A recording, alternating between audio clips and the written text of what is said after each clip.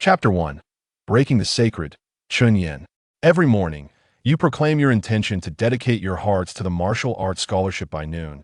You brim with ambition, eager to challenge the heavens. Yet by afternoon, you lie sprawled on the ground, utterly defeated. Look at Chen Yan, who has spent a year confined to a hospital bed. His efforts surpass those of any one of you. A gentle summer breeze wafted through, as the towering academic building cast a cool shadow, slicing through the molten rays of the setting sun. Over 50 young boys and girls, clad in summer attire, languidly sprawled on the sunless concrete, their lamentations echoing around them. Sweat poured from their foreheads, and they gulped water, clearly exhausted from running an exhausting 30 laps around the track just moments ago. Even as their homeroom teacher, Wang Yang, unleashed a stern reprimand that resonated in their ears, the students of Class 3, senior year, remained motionless there, expressions strained, as if they were nailed to the ground, unwilling to part from this refreshing reprieve. Wang Yang sighed, realizing that awakening one's potential required relentless attempts to transcend the limits of the physical body. But how many truly possessed such resolve? Contemplating this, Wang Yang's gaze shifted to the youth on the track, shimmering with heat under the blazing sun, his eyes softening slightly. Chen Yan, take a moment to rest. After a year of illness, simply avoiding retention is commendable. Do not overexert yourself now. Yet, as Wang Yang's words fell, the young man on the track seemed entirely oblivious. With his head bowed, Chen Yan's limbs moved with mechanical precision. Lift the leg, strike the ground, lean forward, then lift the leg again. The t-shirt he wore had long since faded, rendering the brand indistinguishable, and in some areas the fabric had worn thin to the point of transparency. Chen Yan had been bedridden for an entire year, enduring a prolonged and arduous recovery. Now he could barely manage to run over 30 kilometers, having reached his limits long ago. A group of classmates, still resting, cast glances at Chen Yan, voicing their complaints yet feeling utterly helpless. Despite the exhaustion he endured, he received praise from the teacher, which elicited no envy from them. Chen Yan struggled to comprehend Wang Yang's words, as the boundary between reality and illusion continuously blurred in his vision. Almost there, he muttered, wiping the sweat from his brow, his voice barely discernible. Within that ethereal image lay an endless void, an infinite stillness. An orange glow swept through the darkness like cascading silk. In Chen Yan's consciousness, a small tree, exceeding 1.5 meters in height, stood solitary amidst the obscurity. Its trunk was slender and frail, with only 7 or 8 branches sprawling outwards. Yet, the miracle of life is often breathtaking. On one of the branches hung a plump, orange fruit. The fruit appeared round and full, its center embossed with a powerful character, strength. The orange luminescence floating in the cosmos flowed into the roots of the small tree, absorbed like pure nourishment. The fruit inscribed with the character for strength grew increasingly plump, on the verge of complete ripeness that a data panel materialized before the tree. Breaking the Sacred Realm, Level 113. Breaking Sacred Fruit, Power, 93,100. Blood, 4,100. This constitutes the realm of consciousness for Chen Yan, which manifested after his recovery a few days ago. Rather than merely a system, this consciousness realm possesses its own name, the Broken Holy Domain. The tree within is known as the Broken Holy Tree. It appeared abruptly a few days prior. Whenever Chen Yan engages in physical activity or exercise, an orange light emerges within the Broken Holy Domain, nurturing the growth of the power fruit inscribed with the character for strength. Having been bedridden for a year, his physical condition was dire, but he has made a remarkable recovery, attributed to having consumed a power fruit. As for the blood fruit, it necessitates the absorption of vital energy. Its growth is exceedingly slow. Only when Chen Yan pushes himself to his limits during exercise does a few wisps of red light manifest within the Broken Holy Domain, yielding minimal results. He continues toward UN as Chen Yan's training intensifies, nearing the threshold of testing his willpower. The growth of the fruit inscribed with the character for strength accelerates further. Judging by its growth rate, it is likely to reach full maturity today. Nearby, the homeroom teacher, Wang Yang, observes quietly. This marks the second time he has urged Chen Yan to take a break, considering Chen Yan's recent recovery and frail state. Yet, witnessing his unwavering determination, Wang Yang chooses to remain silent. Meanwhile, Chen Yan's thoughts are consumed by the desire for more. Next week, the school will hold the selection for the Town Martial Arts Award, which carries significant benefits. Although it feels distant to him, lacking a goal renders one pitiful indeed. Before the evaluation for the Jinwu Prize, there was a measurement of punching power. Only those who could achieve a force of at least 160 kilograms were eligible to participate in the selection for the Jinwu Prize. Damn it, keep running. Chen Yan is doing this. I cannot fall behind. Continue. The classmates, initially resting, were visibly affected by Chen Yan's determination, and some of the boys shouted in encouragement, joining him in the run. As Chen Yan continued to run, a figure approached him. If effort alone were sufficient, then what need would there be for money? The boy, named Hu Yuan, spoke up. Chen Yan, are you aware that your father owes my family 1,000? Chen Yan turned to see that the boy was his cousin, Hu Yuan. Go back and tell your father, he replied, his expression darkening. While repaying debts is a matter of principle, being pursued in such a manner was quite uncomfortable. Though Hu Yuan was his cousin, the relationship between their families had grown strained. Their household was impoverished, causing disdain from others. Taking a deep breath, Chen Yan considered the Jinwu Prize, which boasted a cash reward of 20,000. Winning it would significantly alleviate his family's financial struggles. Did you hear that? Hu Yuan scolded when he noticed Chen Yan's silence. At that moment, a cheer erupted from crowd. Zhang Qingxi has awakened his blood energy. Wow, it's really awakened. How impressive. Chen Yan and Hu Yuan turned to see that everyone on the playground was rushing toward Zhang Qingxi, who stood behind them, but a tumultuous uproar erupted within the teaching building. As students from various grades rushed out of their classrooms, leaning over the railings to gaze downwards. Not far from him, a boy clad in school uniform sat on the ground, gradually encircled by crowd. A thick mist emanated from his body, the faint red glow flickering like flames, gently burning. Close your eyes, take a deep breath, do not panic, and keenly attune yourself to your body. The class teacher, Wang Yang, spoke with palpable anxiety.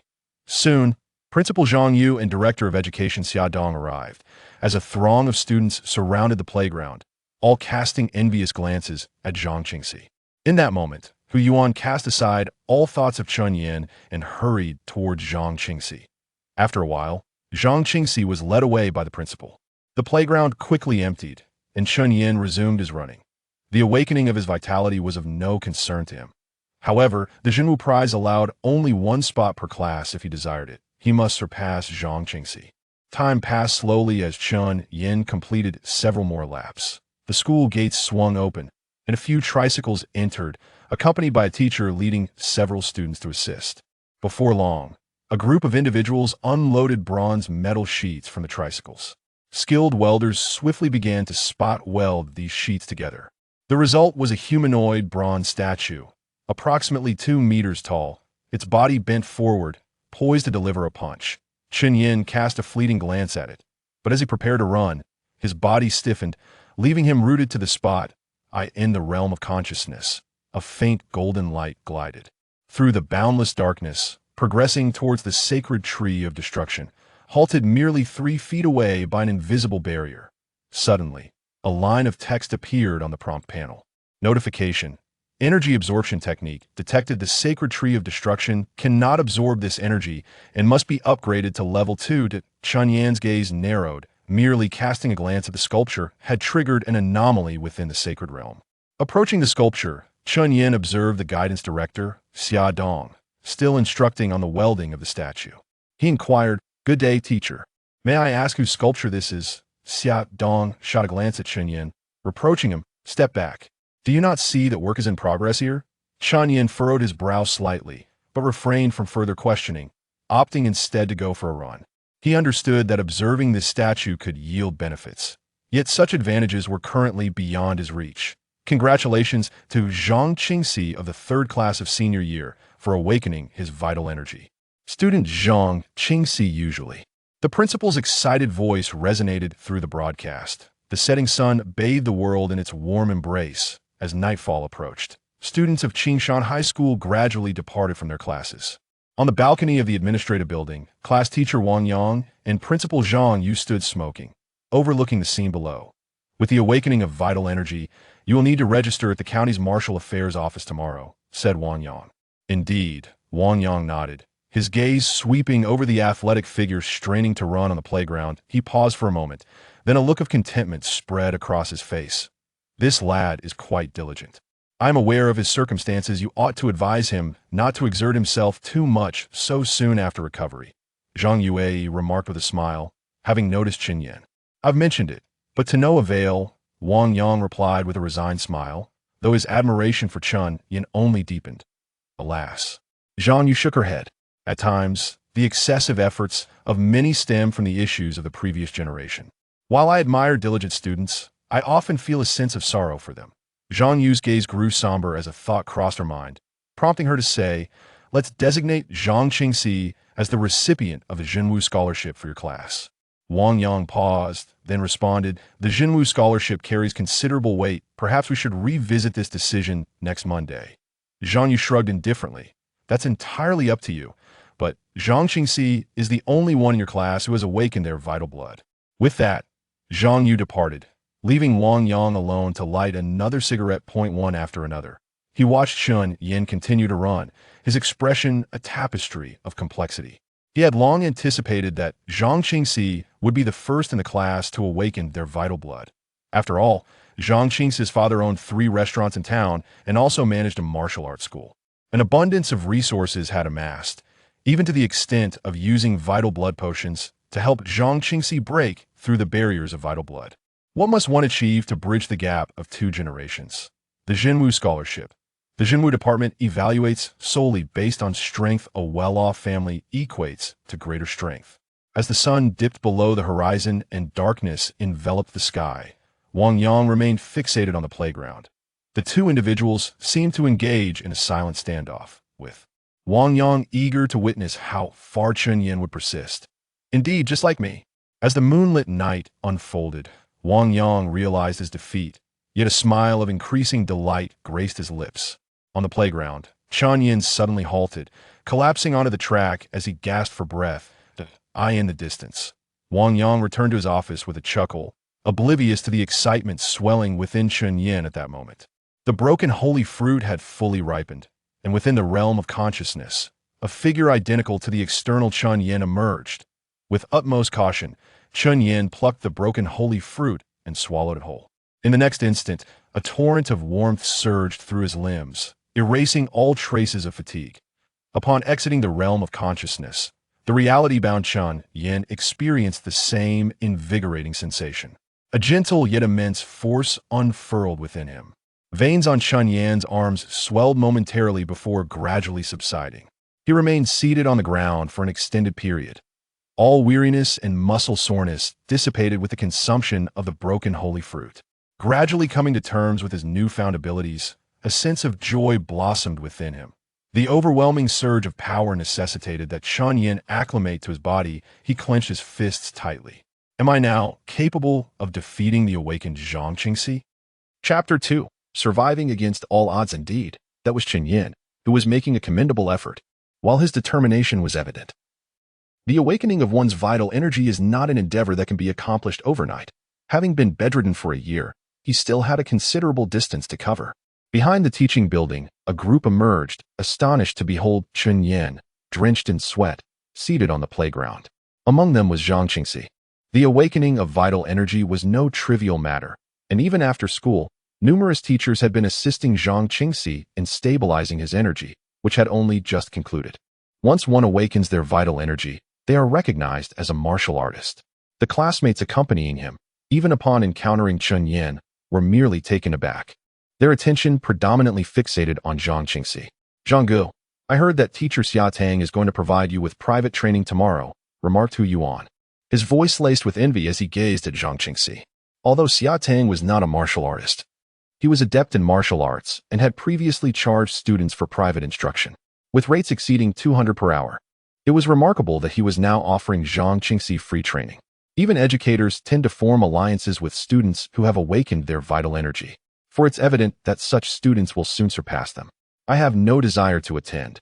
It is he who insists on training me, Zhang Qingxi replied nonchalantly, tinged with a sense of resignation. How enviable.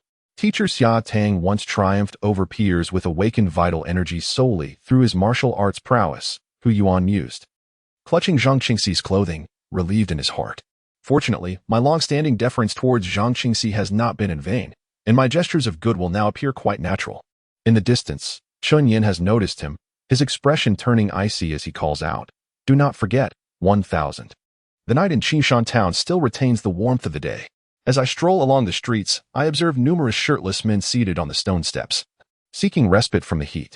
Chen Yan strides confidently to the end of the street at a T-junction, where a delightful aroma, lang of seasonings such as cumin and sesame, wafts through the air. It emanates from a modest eatery selling stir-fried noodles. Inside, a man with a scruffy beard, dark complexion, and clad in a faded light blue factory uniform has just set down his wok and spatula, engaging in conversation with a shirtless man at the stall. It is time for you to repay the debt. 1,000 yuan has been owed for half a year, and Hu Yuan has not had his medicinal bath this year. The shirtless man responds with a hint of dissatisfaction. Brother, you understand my family's circumstances. The man named Qin Yuhu replies, a frown etched on his face. 1,000 yuan is not an insurmountable sum. You must repay it by tomorrow. The shirtless man furrows his brow, shifting the conversation. Your son is about to take the college entrance examination and has not even undergone a single medicinal bath. Perhaps you should consider trying the inner area of Qingshan. Qin Yuhu grimaces at the suggestion. The inner area is too perilous. Just yesterday, someone from the neighboring village lost their life. Fortune favors the bold, but it is the timid who perish. My concern is not solely for my 1,000 yuan. You ought to reflect on this as well. As the shirtless man speaks, he picks up the freshly stir-fried noodles, only to catch sight of Chen Yan. Uncle, Chen Yan chuckled. It seems you've recovered quite well. The bald man glanced at Chen Yan, then rummaged in his pocket, placing 2 1 yuan notes on the table. Here as 2 for now. The remaining 1 will be for next time. No need for that, Qin Yuhu replied without lifting his head. The bare-chested man looked at the 2 yuan on the table, hesitated, then withdrew his hand and left. Chen Yan entered the shop. He had only caught a vague sense of the conversation between Qin Yuhu and his uncle, Hu Ziyuan, but still felt compelled to speak. The back mountain is too dangerous. Every year there are incidents in town. Don't worry about it. I won't go. Qin Yuhu looked at Qin Yan with a smile, skillfully picking up a pot and starting to pour in the oil. All right. After placing his backpack on the table, Chen Yan began to wait for his meal. I heard that Zhang Qingxi from your class has awakened her vitality. The sounds of sizzling and clattering filled the air as Chen Yuhu continued to cook. Yes. Don't feel overly pressured. Zhang Qingxi's family suddenly became prosperous last year for reasons unknown. Qin Yuhu sighed.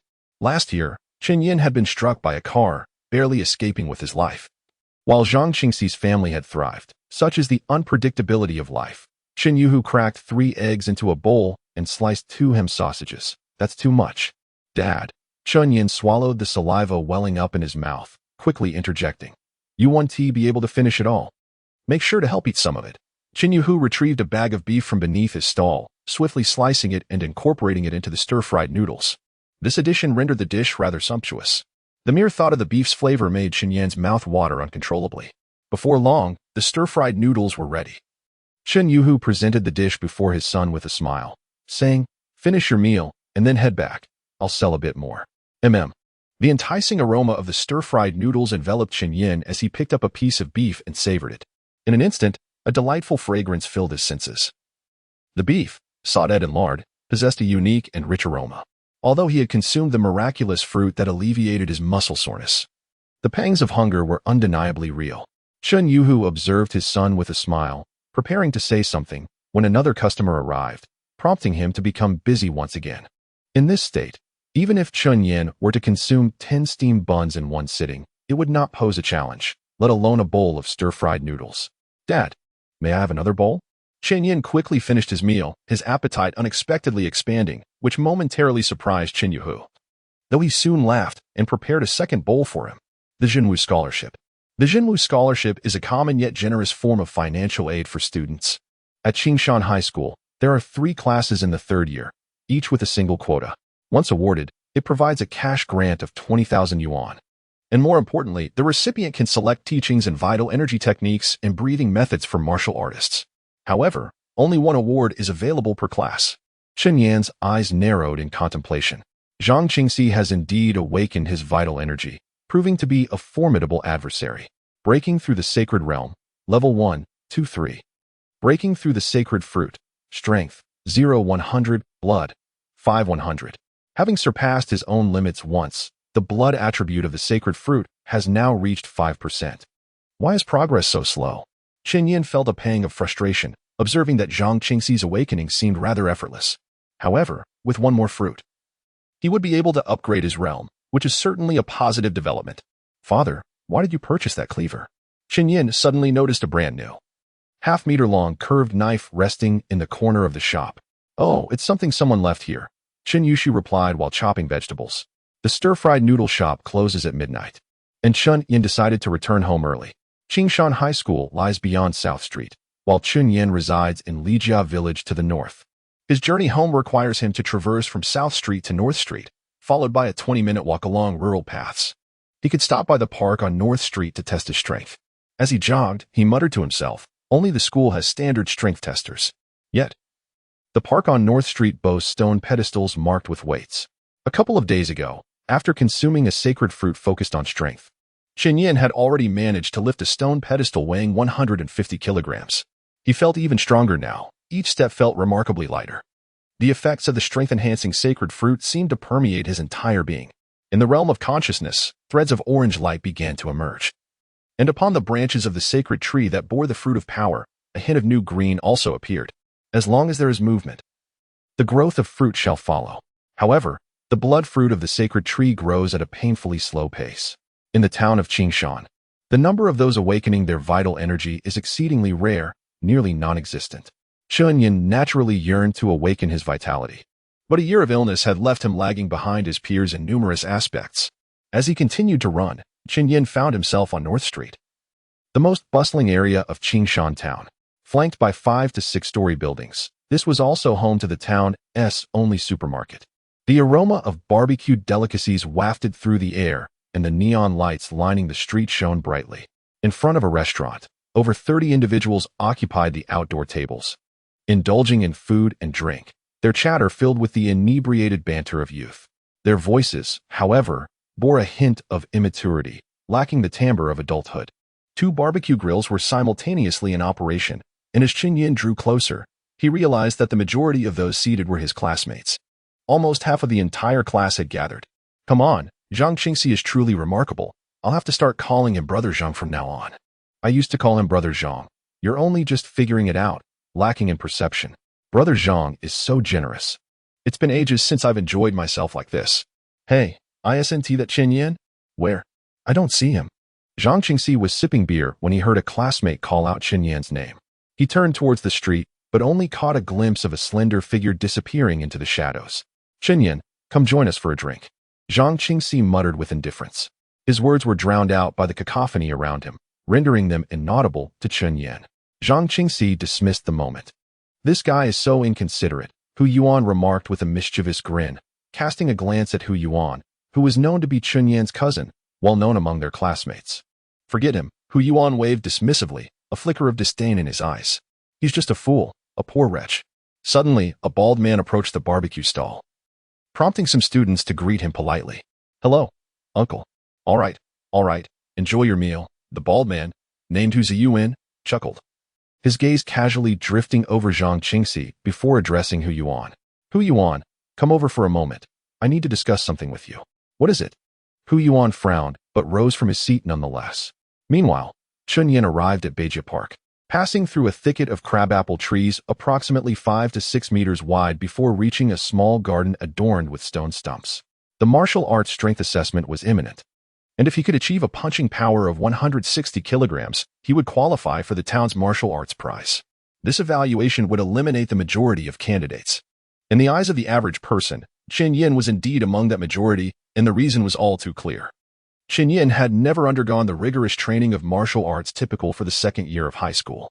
This meant that, despite any increase in his physical strength, he lacked the necessary skills to effectively translate that power into his strikes. However, once one's strength reached a certain threshold, it could indeed compensate for any deficiency in technique. Murmuring softly to himself, Chen Yan approached a series of stone pillars that had stood in place for an indeterminate duration. Spotting a pillar engraved with the weight of 200 kilograms, he bent down and grasped the embedded metal rod with both hands. Just as he was about to lift it, he overheard a conversation resonating from the nearby begonia grove. "Dad, why did you give me so much money?" It was Hu Yuan's voice. "Here, take this 3,000. When we go for barbecue later, you'll cover the bill, do you understand?" Came the response from his uncle, Hu Ziyuan. "Bye. But Dad, that's an awful lot of money. This is not for you to squander. Hold on to this money and invite Zhang Qingxi out more often. You're still young and don't comprehend what awakening one's vital energy signifies. If you can cultivate a good relationship with Zhang Qingxi, our family's fate could change," Hu Ziyuan imparted solemnly. "Understood, Dad," Hu Yuan replied earnestly, nodding his head. "By the way, has Chen Yan repaid his family's debt yet?" Hu Ziyuan appeared somewhat exasperated. "I'll ask for it again tomorrow. It's not your concern." He then shifted the conversation. "By the way, it seems there's a punch force test coming up, with a reward of 1,500. You better perform well." "Don't worry, Dad. I can lift 200 easily, and the teacher said my punching technique is sound. I'll pass." The two continued conversing as they departed. In the small garden, Chen Yan's expression remained serene, yet a profound sorrow inexplicably welled up within him. Memories of his father's and sister's anguished faces upon learning of his accident flooded his mind, causing his lips to quiver. Nevertheless, he had recovered. He was alive. Moreover, he possessed a pair of fists and a robust physique. Within his body, an inexplicable force seemed to surge as he grasped the iron rod atop the stone pedestal. With a resounding sound of friction between the stone and the ground, the veins on Chen Yan's arms bulged prominently, under the torrent of strength coursing through him. The 200-kilogram stone pedestal was suddenly lifted from the ground with a powerful thrust. Chapter 3. Wang Yang's Reward in an Astonishing Display of Strength. Chen Yan effortlessly lifted a 200-kilogram stone block, leaving even himself somewhat astonished. 200 kilograms surpassed the capabilities of his peers by a considerable margin. Hu Yuan, who could also manage to lift this weight, possessed a robust physique and came from a well-off family, ranking among the top in their class. Conversely, the majority of their classmates remained at around 120 kilograms. With a resounding thud, Chen Yan set the stone down and flexed his hands, his gaze taking on a curious expression. It seemed as though, despite the exertion of lifting the 200-kilogram stone, he had not yet reached his full potential. Just how much strength had the two broken sacred fruits bestowed upon him? Feeling somewhat blind, he caught sight of a larger stone block nearby, inscribed with the weight of 250 kilograms. 250 kilograms. Time to give it a try. Chen Yan took a deep breath, rubbed his hands against the dry earth beside the garden, and grasped the iron rod embedded in the 250-kilogram stone. Chen Yan let out a muffled grunt as blood rushed to his face. He summoned every ounce of power in his legs to propel himself upward. The sound of the massive stone scraping against the ground echoed around him. Chen Yan released his grip. He had failed. Yet, having exerted all his strength, he had managed to shift the stone. This indicated that his limit for deadlifting might not be far from 250 kilograms. This is sufficient. The effort of mere days of training has resulted in such a remarkable enhancement. It is nothing short of fantastical. His strength now likely surpasses that of the seasoned Chen Yuhu, renowned for years of wielding a frying pan. However, it remains uncertain whether his punch can indeed reach a force of 160 kilograms. A deadlift of 200 kilograms does not necessarily imply that a single-handed punch can achieve the same magnitude. The realms of skill and sheer power are, in fact, distinct paths altogether. It should be feasible, Chen Yan murmured to himself. Approaching the stone pedestal marked with 100 kilograms, he prepared to continue his deadlifts. After nearly testing the limits of his strength, he acknowledged that training must be approached progressively. Strength training cannot be executed in the manner of an afternoon run. Even an entire evening of practice is insufficient for Chen Yan to consolidate a new sacred fruit. Overexertion would leave him unable to engage in further training due to excessive fatigue the following day. Chen Yan commenced his regimen with the 100-kilogram stone pedestal. In less than 10 lifts, he was drenched in sweat.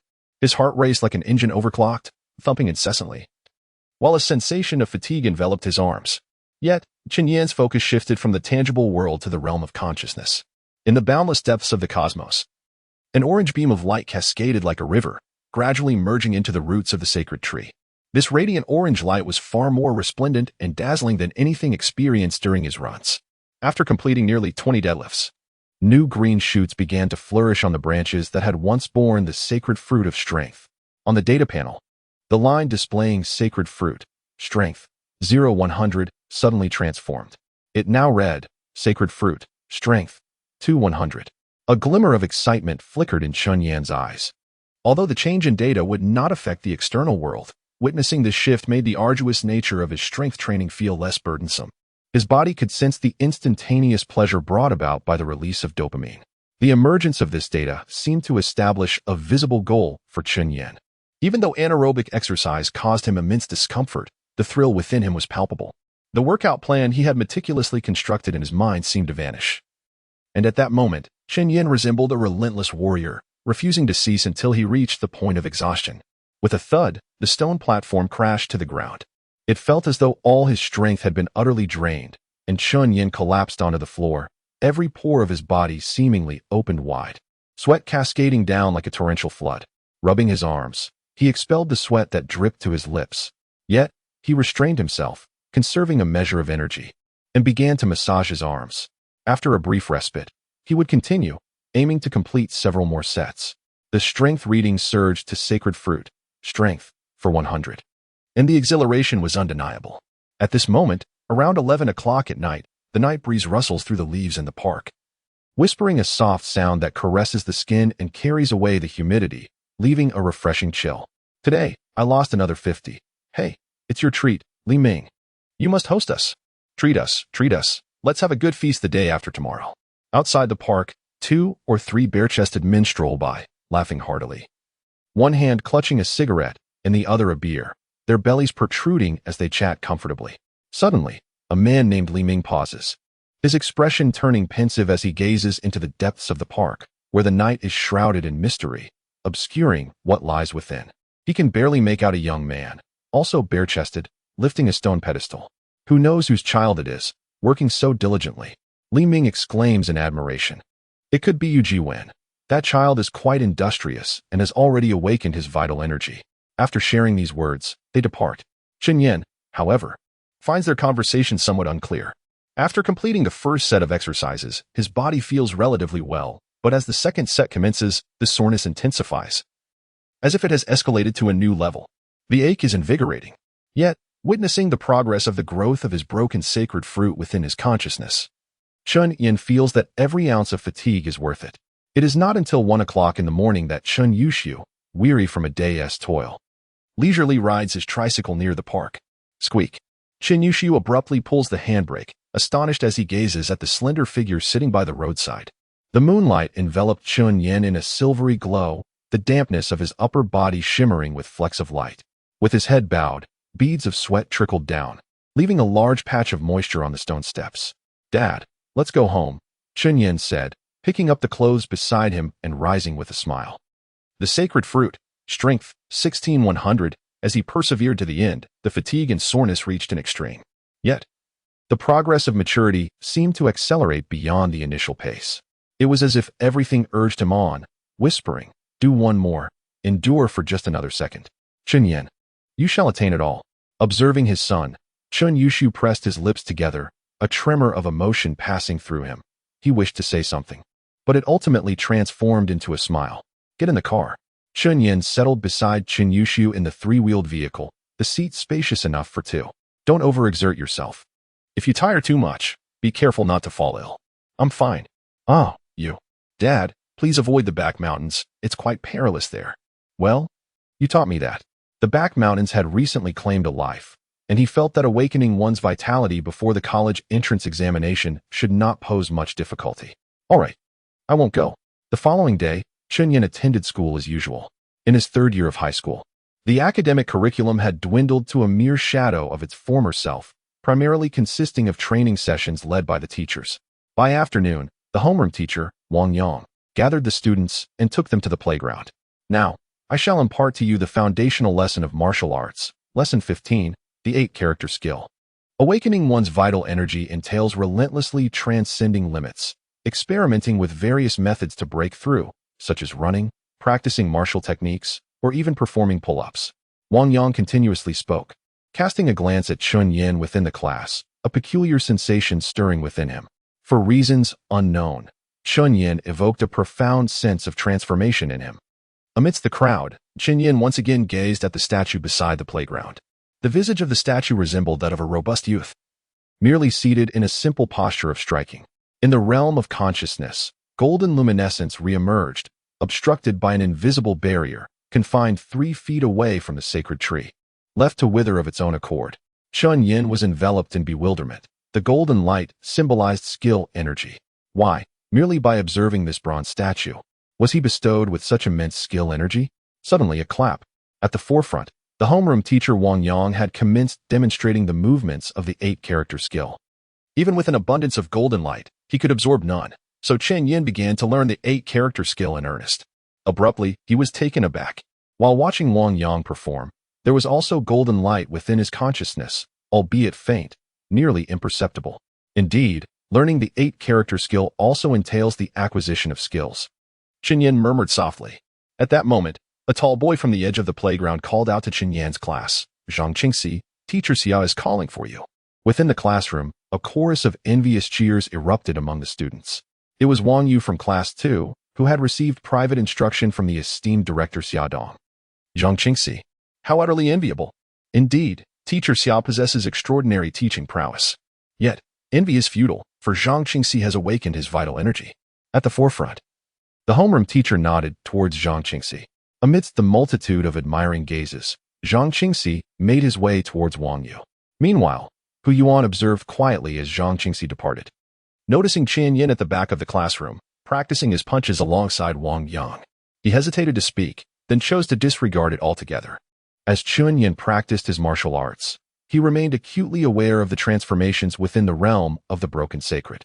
The fruit of breaking the sacred, strength, 33-100. In the realm of consciousness, the orange fruit symbolizing strength had grown to the size of a red date. With each punch Chen Yan delivered, a torrent of orange light began to emerge from the boundless darkness. Each glimmer represented a drop of Chen Yan's sweat. He executed strikes with precision, expanding, intercepting, enveloping, crossing, lifting, and leading. The sound of his punches resonated powerfully, causing the ground to tremble, drawing curious glances from his peers. Has his strength increased? Wang Yang gazed at Chen Yan with uncertainty. While most students might not perceive the change, merely sensing Chen Yan's vigorous strikes, Wang Yang was different. He recognized that Chen Yan's force was not conventional. In the realm of consciousness, alongside the brilliant orange light, a hint of gold began to intermingle. Though the resplendent orange overshadowed the golden hue, nearly 40 minutes had elapsed, and some students in the class had begun to voice their fatigue. After all, continuous practice of the 8-character skill, despite its minimal movements, was indeed exhausting. Within the classroom, numerous classmates had already seated themselves on the lawn, even before Wang Yang had called for a halt. Wang Yang, however, paid little heed to this. Almost 1/5 of the 3rd class had already started to skip the lesson. In the earlier years of high school, he might have intervened, but now that they were in their final year, each student was entitled to make their own choices. Rest for the class. We will resume shortly, Wang Yang announced, prompting an immediate chorus of groans of exhaustion. The students still practicing seemed to fall like blades of grass, scattered across the playground. A glance across the field revealed that only one individual remained engaged in the exercise, none other than Chen Yan. Wang Yang chose not to interrupt, merely observing in silence. On the grass, Hu Yuan cast a glance at Chen Yan, the flicker of annoyance in his eyes becoming increasingly apparent. Choosing to ignore the situation, he engaged in conversation with a few classmates. As time slipped by and the end of the school day approached, Chen Yan's body reached its limit once more. Suddenly, a sharp sound erupted from between Chen Yan's fists, startling him. A flash of crimson light surged from his hands. This fleeting moment of transformation was swift. Yet within the realm of the shattered sanctity, an abundance of red light emerged. The blood-lettered shattered sanctity fruit began to grow rapidly. Breaking the sacred realm, level 1, 2, 3, breaking sacred fruit, power, 54-100, blood, 7-100, in an instant, a blood-red fruit, akin to the size of a quail egg, blossomed into existence. Chen Yan was taken aback, pondering what had just transpired. Indeed, he had unleashed a crimson radiance, hadn't he? In the office building, Principal Zhang Yu and Director of Education were engaged in a conversation while smoking. The list for the Town Martial Arts Awards has already been determined. Hasn't he it? Yu Jiwen, Wang Yu, and Zhang Qingxi, Xia Dong remarked. Isn't that a bit inappropriate? Such predetermined selections might displease the students. Zhang Yu hesitated to voice his concerns. What is the harm? Can any of the others compete with these three? Xia Dong replied nonchalantly. I am untroubled by criticism. I chose them for private training solely because they possess the greatest talent and strength. Zhang Yu's uncertainty deepened as his gaze wandered to the playground, inadvertently brushing over Chen Yan. Suddenly, he froze, his pupils narrowing as he turned to Xia Dong. Your decision to privately train just those three has already caused discontent among many students. Perhaps you should consider adding a few more? Eh? Xia Dong furrowed his brow, wondering if they were still discussing the predetermined selections. Never mind, I shall proceed with the private training. He waved his hand dismissively as he departed. It was not that he was unwilling to train more students. Rather, he questioned whether the other students possessed any noteworthy talent. Why invest in endeavors lacking value? Had he truly emitted a red glow just moments ago? Chen Yan was momentarily taken aback. Not only had he emitted a red radiance, but he had also distinctly felt his fist make contact with another's. Such a peculiar sensation, especially since there was clearly no one beside him. Furthermore, the red glow was supposed to signify the awakening of his vital energy, wasn't it? Yet, he felt no unusual sensations at all. Just then, the voice of his homeroom teacher, Wang Yang, broke the silence. Chen Yan, please come here. Wang Yang cast a satisfied glance at Chen Yan, retrieving a bottle of beverage from the briefcase at his feet. Class, we have all witnessed Chen Yan's commendable performance over these past few days. Yesterday, the homeroom teachers of the three classes privately discussed rewarding the most diligent student of today with a bottle of vitality drink. Wang Yang presented the beverage before Chen Yan. Congratulations, Chen Yan, on receiving this bottle of vitality drink. As Wang Yang's words echoed, the expressions of all the students in the class shifted immediately. The vitality drink was worth 500 yuan, a considerable sum in the town. Hu Yuan glared at the bottle, his face darkening. Although his father had given him 3,000 yuan, he could not squander it recklessly. Jealousy filled his eyes. Why did Chen Yan deserve the vitality drink? Had he known earlier, he would not have taken a break. Teacher, this is too precious, Chen Yan stammered, staring at Wang Yang in disbelief. Rewards are meant for those who strive, Wang Yang replied with a smile, unscrewing the cap. I will watch you finish it. Chen Yan pressed his lips together, realizing that his secret thoughts had been unveiled. He nodded and took the vitality beverage, drinking it heartily. A wave of sweetness coursed down his throat, instantly warming his stomach. It was delightfully sweet and refreshingly invigorating. As Chen Yan marveled at the sensation, he suddenly noticed a red light materializing in the realm of consciousness, gradually drifting beneath the roots of the broken sacred tree. On the tree, a withered branch unexpectedly sprouted a hint of new greenery. Broken sacred fruit, blood, 8100, it had grown a little more. Chen Yan's eyes sparkled. Finish it. You seem quite parched. Wang Yang's voice resonated once more. Chen Yan nodded and downed the remaining half of the bottle, without hesitation, amidst the envious or jealous gazes of his classmates. He gulped down the rest in one swift motion. Broken sacred fruit, blood, 9100, Chapter 4. The fist strength test the following day. The time had come for the much-anticipated fist strength test. Chen Yan understood that this day presented a significant opportunity, prompting him to arrive at school early. Breaking the Sacred Realm. Level 1, 2, 3. Breaking Sacred Fruit. Strength. 54-100. Health. 9-100. As he sat in his seat, Chen Yan pondered the implications of yesterday's revelation to Wang Yang regarding the red glow he had manifested. Wang Yang's only response had been a heavy sigh, a sound laden with understanding. Chen Yan was aware that this sigh bore weight. With the presence of the sacred tree, there might still be a possibility for change. At that moment, students began to file into the classroom. The homeroom teacher, Wang Yang, took his place at the podium, ready to commence. Once classes 1 and 2 have completed their tests, we shall begin measuring the fist strength of our class. Those who pass will not only qualify for the upcoming town martial arts prize selection, but will also receive a direct reward of 1,500 yuan from the school. Wang Yang's announcement ignited a wave of excitement among the students. However, he quickly tempered their enthusiasm, stating, Class 1 has already finished, and only 7 students succeeded. The cheer subsided as he continued, all tests are the culmination of years of dedication. A single assessment will reveal who has truly applied themselves and who has not. His voice grew firmer, and with the exception of a few, the majority of the class bowed their heads in contemplation. Hugo, do you feel confident? Chen Yan inquired of his classmate, who sat beside Hu Yuan. Hu Yuan possessed a tall and robust physique, consistently achieving commendable results in tests. Weighing in at an impressive 160 kilograms, he exuded confidence. His formidable strength distinguished him amongst his peers. The announcement echoed through the hall as Principal Zhang Yu declared the commencement of the punch strength assessment for Class 3. With a sweeping gesture, Wang Yang instructed the entire class to vacate the classroom and proceed to the training room. The training room was spacious and nearly empty. Upon entering, Chen Yan's gaze was immediately drawn to the blackboard at the front, where several lines of text were inscribed. Punch strength results. First place, Class 1's Yu Jiwen, 563 kilograms. Second place, Class 2's Wang Yu, 385 kilograms. Fifth place, Class 3's Zhang Qingxi, 257 kilograms. A wave of astonishment rippled through the students of Class 3. Director Xia Tong had already conducted the assessment for Zhang Qingxi. Wang Yang remarked that Zhang Qingxi had only recently awakened his vital energy and was still adjusting. His punch strength would undoubtedly improve with time. Chen Yan's attention shifted to the top position, his eyes widening in disbelief. Yu Jiwen's punch strength of 563 kilograms far surpassed that of the second-place Wang Yu. Notably, Yu Jiwen was a female, and Chen Yan had often seen her around. Appearing quite demure, he was astounded by her formidable prowess. One punch from her could perhaps fell a bull.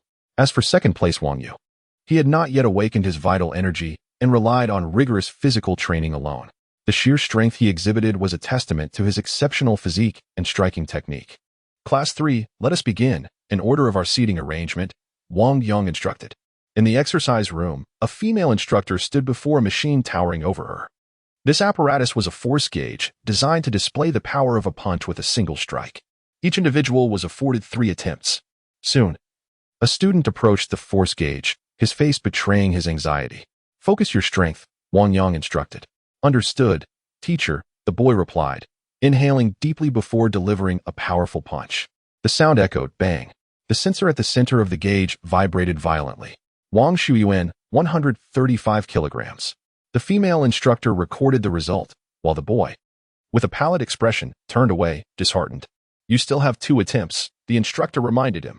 I won't try again. The disparity is too great, Wang Shuyuan replied, bowing his head in disappointment. Next, the instructor continued without offering consolation. Chen Yan, whose seat was not positioned prominently, had to wait longer than others. Yu Cheng, 124 kilograms. Zhao Shi, 130 kilograms. Zhang Wei, with a best score of 158 kilograms, so close. The assessment of punching strength was completed swiftly.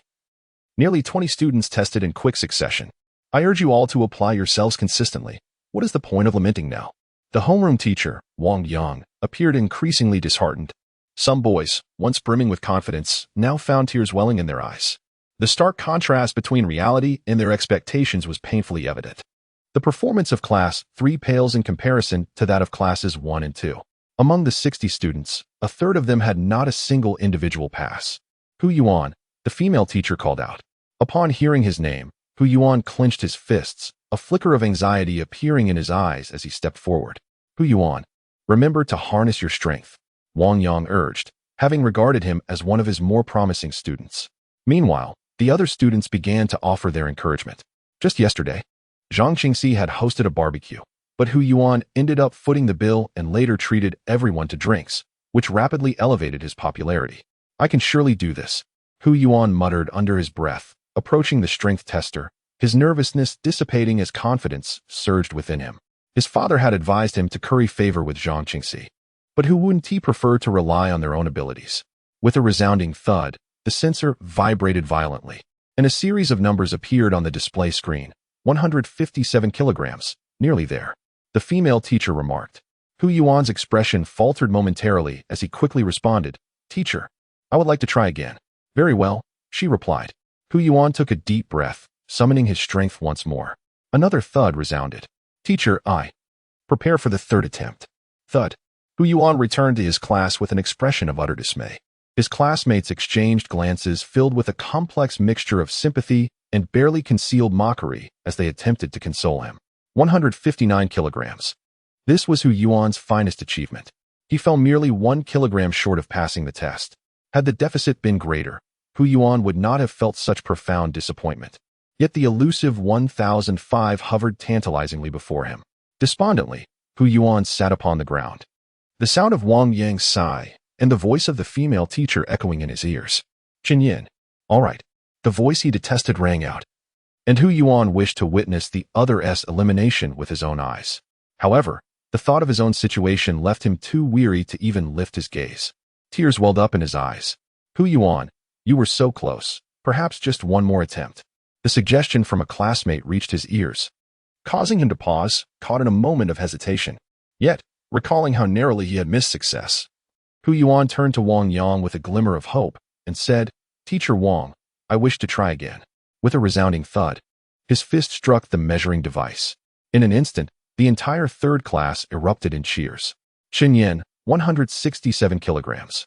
All thoughts in Hu Yuan's mind came to a standstill as he stared blankly ahead. Chen Yan, would you like to attempt a second round? The female teacher inquired with a smile, her eyes reflecting surprise. Clearly, his technique had been lacking, yet he had still managed to pass the test. This indicated a remarkable strength within the student. No need, Chen Yan replied with a smile, passing the test is sufficient. Well done, Chen Yan. Wang Yang, the homeroom teacher, was taken aback by Chen Yan's success, especially considering that Chen had endured a year of inactivity due to illness, which undoubtedly affected his physical capabilities. Wang Yang raised his thumb and gently patted Chen Yan's shoulder, instructing him to collect his reward from the adjacent classroom, after which he was free to engage in activities of his choosing. Wang Yang then turned his attention to Hu Yuan, having overheard Hu's earlier remarks. No, Hu Yuan. 3 times is the school's regulation. Ah? Hu Yuan's mouth fell agape, and out of the corner of his eye, he noticed Chen Yan passing by, which only deepened his discontent. In the adjacent classroom, Principal Zhang Yu sat composedly, having heard the commotion from the training room. Chen Yan, Class 3. A reward of 1,500. With only a few months left until the college entrance examination, make sure to put forth your best effort. Zhang Yu beamed at Chen Yan, fully aware of his circumstances, and was genuinely astonished by Chen's current performance. After a moment of contemplation, Zhang Yu continued. I intended to mention this yesterday, Chen Yan. Your punch yesterday emitted a red glow, a sign of awakening. Chen Yan fell silent, and Zhang Yu pressed on. I believe you may have encountered failure, but it signifies your diligence. It is merely a matter of insufficient talent. Your physique is quite commendable, and I believe pursuing the path of horizontal training would be greatly beneficial for you.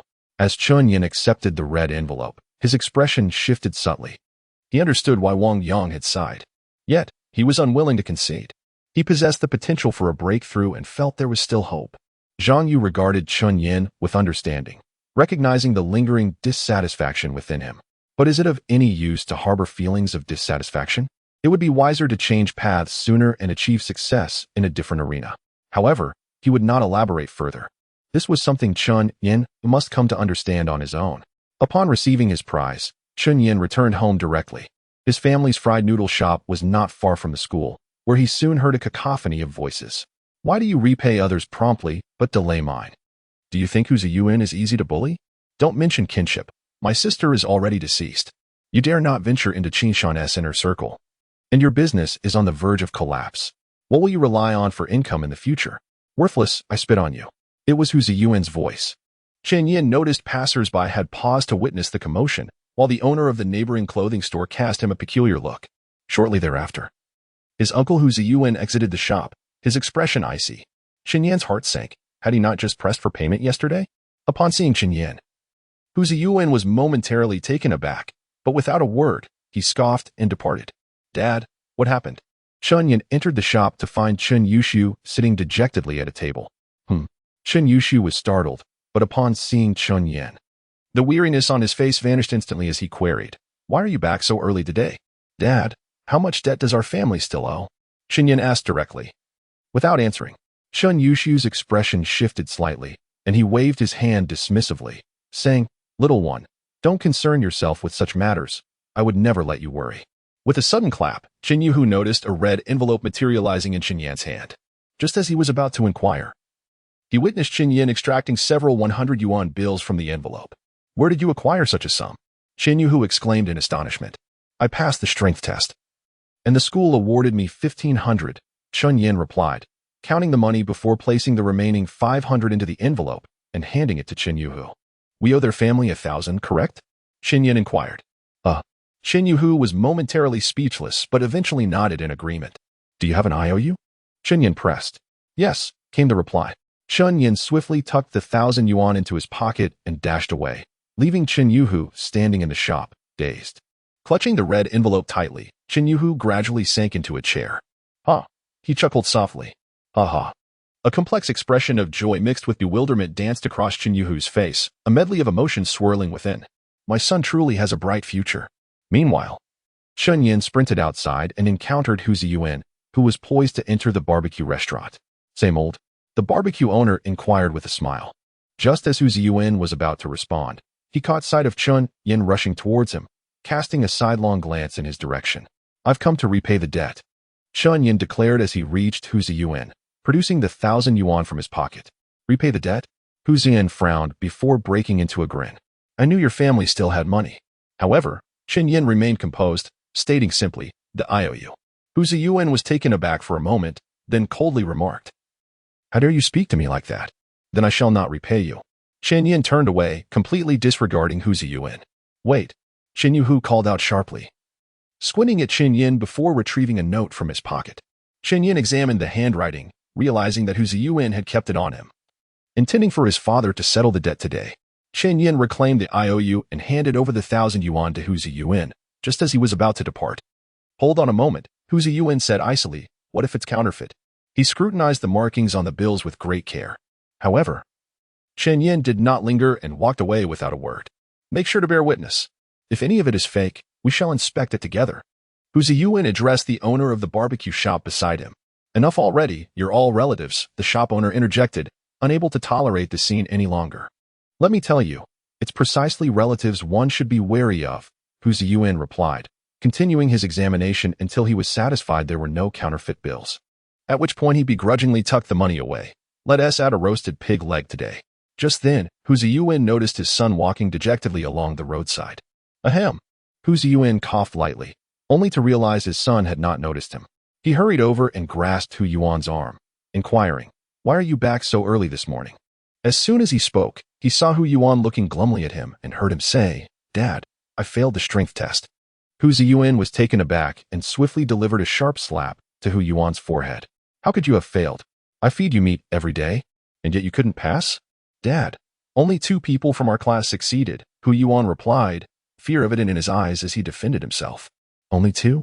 Hu Ziyuan's expression softened slightly. Who are they? Zhang Qingxi. Hu Yuan uttered those 2 words. Oh.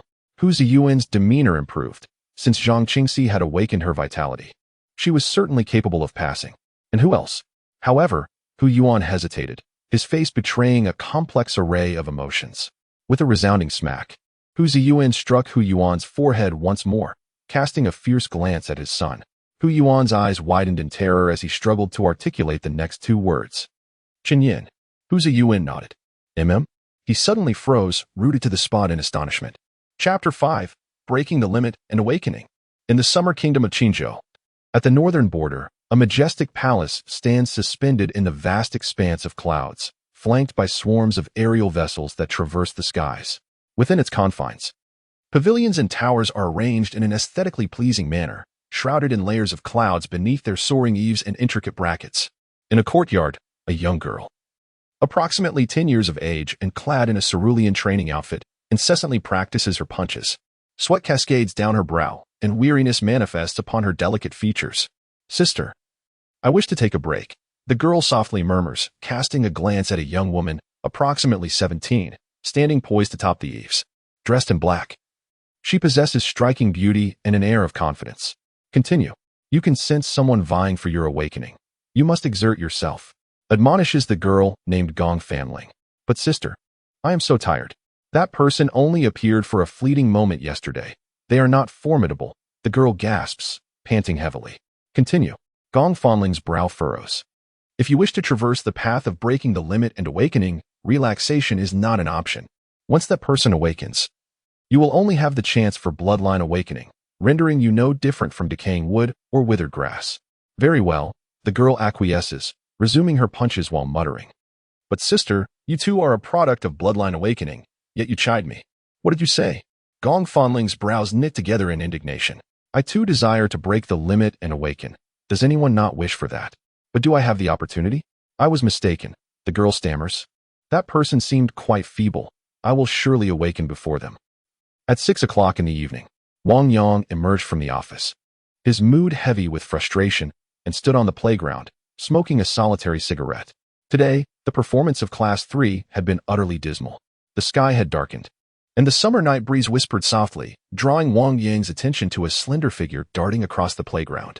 It was Chen Yan. A flicker of surprise crossed Wang Yang's eyes, yet he quickly regained his composure and descended the stairs towards the field. Weren't you supposed to head home already? Wang Yang's voice halted Chen Yan in his tracks, causing him to wipe the sweat from his brow.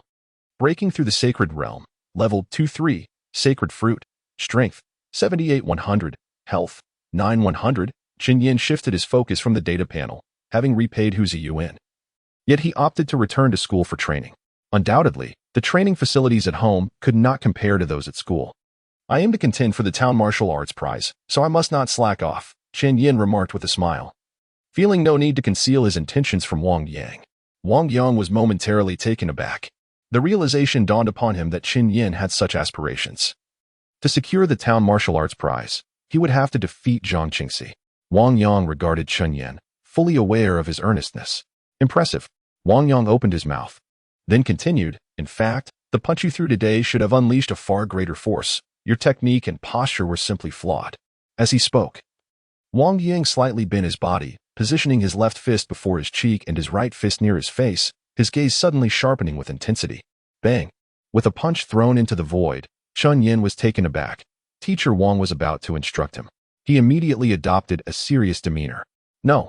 You must first clench your fingers before your fist. Focus your strength. Do you not feel at a disadvantage by relying solely on your arms? Engage your waist. Utilize your hips. You must incorporate your hips. Time passed slowly as Wang Yang continued to impart his teachings. To his delight, Chen Yan's grasp of the techniques, while not the swiftest, was commendable. Moreover, the effort he exerted in certain aspects could also be regarded as a form of talent, could it not? By the time night fell, it was 11 o'clock.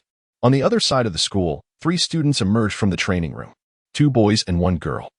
The girl with short hair was drenched in sweat, her oval face flushed with both perspiration and exertion. This was Yu Jiwen, the top performer in martial arts at Qingshan High School, from Class 1. Behind her were 2 boys. One was tall and panting heavily, his spirit visibly deflated, Wang Yu from Class 2. The other, slightly shorter, was Zhang Qingxi from Class 3. Good evening, Teacher Wang, Yu Jiwen greeted with a sweet smile, her gaze drifting past him to the contemplative figure of Chen Yan on the playground as she departed. In contrast, Wang Yu and Zhang Qingxi kept their heads down and exited without a word. Shortly thereafter, Director Xia Tong also emerged from the training room, sighing as he approached Wang Yang. What is the matter, Director Xia? Wang Yang inquired with a smile. Disobedient, that Zhang Qingxi from your class tends to be rather indolent. Xia Tong shook his head, yet refrained from commenting further.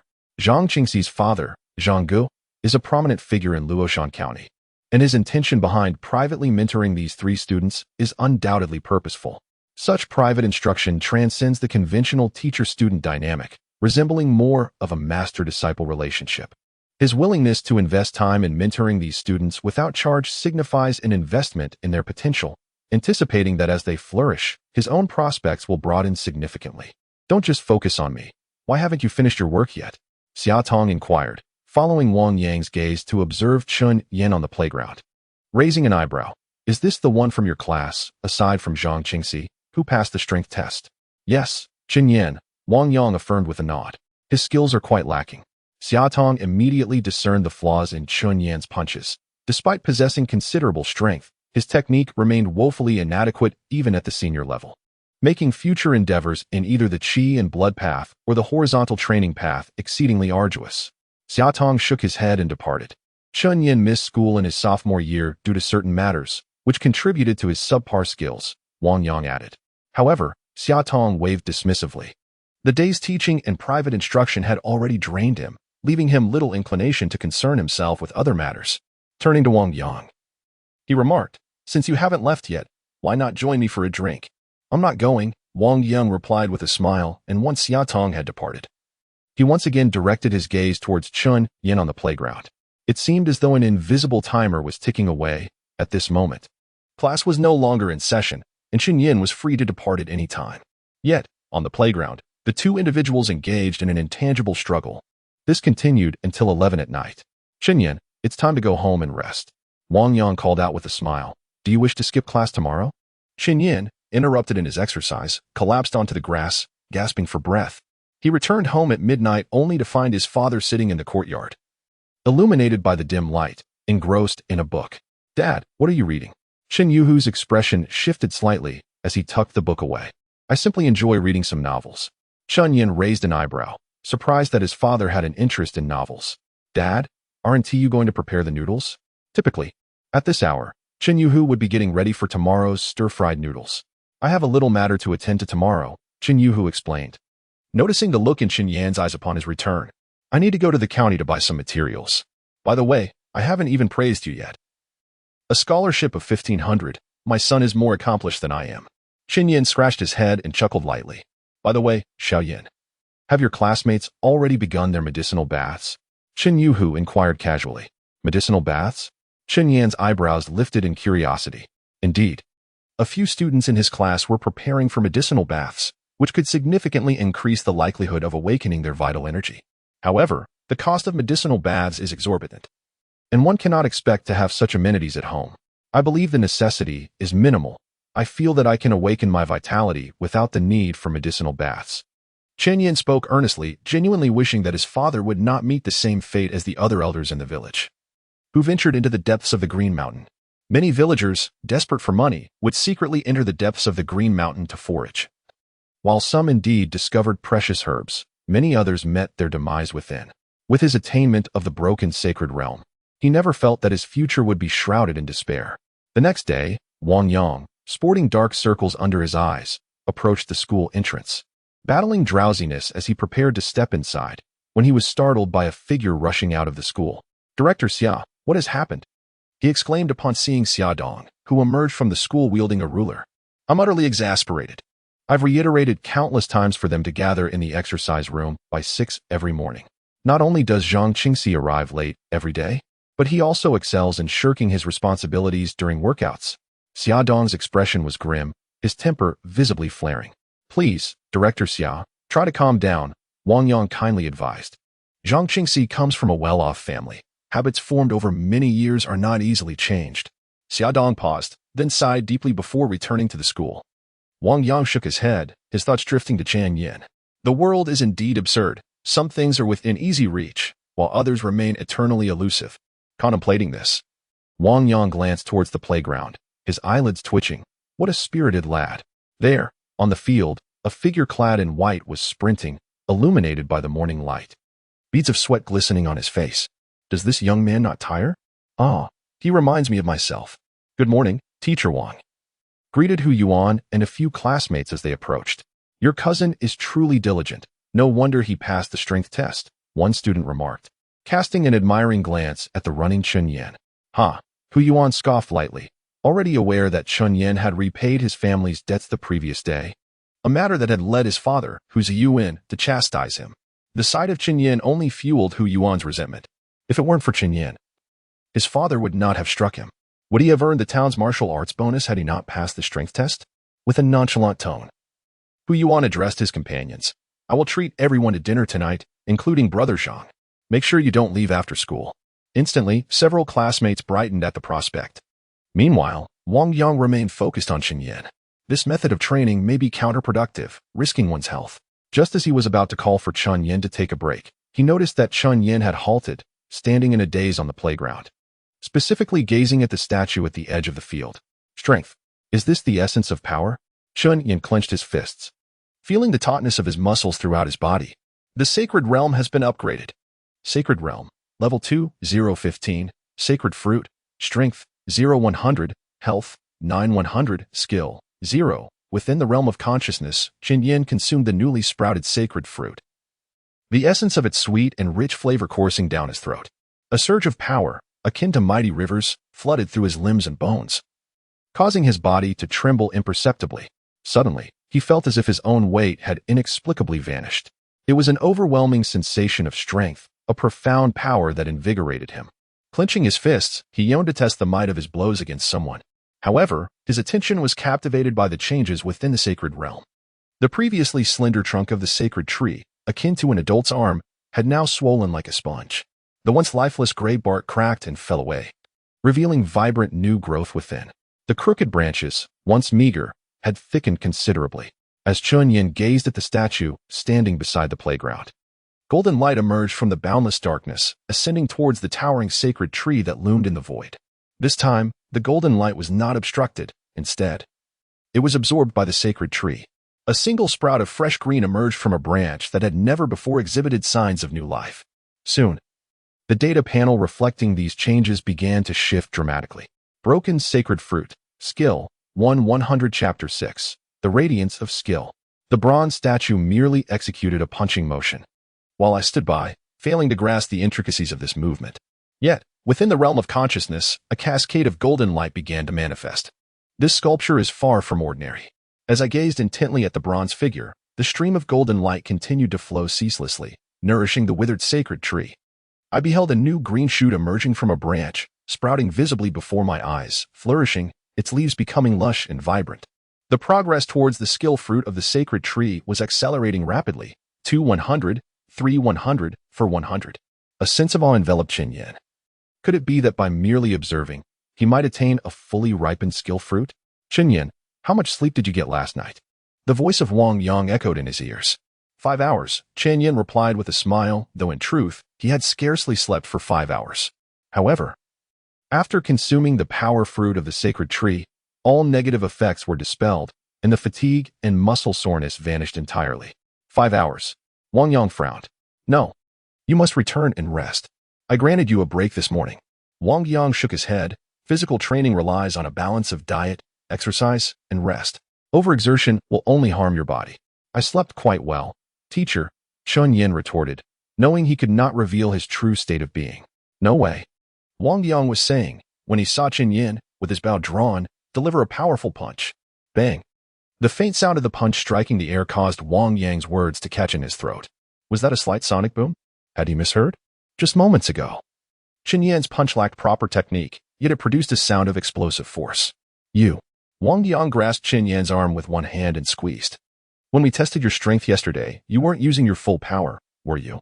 A bit, but primarily, I regained my strength through sleep, Chen Yan replied. Now, punch me. Wang Yang extended his palm. Bang. Chen Yan struck Wang Yang's open hand with a punch, though he did not exert his full strength. Wang Yang's expression contorted in pain as he stepped back 2 paces, cradling his right arm. I haven't even said start yet. Is the teacher all right? Chen Yan asked, concern etching his features. No. I'm fine. The pain subsided quickly, and Wang Yang opened his mouth, momentarily at a loss for words.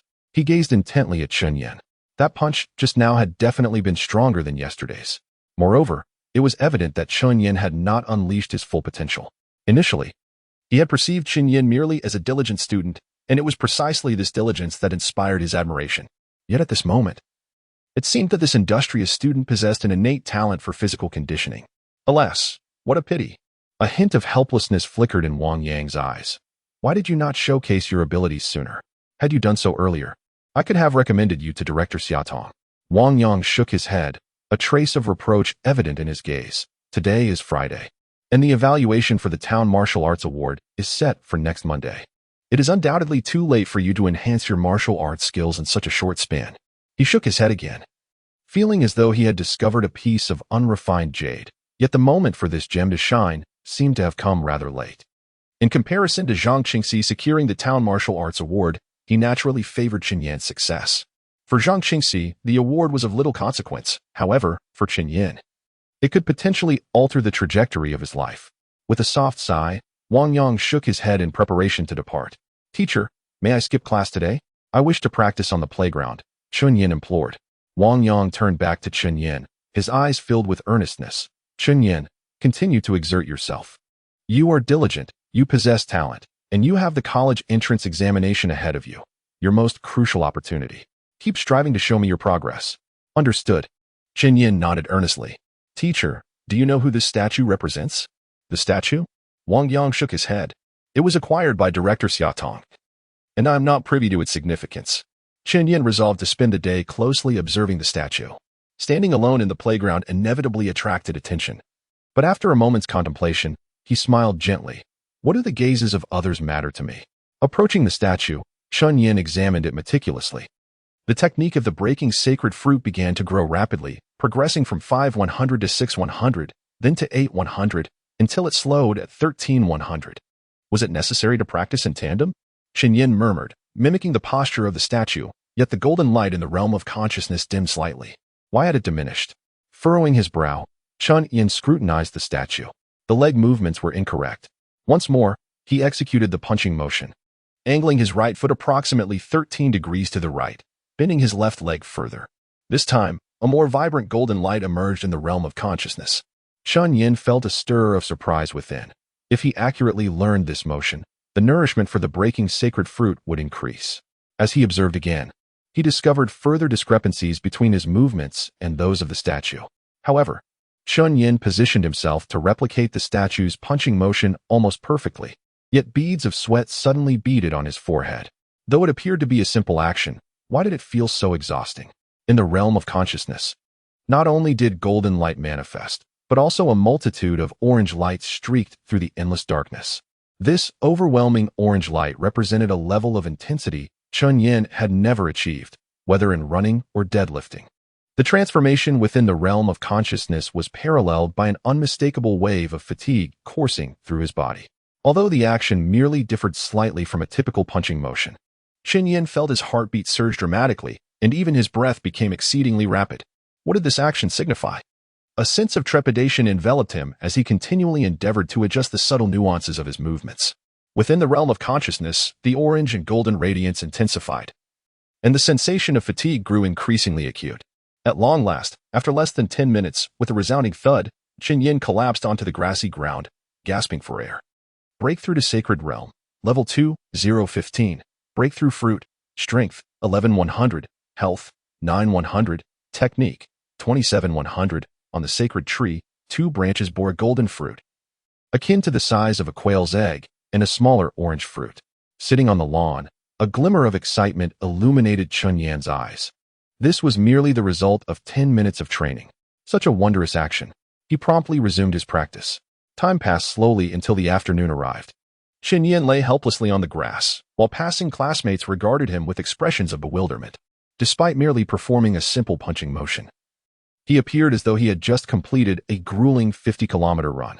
Many cast disparaging glances, while some, aware of Chen Yan's prowess, sensed a peculiar anomaly and mimicked his movements, yet failed to discern the subtle differences. Their inability to transcend the sacred realm rendered them oblivious to the nuances in their actions. What appeared identical was, in truth, vastly distinct. As noon approached, within the teacher's building, the reprimands of Xia Dong resounded incessantly. Soon, Yu Jiwen from Class 1, Wang Yu from Class 2, and Zhang Qingxi from Class 3 emerged from the office. While Yu Jiwen and Wang Yu bore expressions of normalcy, Zhang Qingxi's countenance was rather grim. Zhang Qingxi, if you do not exert yourself, you may not even secure the Town Martial Arts Prize next Monday, Xia Dong exclaimed, exiting the room while locking the door. His dissatisfaction palpable. Teacher Xia, only 2 from Zhang Qingxi's class passed the strength test. Wang Yu from Class 2 chimed in with a chuckle. Xia Dong huffed in response, fully aware that Zhang Qingxi was indeed capable of securing the Town Martial Arts Prize. However, Zhang Qingxi's recent lackadaisical performance had greatly vexed him. It was simply too lazy. Meanwhile, Zhang Qingxi pursed his lips, his expression dismal. Xia Dong had deigned to instruct him, yet he remained ungrateful. After a few days of teaching, Xia Dong had spent just as many days chastising him. Zhang Qingxi, accustomed to a life of ease, had never before experienced such treatment. Furthermore, he understood Xia Dong's motives for teaching him. Was it not merely to curry favor upon witnessing his awakening? Were it not for his father's objections, he would have long departed from Xia Dong's tutelage. As for the Jinwu Prize, it is absurd to think anyone could rival him. The 3rd class has deteriorated to such a state that only 2 individuals have passed the strength assessment. Who could possibly contend for the Jinwu Prize? That must be Chen Yan, the only other student from the 3rd class besides Zhang Qingxi who passed the strength test. At that moment, Yu Jiwen, who had remained silent, spoke up, pointing at a young man below who was drenched in sweat and practicing his punches. Zhang Qingxi and Wang Yu exchanged a fleeting glance before dismissing it. However, Xia Dong's gaze lingered, pausing slightly before scrutinizing Chen Yan. That boy possesses a hint of cleverness. Zhang Qingxi and his companions were momentarily taken aback, then turned their attention to Chen Yan. They soon noticed something unusual. Although Chen Yan was merely executing a punch, he appeared to be straining, as if he were reaching his limits. The pose he was attempting to emulate was a foundational stance from a martial art focused on external refinement, and he was trying to replicate it. Xiaotong observed quietly, but shook his head. However, he has strayed from the path. The art of external refinement is vast and profound. While his stance superficially resembles that of the sculpture, the nuances are vastly different.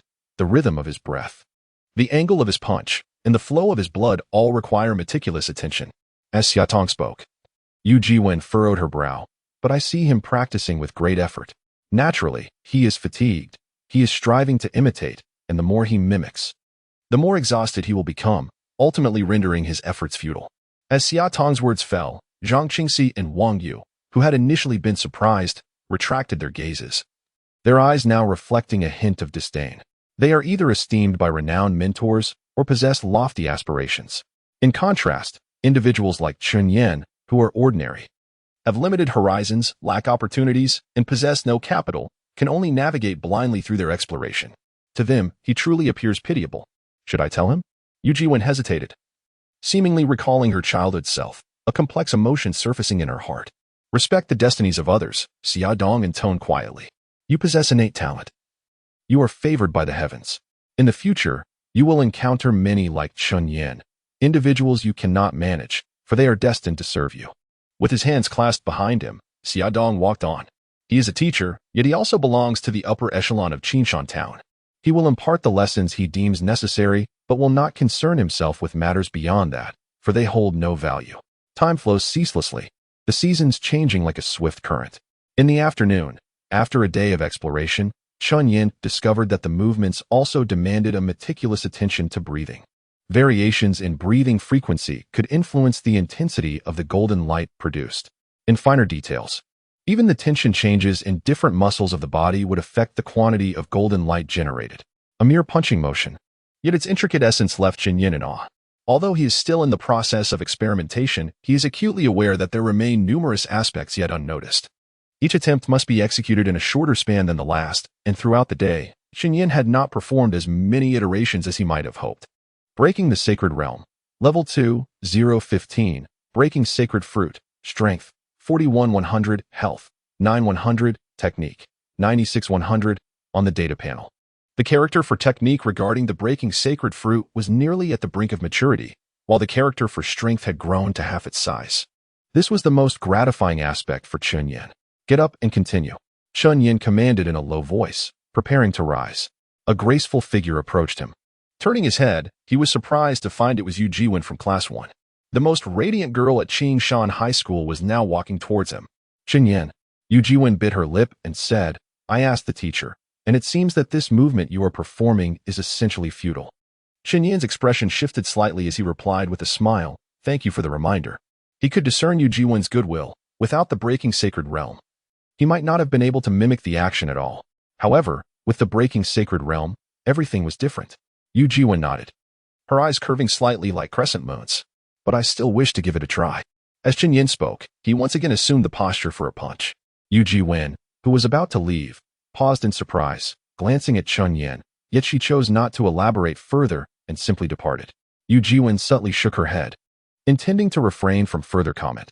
But then she heard Chen Yan ask, Yu Jiwen, do you know who this statue represents and what action it depicts? Yu Jiwen turned back. Director Xiao mentioned that it's a fundamental stance for an external and internal martial arts practice, but I am not entirely certain about the specifics. The bell for dismissal rang, and a throng of students poured out of the classroom building. Hu Yuan, along with a group of peers, was among the first to notice Chen Yan seated on the playground. For reasons unknown, they settled a short distance away from him, awaiting something. Hold on a moment.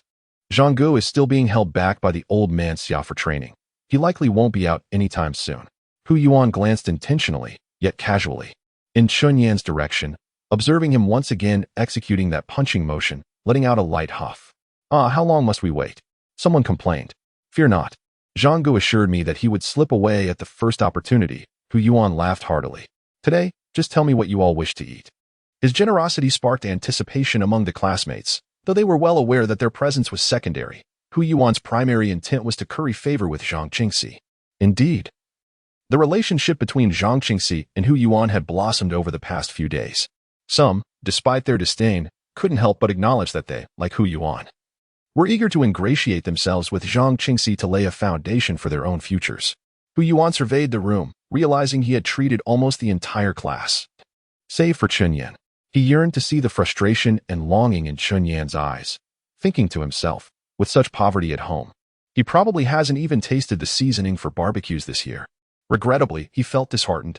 Ever since Chen Yan executed that striking motion, he had completely disregarded him. Hu Yuan squinted his eyes and continued, I have heard that the town mayor has allocated the shops east of the school to Zhang Qingxi's father to establish a restaurant. In the future, when Zhang Ge takes us to his family's establishment, we shall have some fun there. As Hu Yuan's voice trailed off, someone inquired, which shops? The women's clothing store, the children's shoe store, and the fried noodle shop, those are the territories in question, Hu Yuan replied, smirking as he cast a scornful glance at Chen Yan. A few classmates' expressions shifted, glancing awkwardly at Chen Yan, whispering, isn't that the store owned by Chen Yan's father? Indeed. If the town mayor intends to approve it, there is no stopping it, Hu Yuan chuckled, his amusement barely contained on his face. With their family business on the verge of collapse, what composure could one maintain? Though he pretended to overlook Chen Yan, each of his remarks dripped with subtle provocation. As he began to envision Chen Yan's current emotional turmoil. Meanwhile, Chen Yan finally ceased his punching motions, wiping the sweat from his brow. Suddenly, he gazed skyward, panting heavily, an imperceptible glimmer of golden light flickering in his eyes. After a day's arduous effort, he had finally ingested the fully matured, technique-breaking sacred fruit. In his mind, a wealth of unimaginable knowledge regarding skills surged forth in an instant. It was as though he had truly experienced the passage of spring, summer, autumn, and winter, as if days and nights melded into one, each day spent punching, contemplating, and refining his craft. Punching, continuously punching. He had been continuously capturing the precise control of his muscles, the exact deviation of his gaze, the rhythmic cadence of his breath. All of this was encapsulated within that singular fruit of mastery, which he subsequently assimilated. It merged entirely into the depths of his consciousness. His heart raced, this time. Upon consuming the fruit of mastery, Chen Yan's physical ailments were not alleviated. However, by mastering the rhythm of his breath, he managed to remain upright rather than collapsing. Picking up his backpack from the ground, Chen Yan glanced at Hu Yuan, their gazes locking in that moment. The chatter of their peers fell into silence, and a smile crept onto Hu Yuan's lips. Clown, Chen Yan stated calmly, preparing to depart. The instant Chen Yan's words echoed, all the students who had been conversing ceased their chatter. Hu Yuan was momentarily taken aback, his tongue pressed against his lower lip, though he remained silent. His gaze towards Chen Yan grew increasingly furious. Chen Yan was his cousin, someone he had always looked down upon, and their family had been consistently subjugated by the Hu family. Yet, this individual, whom he had always scorned, dared to publicly label him a clown. Amidst the gloating eyes of onlookers, Hu Yuan remained silent for a moment before suddenly standing up, hastily striding towards Chen Yan's back, and raising his fist to strike fiercely at the back of Chen Yan's head. Nearby, a group of classmates gaped, as if they could already envision the scene of Chen Yan being knocked down. Hu Yuan's attack was a sneak assault, and it was apparent that he had not held back. Chen Yan was in for a dire fate. In the very next moment, just as Hu Yuan was about to bring down his fist, the sweat-drenched youth abruptly turned around. In an instant, their gazes locked, leaving Hu Yuan in astonishment. Within that fleeting moment, Chen Yan's eyes gleamed with icy intensity, his body bent low, his right arm taut as a bow, and his fist clenched tightly. The fluidity of his movement was akin to water, executed with a finesse that suggested he had practiced it thousands, if not tens of thousands, of times. In a heartbeat, Hu Yuan's actions froze, as if a thunderous roar echoed within his mind. He felt as though a ferocious tiger was lunging at him. With a resounding thud, a figure soared through the air, landing heavily beside the classmates who were merely spectators. Amidst the ensuing silence, Chen Yan retracted his fist, turned away, and walked off, muttering, "Fool." Chapter 7. The marvelous use of the sacred tree, the red-haired Lingji. Chen Yan, after all, did not exert his full strength. It was not out of concern for Hu Yuan's fate, but rather a fear that he might inadvertently deliver a fatal blow. The day's gains had been astonishing. After consuming a force character sacred fruit, he further devoured a skill character sacred fruit, resulting in a substantial enhancement of his prowess. The lamentations of Hu Yuan echoed behind him as Chen Yan departed without a backward glance. The other students gazed at his slender silhouette, their eyes tinged with a hint of trepidation. Chen Yan practiced diligently until nightfall, and it was only when Wang Yang called him to return home that he ceased his endeavors. Upon reaching the street, he discovered that his family's noodle shop had already closed. Next to it, a clothing store was being dismantled. The shop owner, with reddened eyes, was hauling out garments from within. Chen Yan's thoughts stirred as he recalled Hu Yuan's earlier words, prompting him to inquire, "Auntie, is your shop no longer in operation?" The shop owner glanced at Chen Yan, her eyes reflecting a mix of frustration and indignation, and replied in a heavy tone, "We are but impoverished souls, powerless and insignificant. The closure of our shop is but the result of a few careless words from others." Furrowing his brow, Chen Yan recognized that storefronts in the town required applications to the local martial affairs office, bound by contracts. The shop owner seemed to perceive his thoughts and scoffed. "Contracts, you say? To us, they hold significance, but to those in power, they are but trifles. This is the way of the world. Zhang Gu has wealth and influence. He operates a martial arts school in the county, and with his son having awakened his bloodline, acquiring a territory is a trivial matter for him." Chen Yan pressed his lips together, realizing that his noodle shop was indeed about to be reclaimed by Zheng Wu, who intended to lease it to Zhang Qingxi's father. The crux of the matter was that their family owned merely 3 acres of land, which was cultivated annually. However, the yield from wheat was a mere 2,000 yuan per year, not accounting for labor costs and fertilizers. Without the noodle shop, his family would inevitably face greater financial strain. A heavy weight settled in his heart. Although he and Zhang Qingxi were classmates, a single word or a mere smile from her father could easily sever the lifeline of his family. Suddenly, a cacophony of anguished cries echoed in his mind. He glanced at the street, observing the townsfolk passing by, a sense of indignation coalescing within him. He had heard that someone had ventured into Qinshan Inner Circle yesterday and harvested a red-haired Lingji mushroom. Indeed, it was the season for such mushrooms, with each fetching at least 10,000 yuan. It was far too dangerous. It was akin to courting death. If one had a bit of spare money, it was wiser to avoid such risks. Did they not know that Zhang Yu from Zhang village had perished in Qishan just a few days prior? Yes, it was perilous. If not for the dire need for money, preserving one's life should take precedence. As a few individuals passed by, engaged in discussion, Chen Yan's gaze shifted, and he hurried home. Upon arriving, he found Chen Yushu engrossed in a book, with a meal already laid out on the table. "Dad, the Zhenwu Award selection is next Monday. I feel confident about it," Chen Yan announced as he entered. "Zhenwu Award?" Chen Yuhu was momentarily taken aback, hastily putting away the book in his hands. "Is it the selection that chooses one from each class?" Chen Yuhu nodded, a smile gracing his lips. "My son is undoubtedly exceptional." Chen Yan pursed his lips, sensing that his father was merely placating him. "Dad, regarding our family's facade," Chen Yan continued. "Oh, you've heard about it? No worries. Your father is a high school classmate of the director of the Townwu Bureau. Others may need to move, but our family does not." Chen Yan was somewhat surprised, yet his father's words evidently alleviated the anger brewing within him. Is that so? Previously, he had been concerned that his father might be compelled to take risks in the dangerous inner area of Qinshan. The inner area harbored numerous treasures, his neighbor, Li Ming, and his son could gather a treasure worth around 20,000 each year. However, venturing into the inner area posed significant dangers.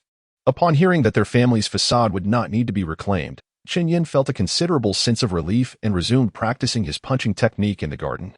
Although he was not at school at that moment, after a day of practice, he had become quite familiar with the movement. As dawn broke, a subtle orange hue crept over the wall.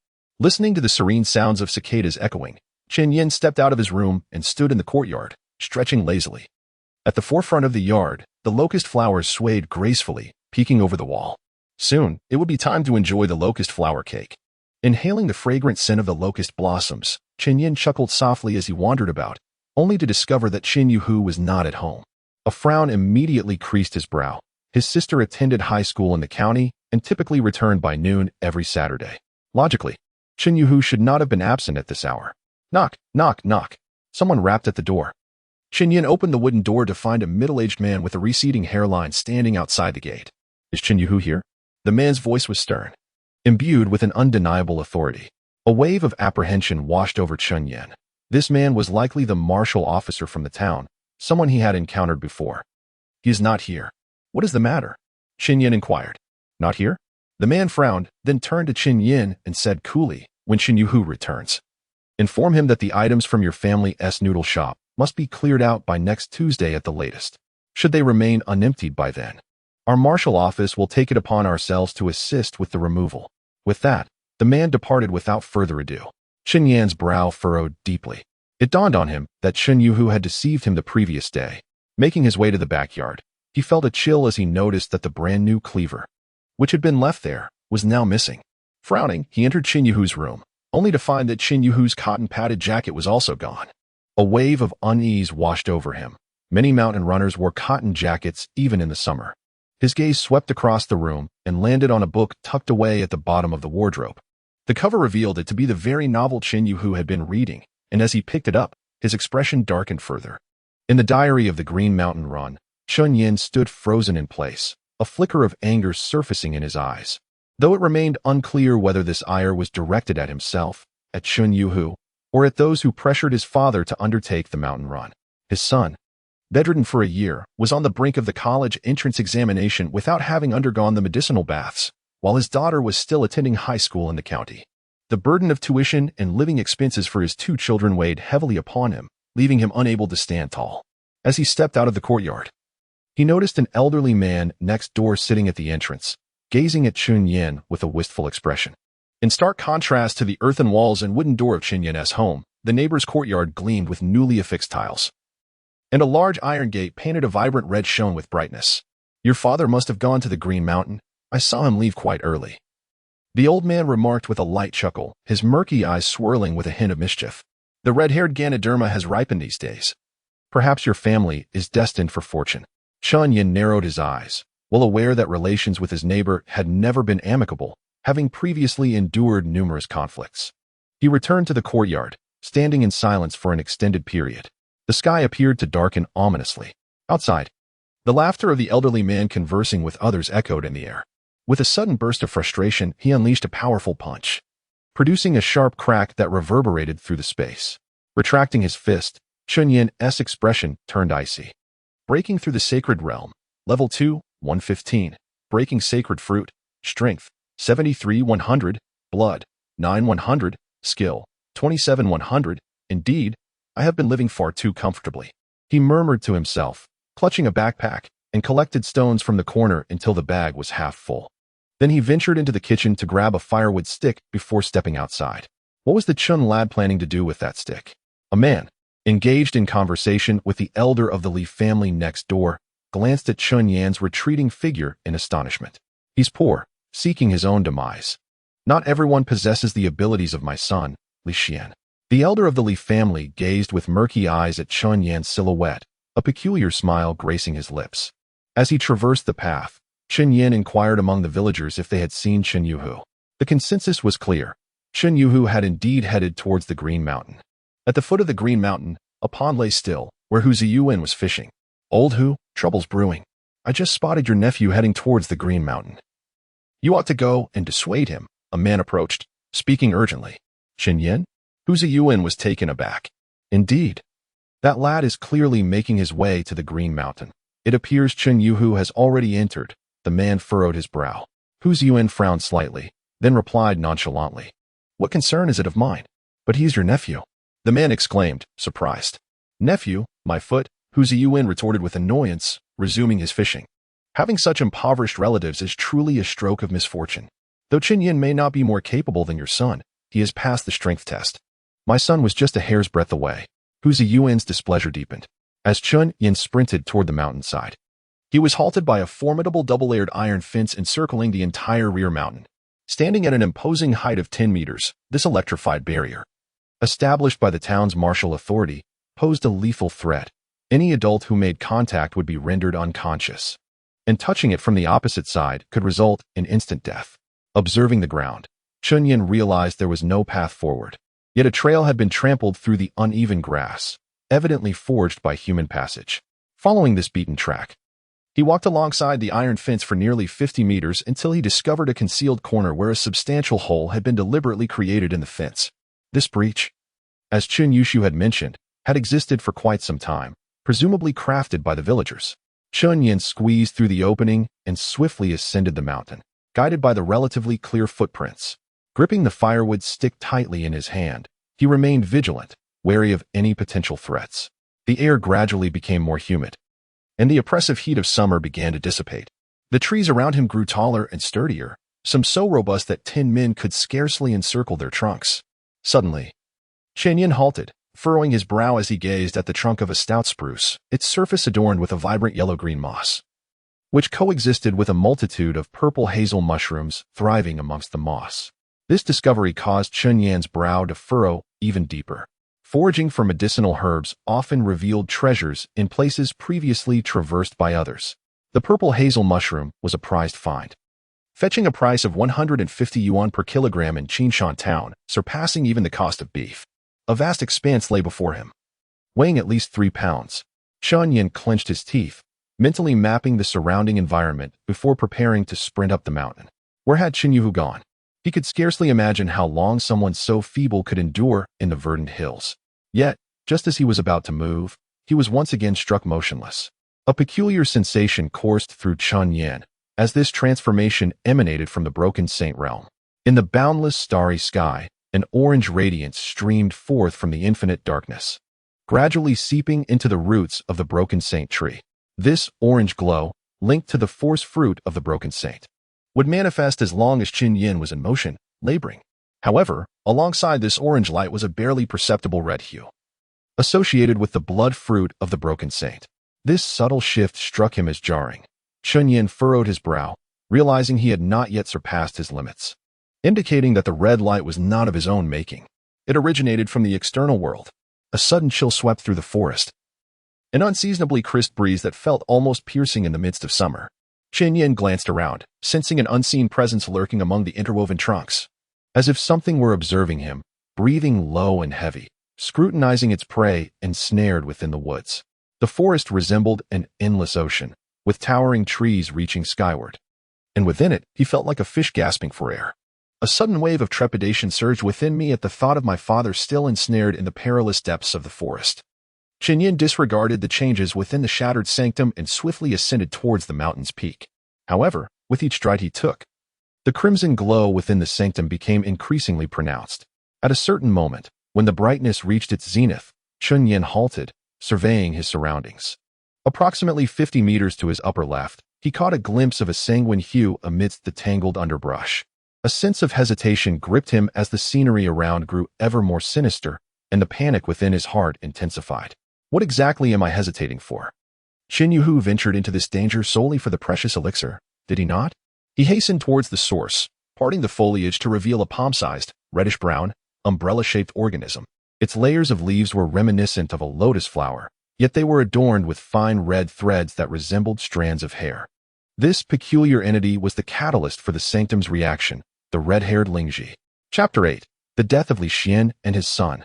Chen Yan's eyes sparkled, and his heart rate inexplicably quickened. The crimson glow emanated from the red-haired Ganoderma, and the closer he drew to this rare fungus, the more intense the scarlet light within the sacred realm became. This was indeed the red-haired Ganoderma, whose worth far surpassed that of the purple truffle. Chen Yan recalled witnessing villagers harvest a much smaller red-haired Ganoderma, which fetched a price of 10,000 yuan in the town. How much could this one be worth?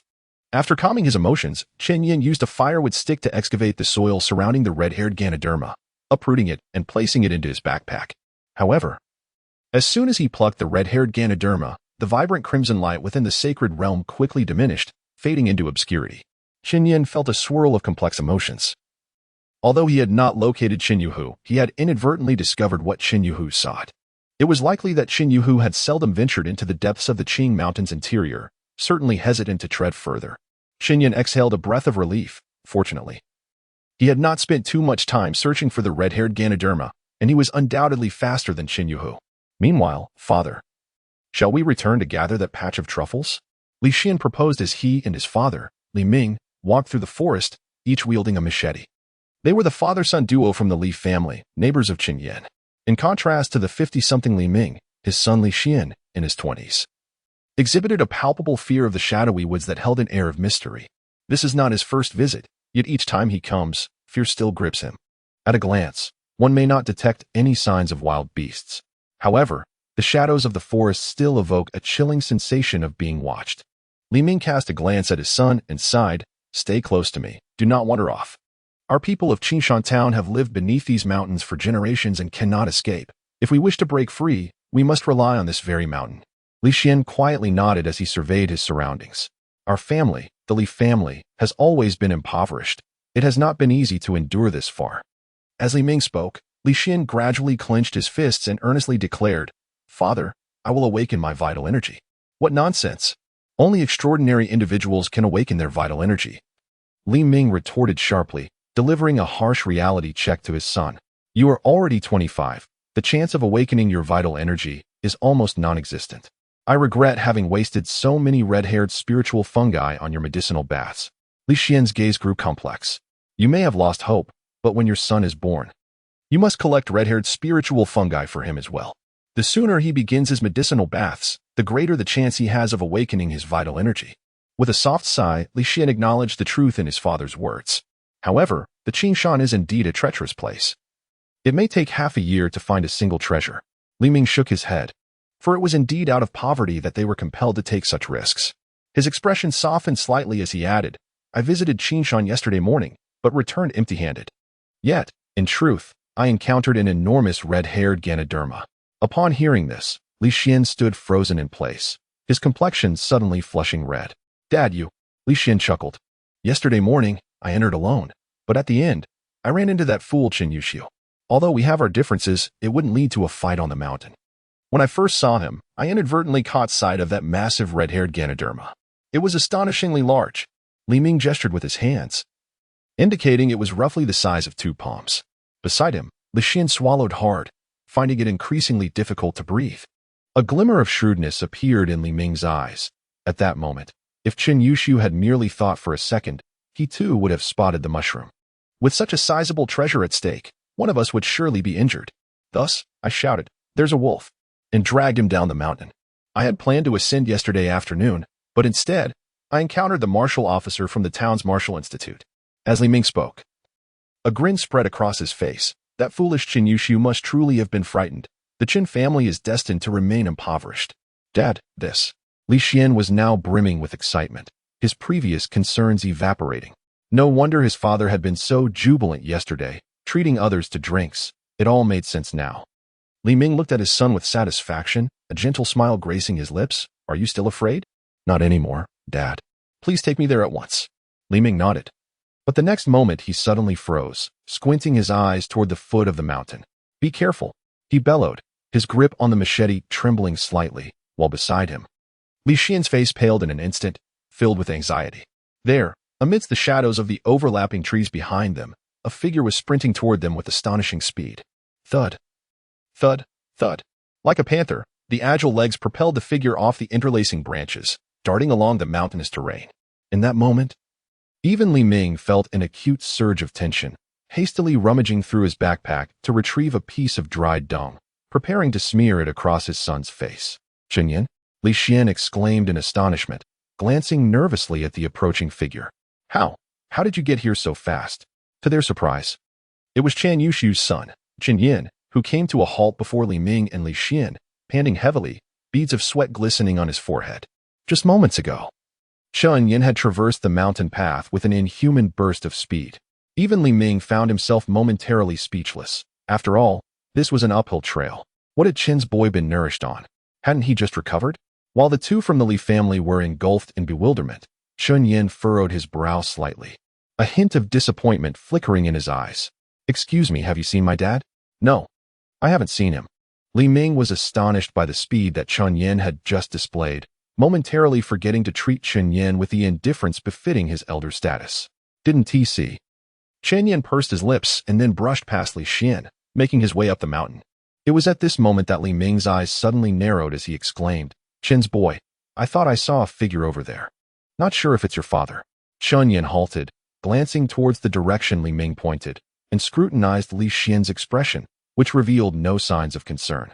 "Thank you," he replied, then dashed towards the indicated direction, swiftly disappearing into the thicket. Li Xian's mouth fell agape, incredulously pondering, what sort of monster is this? Beads of sweat formed on his forehead. He typically regarded Chen Yan with disdain, yet the speed he had just exhibited was undeniably peculiar. The discord between the Li and Chen families had persisted for years, and Li Xian had previously clashed with Chen Yan. These villagers are truly fearless. Beyond the verdant hills, a rugged-looking middle-aged man, standing nearly 2 meters tall, frowned at the large breach in the electric fence caused by human interference. He spoke into the dark walkie-talkie he held, dressed in a snug black uniform with cropped hair and a light beard adorning his chin. The insignia on his right shoulder bore the golden embroidery of the words Xinwu. You handle the matter concerning Chen Yuhu. His daughter has already gone to Xinwu. His daughter must be feeling panic and helplessness in such a situation. The burly man hesitated momentarily before continuing. I will handle this for you. Your capabilities are insufficient. A tall man in uniform nodded and stepped through the man-made breach in the electric fence into the verdant hills. Why is that Chen kid here? Li Ming murmured as he observed Chen Yan's departing figure, suddenly chuckling. But they are all fools. He had not seen Chen Yuhu, yet he noticed that Chen Yan was heading towards the very direction where he had discovered the red-haired Ganoderma the previous day. He quickly called out to Chen Yan and directed him towards another route. Yesterday he tricked his father, today he is deceiving his son. It makes me feel how wonderfully strange the world is. Dad, the direction you just pointed him towards seems to be the ghost pit. At that moment, Li Xian hesitantly spoke up. The ghost pit? Li Ming's eyes narrowed as he scrutinized the surroundings, his expression turning peculiar. He then turned and continued walking forward, saying, Remember, never venture into the ghost pit when traversing the mountains. It is exceedingly perilous. As Li Ming spoke, he felt an inexplicable chill on his neck. Rubbing it, he glanced back, but saw nothing. A sense of unease crept into his heart, as if someone were watching him. Uncle, I haven't gone far yet. A cool voice resonated, causing Li Ming and his son to suddenly freeze, turning towards the sound coming from the right. To their astonishment, Chen Yan, who had previously departed, was now hanging from the trunk of a large tree, his eyes gazing at them with an eerie intensity. Li Xian's countenance paled instantly. How could Chen Yan, who had just left, reappear so suddenly? Their conversation must have been overheard. Uncle, if I were to go to the ghost pit, would I perish? Chen Yan released his grip and descended, approaching the Li father and son, his gaze turning frigid. Chen family brat. Li Ming tightened his grip on the machete, his eyes becoming icy. Get away from me. I have never met your father. With that, Li Ming pulled Li Xian and turned to walk away. Chen Yan narrowed his eyes and closely followed, but Li Ming abruptly spun around, the machete aimed threateningly at Chen Yan. I told you to scram. Did you hear me? I have never met your father, and I shall reiterate. Li Ming was determined not to allow Chen Yan to follow. For ahead lay the very spot where he had discovered the red-haired spirit mushroom. Chen Yan and Qin Shan, lives are deemed worthless. Do not force our hand. Li Xian too directed his machete at Chen Yan, though his body trembled, his eyes now fierce with hostility. Chen Yan halted, the cold light in his eyes becoming even more piercing. Neighbors, regardless of their strained relations, typically avoided confrontation, but here, they had first urged him toward the ghost pit and were now openly revealing their murderous intent. The more they insisted they had never encountered Chen Yuhu, the less Chen Yan believed them. Chen Yan clenched the stone in his hand. With his father's fate at stake, he could not simply relent. To compel Li Xian and his son to speak the truth, he must first take the initiative, rendering them powerless. In recent days, his strength had surged, and a forceful throw of the stone could potentially shatter a man's thigh. Chen Yan aimed for Li Ming's arm, even if he missed. He had plenty of stones still in his backpack. Just then, Chen Yan's gaze suddenly narrowed, and he froze in place. I told you to get lost. Did you hear me? Li Ming bellowed again, his eyes filled with menace. Leave. The reprimand echoed through the mountains, yet Chen Yan departed without a backward glance. Coward. Li Ming scoffed, and beside him, his son Li Xian echoed the disdain. Moments ago, he had believed that Chen Yan was genuinely prepared to confront them. As Li Ming continued to sneer, he instinctively reached up to touch his head, sensing a liquid dripping onto him. He looked up, and his pupils dilated in shock. A massive green snake's head loomed above him, its crimson tongue dripping with fluid. Ah! A chilling scream resonated from ahead. Help me! It was Li Ming's voice. And with his cry, a terrifying cacophony of impact and scraping erupted. Chen Yan fled down the mountain with all his might. He had turned to leave only upon seeing the monstrous serpent. What could it possibly be? Chen Yan's complexion turned slightly pale as he beheld the colossal serpent. Measuring a staggering 30 meters in length, its head larger than that of an ox. Suddenly, a deafening crash resonated behind Chen Yan, prompting him to turn sharply. A gigantic serpent, its body adorned with emerald scales, slithered through the thicket, its movements shattering trees in its wake. Within its jaws, it clutched a lifeless form clearly identifiable as Li Xian, already deceased. In that fleeting moment, Chen Yan's gaze locked with the serpent's blood-red eyes. What manner of serpentine gaze was this? It was crimson, exquisite, resembling glass, yet within the depths of its pupils lay an intricate, circular pattern, exuding an ancient essence deeply rooted in its bloodline. Suddenly, a disorienting tremor surged through his consciousness. In the boundless void of darkness, incessant streams of golden light cascaded like a mighty river from an unseen source, converging before the shattered sacred tree, yet seemingly thwarted by an invisible barrier, eternally suspended a mere 3 feet from the tree. Chapter 9. A moment's fist, a moment's breaking of limits. The energy of the formation? Merely gazing into those serpentine eyes granted Chen Yan an immense surge of formation energy. He could sense the holy tree's insatiable yearning for this radiant yellow light, as if it were a nourishment far more precious than any elixir of vitality. The intoxication was fleeting.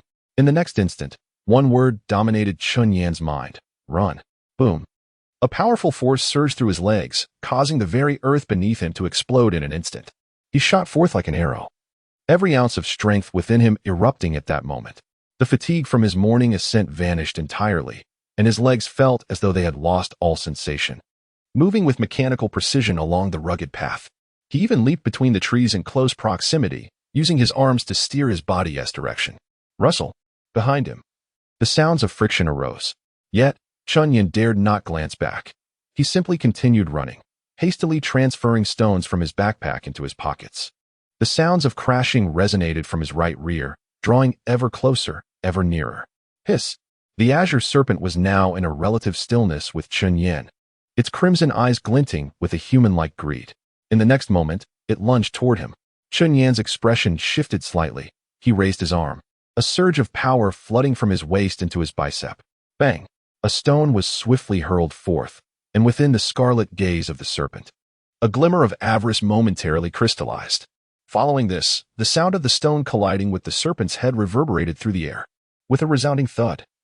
The massive serpent halted abruptly, its lengthy tail crashing against a nearby tree trunk, evidently bewildered by the impact. A successful strike brought a flicker of joy to Chen Yan's heart, yet in the next instant, his body collided violently with a tree trunk. The force of the collision caused his blood to surge backward in an instant, and an agonizing pain emanated from his chest. Within the realm of consciousness, a kaleidoscope of colors swirled around him, orange, yellow, and green. The orange hue emanated from Chen Yan's frantic sprint, while the yellow was a result of his direct gaze into the azure serpent's eyes, invoking an energy of formation that he could not absorb. As for the green, like the yellow, it too remained beyond his grasp. A notification indicated, detected physical energy. The broken sacred tree cannot absorb it. Upgrade the broken sacred tree to level 3. Had he generated physical energy from colliding with the tree? Could being struck enhance his physique? Chen Yan shook his head. Both the shifts in reality and consciousness registered in his mind, yet he found himself in a state of confusion. There was no time to ponder these matters. In the next moment, he resumed his desperate flight. Hiss! The serpent's hiss behind him unmistakably carried the lethal intent of a beast, a palpable danger looming. Thud! Chen Yan launched another stone, this strike landing squarely on the serpent's jaw. Hiss! Time passed slowly. 2 lives had been lost, and it was too late to intervene. The assailant was likely the green serpent, although that serpent had now vanished. At the site where Li Xian and his son met their untimely demise at the hands of the colossal snake, a tall man clad in a black uniform furrowed his brow, scrutinizing the blood-soaked scene, almost able to envision the events that transpired. They could not be deterred. These individuals were aware of the impending danger, yet they remained powerless to stop it. The man named Luo Puxin sighed into his walkie-talkie. You may come over to handle this. I simply came here for a day's respite, yet I've encountered so many incidents in just half a day. With a touch of exasperation, Luo Puxin ceased to dwell on the matter.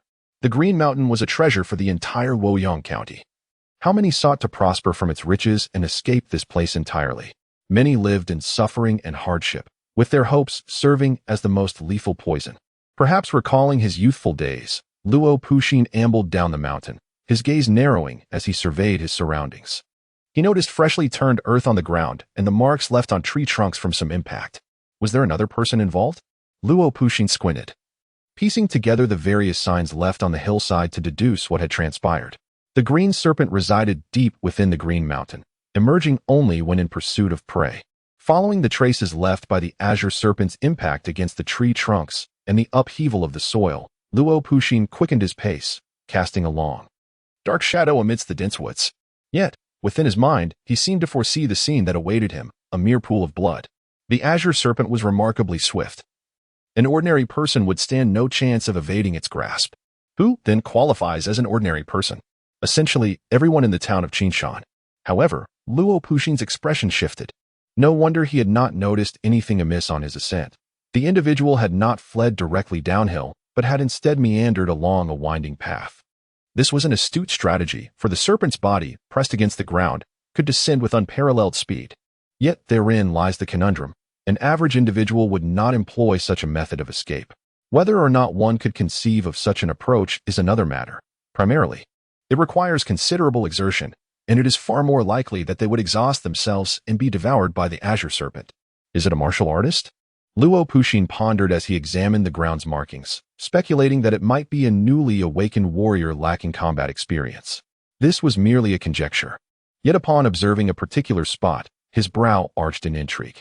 There, 5 meters away, a section of bark had been shattered on a tree trunk, revealing the damaged white cambium beneath. Following the trail, Luo Puxin spotted a stone embedded in the soil. This force did not seem to originate from someone merely awakening their vital energy. In any case, when he first awakened his vital energy, it was impossible for him to possess such power. Luo Puxin felt a peculiar sensation. He could empathize with the thoughts of the fugitive. To discern, within a brief span, a route that would prolong one's survival while also managing to mount a counterattack was quite intriguing. The vast majority of individuals would find it impossible to maintain such clarity amidst a life-and-death escape. Luo Puxin leapt gracefully between the tree trunks, eventually discovering a trail of blood on the earthy ground, causing his heart to momentarily seize. The Qingju snake had been injured.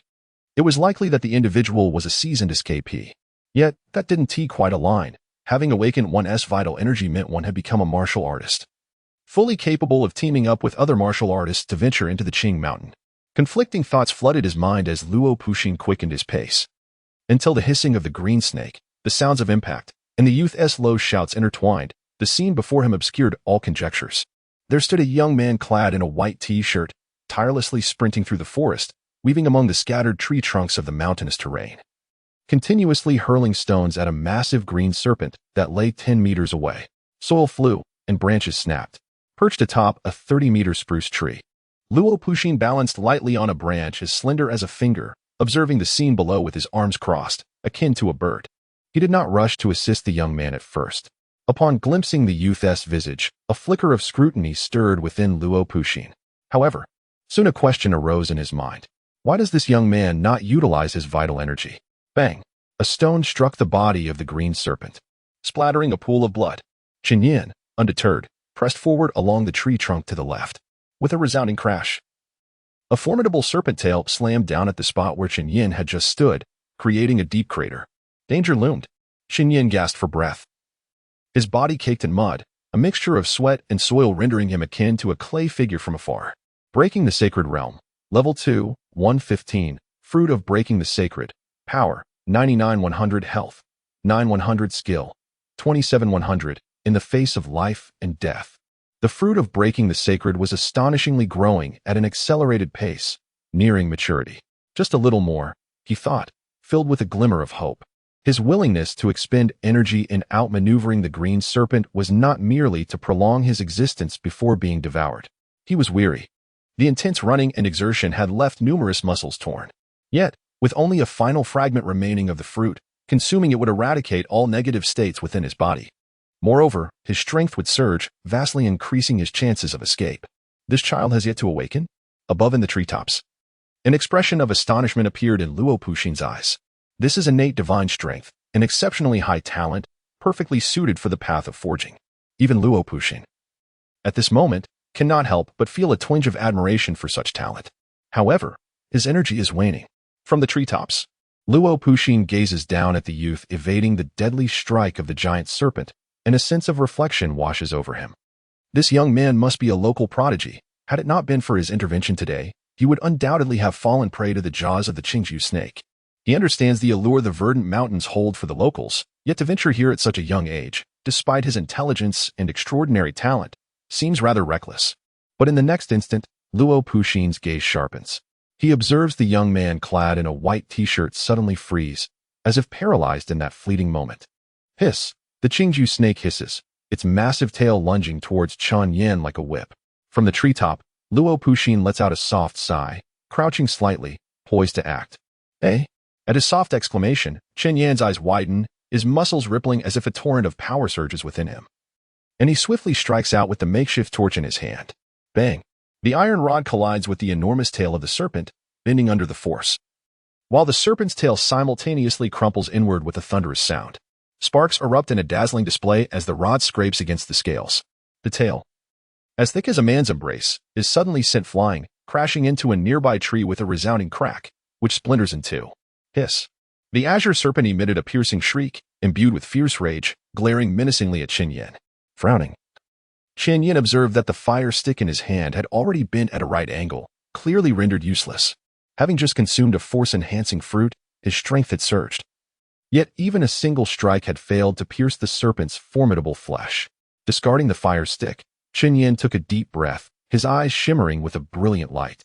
Without the slightest hesitation, he propelled himself towards the azure serpent, his right fist taut with anticipation. Coordinating with his breath, the flow of blood surged through his veins. As if he had unleashed a barrage of punches 100, 1,000, even 10,000 times. With a decisive strike, a brilliant crimson light erupted from between Chen Yan's fists, dazzling in its intensity. In that fleeting moment, it collided with the serpent. As the red light rippled, a slender, indistinct figure of a girl materialized before Chen Yan, exclaiming as she mirrored his punch. In that instant, Luo Puxin's mouth fell agape, as if thunder had resonated within her mind. Chapter 10. The News of Chen Yuhu, a Great Harvest. Yet, Chen Yan's attention remains solely fixated on his own punch. This singular strike is all he possesses. It is the essence of his existence, the key to his survival. This punch, he roars towards the azure serpent. He bellows at life itself, and he cries out against the indifference and condescension of all. Within the shattered sacred realm, an unprecedented golden radiance blazes fiercely. Intertwined with a thread of crimson light, shimmering as brilliantly as the starry river, ceaselessly surging forth towards the sacred tree. The trunk begins to sway, as torrents of golden light cascade along its bark, converging upon a singular golden fruit. In the external world, atop the crown of the tree, Pu Xian wears a grave expression, his brows furrowed, his body frozen in that fleeting moment. Boom! Like the explosion of a cannon. A thunderous roar resounds at the instant Chen Yan's right fist collides with the azure serpent's body. The colossal azure serpent, as massive as a dragon, is propelled backward, crashing through a thick tree trunk and collapsing onto the ground. Hiss! The sound of hissing erupts, imbued with a murderous intent that leaves Chen Yan astonished. Flee. After being struck, should one not escape? Chen Yan accelerates, weaving through the trees. Yet, in the next moment, boom, like a tremor of the earth, the ground quakes violently as a massive obsidian boulder, a figure clad in black, plunges down upon the serpent's head, unleashing a torrent of force that crashes against Chen Yan's back. Chen Yan felt the ground tremble beneath him and turned in trepidation to glance behind. There stood a towering figure, his feet planted upon the flattened head of the colossal green serpent, locking eyes with Chen Yan. In that fleeting moment, this individual had vanquished the serpent. A warrior. The insignia on his shoulder bore the characters for Zhenwu, signifying his affiliation with the Zhenwu division. This was indeed a formidable warrior from Zhenwu. Impressive, truly a powerhouse. What is your name? Luo Puxin inquired, shifting his focus from the slain serpent to Chen Yan. If Chen Yan's previous skirmishes with the green serpent had warranted a score of 70, then his recent display of strength, exemplified by that singular punch, would undoubtedly earn Luo Puxin a remarkable 90. Just moments ago, Chen Yan's power had surged dramatically, and that punch had demonstrated the mastery of the horizontal training fist technique, a skill of considerable depth. Moreover, the crimson glow that erupted from his fist was an extraordinary talent seldom witnessed in such a place.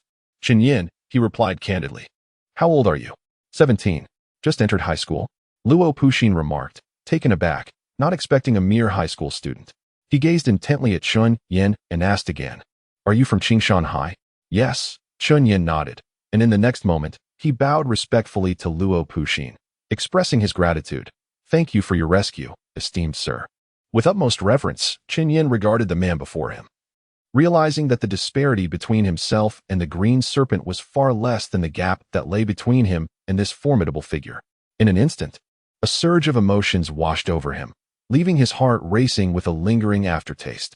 Luo Pu Xian nodded slightly, finally taking a serious look at the young man before him. He noticed a flicker of excitement in the latter's eyes, quickly followed by a shadow of concern. Do you have companions? Luo Xian Pu recalled the scene atop the mountain, his voice tinged with a somber tone. My father should also be on the mountain. But I couldn't locate him, Chen Yan murmured softly. Indeed, Luo Pu Xian nodded, contemplating for a moment before suggesting, I will escort you down the mountain first. And then I will assist you in searching for him. What is your father's name? Under ordinary circumstances, he would have reprimanded anyone else sternly. However, the young man's performance today was undeniably impressive. A glimmer of hope flickered within Chen Yan, prompting him to respond promptly. My father's name is Chen Yu Su. Ah. Chen Yu. Luo Pu Xian nodded, but suddenly paused, an unusual expression crossing his face. It seems that fate has intertwined our paths today. He smiled gently at Chen Yan. Your father did not ascend the mountain. Your sister was involved in a car accident this morning. And your father has already gone to the town military office. As his words sank in, Chen Yan's body stiffened abruptly, and in the next moment, it felt as if all the pressure and anxiety had dissipated, allowing him to exhale deeply. Yet, his eyes widened in alarm. My sister was in a car accident, he exclaimed, his face etched with urgency. She's fine. It was merely a scrape. However, the driver fled the scene. Your sister and father went to the town military office to file a report, and they should have returned by now. Luo Puxin gently patted Chen Yan's shoulder, distinctly sensing the surge of energy within the young man dissipate all at once. That's good. Chen Yan sighed in relief, a sudden weariness washing over him, accompanied by a hint of a serene smile at the corners of his mouth. Nevertheless, a twinge of anxiety lingered in his heart. After all, if the town guard discovered that villagers had ventured into Qingshan without permission, there would be penalties. However, since Luo Puxin had not mentioned it, he could only await his response. Luo Puxin had surmised the reason for Chen Yan's presence and, upon inquiring further, found his assumptions to be largely accurate. Chen Yan, of course, did not conceal anything, including the fact that he had gathered a red-haired Lingji mushroom. To lie to a martial artist who had just saved his life would be the height of folly. Luo Puxin wore a smile, feeling an increasing admiration for Chen Yan. He had previously misunderstood him. A 17-year-old youth willing to brave the dangers of Qingshan for the sake of his father demonstrated not only filial piety, but also remarkable courage. Such a person would be hard to disdain. A young man willing to risk himself for his father would undoubtedly exhibit kindness towards others. Reflecting on this, Luo Puxin pointed to the dead snake and remarked, This is a Qingju snake. Its market value exceeds 10,000 yuan per pound. In slaying this serpent, I shall take the lead, and you will assist. Later tonight, I will arrange for some to be sent to your home. What is your address? To him. A piece of snake meat was merely a dish, yet for a talent like Chen Yan, it constituted a tremendous boon. Understanding Chen Yan's situation arose from his father's ascent into the mountains, and Luo Puxin grew increasingly optimistic about Chen Yan. Chen Yan was momentarily taken aback, responding with surprise. I haven't done anything. It was the master. You have indeed assisted me, and I, Luo Puxin, would not take advantage of you. Chen Yan was aware that even though he had delivered a powerful blow, it had not inflicted any real damage upon the Azure Serpent. It was Luo Puxin who had vanquished the creature, yet in the face of Luo Puxin's goodwill, Chen Yan found it difficult to refuse. The value of snake meat exceeding 10,000 per gene was of paramount importance to his family at present. Chen Yan, you are exceptionally suited for the path of external refinement. While your innate talent in the martial arts of qi and blood may surpass that of external refinement, the latter path is indeed more aligned with your abilities, Luo Puxin remarked, recalling the punch Chen Yan had previously unleashed, astonished to encounter such a prodigy here. What? Chen Yan was slightly bewildered. You mean my talent in the martial arts of qi and blood is high? His brow arched in curiosity, as he had previously experienced a failed awakening. High. Luo Puxin nodded, though not exceedingly high. Just as he was about to continue, the walkie-talkie affixed to his waist vibrated, prompting him to frown slightly. I shall escort you down the mountain this evening. Arrangements will be made to deliver the snake meat to your home. We will discuss the awakening of your qi and blood later. As he spoke, he grasped Chen Yan's shoulder firmly. With a sudden burst, the air around them erupted, and the surroundings swiftly transformed, transporting them outside the mountain in the blink of an eye. Luo Puxin still had matters to attend to, and although Chen Yan wished to inquire about the awakening of his vitality, he ultimately refrained. The kindness bestowed upon him today would forever be etched in his memory. At the foot of the mountain, after bowing deeply to Luo Puxin, Chen Yan waved his farewell. To which Luo Puxin responded with a warm smile and a wave of his own. Such sincerity is a hallmark of rural folk. In other places, assistance is often taken for granted. Luo Puxin mused to himself, thoroughly pleased with Chen Yan's demeanor, which brought him great comfort. Chen Yan hesitated to return home directly, his appearance disheveled and unkempt. Instead, he took a detour and arrived at a serene pool nestled at the foot of the verdant mountains. He leapt into the crystal-clear waters, cleansing both himself and his garments thoroughly. Despite the overcast skies, the rain had held off, leaving the air stiflingly humid. His clothes would likely dry by the time he returned home. As he scrubbed his body meticulously, he noticed numerous bruises adorning his shoulders and upper body. With a soft sigh, he realized that a reprimand awaited him upon his return. However, he felt a sense of relief knowing that despite the day's perils faced by his family, they were all safe. His sister had also been involved in an accident, which stirred memories of his own misfortune last year, when he had suffered a similar fate. What a curious coincidence. Chen Yan shook his head, resolving to inquire further about this matter upon his return. Breaking the Sacred Realm. Level 2, 215. Breaking Sacred Fruit. Strength, 3100. Blood, 12100. Skill, 67,100. Chen Yan had long observed the transformation within the Breaking Sacred Realm. Upon consuming a fruit of strength, his skill fruit's progress lingered at a mere 27,100. However, in the moment when faced with the final strike from the Qingju snake, his skill fruit surged by a staggering 40%. He had surpassed his limits multiple times, and his blood fruit had also seen a slight increase. It seemed that his previous punch had emitted a crimson glow, causing Chen Yan to furrow his brow. Had he failed to awaken yet again? Was there even a chance for a second failure? Why did Luo Puxin claim that he possessed exceptional talent in the realm of qi and blood martial arts? Enough of these thoughts for now. Chen Yan rinsed his clothes in the pond. Today had been fruitful. He had acquired a strength fruit, a significantly enhanced skill fruit, a red-haired spiritual mushroom, and the promised meat of the Qingju snake from Luo Puxin. Chen Yuhu and his sister Chen Yu should have returned home by now. Without waiting for his clothes to dry, he donned them and headed home. Did you not go to Qingshan? A voice filled with surprise echoed, and Chen Yan turned to see Hu Ziyuan fishing on the opposite side of the pond. I did not go to Qingshan. Are you disappointed? Chen Yan replied calmly. You? Hu Ziyuan frowned, anger flickering in his eyes. How dare you speak to me like that? Yet, Chen Yan did not look back and simply walked away. Why hasn't he perished in there yet? Hu Ziyuan stood in place, grumbling softly. In the past, he would have undoubtedly delivered a resounding slap, and even then, Chen Yuhu would have dared not utter a word. However, during this period, the two families had fallen into enmity, effectively severing their kinship. Now, if a confrontation were to ensue, Chen Yan would certainly retaliate. Chapter 11. The Struggle of the Five Clans. The shock of the family upon returning home. Chen Yan was greeted by the sounds of cooking emanating from the kitchen. However, the kitchen was merely a rudimentary stove constructed of earth and bricks beside the courtyard wall, surrounded by a makeshift wooden house. Brother, you're back. A melodious and lively voice rang out as a girl emerged from the kitchen.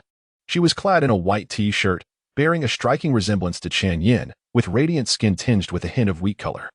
She appeared to be around 16 years old and was quite charming. The moment she spotted Chen Yan, her large, sparkling eyes seemed to twinkle like stars, and her smile radiated joy. How did you grow so tall? Chen Yan chuckled, teasing her. His sister, Chen Yu, was now 16 but already stood at an impressive height of 1.7 meters, towering over most of her peers. Soon, Chen Yan noticed a slight abrasion on Chen Yu's left wrist. It must have been a remnant from the recent accident. Yet, considering the circumstances, sustaining only such minor injuries was indeed a stroke of luck. As for your height, I shall refrain from commenting. Chen Yu playfully pouted, casting a glance at Chen Yan. However, her attention swiftly shifted to the wounds on his body, concern etched upon her face. Brother, what happened to you? Though Chen Yan's injuries were not severe, they appeared rather grim alongside his tattered clothing. It's just a minor accident. He casually brushed it off before inquiring, where's Dad?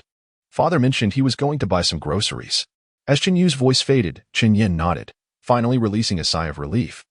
He needed to have a serious talk with his father later. Now, the pressing matter was the car accident involving his sister. Just as he was about to speak, Chen Yu entered the kitchen, saying, the dishes will be ready soon. Brother, you should change your clothes. You're quite dirty. I'll help with the cooking, he offered. Came Chen Yu's disdainful reply. Brother, don't you have any self-awareness? Chen Yan pursed his lips, contemplating her meaning. Was his cooking truly that unpalatable? He decided to postpone the discussion about the accident until after dinner and walked into the room. In the kitchen, Chen Yu resumed her task of stir-frying. The pot contained cured meat and cabbage, with pork fat sizzling out, filling the air with a rich aroma. Your brother hasn't even awakened his vital energy compared to you. He seems rather unremarkable.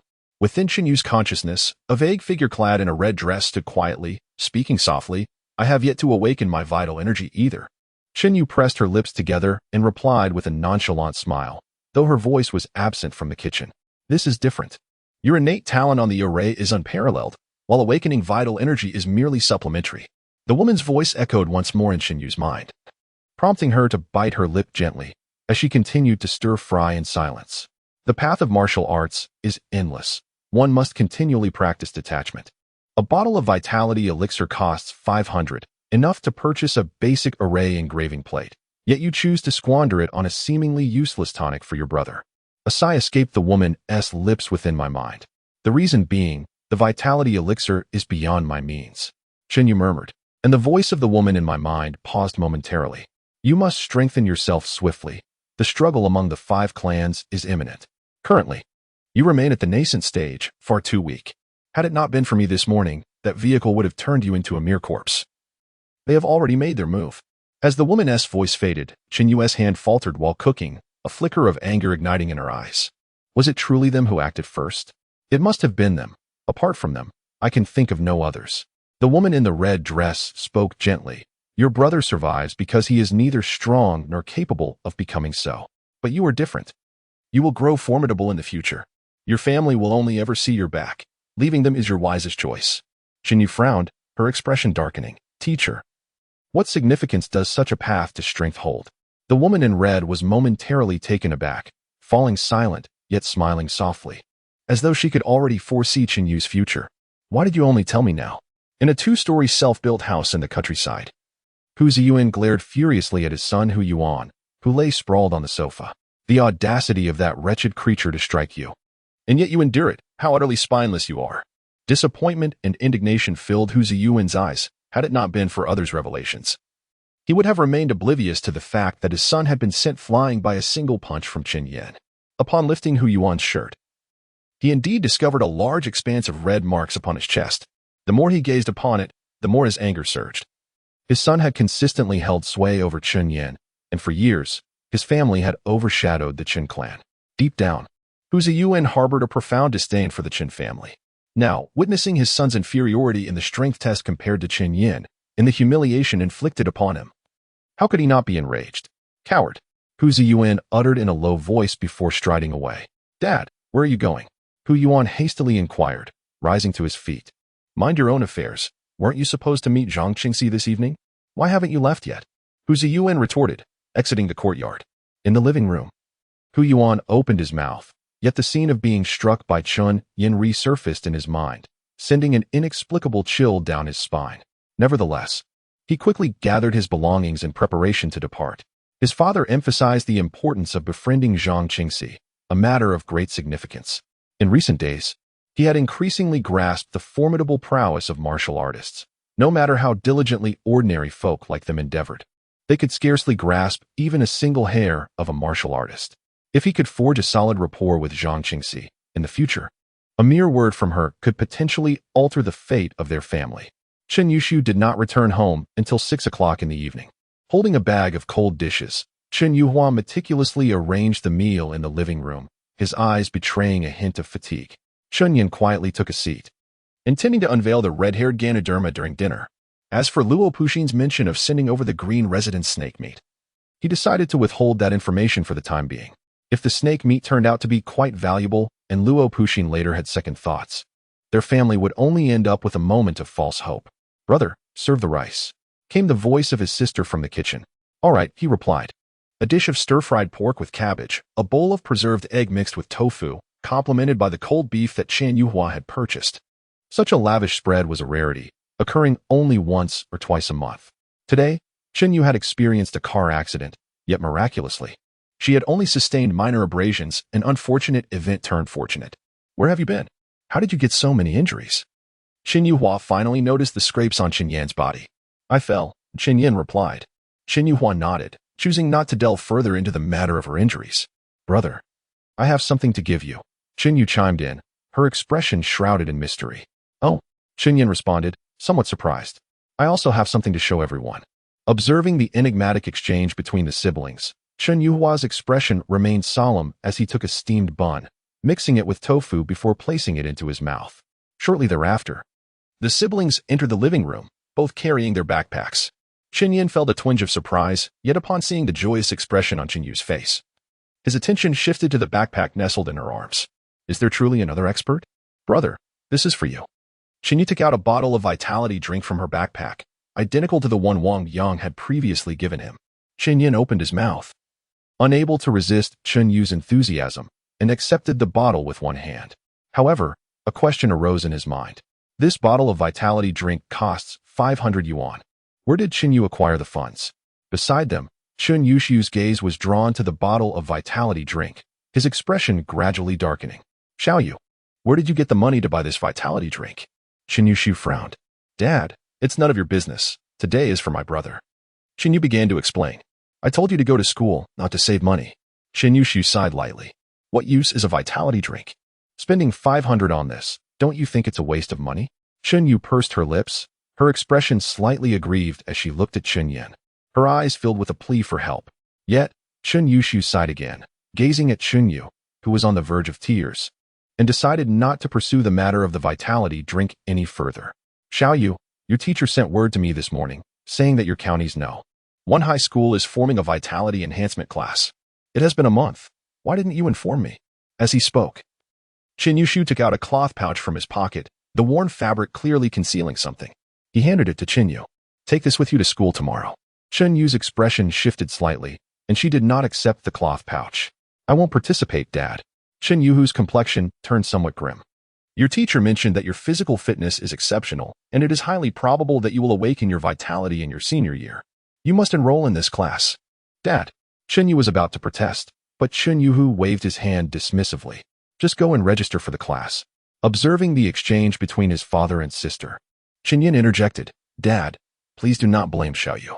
It's merely a bottle of vitality drink. Today, just a bottle of vitality drink? Chen Yuhu frowned, casting an irate glance at Chen Yan, but the anger extinguished almost instantly. He could not afford to be overly critical. The family situation was as it was because he could not earn enough money. Xiao Yu, take this bottle and drink it. The day before yesterday, Teacher Wang Yang rewarded me with one, Chen Yan said softly, looking at Chen Yu. However, upon meeting her tearful gaze, he found himself at a loss for words and accepted the bottle of vitality drink. Under normal circumstances, he would certainly refuse to consume it, perhaps even returning it outright. Yet, upon remembering that he had a piece of red-haired Ganoderma in his backpack, he realized that this bottle of vitality drink was perhaps not such a significant matter after all.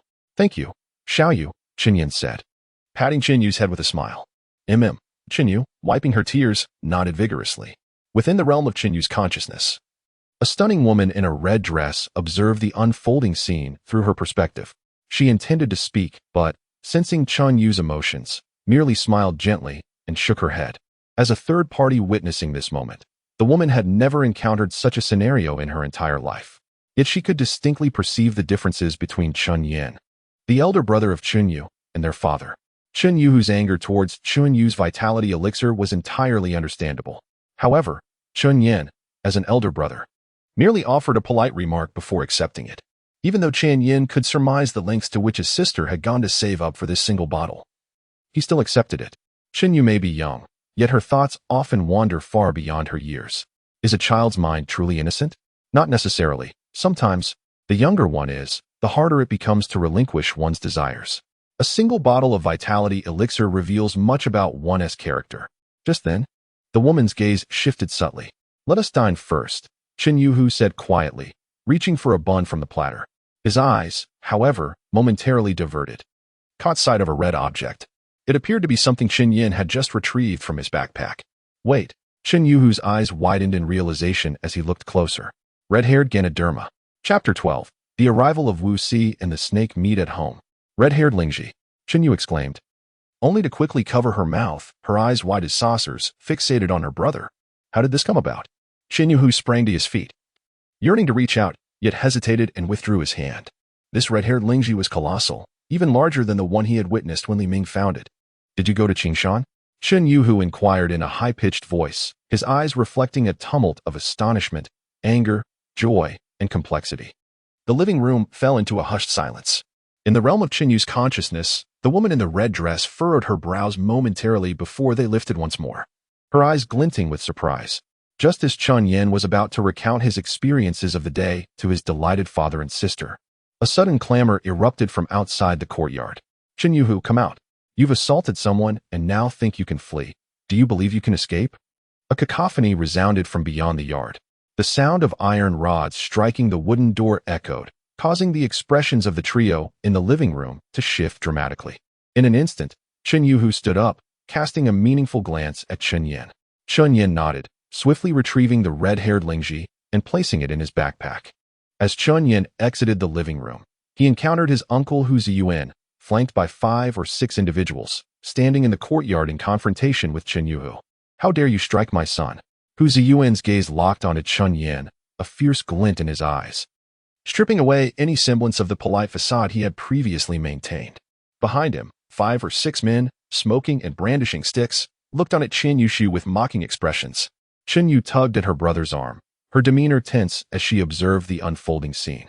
Uncle, what is happening? Do not call me uncle. A low growl erupted from Hu Ziyuan as he cast a harsh glare at Chen Yu. Your mother is dead. Our families are no longer connected, understand? The men accompanying Hu Ziyuan chuckled derisively. Chen Yan's expression turned icy. It was evident that Hu Yuan had informed Hu Ziyuan about the incident where he had been struck and sent flying. Yet, what of it? It appeared that Chen Yushi was intent on escalating matters. Narrowing his eyes, Chen Yan recognized that the ties of kinship had long since frayed. He reached out to steady the anxious Chen Yu, preparing to step forward, only to be obstructed by Chen Yushi. The latter's face darkened, and instead of inquiring about the situation at hand, he grasped the gravity of the threat posed by Hu Ziyuan's entourage to the safety of his family. That was the crux of the matter. However, in the next moment, Chen Yushi's expression grew even graver. Even Hu Ziyuan and his companions, who had just arrived, turned to look back, their faces reflecting confusion. Outside the wide-open gate, a 3-wheeled vehicle was parked at the roadside, and a man clad in martial attire, with a Mediterranean appearance, observed the events unfolding within the courtyard.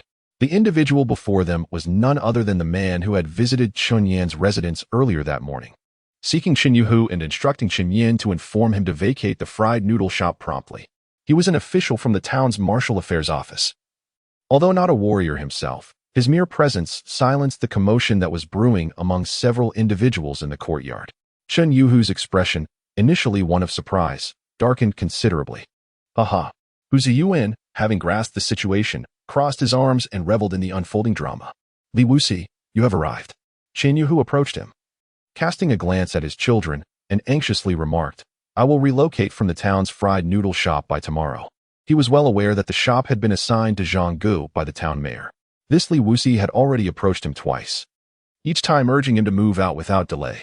However, at this moment, with Hu Ziyuan causing trouble in his own home, the matter he most wished to conceal from his children could no longer be hidden upon the arrival of the official. Chen Yuhu took a deep breath, striving to suppress a smile as he regarded Li Wuxi. Meanwhile, beside Chen Yan, Chen Yu opened her mouth, tears glimmering in her eyes. Despite the promise of great opportunities, the only thought echoing in the mind of this 16-year-old girl was the impending loss of their family business. In her inner world, the woman in the red dress sensed her disciple's emotional turmoil, and a hint of affection surfaced in her gaze. She was already contemplating words of encouragement to inspire her disciple to regain her courage and dignity. Hu Ziyuan and his entourage exchanged glances, watching the spectacle unfold with amusement. Old Chen. The words spoken by Li Wuxi caused a subtle shift in the expressions of everyone present, leaving Chen Yuhua momentarily stunned by the unexpected pleasantries. There was no urgency regarding the store's affairs. He could move whenever he wished, as long as it was before next week. Mediterranean chuckled heartily, casting a glance at the individuals in the courtyard and instantly comprehending the situation. His gaze then settled on Chen Yan, and unlike his earlier indifference that morning, he now regarded Chen Yan with a warm smile, exclaiming, Indeed, old Chen, You have truly raised a remarkable son. As Mediterranean spoke, he lifted a burlap sack from the tricycle, the sack stained crimson from the blood seeping through, dripping onto the ground. This is 10 pounds of snake meat. Delivered on the request of that esteemed individual, he continued, presenting the snake meat to the bewildered Chen Yuhua, who couldn't help but feel a twinge of envy as he gazed at the sack, swallowing hard. He was acutely aware of the meat's value.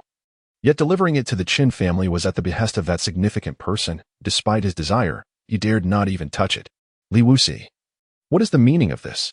Chen Yuhua inquired, as perplexed as the others in the courtyard. Go home and ask your son. I am as clueless as you are. Mediterranean replied with a hearty laugh, approaching Chen Yan and retrieving a folded piece of paper from his pocket. This is from someone who requested I pass it to you. I have not looked at it, nor would I dare to. Chen Yan's eyes flickered as he accepted the paper. Thank you, Wuxi. The Mediterranean was quite pleased with Chen Yan's demeanor. He then surveyed the courtyard, his gaze landing on the equally dazed Hu Ziyuan and his group, and instantly admonished them. What are you trying to do, trespassing with clubs in hand? Hu Ziyuan's expression shifted dramatically. Beside him, a young man was so startled by the shout that he dropped his club to the ground. Old Li, Hu Ziyuan hastily attempted to explain, though he was oblivious to the reason behind the Mediterranean's benevolence toward the Chen family. Yet he understood that he was the one currently at a disadvantage. Old Li? The Mediterranean frowned. Is that what you call him to? Come with me. We will take your statements at the station. Under ordinary circumstances, the Mediterranean would have intervened upon seeing such a situation. However, having dined with Hu Ziyuan previously, he might have turned a blind eye. But today was different. He was aware of the connection between Chen Yan and that esteemed figure, which elevated Chen Yan's status far beyond that of a mere high school student. Gulping hard, Hu Ziyuan struggled to swallow, his gaze darting back and forth, inexplicably drawn to the youth standing behind Chen Yuhu. Even a fool could discern that the Mediterranean's willingness to assist the Chen family stemmed from Chen Yan. What on earth has this boy done? His mind buzzed with confusion. And several times he attempted to speak, yet he, along with the others, was ushered out of the courtyard by the Mediterranean. As he reached the entrance, the Mediterranean turned back to glance at the courtyard, seemingly with a sense of nostalgia, and remarked with a smile, Old Chen, you have raised a fine son. As they stepped out of the courtyard, Hu Ziyuan and his companions stood obediently behind the tricycle, their eyes reflecting a sense of helplessness and bitterness. Meanwhile, at the entrance of the Chen family next door, the elderly Mr. Li, who had previously been eavesdropping on jokes, now gazed vacantly, his head bowed in silence.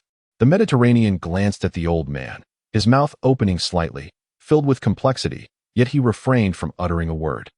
The death of Li Xian and his son would soon draw the attention of other martial masters to their family. It was not for him to intervene. You all, stay close, the Mediterranean instructed as he started the tricycle, while Hu Ziyuan and the others, faces etched with sorrow, began to jog alongside it. The villagers were abuzz with amusement, whispering and pointing, finding the scene rather comical. Chapter 13:17 Li Ming and his son are dead? How could you possibly think I would venture into the depths of Qinshan? AI. A heavy sigh filled with complexity escaped Chen Yushu's lips as he gazed at his son. A tumult of emotion swirling within him. Today, his son had encountered such perilous circumstances. This morning, he indeed intended to journey into Qinshan, driven to this extent by the harshness of life. Beyond Qinshan, Chen Yushu found himself devoid of any remaining hope. Yet, he had forgotten the deceit he had woven around his son, and he never anticipated that just as he was approaching the mountain, news of his daughter's accident would arrive. A series of unfortunate events unfolded, and Chen Yushu realized he had nearly lost both of his beloved children that very day. At this moment, even though his son had returned with a treasure trove of snake meat worth 100,000 and a red-haired Ganoderma, Chen Yushu found it impossible to feel joy. All that filled his heart was a lingering dread. If only he were stronger, if only he could be as formidable as Zhang Good, their family would not have found itself in such dire straits. Beside Chen Yan, Chen Yu anxiously clutched her brother's sleeve, as if terrified of losing him. Her glistening eyes sparkled with concern and admiration. Brother, you are truly remarkable, she whispered.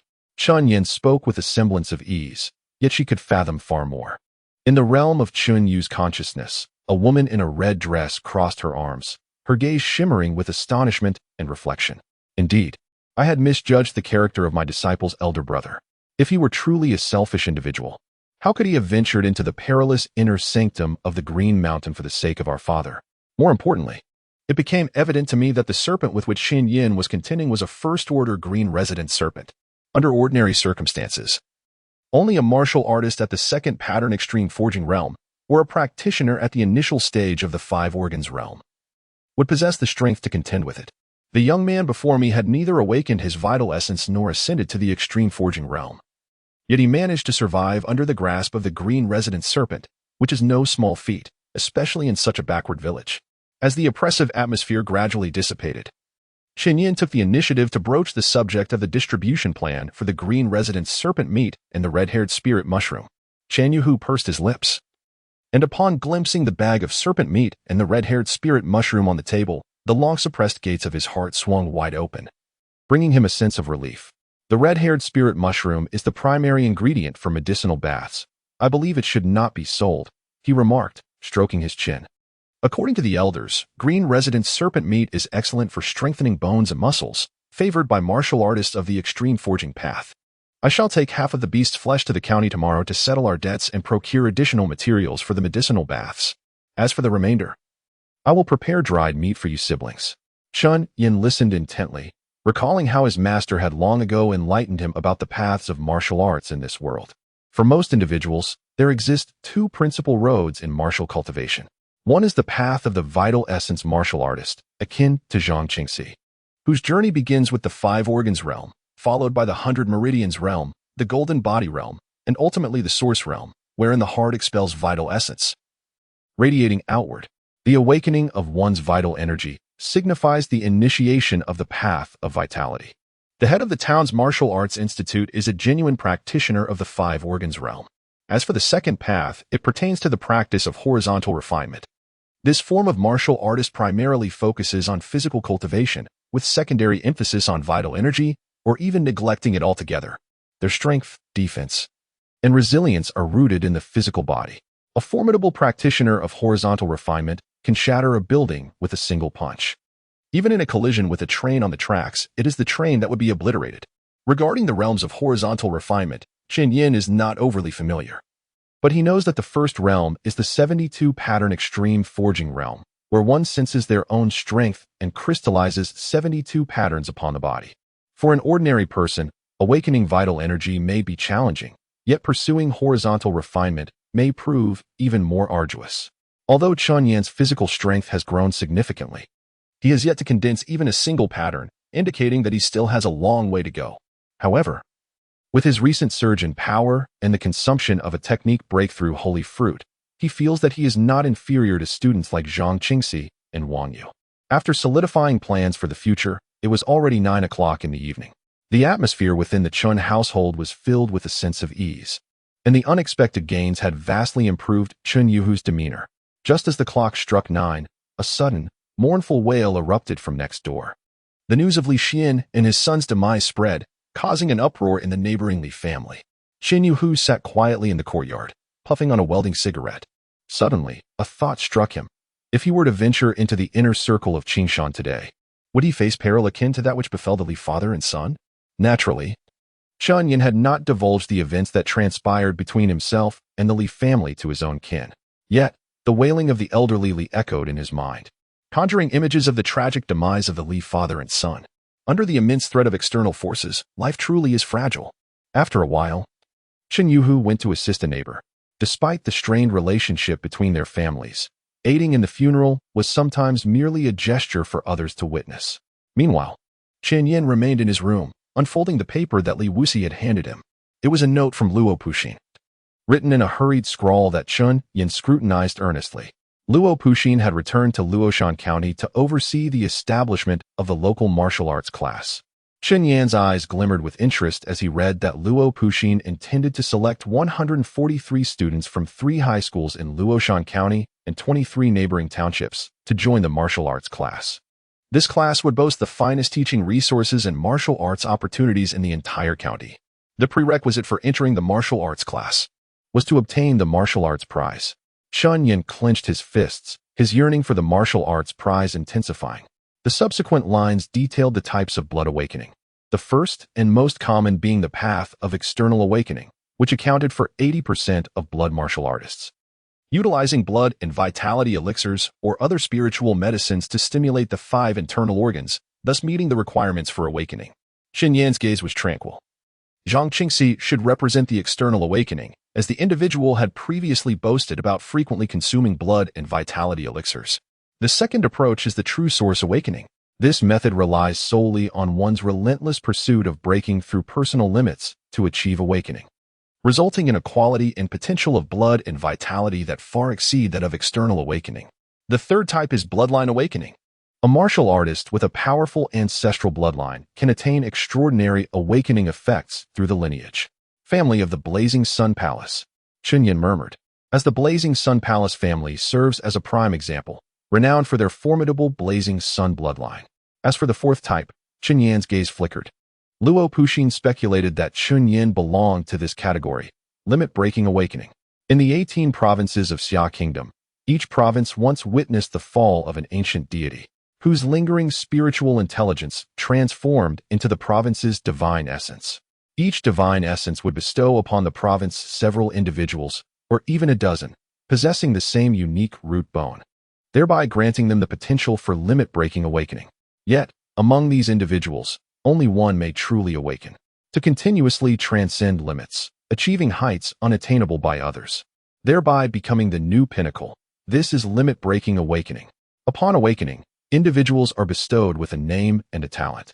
However, Luo Puxin advised Chen Yan to relinquish this path. Chen Yan's expression turned grave.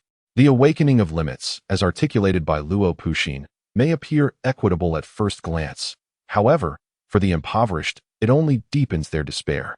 Today, Chen Yan has undeniably shattered his own boundaries, yet his awakening falters, hindered by obstacles in his path. The more privileged one is, the more prepared they are for awakening from birth, leaving Chen Yan at a significant disadvantage. Chen Yan exhaled a sigh of resignation. So it is. His innate talent in the realm of vitality is, indeed, mediocre at best. Should I give up? He murmured softly. Luo Puxin had faith in his potential for forging his own path and advised him against squandering energy on awakening his vitality. But to relinquish this pursuit would be a disservice to you. With that thought, Chen Yan's consciousness shifted into the realm of the broken saint. There, amidst the boundless darkness, a tender sapling strives valiantly upwards. A rootless tree, how does it survive? Yet, it stands before him. Entering the courtyard, Chen Yan cast aside his doubts and began to practice his punches. Within the realm of the broken saint, strands of golden and orange light began to coalesce.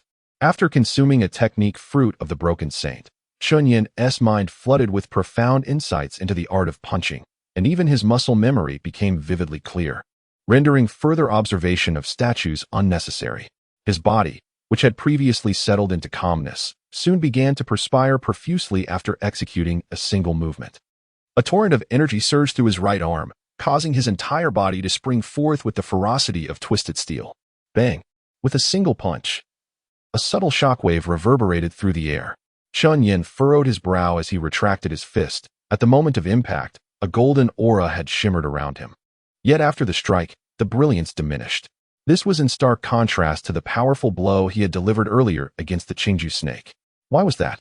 A flicker of confusion danced in Chen Yan's mind. Despite repeating the motion several times, he remained unable to replicate the scene from before. It was akin to solving a mathematical problem, one that had once been effortlessly resolved but now eluded his grasp entirely. It felt as though 1,000 ants were crawling within him. In the end, he had no choice but to acquiesce, performing the solitary action of throwing a punch. Meanwhile, in Chen Yu's room, she sat cross-legged on her bed, her hair inexplicably swaying as if caressed by an unseen breeze. Can you feel it? The woman in the red dress inquired. Sense your consciousness flowing like the wind within your being. The red-clad figure continued to articulate, observing how Chen Yu's state of meditation deepened with each passing moment.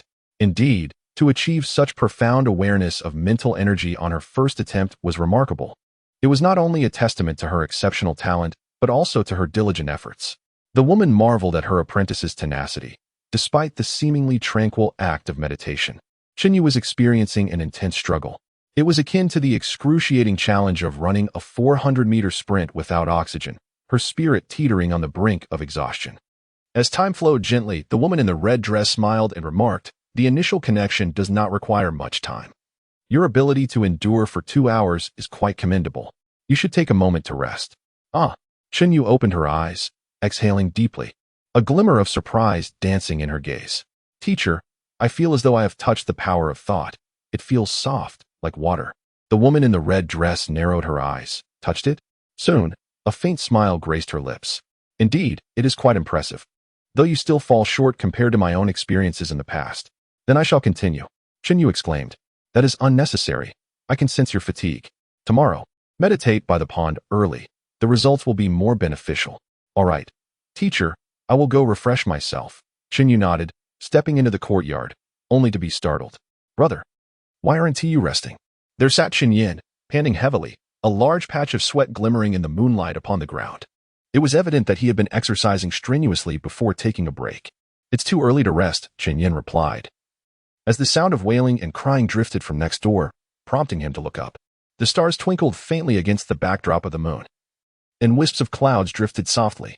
Within the realm of Chen Yu's consciousness, the woman in the red dress observed quietly. Her brother worked harder than her. Yet excessive effort could lead to physical strain, counteracting his progress. However, she chose to keep this thought to herself. Chen Yan's performance today left her utterly astonished. However, she had encountered many remarkable prodigies before, especially someone like Chen Yan. If it weren't for Chen Yu, Chen Yan's family would have no connection to her at all.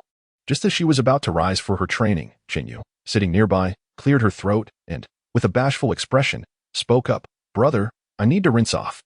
Oh, Chen Yan replied, retreating to his room, allowing Chen Yu to begin rinsing in the courtyard. He continued his training until 2:30, at which point he finally felt exhausted. Breaking through the sacred realm. Level 2, 215, breaking fruit. Strength, 25-100 health, 13-100 skill, 75-100 compared to daytime. The efficiency of training at night was noticeably diminished. Nevertheless, it was still a significant improvement over the aimless training Chen Yan had previously engaged in. Just a single action ignited a flicker of hope within him. Who could that statue possibly represent, and what might follow that action? If he were to discover the answer, it would undoubtedly be a tremendous gain. With a glimmer of anticipation in his mind, Chen Yan took a refreshing cold shower. Chen Yu's backpack was conveniently placed in the living room. After a moment's contemplation, he quietly opened her backpack and slipped in a bottle of vitality potion. After all, he had already broken through the sacred realm and would undergo medicinal baths daily. However, his sister would be residing at school, and that bottle of vitality potion was of little consequence to him. The following morning, Chen Yan was awakened by a commotion.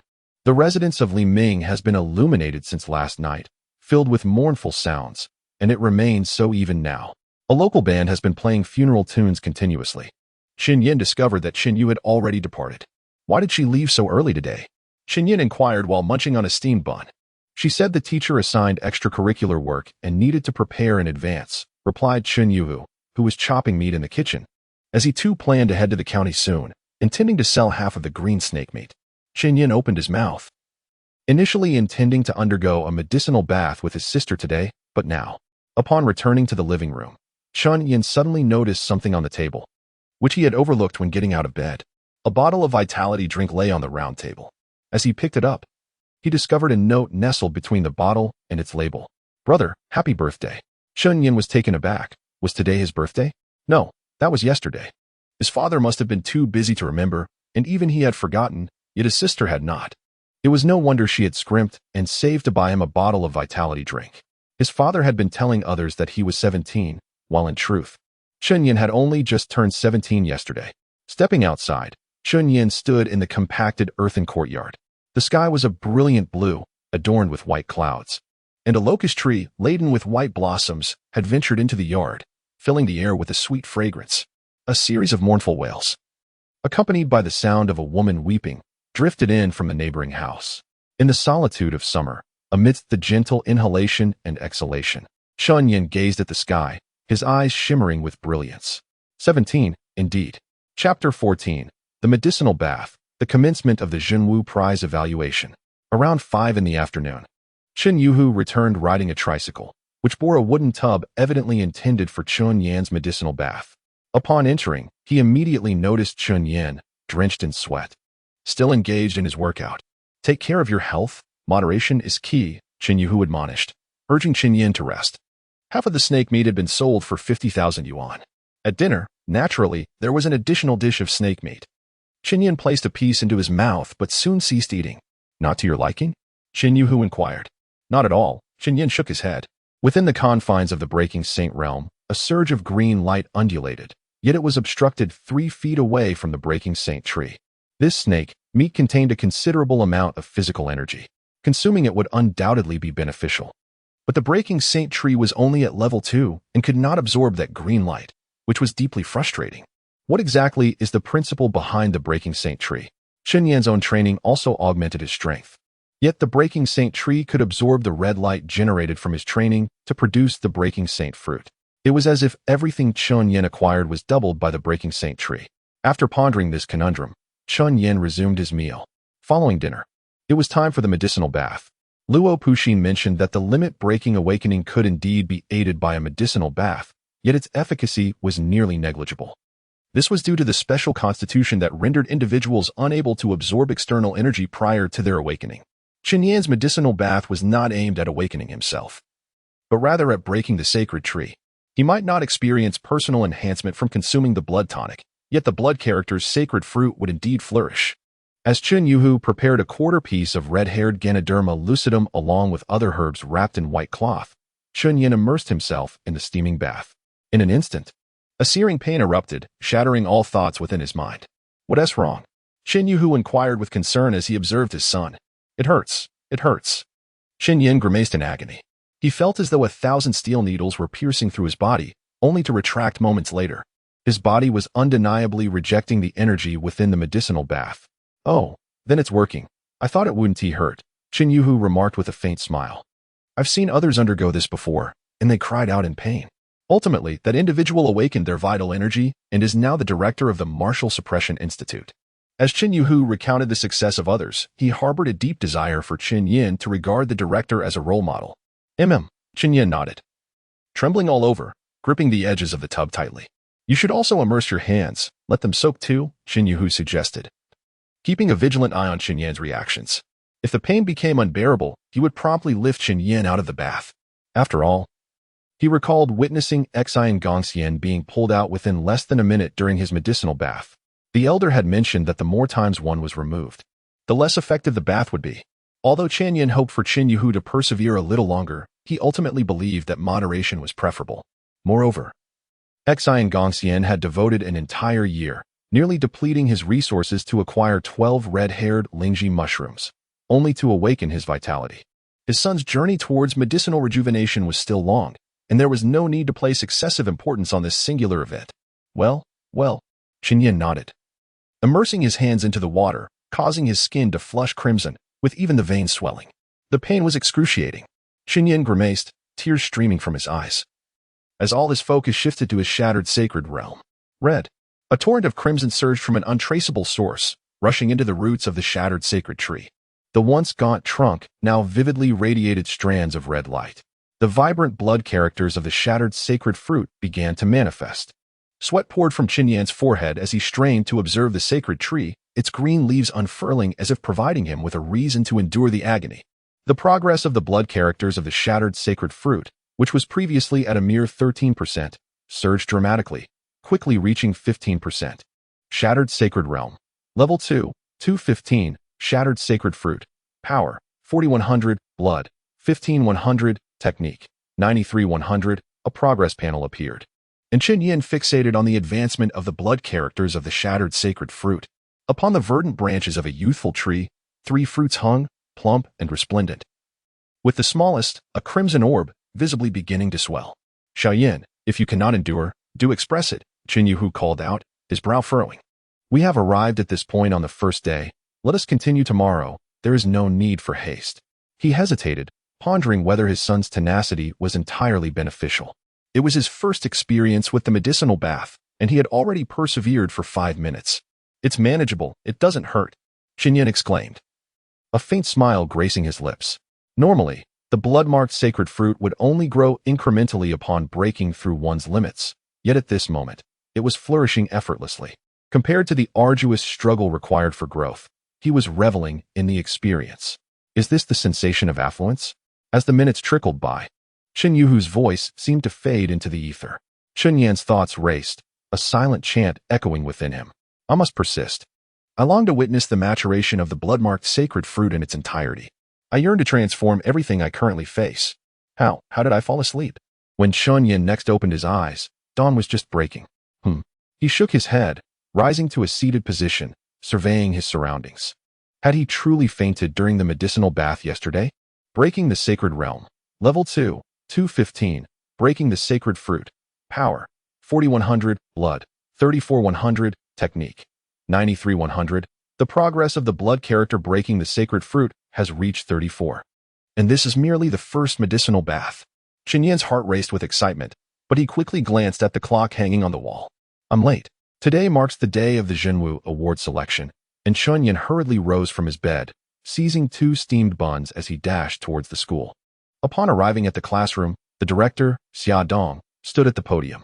With the college entrance examination just a few months away, the attendance from Class 3 has been dwindling each day. Xia Dong surveyed the entire classroom.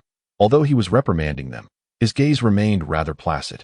Eventually, his eyes settled on Zhang Qingxi as he solemnly stated, "This selection for the Zhenwu Award is of great significance. I hope you do not underestimate it, nor be complacent, but instead approach this selection with earnest diligence." As his words fell, the eyes of every student in the class fixated upon Zhang Qingxi. Each class has but 1 slot for the Zhenwu Award, contingent upon passing the power test. Thus, the only contender in the class against Zhang Qingxi is Chen Yan. However, the disparity in their power test results is rather stark, and with Zhang Qingxi having awakened his blood energy, his strength has been advancing at an unimaginable pace these past few days. The entire class looked at Zhang Qingxi with envious admiration. Zhang Qingxi sat in his seat, seemingly indifferent to Xia Tong's words. He could hardly envision the scene if he were to lose to Chen Yan. Observing Zhang Qingxi's demeanor, Xia Tong shook his head internally. His remarks were not intended to instill caution about Chen Yan. The martial arts award was undoubtedly destined for Zhang Qingxi. However, what lay ahead was uncertain. Once Zhang Qingxi entered the prestigious martial arts class reserved for only the county's prodigies, he would find himself at the bottom of the ranks. Every word he spoke was a call for Zhang Qingxi to take heed and strive diligently. Yet, this student remained excessively arrogant and self-satisfied. At that moment, a youthful figure clad in a white t-shirt appeared at the classroom door. Xia Tong cast a glance, feeling a sense of familiarity with the young man. You students sometimes fail not for lack of effort, but rather due to sheer laziness. He waved his hand, beckoning Chen Yan to enter the classroom. Today marked the selection for the Martial Arts Award, and not only were many of you tardy, some have even chosen not to come at all. If you yourselves are despondent about the future, why bother attending school? Xia Tong stood with his hands clasped behind his back, yet his gaze remained fixed on Zhang Qingxi, slowly shaking his head. As Chen Yan settled into his seat, he noticed Hu Yuan casting a fierce glare in his direction. "Look again, and I'll give you another beating," Chen Yan said with a smile. Hu Yuan was taken aback, not anticipating Chen Yan's boldness. However, after contemplating various thoughts, he begrudgingly turned away.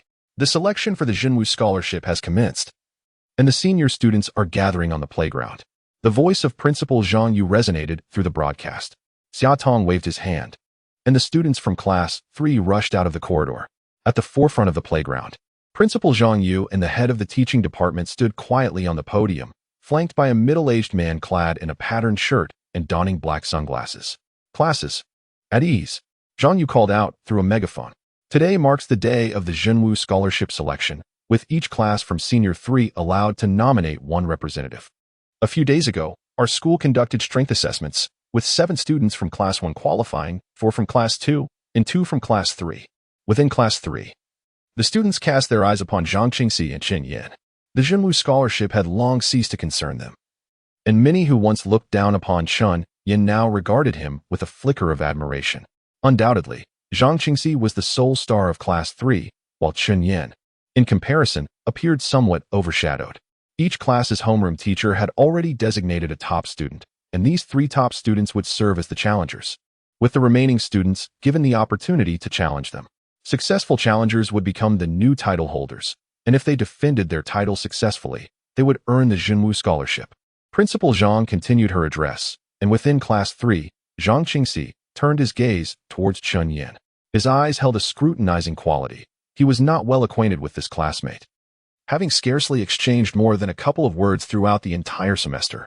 Chen Yan stood at approximately 1.78 meters, clad in garments that had long lost their patterns.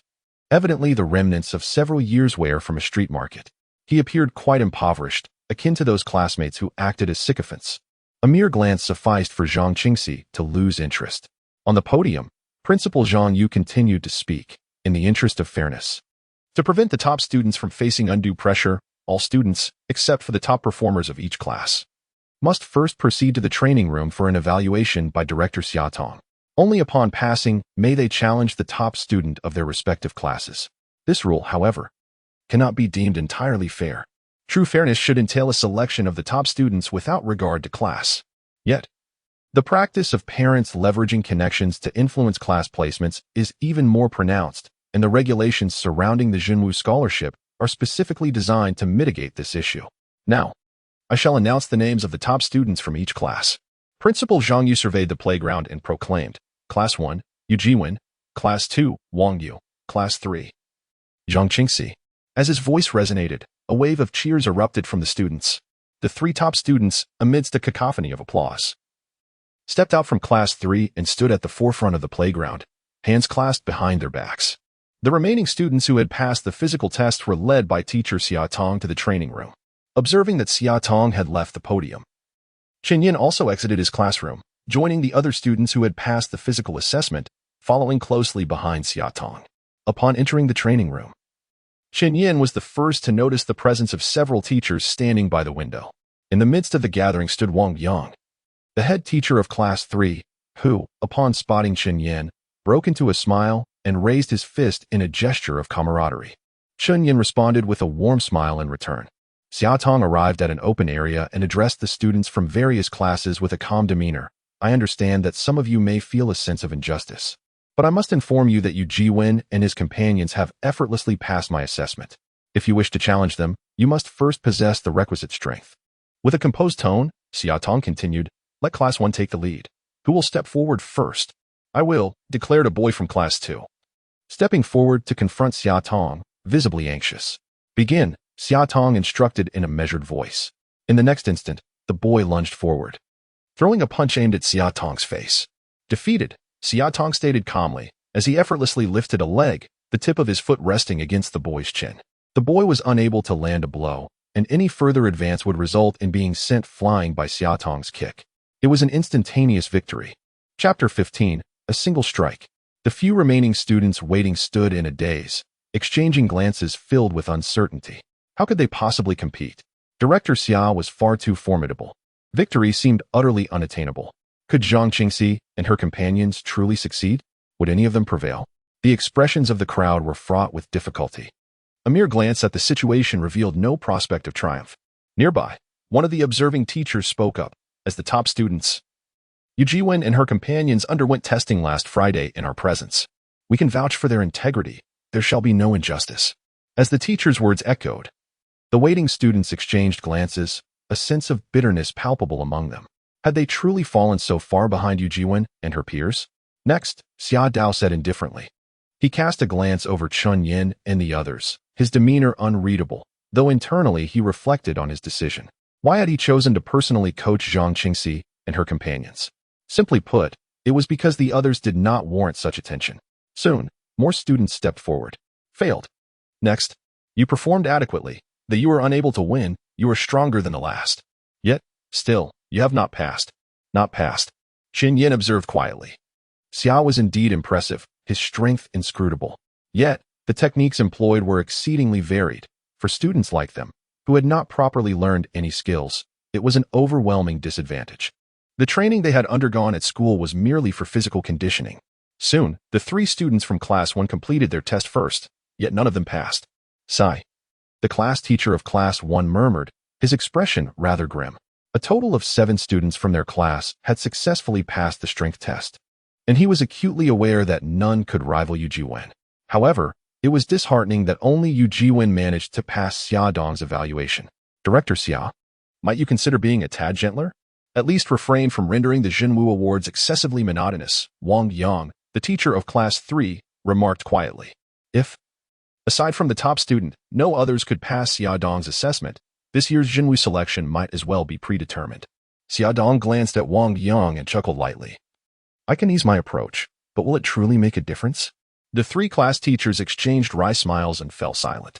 Despite his words, Xia Dong relaxed the standards for the subsequent tests, and shortly thereafter, one of the remaining 3 students from Class 1 successfully passed the test and exited the training room. As Xia Dong continued the evaluations, 2 more students from Class 2 swiftly followed suit.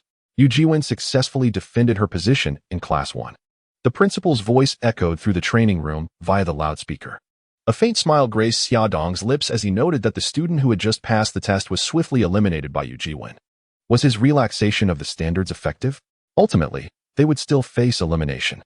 He had personally selected 3 of the most outstanding students for private training, and these 3 would only grow increasingly formidable compared to their peers.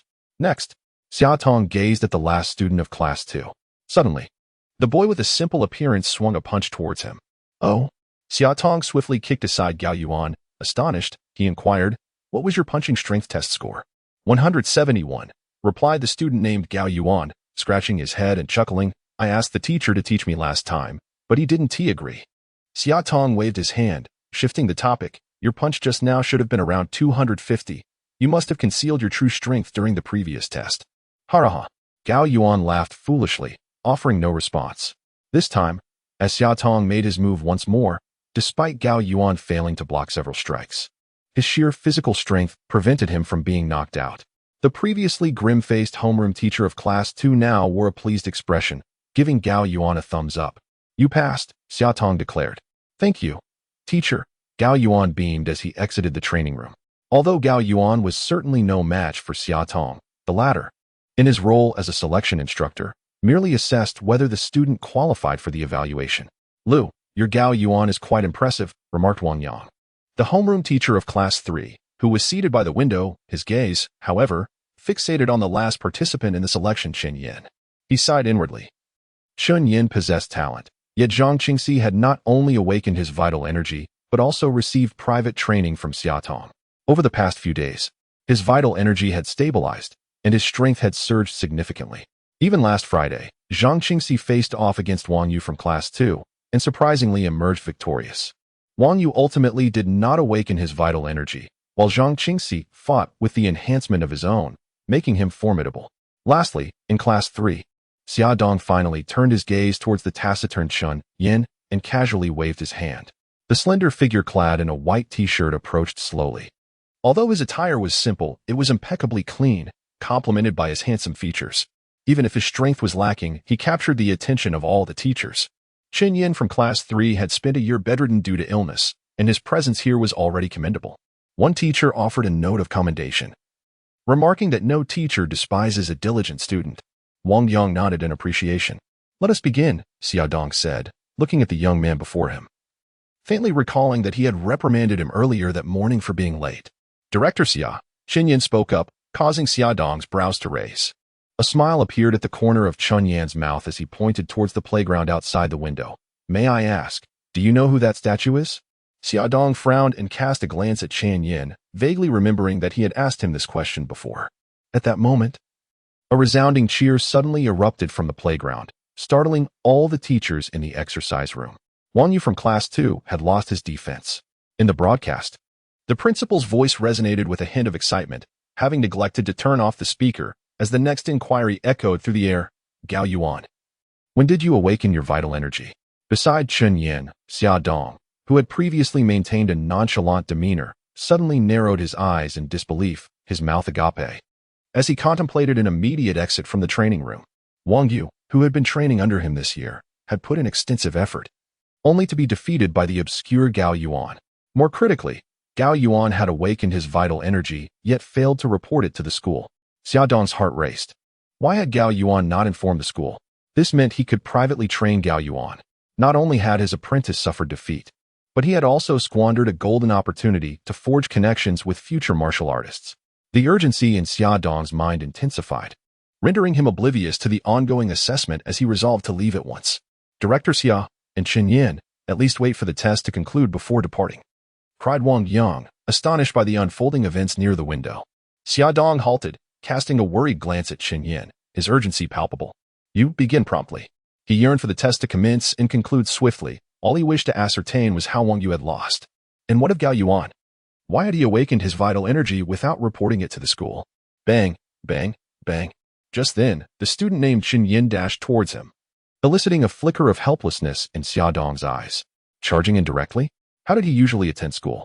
Having exposed all his vulnerabilities, how could he be so foolish? In a fleeting moment of contemplation, Xia Tong aimed a kick at Chen Yan. Yet, in that split second, a sudden flash of realization struck Xia Tong's mind. Something was amiss. The speed was incorrect. Just as Xia Tong's foot was about to collide with Chen Yan's chest, he witnessed the tall, slender youth's fist thrust forward with tremendous force, crashing down onto Xia Tong's foot. With a resounding thud, the moment their surfaces met, Xia Tong's eyes widened in shock. Overwhelmed by a colossal force striking the sole of his foot. Accompanied by a sharp pain, this immense power surged up his right leg and permeated his body. Xia Tong was involuntarily propelled backward, soaring 4 or 5 meters before crashing heavily to the ground, stirring up a cloud of dust. A buzzing sound reverberated in his mind as he lay on the ground, staring up at the ceiling. What had just transpired? Chapter 16. This is my milestone silence. In stark contrast to the now bustling playground, the exercise room exuded an unparalleled tranquility. The gazes of teacher Wang Yang and his colleagues oscillated between the prostrate Xia Dong and the quietly standing youth. Were it not for their distinctly different attire, they surely would have mistaken one for the other. For, no matter how one contemplated, it ought to be the student Chen Yan lying on the ground. An inexplicable shock surged within the hearts of the onlookers, akin to the relentless tides of a river. The first to regain composure was Wang Yang, the homeroom teacher of Class 3. He hurried to Xia Dong's side, only to behold the latter's face, pale with shock. Subsequently, he approached Chen Yan, opening his mouth. But it took a while before a single word escaped. You. Wang Yang grasped Chen Yan's shoulder, a smile of satisfaction gradually illuminating his face. You performed splendidly. I hope I have not disappointed my teacher's expectations, Chen Yan replied with a smile. Ha. Wang Yang laughed heartily. But as he noticed Xia Dong slowly rising from the ground, his laughter began to fade. Xia Dong sat there, his feet still tingling, gazing at Chen Yan with a complexity of emotions akin to a torrent. The force unleashed in that punch had left him astounded. This was no mere strength that could be attained through effort. The blow that had sent him flying came from a genuine prodigy. Yet, he had never paid heed to the other before. Director Xia, has he passed? Wang Yang inquired. Passed, Xia Tong murmured softly, lowering his head as he uttered these words.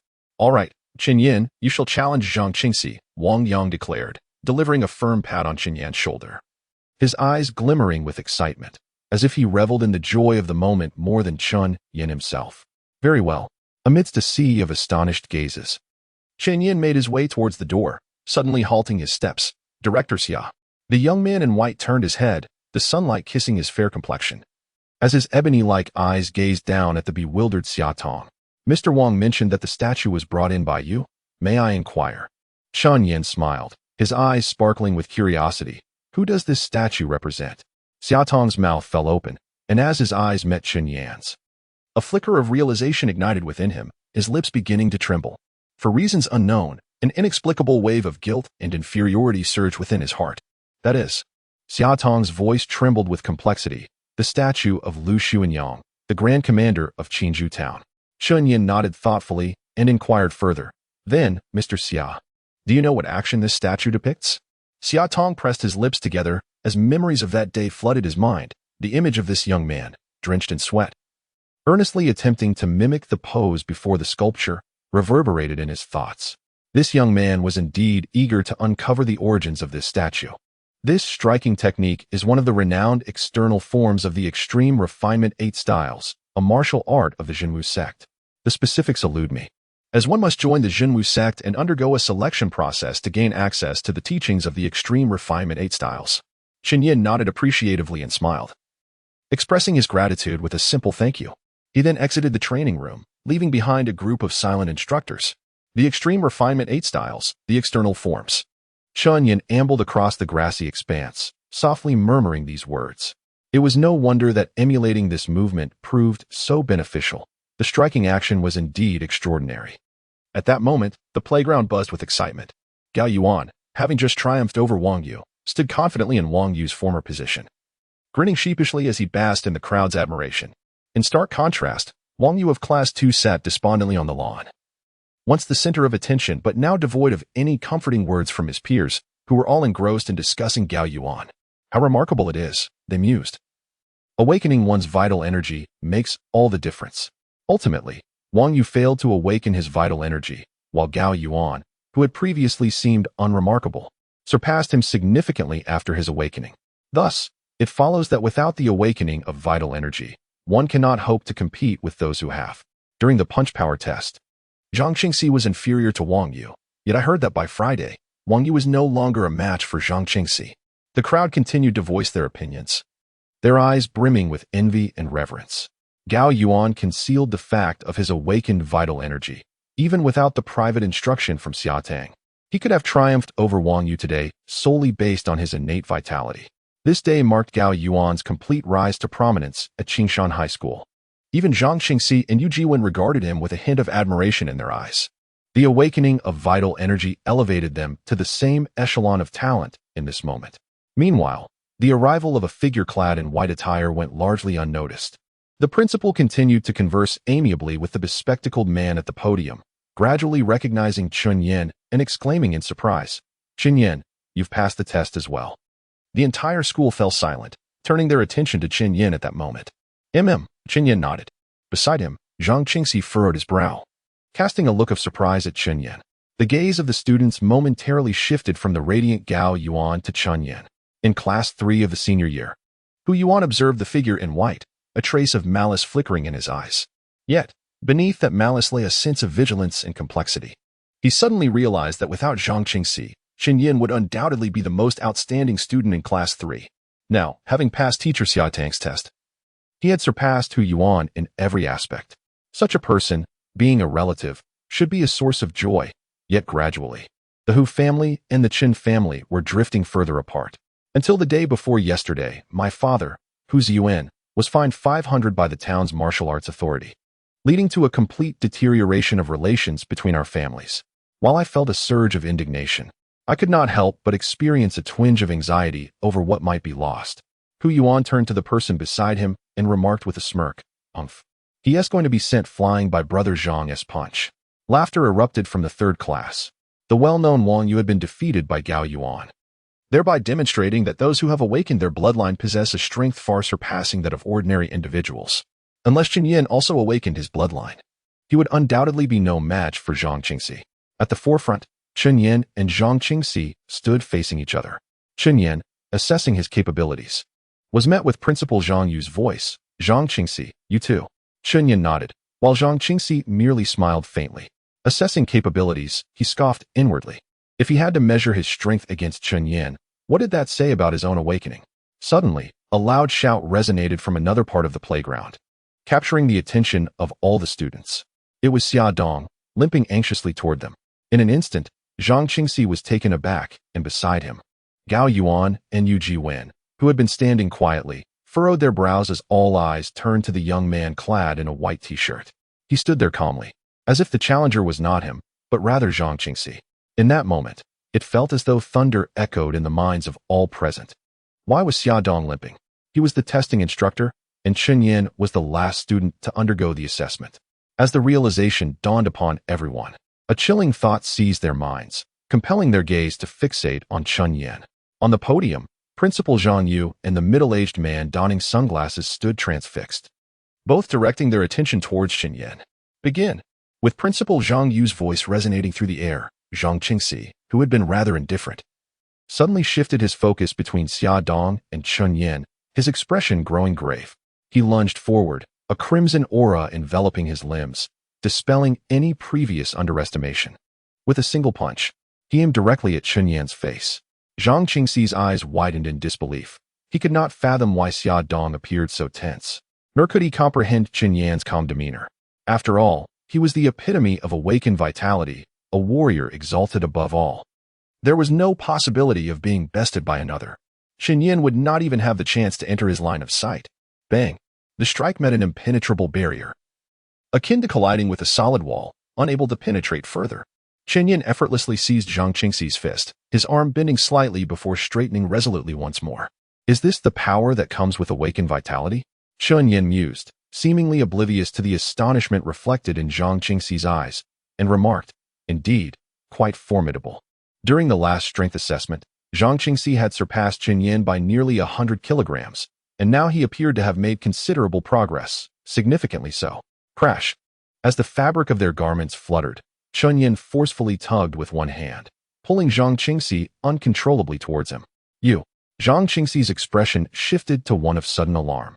Confronted with the overwhelming disparity in strength, he retaliated with a fierce left punch aimed at Chen Yan. However, Chen Yan swiftly countered, pushing against Zhang Qingxi's fist with a powerful thrust, his body leaning in as he delivered a decisive blow. Boom, boom. Both men struck each other squarely in the chest, causing Chen Yan to stagger back several steps, while Zhang Qingxi was sent hurtling backwards, skidding across the grass for a considerable distance. The earth beneath him churning up in disarray. Chen Yan. Zhang Qingxi spat out a mouthful of dirt, his face transforming from momentary daze to fierce determination. Just as he attempted to rise, a figure descended upon him with the ferocity of a hawk swooping down. It was a genuine assault, empowered by immense strength. Chen Yan's form was agile, tracing a swift arc through the air akin to a streak of white lightning. Zhang Qingxi let out a piercing scream, his anger vanishing in an instant, replaced by a pallor of fear as he seemingly anticipated the impending pain of Chen Yan's foot colliding with his face. Desperately, he attempted to evade to the side. Boom! Like a thunderclap, Chen Yan's foot crashed down where Zhang Qingxi's head had been moments before, causing the ground to indent sharply, and a barrage of dirt to scatter in all directions, a testament to the unparalleled force unleashed. Upon witnessing this scene, Zhang Qingxi's face turned ashen, his eyes rolling in terror as he gazed at Chen Yan, filled with dread. If he hadn't evaded that kick, what would have become of him? How had Chen Yan cultivated such prowess? He had clearly not awakened his bloodline power. Why was he so formidable, yet remained in obscurity, nearly taking his life in this moment? How had he honed such remarkable strength? Was it merely for a martial arts prize?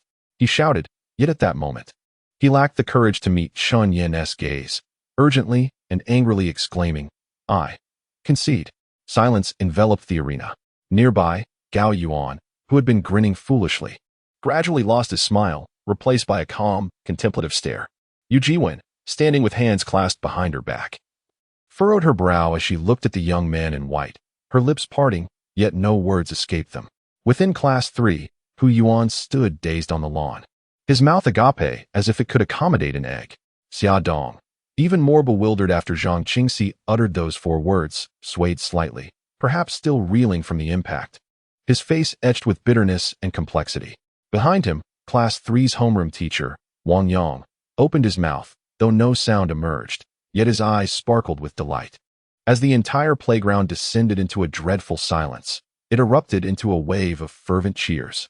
On the podium, the middle-aged man wearing sunglasses maintained a calm demeanor, his gaze locking onto Chen Yan, articulating each word with deliberation, innate divine strength, a prodigy forged through relentless training.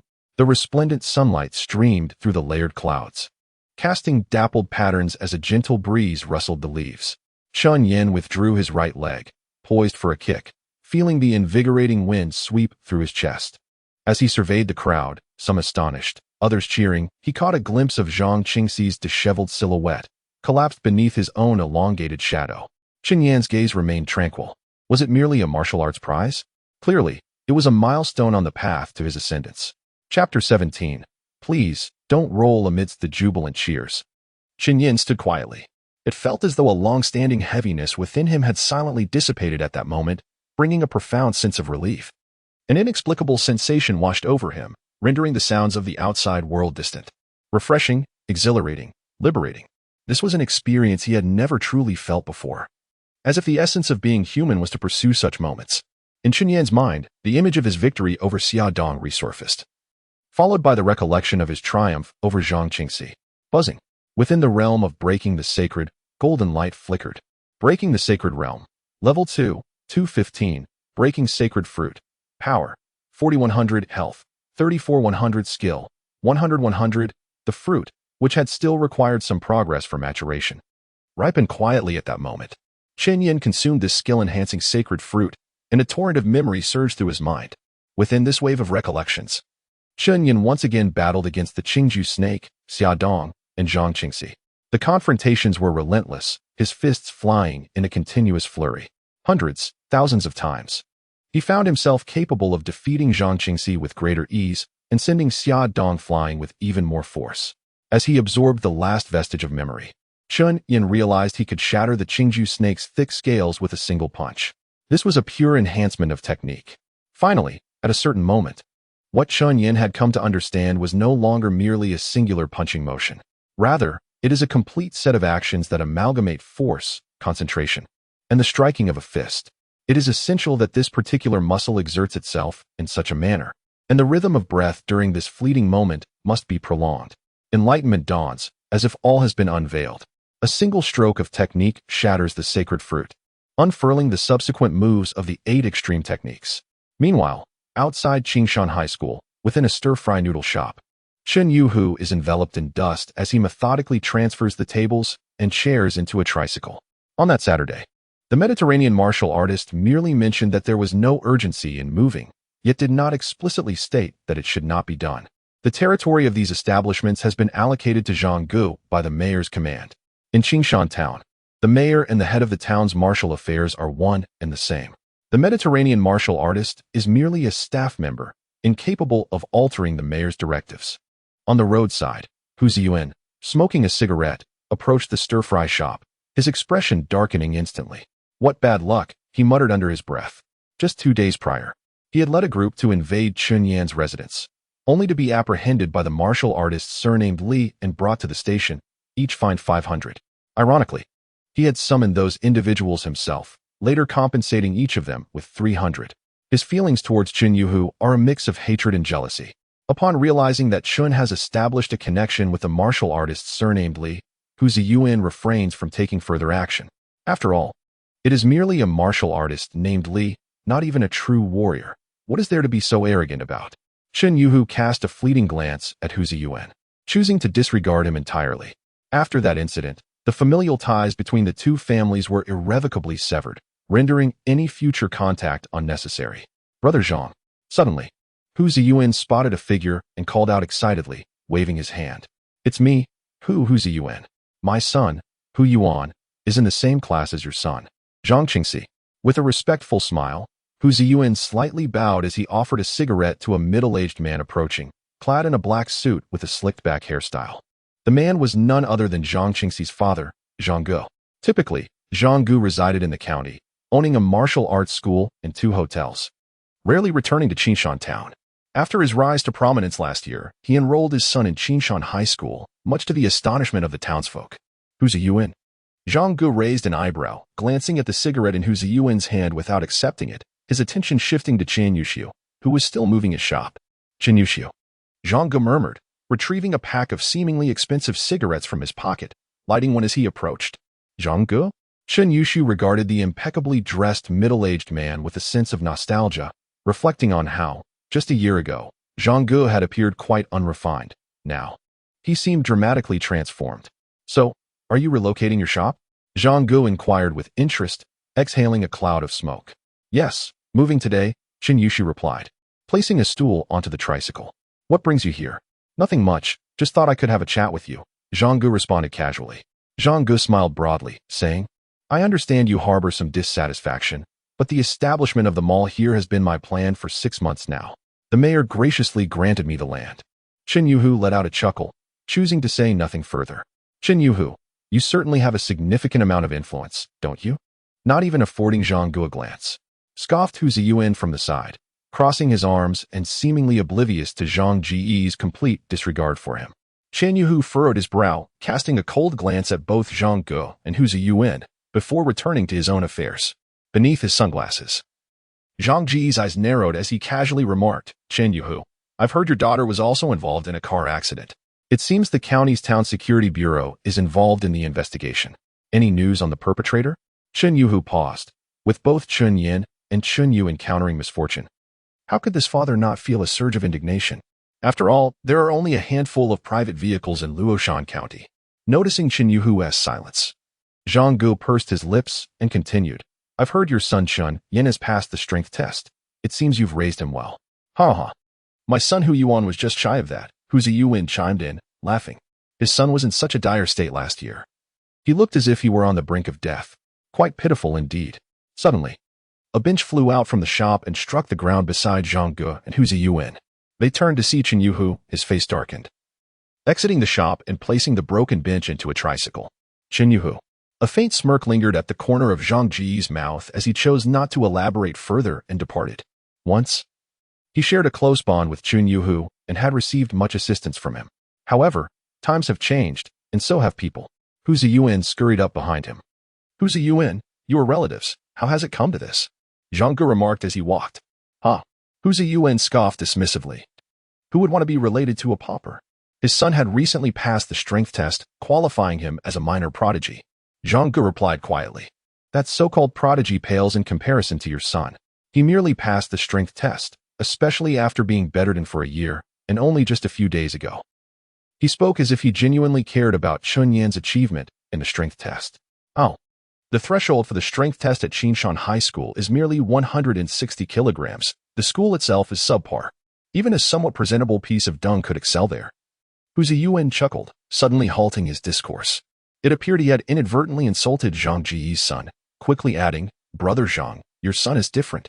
His awakened bloodline is like gold in the county or city, truly impressive. Zhang Ji's expression softened slightly as he continued his stride forward. Those who crossed paths with Zhang Ge regarded him with smiles or expressions of envy. Qingshan Town. Zhang Ge sighed softly. It is what it is. A place of desolate mountains and treacherous waters. Inferior. Just like the Hu Ziyuan beside him, utterly base. At that moment, a resounding clang echoed through the air, reverberating 3 times, causing all pedestrians on the street to cease their movements. The 23rd Qingshan High School Martial Arts Award selection has concluded. The accented voice of Principal Zhang Yu resonated from Qingshan High School. Zhang Ge lifted his head, a faint smile gracing his lips. Meanwhile, Hu Xing gazed enviously at the man beside him. Last year, Zhang Ge had been an unknown, yet this year he had soared to prominence.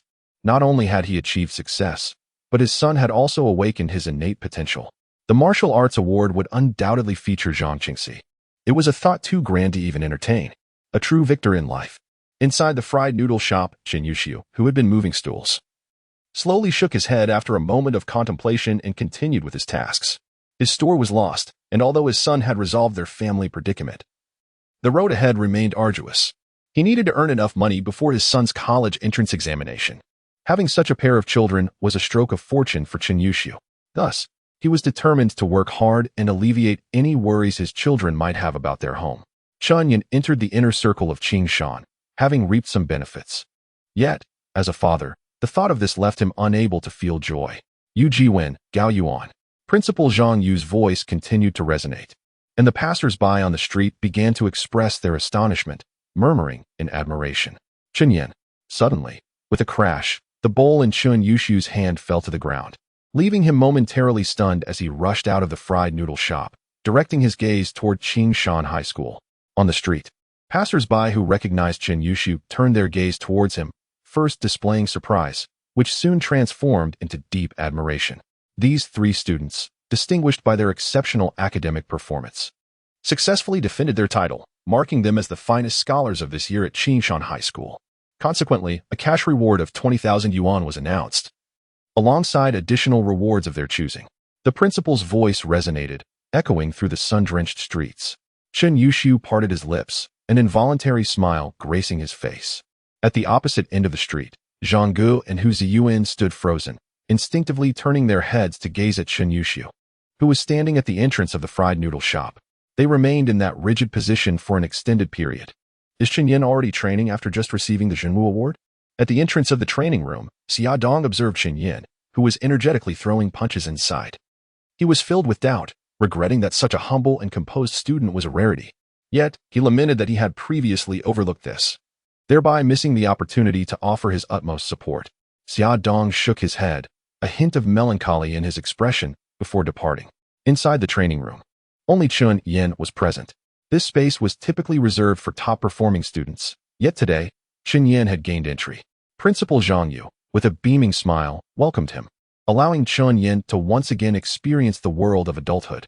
Boom, boom, boom. Chen Yan unleashed punch after punch, the air whistling around him, sweat flying like pearls. Upon entering the training room, he was not there to utilize the equipment, but rather to relish the tranquility. After defeating Zhang Qingxi, numerous students sought his companionship. And even Hu Yuan approached him, flushed with embarrassment, to offer an apology. Chen Yan found this attention distasteful and regarded it with disdain. He only wished to focus on himself, moving back and forth in solitude. Time slipped by unnoticed, and soon, sweat drenched his body, leaving the floor soaked. One's limits are often reached with alarming ease, throwing punches, standing firm, and even keeping his eyes wide open. The human body is not forged of steel. And at least for Chen Yan, it was certainly not at that moment. His speed began to wane, and the sensation of muscle strain intensified. Finally, recalling the instant he had sent Qing Jushi flying, he unleashed a powerful punch. Whoosh! A crimson glow emanated from his fist. The awakening of his limits surged forth, repeatedly pushing the boundaries, yet it felt as though he remained far from his goal. What's been troubling you lately? Relentlessly testing your limits. A girl's voice rang out. I know you're exhausted, and I am too. Chen Yan was taken aback, glancing around the training room, realizing he was alone. This voice. He turned to face the source, where a barely perceptible red light danced in the air, forming a vague silhouette. You should stop training. I have been preparing for awakening since childhood, and you cannot catch up to me. The voice emerged again from the shadow, laced with yearning. You may be impoverished. Where is your address? I shall send you money, a substantial amount, so that you may repair the path of transcendence. Chen Yan squinted, gradually awakening to understanding. The awakening of limits is a contest among individuals sharing similar roots. Did I just break through my limits and connect with another? I do not concede defeat. You are still incredibly far from me, and I do not deceive you. However, from the very beginning of your pursuit of limits, my sister compelled me to train tirelessly day and night. The girl's voice bore a hint of helplessness. The awakening of limits is exhausting. After my awakening, I must contend with even stronger individuals for the 100 meridians. Are you acquainted with Chen Min? He is the son of the invincible Chen clan, capable of severing mountains with 3 steps. After my awakening, I must compete with such a prodigy for the 100 meridians. Hey, speak up. Are you not afraid? Do you not feel despair? Hey. The girl's voice gradually weakened, while Chen Yan remained silent throughout. This was a scene that transcended his comprehension. He did not understand. Thus, he feared that even uttering a single word might expose him to the other. Vigilance is warranted. Yet, awakening is also imperative. Chapter 18. Chen Yan's reluctance to join the Jinwu class in Luoshan County at the Jinwu Division. A magnificent statue of a man stands resolutely in the square before the imposing building, his longbow aimed skyward. Inside the office building, on the top floor, Luo Puxin, dressed casually, opened the door and strode in. Ah, what brings such a busy person here? A middle-aged man in a suit, seated behind the desk, looked up in surprise at Luo Puxin. Old Yin, have the spots for the Jinwu class been finalized?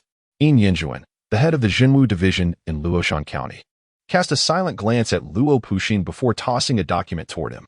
Shani is the one who nominated you as the chief instructor for the Jinwu class. Not me. Why do you come seeking spots from me? Luo Puxin casually settled into the sofa, lit a cigarette, and took a slow drag while perusing the document. I'm here to help you keep the Chus in check, not to oversee the Jinwu class. Old Shun is currently embroiled in a fierce struggle with Gong Hengwen in Yunmeng City. If anything goes awry here, it would undoubtedly be a severe blow to Old Shun. Yin Yinjuan nodded but continued. Then why do you inquire about the Jinwu class spots? I've come across a promising candidate from Qingshan Town. Although his foundation is somewhat lacking, his character and intellect are commendable. Luo Puxin flicked the ash from his cigarette. Has the selection for the Jinwu class in Qingshan Town not been announced yet? The 3 high schools in the county have confirmed their candidates, however. The selection for the 5 high schools in Qingshan Town is still pending but should be finalized in the next few days. Yin Yanjun elucidated that he was not particularly concerned about the seedlings mentioned by Luo Puxin. He understood that Luo Puxin, being a native of Qingshan Town, harbored a special affection for it, and it was only natural for him to wish to elevate talents from his own town. Furthermore, as the chief of the Martial Affairs Bureau in Luoshan County, Yin Yanjun had encountered numerous seedlings over the years, each more extraordinary than the last. Seemingly aware of Yin Yanjun's gaze, Luo Puxin immediately remarked, "Do not look at me like that. I would never grant that child any undue advantages." "I comprehend," Yin Yanjun replied with a smile. "You understand your..." Luo Puxin pursed his lips and continued, "Let me put it this way. This child cannot qualify for the town's martial arts class on his own. What will you do?" Yin Yanjun inquired with a mischievous grin. Luo Puxin was at a loss for words, wondering why Yin Yanjun was fixated on his statement. He finally decided to speak up. "I will eat." Authentic, Yin Yanjun exclaimed, giving a thumbs up. What is his name? I shall note it down. Chen Yan, Luo Puxin replied, observing as Yin Yanjun wrote the name in his notebook. But his heart sank momentarily. What if Chen Yan truly failed to qualify? Would he really have to eat? Surely, he should be able to pass. As Luo Puxin perused the documents, his eyes suddenly lingered on a name, Chu Xianxing from the Chu family. Such remarkable talent. Yet he wasn't heading to Yunming City? Yin Yanjun scoffed. The Chu family is thriving in Yunming City. Keeping Chu Xiansheng in the county is merely a strategy to maintain control over the younger generation. Luo Puxin nodded slightly, closing the document and stating, the Shujia family has been excessively influential in recent years. I have observed that numerous families in Luoshan County, both large and small, are somehow connected to them.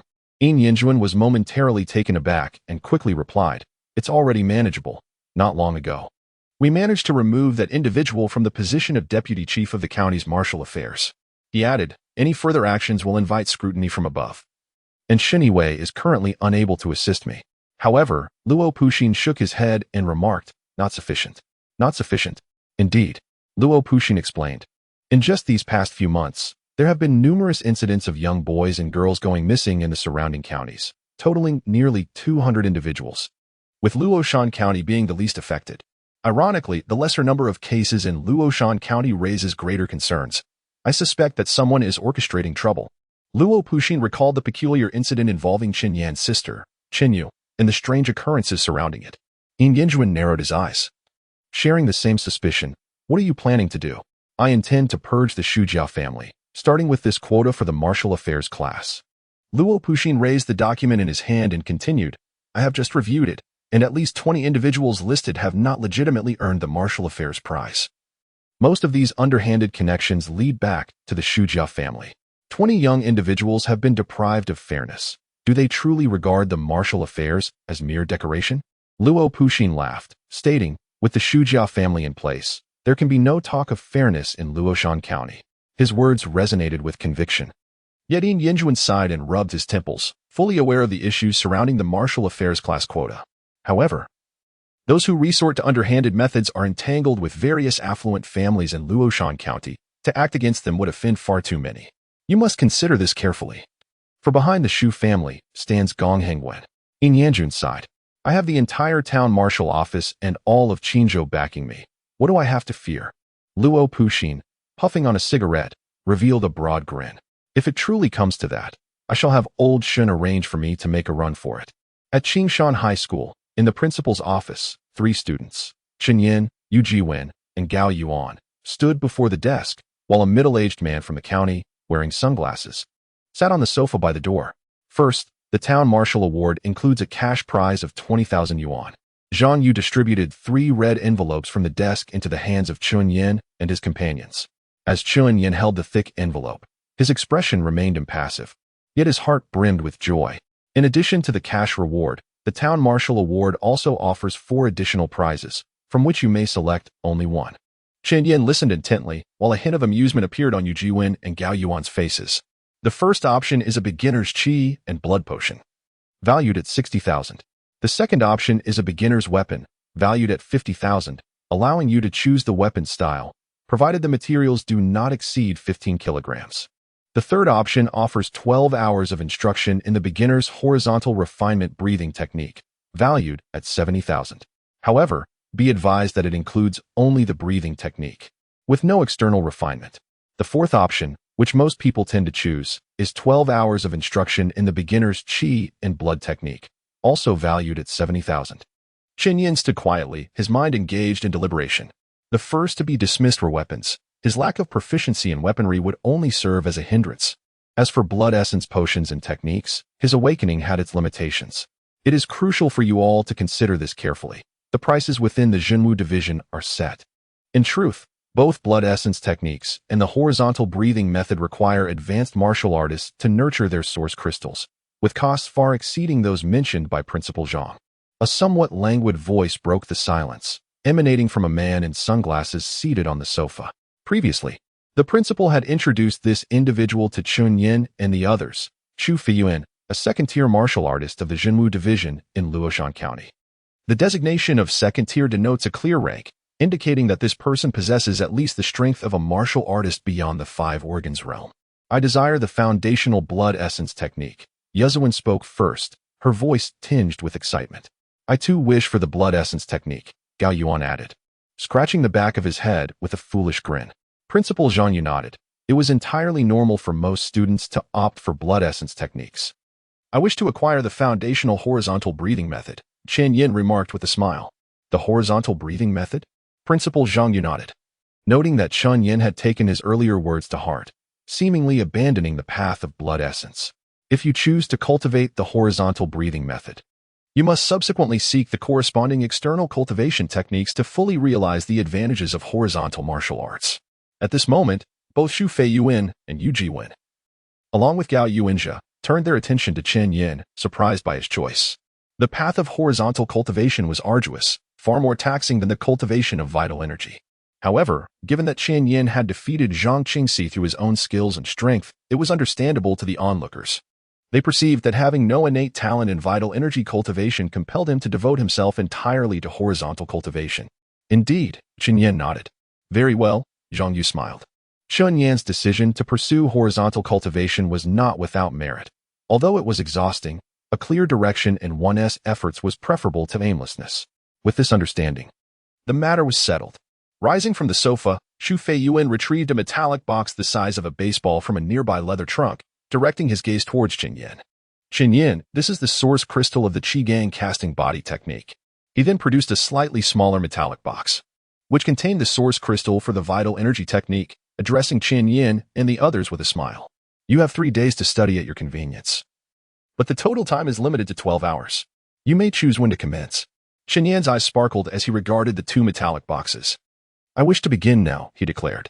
I would also like to start immediately, Gao Yuan chimed in with a cheerful grin. I will begin tomorrow. Yu Jiwen replied with a more composed demeanor. Very well, Xu Feiyuan responded with a faint smile, turning his gaze towards Zhang Yu. I will make the arrangements. Zhang Yu remarked with a smile. In the highest floor of the teaching building, within an empty classroom, Chen Yan entered as Zhang Yu placed a metallic box into his hands, saying, Once I leave, I will start the timer. Upon obtaining the source crystal, take your time to truly absorb it. If you find it difficult to grasp it all at once, do not hesitate to set it aside and return tomorrow. After drawing the curtains tightly, Zhang Yu switched on the lights and continued, All right. Be sure to absorb it thoroughly, Zhang Yu added, gently patting Chen Yan's shoulder. Your homeroom teacher, Wang Yang, holds you in high regard. I did not comprehend this before, but now I understand. Chapter 19. The Source Crystal, Absorbing Power, Growing Stronger. In the deserted classroom, Chen Yan sat at his desk, cautiously unfastening the metal box in his possession. A radiant crimson light, akin to flickering flames, surged into his eyes, illuminating the blood-red cube that glimmered with brilliance and warmth as a soothing current flowed into his palm. As the red light enveloped him, a fleeting pang of discomfort surged through Chen Yan's mind, rendering his eyelids heavy and reluctant to open. Within the sacred breaking realm, orange, gold, and green luminescence intertwined harmoniously, cascading towards the sacred breaking tree. The golden light, representing skill energy, was most abundant, followed closely by the green light, symbolizing physical energy. Alas, the sacred breaking realm had yet to evolve, rendering it incapable of absorbing physical energy. The green luminescence was halted by an invisible barrier when it was merely 3 feet from the sacred breaking tree, while the orange and gold lights flowed unabated into its roots. Sacred breaking realm. Level 2, 315. Sacred breaking fruit. Strength, 44,100. Health, 35,100. Skill, 15,100. Chen Yan's gaze fell upon the sacred breaking tree, where 3 fruits, resembling pearls, hung from its branches, each displaying hues of orange, red, and gold.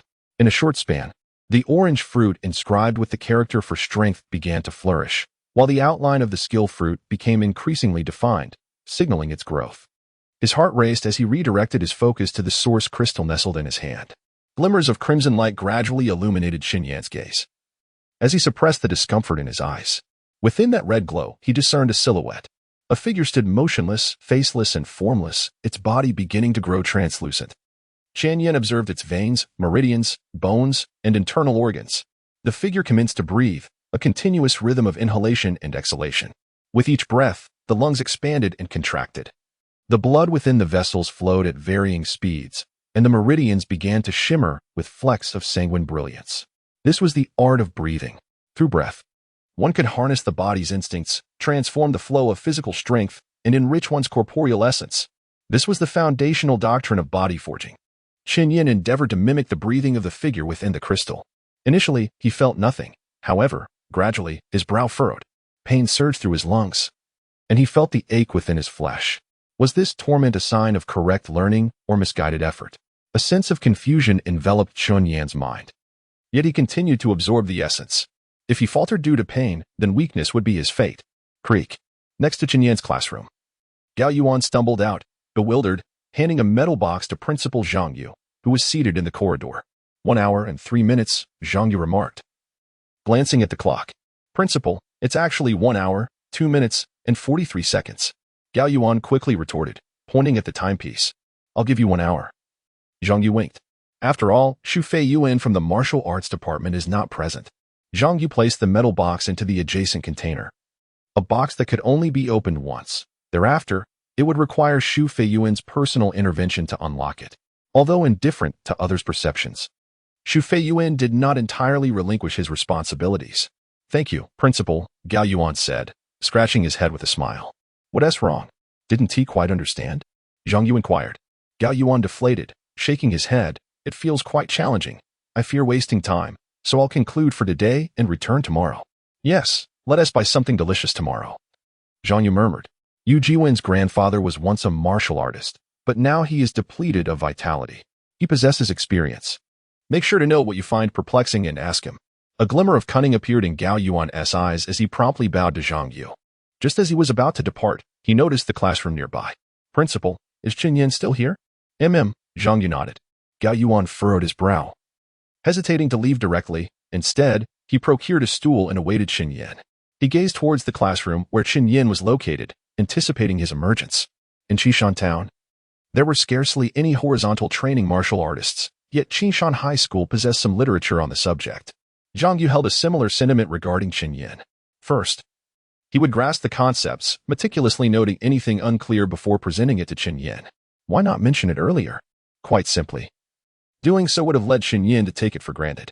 However, once Chen Yan comprehended the difficulties, Zhang Yu would provide the literature as guidance. And Chen Yan would undoubtedly feel grateful.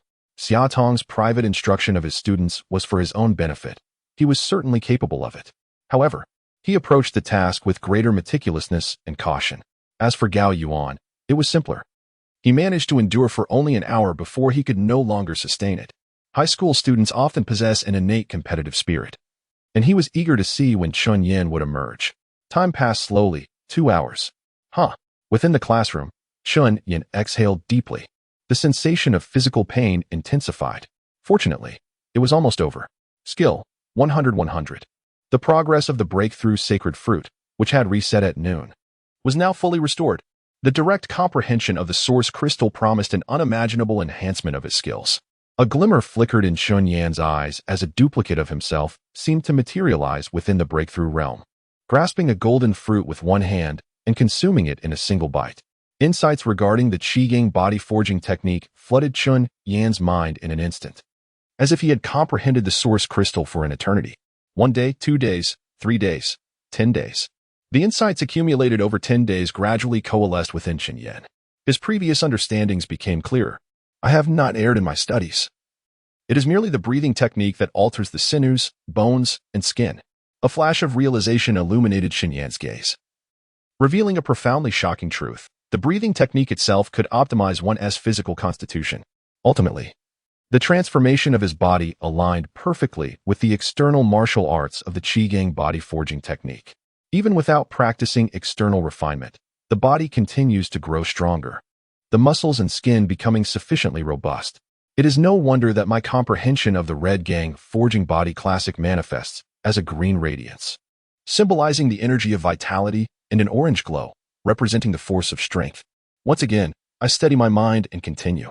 As the clock strikes 9 in the evening, 5.5 hours have elapsed. A trace of gravity appears in Zhang Yu's eyes as he approaches the door of Chen Yan's classroom, only to let his hand, poised to knock, fall. Is Chen Yan's family affluent? Zhang Yu inquires, uncertainty stirring within him. Not at all. They reside in the neighboring village. I pass by. It's a mud house, Gao Yuan responds, his eyes brimming with curiosity. Zhang Yu nods, feeling even more perplexed. Under normal circumstances, Chen Yan should treasure the first absorption of the primordial crystal. If he encountered something incomprehensible, he would have emerged immediately. Why then? Has he not appeared even after 5 hours? The horizontal breathing technique is indeed more challenging than the average blood and qi techniques. Inside the classroom, Chen Yan consumes another piece of the technique fruit imbued with the insights of the Red Gang Forging Body Classic. Splendid, Chen Yan exclaims inwardly, declaring this day as one of his greatest harvests. The streets of Qingshan town, shrouded in the evening's embrace, resonate with a faint clamor, while the houses along the sides stand quietly. At the very edge of this row of self-built homes, a 3-story building exudes a sense of luxury. On the 3rd floor, within a room, in the quaint town of Qishan, the exquisite dish of purple chanterelle mushrooms reigns supreme. At the dining table, an array of sumptuous dishes wafts delightful aromas as Zhang Gu deftly places a piece of mushroom, glistening with sauce, into Chu Feiyuan's bowl. With a light smile, Chu Feiyuan inquires, I fail to comprehend, given that you own a martial arts school and a restaurant in the county, why you insist on sending your son to study in this remote and desolate place. I am nostalgic, Zhang Gu replies, his eyes twinkling as he produces a black plastic bag from beneath the table. Knowing your fondness for purple chanterelles, I brought some from the kitchen for you to take home. Chu Feiyuan furrows his brow, pondering why he couldn't procure such mushrooms in the county. Nonetheless, he accepts the plastic bag, feeling its weight in his hands. A fleeting glance inside reveals a substantial sum, nearly 1 million in Jinwu coins. He nods slightly, placing the bag at his feet. Is this related to the Jinwu class? Indeed, Zhang Gu responds, his eyes narrowing with flattery. Well spoken, Chu Feiyuan acknowledges, his approval evident. The conversation unfolds with an unexpected ease that momentarily stuns Zhang Gu. However, a note of concern lingers in Chu Feiyuan's mind. But my son has not received the Jinwu bonus. He chews on a piece of meat, casting a sidelong glance at the bewildered Zhang Gu. I may not know the entirety of Yuming City, but in Luoshan County, may I ask your surname? Zhang Ji's eyes widen in realization, and he hastily replies, of course, it is Chu. Zhang Gu pondered silently, realizing that the Chu family was indeed a formidable force, firmly clasping onto the leg of Gong Hengguan, a well-known family in Yunming City. Now, with the emergence of Chu Xiansheng, they were truly basking in the zenith of their power. Chu Feiyuan, however, narrowed his eyes and regarded Zhang Gu, saying, Zhang Gu, I have conducted an investigation into your background. You were merely an ordinary villager, yet you suddenly rose to prominence last year, capturing my attention. Zhang Gu was momentarily taken aback, but then he saw Chu Feiyuan smile and add, rest assured, I merely wish to make your acquaintance. Others have done the same. Out of 143 students in the Jinwu class, how many have leveraged connections? Your presence adds little weight. Zhang Gu forced a smile and nodded, then stepped outside, returning with a black plastic bag in hand. Chu Feiyuan raised an eyebrow and chuckled, more purple horn mushrooms? I notice they are to your liking.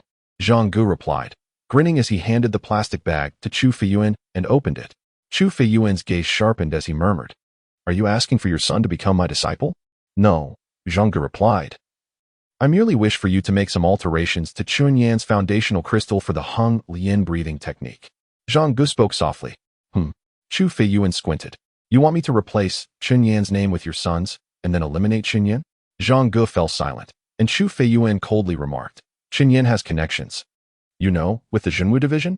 No, truly not. Zhang Gu hastily interjected, he is just a fallen family. Then you. Chu Feiyuan furrowed his brow. Unable to trust entirely, he would conduct his own investigation. I hold grudges. Zhang Gu chuckled, recalling how he had been bullied by his father in the past. Chapter 20, A Day of Initiation. Principal, I can't hold on any longer. Chen Yan is truly extraordinary. At 10 o'clock in the evening, Gao Yuan, with drowsy eyes, glanced at the classroom where Chen Yan was situated. Had it not been for the principal's earlier inquiry and Chen Yan's subsequent response, he genuinely would have thought that Chen Yan had perished within those walls. Observing Gao Yuan's departure, Principal Zhang Yu was filled with exasperation. It appeared that Chen Yan was resolutely determined to exhaust the full 12 hours in one go. What, then, was the purpose of the books he had prepared? Was it not said that mastering the breathing technique was exceedingly challenging at first, often accompanied by profound discomfort? How could Chen Yan be so anomalous? Or was it that Chen Yan was merely squandering time, failing to comprehend the essence contained within the source crystal? Chen Yan, if you can endure. There is no need to force it. 12 hours is a fixed duration, Zhang Yu remarked. Not a problem, principal. I'm still managing. Chen Yan replied from within the classroom. Haha. Zhang Yu sighed in resignation. At his age, he felt the weight of fatigue and yearned for rest. Principal, is Chen Yan still at it? Wang Yang approached, carrying 4 portions of rice. After learning the situation, he had gone to inform Chen Yushu that there was no need to wait and had purchased some food. Wang Yang, you have arrived just in time. Zhang Yu said with a smile as he accepted the food from Wang Yang. Let us converse for a while. I wonder where the director of the martial arts department is gone, as punctuality is typically his responsibility. Wang Yang shook his head. The opponent was a martial artist. And not just any martial artist. The rules that ordinary individuals must adhere to were, in their eyes, unnecessary. Inside the classroom, Chen Yan removed his bloodstained shirt, his entire body drenched in blood and sweat, his lips twitching with pain from time to time. Who would have thought that practicing breathing techniques could be so excruciating? Engaging in breathing exercises alongside those within the source crystal felt as though every breath intertwined with his very flesh and bones. Chen Yan even sensed his skin writhing, every pore struggling in agony. The pain. Yet, amidst the suffering, there was a peculiar exhilaration. He was acutely aware that he was indeed growing stronger. He could feel his bones fortifying, his flesh developing greater resilience and sturdiness. The pain, the exhaustion, the torment. There were moments when he felt as if he could scarcely breathe. But how could such suffering compare to the indignity of having his self-respect trampled upon for a mere 1,000? How could it rival the anguish of knowing that both he and his sister had suffered in a car accident? Fully aware of the issues at hand yet powerless to act? At times, to preserve that shred of dignity, he found himself engaging in relentless training, enduring nightly battles within his own mind. Compared to these trials, the discomfort of strengthening himself felt remarkably effortless. If he mastered everything today, he could practice independently tomorrow. The sooner he got on the right path, the sooner he could grow even stronger. Shatter the sacred tree, Chen Yan silently murmured within, while simultaneously comprehending the essence of the Crimson Forging Body Sutra. He remained vigilant regarding the transformations occurring within the Breaking Saint Realm. Breaking Saint Realm, Level 2, 515. Breaking Saint Fruit, Strength, 95-100. Health, 36-100. Technique, 55-100. The refinement speed of the technique Breaking Saint Fruit had noticeably decelerated.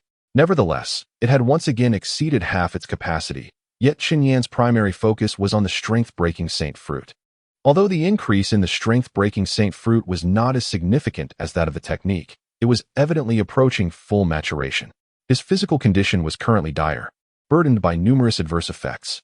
However, consuming a Strength Breaking Saint Fruit would not only enhance his power, but also alleviate a substantial portion of his physical ailments.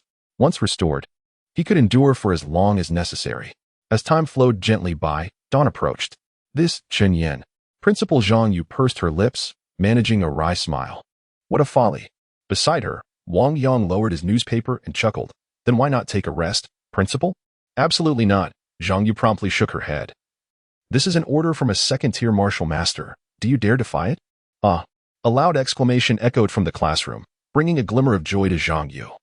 Chen Yan, are you ready to emerge? No, Principal, I shall continue. Chen Yan responded. Inside the classroom, he consumed a strength-breaking saint fruit, and the sensation of fatigue dissipated instantaneously. His mental state returned to its peak, prompting an involuntary exhalation of relief, feeling an overwhelming surge of power coursing through his body. Chen Yan's lips curled into a smile as he pressed on. Outside the classroom, Zhang Yu appeared exasperated. Resting his chin on his hand, he sighed deeply. Meanwhile, Wang Yang's eyes sparkled with intrigue. Time passed slowly. At 3:30 in the morning, Zhang Yu spoke up. Wang Yang. Principal, what is it? Wang Yang inquired. I'm going to take a nap. Please keep track of the time for me. Chen Yan entered at 4:30 in the afternoon. Wake him up at 4:30 in the morning.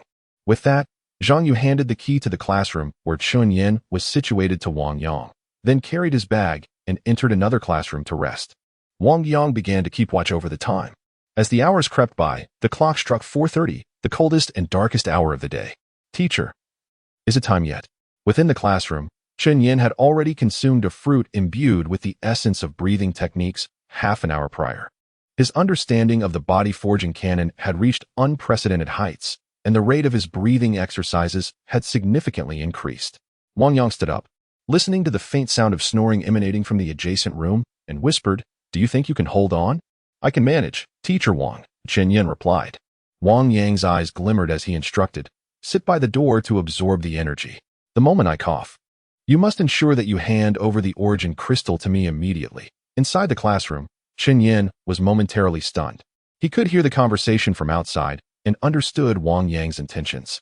Outside the classroom, Wang Yang spoke softly. "Chen Yan, you were born into obscurity, and I recognize your integrity. However, there are times when you must seize opportunities. You may feel discontent, but they remain indifferent, perched high above us. If you wish to swim against the current, you must cherish every chance that comes your way." Inside the classroom, Chen Yan opened his mouth, contemplating the risk involved, yet acknowledging the potential benefits. But what of Wang Yang? He was merely aiding himself, purely for his own benefit. Chen Yan felt an inner conflict, yet he could not disregard Wang Yang's earnest intentions. If he declined, what would Wang Yang think? "Teacher," Chen Yan murmured. A flicker of disappointment crossed Wang Yang's eyes as he slowly shook his head. "Could you help me prepare a new set of clothes?" Chen Yan whispered within the classroom. At 7:30 in the morning, the dawn's light had already illuminated the entirety of Qingshan town. Dinging. The sound of a bell startled the village awake. Ahem. Wang Yang cleared his throat at the door, receiving a source crystal through the gap, swiftly closing the classroom door behind him and placing the crystal into a box. "It's 7:30. In the adjacent classroom, Zhang Yu exclaimed as she hurriedly exited, only to find Wang Yang seated on a bench in the corridor, with a metal box containing source crystals on the table. Has Chen Yan returned? Zhang Yu glanced at the already closed door of the classroom across. He has left. Why didn't you wake me? Zhang Yu slightly complained as she took the metal box. You are the leader, and I must also be courageous, Wang Yang chuckled. It is partly my fault. A hint of regret flashed in Zhang Yu's eyes as she prepared to leave with her suitcase. By the way, how long did Chen Yan take? Wang Yang's gaze flickered, ready to respond, but he noticed the subtle look in Zhang Yu's eyes. He pursed his lips, thinking, this child. Alas, he has used it all at once. Indeed, Zhang Yu nodded. After all, it is a task assigned by a second-tier warrior. We cannot afford to be careless. Zhang Yu headed to the office, while Wang Yang made his way to Class 3. Around 8 o'clock, Chen Yan, hidden within the classroom, heard the sound of the door opening. A set of clothes was pushed through the crack of the door. You should head home now. Take a break for these 3 days. You must come to school on the 4th day. The principal just mentioned that this time's Town Martial Arts Award winners can participate in the County Martial Arts class. I will notify you in a few days. Wang Yang's voice came from outside. As Chen Yan changed into the clothes, he noticed that Wang Yang had already vanished down the corridor. Chen Yan felt a mix of gratitude and complexity in his heart as he skirted around his classmates and raced home. Huff. On the rural path, Chen Yan exhaled a breath of white mist. Have I truly entered the threshold? He murmured, having comprehended the source crystal and gained some understanding of the entry-level breathing technique. He believed he had indeed crossed into the realm of initiation. A day of initiation. By 10 in the morning, a yawning Chu Feiyuan arrived at the principal's office. At this moment, Yu Jiwen and Gao Yuanzheng were seated gracefully on the sofa. Have you arrived so early? Chu Feiyuan inquired, somewhat taken aback. Indeed. We have been waiting for you, Principal Zhang Yu replied with a cordial smile. Casting a glance at Yu Jiwen and Gao Yuan, Chu Feiyuan casually remarked, Isn't there one more? Upon hearing this, the expressions of Gao Yuan and Yu Jiwen grew peculiar. They exchanged glances. Having just learned in Zhang Yu's office that Chen Yan had exhausted 12 hours of the source crystal in one go. Initially, Gao Yuan was still in shock, while Yu Jiwen furrowed his brow, softly murmuring 2 words, such waste. Ah, Chen Yan, Zhang Yu chuckled. He finished all 12 hours last night. What? Chu Feiyuan was momentarily stunned. He used it all up? Yes, Zhang Yu replied with a hint of resignation. This child, for some reason, insisted on using it all at once. Chu Feiyuan frowned. The first time, one could barely manage 12 hours. Even Shu Xiansheng couldn't achieve that. How could that child possibly compare to Shu Xiansheng? He is obstinate, despite my numerous attempts to advise him, Zhang Yu remarked with a smile, nodding in acknowledgement. Chu Feiyuan approached the window and sighed softly. He had merely spoken in jest. How could there be anyone in this desolate place who could be compared to Shu Xiansheng? If anyone could rival Shu Xiansheng, it would certainly be a heavy burden for him. It appeared that what Zhang Gu mentioned last night had come to naught, and he could not directly confront Chen Yan about it. by utilizing the primal crystal to undermine an individual's qualifications. One can do so in a manner that is both silent and imperceptible. To take direct action would merely serve to cultivate enmity. Zhang Ge must endure his own grievances. Had it not been for his insistence on summoning 2 women last night, he would not have arrived so late this morning. As for the money, it shall remain unreturned. Zhang Ge is yet to earn the right to demand that Shifi Yuan relinquish the funds he has secured. Chapter 21 I borrowed 2,000 Breaking the Sacred Realm. Level 2, 715. Breaking the Sacred Fruit. Power, 46,100. Blood, 36,100. Technique, 54,100. Upon returning home, Chen Yan gazed at the data panel reflecting his progress in breaking the sacred realm.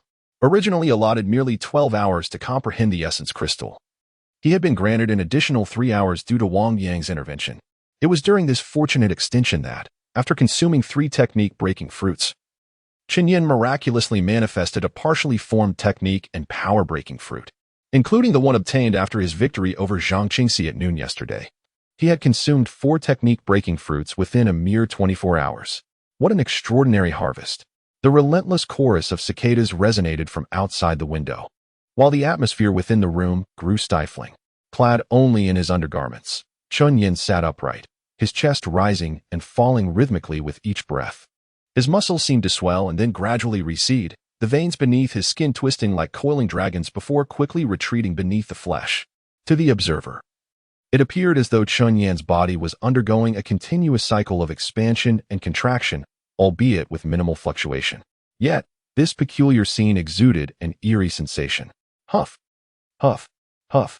Chen Yan's breathing grew increasingly labored, stirring the surrounding dust that danced through the beams of light, carried gently by the soft currents of air. Outside, Chen Yuhu was initially taken aback by the terrifying sound of breathing as he pushed open the door to the room. Upon witnessing Chen Yan's transformation, he quietly closed the door again. Chen Yuhu stood in place for a long time, a smile gradually emerging on his face. Though he did not fully comprehend the situation, he understood that what Chen Yan was achieving was beyond the capabilities of an ordinary person. This was sufficient to convey to him that his son was growing ever stronger. Holding the 20,000 yuan reward bestowed upon him by Chen Yan, Chen Yuhu pondered for a moment before departing from home. As Chen Yan continued to breathe, within the realm of breaking the sanctity, orange, gold, and green lights intertwined and flowed. The orange light, symbolizing power and energy, was the least prevalent, while the golden light, representing skill, was somewhat more abundant. However, the most abundant was the green light, which represented physical energy and could not yet be absorbed. Chen Yan sighed softly, realizing that the upgrade priority of the breaking the sacred tree was evidently the highest. It was understandable that the skill energy was somewhat lacking, as his understanding derived from the memories in his mind could not match the rapid comprehension gained from the source crystal. Nevertheless, as his understanding of the Red Gang Body Forging Classic deepened, the speed at which he enhanced his own strength through it was increasing. Although the physical energy could not yet be absorbed by the breaking the sacred tree, Chen Yan's physique was undeniably becoming more robust. With each passing day of grasping the Red Gang Body Forging Classic, his understanding of the path of horizontal refinement was also deepening. In 3 days, when school resumed, he pondered how many breaking the sacred fruits he might acquire during this time. In Chen Yan's eyes, a radiant light flickered. The initial realm of horizontal refinement was the 72. The sinew and bone strength each accounted for 18. This implies that the emergence of patterns on one's flesh is the true emblem of embarking on the path of martial arts. Although Chen Yan's strength had reached an impressive level, he had not yet fully entered the realm of martial arts. Nonetheless, he sensed a subtle premonition within, whispering, "It is imminent." As he continued his cultivation, the hue of his eyes subtly shifted. It seemed as if someone had arrived at his abode. This faint sound, barely perceptible yesterday, was now distinguishable, a footfall.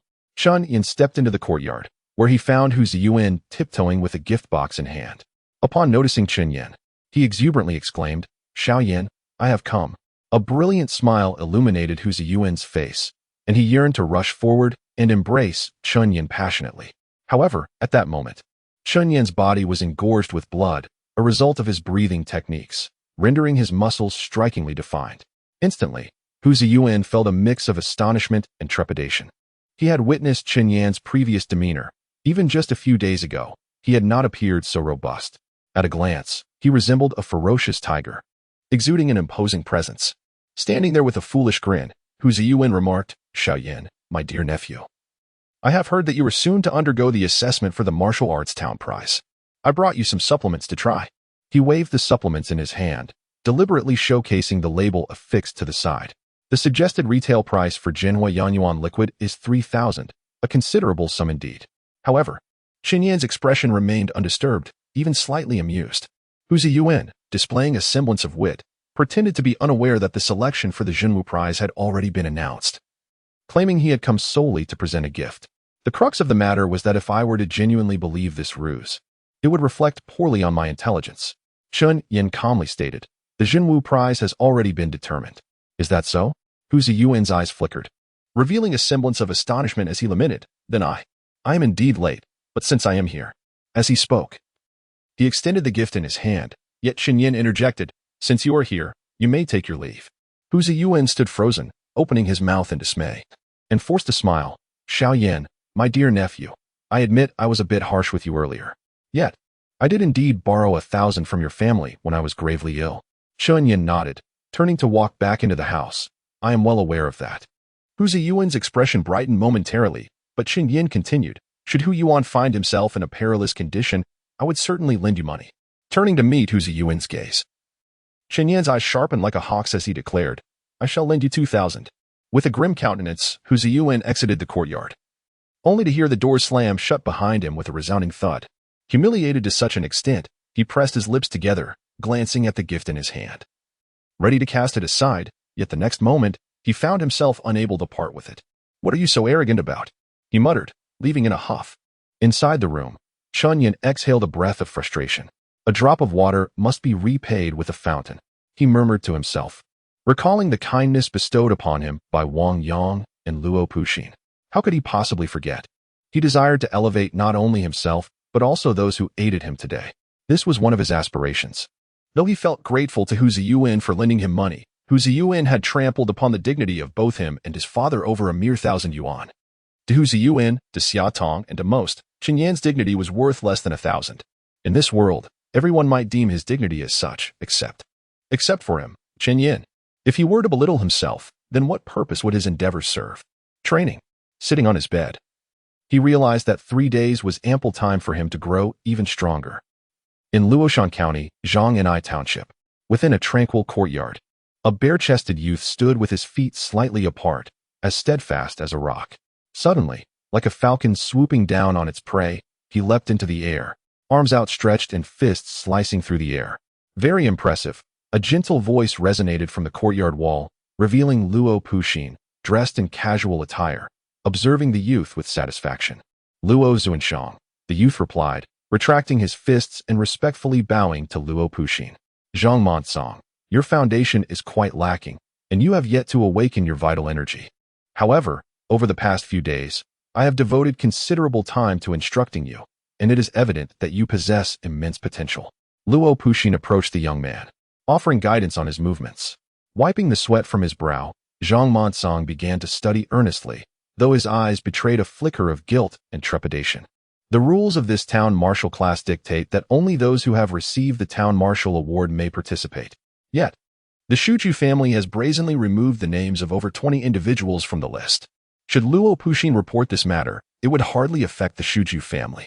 His intention for this town martial class is to serve as an assistant instructor, and he is also the head of the resource department of the town martial office in Luoshan County, under the authority of Shuju Lan. To them, Luo Puxin is merely an inconsequential figure parachuted in with no real power. Little do they know, Luo Puxin's arrival in Luoshan County is precisely for their sake. This situation presents an opportunity to further undermine the Shuju family's influence within the town martial office. Upon the establishment of the town martial class, I will invite Bai Yue, the deputy head of the military department of the Yunming City Town Martial Office. At that time, everything will rest upon your shoulders. As Luo Puxin continued to guide Zhang Monsong, he remarked, "You will challenge the town martial class under the guise of injustice, which will escalate the situation dramatically, leading you to forge enemies with the Shuju family. Yet, this will also draw the attention of myself and certain internal figures within the town martial office. Among the 20 individuals deprived of their places in the town martial class, You stand as the strongest and the one with the greatest hope of awakening your vital energy in the near future. Luo Puxin placed a reassuring hand on Zhang Monsong's shoulder, filled with hope as he spoke. There are only a few days left. In this time, strive to awaken your vital energy. I can sense that you are close. Under Luo Puxin's gaze, Zhang Monsong's eyes flickered slightly, and he respectfully bowed, declaring, Zhang Monsong will not disappoint your expectations, esteemed Luo. Luo Puxin nodded in approval, smiling as he remarked, excellent, excellent. With that, he departed from the courtyard. As Zhang Monsong stood in the yard, his gaze gradually became burdened, and he soon sank despondently to the ground. Creak. The courtyard door swung open, and a man, impeccably dressed and adorned with gold-rimmed glasses, entered. Master Shuqing. Upon seeing the newcomer, Zhang Monsong quickly performed a bow. Had Luo Puxin just left? The man, with an imposing demeanor, was none other than Shuqing Lan, the very target of Luo Puxin's intentions.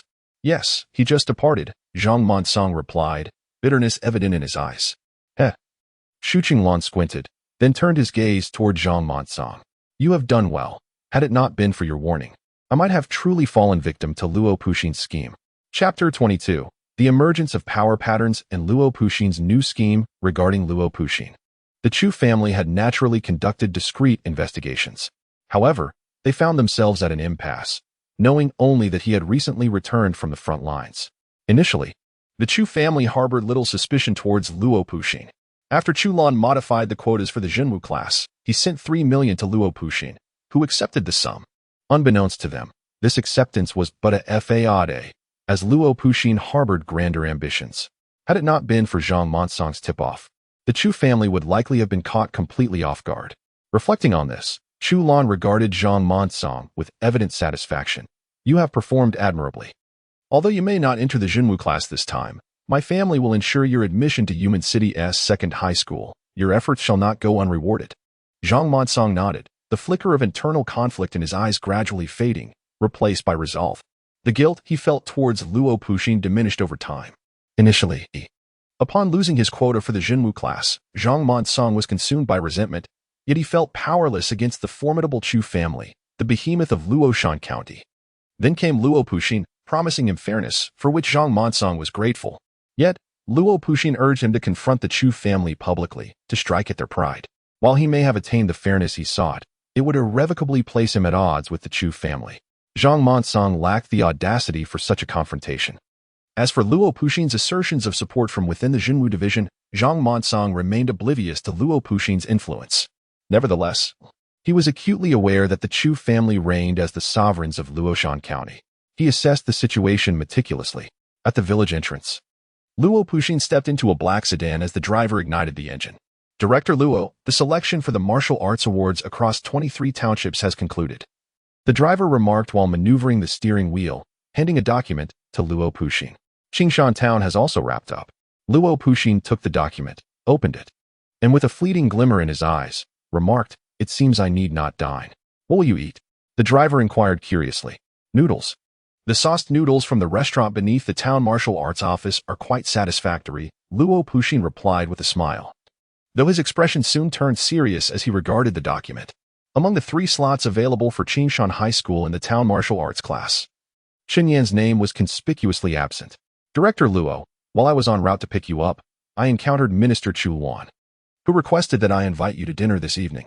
Very well, let us procure some fine liquor in the county to bring along, Luo Puxin nodded, gazing out the window, yet his mind wandered back to the scene when he first met Chen Yan.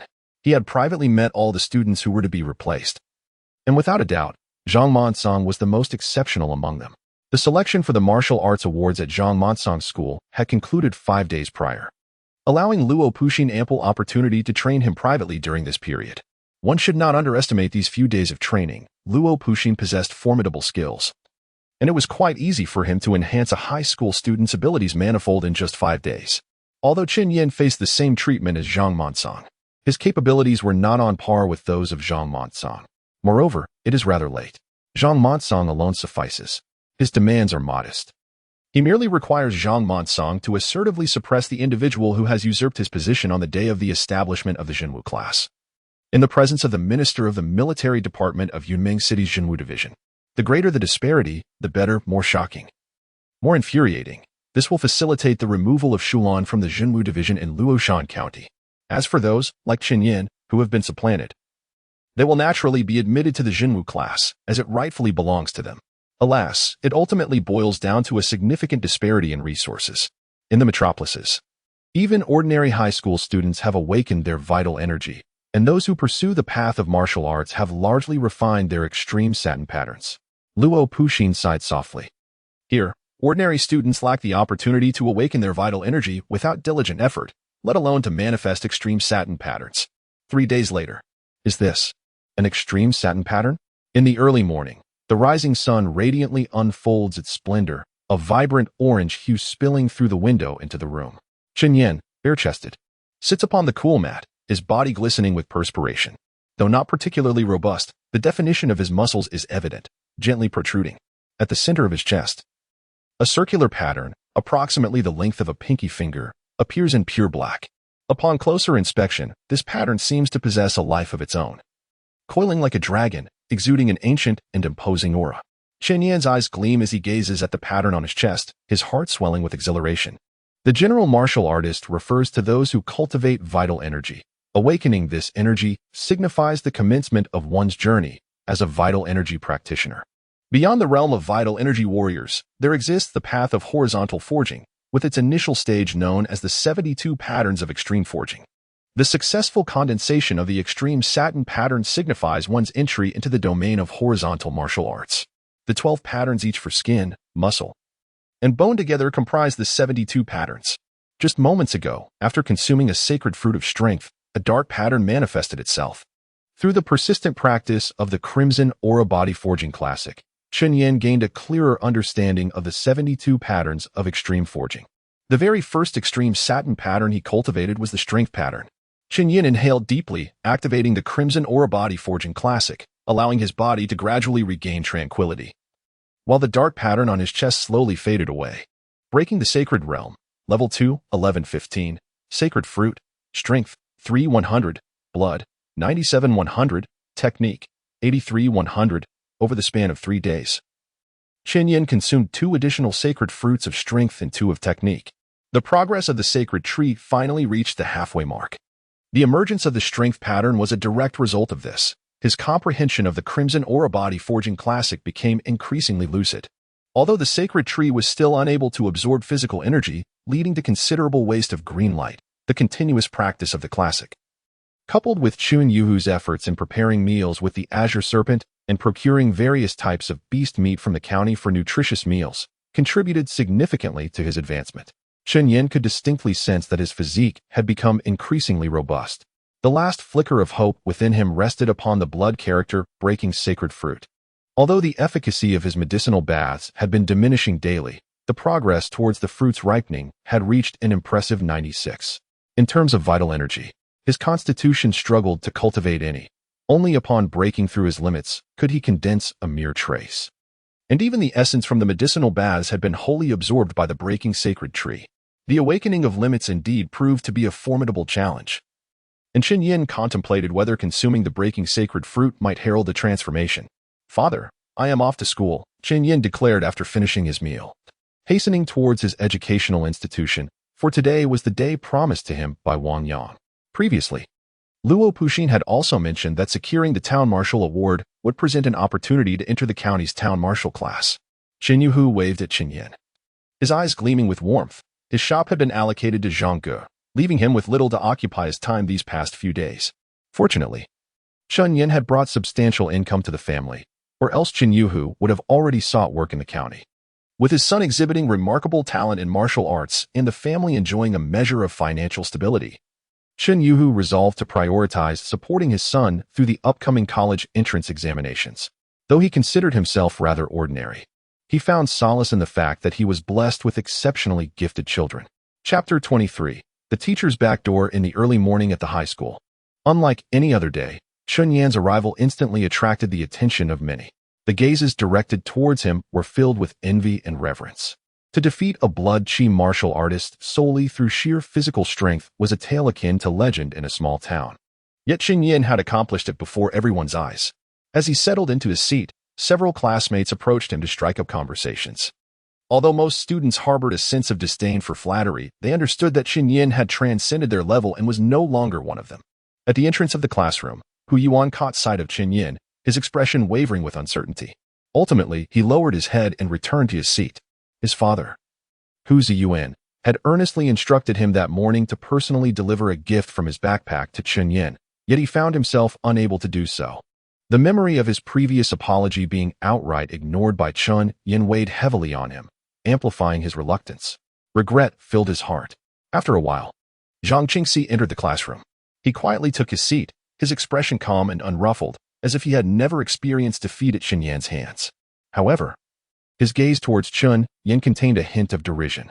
Time passed slowly, and as the clock struck 8, the intercom crackled to life, announcing, Class 1, Yu Jiwan. Class 2, Gao Yuan. Class 3, Zhang Qingxi. Please gather at the back of the teacher's building. The moment the announcement ended, the expressions of the students in the classroom shifted slightly. Zhang Qingxi rose to his feet, lifted his head, and approached the podium, addressing the crowd with a smile. Greetings, fellow students. It brings me great joy to have shared this semester with all of you. Soon, I will be heading to the county for the town martial arts class. Until we meet again. Upon his words, a moment of silence enveloped the classroom, followed by an eruption of cheers. Zhang, are you really going to the county? Hu Yuan was the first to stand. Indeed, all students who have awakened their vital energies will attend, Zhang Qingxi replied with a grin. Casting a sidelong glance at Chen Yan, I will be in the same class as Shu Chuanxing. Instantly, a chorus of astonishment filled the room. Wow, Shu Chuanxing. Zhang, you are incredible. Will we still see you? How envious to be classmates with Shu Chuanxing. Amidst the collective awe, Chen Yan furrowed his brow, momentarily taken aback. However, he quickly regained his composure, standing up and exiting the classroom. He intended to seek clarity from the principal. As Chen Yan's figure disappeared, Zhang Qingxi squinted but continued to engage in light conversation with his peers. What is Chen Yan up to? Surely, he does not believe he is eligible for a spot in the martial arts class? Hu Yuan remarked, unable to contain his amusement. A surge of unnameable anger welled up within Chen Yan, his fists clenched tightly. He resolved to confront the principal and uncover the truth behind this situation. Luo Puxin informed him that once he received the town martial arts scholarship, he would be eligible to join the town martial arts class, a sentiment echoed by Wang Yang. Yet, why was he eliminated? Chen Yan. A male voice resonated from around the corner of the teaching building. Chen Yan turned to see Chu Fei Yuan approaching. Are you seeking the principal? Chen Yan furrowed his brow slightly and nodded. Here's the situation, Chu Feiyuan said, a faint smile gracing his lips. This is the first time the county has organized the town martial arts class, and your school has been allotted 3 spots. I initially intended for you to be one of them. However, when the quotas were submitted to the county, they stated that you have not awakened your blood energy. As he spoke, Chu Feiyuan patted Chen Yan on the shoulder. These are the rules, and there is little I can do to alter them. I understand that you must feel a sense of injustice, which is why I wanted to discuss this with you. Just yesterday, I had quite the argument with someone from the county. Chu Feiyuan shook his head slowly. Chen Yan's expression shifted slightly, ready to respond, but Chu Feiyuan continued. You must understand, I am a member of the Chu family. Are you familiar with the Chu family? Yes, Chen Yan nodded. He certainly recognized the Chu family, a dominant force in Luoshan County, regarded as the true leaders of the region. Alas, Chu Feiyuan sighed with a bittersweet smile. The individual I encountered was well aware of my lineage. As you know, everything is contingent upon power. Yet, they offered me no respect. And the rules are immutable. Without the awakening of your blood energy, no matter how formidable your strength, it is of no avail. Upon the conclusion of Chu Feiyuan's discourse, he regarded Chen Yan intently. If you continue to cause a ruckus, it will prove detrimental for the Chu family. Alas, I understand. Even in the high mountains of Qishan, one can acquire knowledge, Chen Yan murmured softly. Precisely, a look of satisfaction glimmered in Chu Feiyuan's eyes. It matters not where one learns. What truly counts is the individual. With that, Chu Feiyuan shook his head and descended the stairs, leaving Chen Yan standing in silence. It was only after Chu Feiyuan departed that a flicker of anger surfaced in Chen Yan's eyes. His peripheral gaze casting a cold glance toward the direction of Chu Feiyuan's exit. The words of Chu Feiyuan might sway others, but Chen Yan was acutely aware of their falsity. Luo Puxin, the chief instructor of the Zhenwu class, had stated that awakening one's vital energy was not a prerequisite for joining the Zhenwu class. As Chu Feiyuan wove his deceit, he also alluded to a figure of considerable power, insinuating that should he continue to stir trouble, the Shu family would face repercussions. Each word he uttered lacked overt threats. Yet every syllable resonated with an implicit menace directed at Chen Yan. As time passed slowly, Chen Yan inhaled deeply. Suddenly, the sound of a bell rang out. On the playground, a black sedan glided past the edge under the watchful eyes of Principal Zhang Yu and Director Xia Dong. Inside the vehicle, Gao Yuan and Yu Jiwen gazed out the window. Upon spotting Chen Yan, Gao Yuan smiled and waved. In the front passenger seat, Xu Feiyuan followed his gaze. Atop the teaching building, Chen Yan smiled and waved back. Yu Jiwen noticed Chen Yan on the teaching building, pursing her lips before averting her gaze. She found it rather amusing. Others were oblivious, but her grandfather, due to his past as a martial artist, possessed broader connections and was aware of this year's selection criteria for the town martial arts class. Chen Yan had been stripped of his qualification, yet remained unaware, which was truly pitiable. Nevertheless, what concern was it of hers? The town martial arts class represented the greatest opportunity for their cohort, and Chen Yan's oversight only served to widen the gap between them in the future. Xu Feiyuan adjusted the sunglasses perched on his forehead to his eyes, a faint smile gracing his lips. It seemed Chen Yan was quite perceptive. After all, he was merely a country boy, lacking in both vision and ambition. Gao Yuan curiously examined the interior of the vehicle, touching everything, while Zhang Qingxi, seated beside him, frowned slightly and muttered, "Hick. Oh, it's my first time riding in a car." Gao Yuan chuckled, scratching his head. Chen Yan. Wang Yang had somehow approached Chen Yan, both gazing at the departing black sedan. "Your spot has been replaced," Wang Yang said, his expression grim and his words somewhat hesitant. "It's all right, teacher," Chen Yan replied with a smile. Sensing Wang Yang's current emotional state, "Are you not going to fight for it?" Wang Yang inquired. Chen Yan remained silent, merely observing the bronze statue on the playground. "How can you not fight for it?" Suddenly, a deep voice resonated. "They bully you. Do you intend to bully yourself as well?" Wang Yang gazed intently at Chen Yan, questioning, "Do you truly consider yourself weak and easily bullied?" Chen Yan opened his mouth, hastily replying, "Teacher Wang, that is the Shujia family. I never asked you to oppose them. It was merely a single position. Why would you associate this with the entire Shujia clan? By striking the son of the commander of the Jinwu division, do you not realize you are declaring enmity with the entire Jinwu division, the whole of Xia Nation? And indeed, the world?" Wang Yang tightened his grip on Chen Yan's arm, his eyes, seemingly murky, now revealing a fierce clarity akin to that of a hawk. To refrain from contention in the present will only result in missing opportunities for eternity. If you concede even an inch, it translates to a vast expanse of distance. Within the Jinwu class, the instructors were all second-tier warriors, some skilled in body refinement, others in vital energy cultivation. Their sustenance consisted of beast meat, and medicinal baths could be exchanged for achievements. As for the source crystals of vital energy martial arts and breathing techniques, if your performance was commendable, they would be yours. Are you truly willing to forego all of this? Chen Yan's mouth fell agape, his gaze flickering with something profound. Yet, Wang Yang pressed on with unprecedented intensity. "Do you genuinely wish for me, a person who cannot even awaken my vital energy, to continue as your teacher? I cannot even defeat you." In his mind, Wang Yang's words reverberated, and after a moment of confusion, Chen Yan's eyes gradually filled with determination. "I understand now. I cannot afford to be complacent." Wang Yang nodded, a smile slowly gracing his features. Should Chen Yan choose to remain weak, he would indeed find himself profoundly disappointed. "What are your plans?" Wang Yang inquired. "I shall challenge the dojo. I intend to proclaim that I, Chen Yan, am worthy of entering the Jinwu class." Chen Yan uttered in a low voice, "I shall confront Zhang Qingxi once more." Wang Yang was taken aback, not anticipating that his mere statement would ignite such a scheme in Chen Yan's mind. "No, wait." Wang Yang scrutinized Chen Yan. The lad must have conceived this plan earlier. What a clever fellow. Even I am being played. This strategy is fraught with peril. Such actions would undoubtedly create adversaries. Wang Yang hurriedly grasped Chen Yan's arm. "Then I shall approach the town martial division and demand fairness from the higher-ups." Chen Yan's thoughts drifted to Luo Puxin, for that was truly his desire. To challenge the establishment seemed rather reckless. Who would dare to do such a thing? He could not afford to overlook any opportunity for growth, particularly one that rightfully belonged to him. Yet, that too was unfeasible.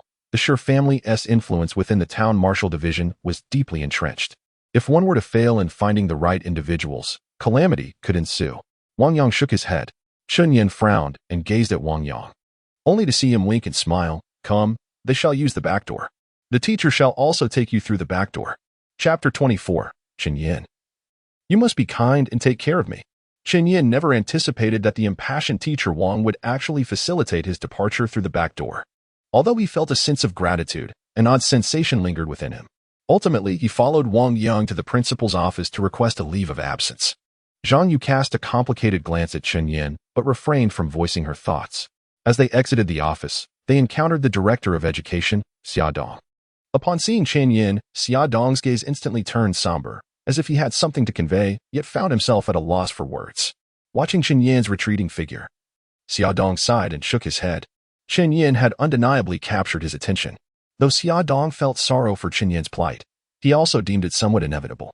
Had Chen Yan sought his guidance earlier, he would have undoubtedly become even stronger, with enhanced abilities. The coveted spot in the Zhenwu class would not have been denied to him. Xia Dong murmured softly to himself as he entered his office. Missed opportunities are irrevocable. Having served as a teacher for many years, Xia Dong had encountered a myriad of students, including numerous prodigies. Initially, he lamented not discovering Chen Yan sooner. But upon witnessing Chen Yan's exclusion from the Zhenwu class, his sense of loss diminished significantly. After a while, Chen Yan relayed a message to Chen Yushu that he would not be returning home. He then boarded the bus to Luoshan County with Wang Yang. Teacher Wang, I sincerely appreciate your assistance, Chen Yan softly expressed from the back seat of the bus. Wang Yang chuckled lightly and shook his head slowly, replying, You might be curious as to why I chose to help you. Chen Yan remained silent as Wang Yang continued. There is no particular reason, if one must insist. Offering an explanation would only render you juvenile. Even middle school students are now uttering phrases about the indifference of humanity and the darkness of human nature, asserting that only selfishness allows one to survive.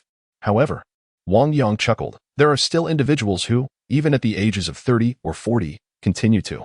He refrained from finishing his thought, feeling that some expressions would sound exceedingly childish, yet he did not deem them incorrect. When faced with injustices, one ought to oppose them. When capable, one should take action. The school bus jostled along for 3 hours before finally arriving at the county seat. Luoshan County was evidently far more developed than Qingshan Town, yet it still retained an air of antiquity. The somewhat wider streets were dotted with puddles of stagnant water, and on either side, numerous 3- to 4-story buildings housed shops, restaurants, and libraries. Chen Yan and Wang Yang arrived at the entrance of a school that was significantly grander than Qingshan High School, Luoshan County No. 2 High School. After exchanging a few words with the security guard, Wang Yang led Chen Yan into the school, traversing a tree-lined avenue until they reached the administrative building. Here we are. Let us go. Wang Yang inhaled deeply, entered the building, and approached the door marked with the title of the vice principal's office on the top floor, gently knocking. Come in. A voice, slightly aged, resonated from within. Wang Yang ushered Chen Yan inside. Wang Yang. The elderly man with white hair sitting in the office chair furrowed his brow upon seeing Wang Yang, and then cast a glance at Chen Yan standing behind him. Chen Yan, this is Principal Zhuang Shihong from 2nd High School. Principal Zhuang, this is Chen Yan, my student. Wang Yang hastily introduced them, and Chen Yan respectfully greeted the elder, saying, Good day, Principal Zhuang. Zhuang Shihong nodded slightly, his gaze turning cold as he looked at Wang Yang. It has been a long time since you visited the county, hasn't it? It has been 2 years. Wang Yang replied with a smile. Regarding the town martial arts class? Zhuang Shihong astutely discerned the purpose of Chen Yan and Wang Yang's visit. Indeed, Wang Yang smiled, placing a box of fresh fruit he had just purchased from the county in the corner. Principal Zhuang, this student has already received the town martial arts scholarship, but the Shujia family? Zhuang Shihong squinted slightly. Yes. Huh. Zhuang Shihong chuckled, a hint of irritation in his laughter. You haven't been to the county for 2 years. And your first visit is to bring me this matter? Chen Yan's expression subtly shifted, realizing that Principal Zhuang was not inclined to confront the Shujia family. Wang Yang, maintaining a calm demeanor, responded, That is not my intention. I heard that you would also be supervising the town martial arts class, and I thought perhaps a teacher could add an auditing slot. Zhuang Shihong paused, glancing at Chen Yan. Chen Yan, step outside for a moment.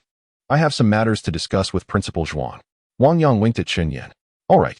Chen Yan nodded and exited the office, feeling somewhat anxious. From their conversation, he could clearly sense that Zhuang Shihong held some grievances against Wang Yang. Regardless of whether teacher Wang could assist me, I must remember this favor. Chen Yan murmured softly. harboring a genuine hope that teacher Wang could successfully assist him. However, he understood that if the endeavor were to fail, it would not reflect poorly on Wang Yang. At that moment, faint voices of a heated exchange emerged from the office, startling Chen Yan. It seemed as though the two were embroiled in a quarrel. Chen Yan is on the brink of her college entrance exams, and instead of attending to her, you are here fussing over a stranger. Were you not one to avoid leveraging connections? What are you doing now? I should have kicked you out back then to prevent you from bothering my daughter.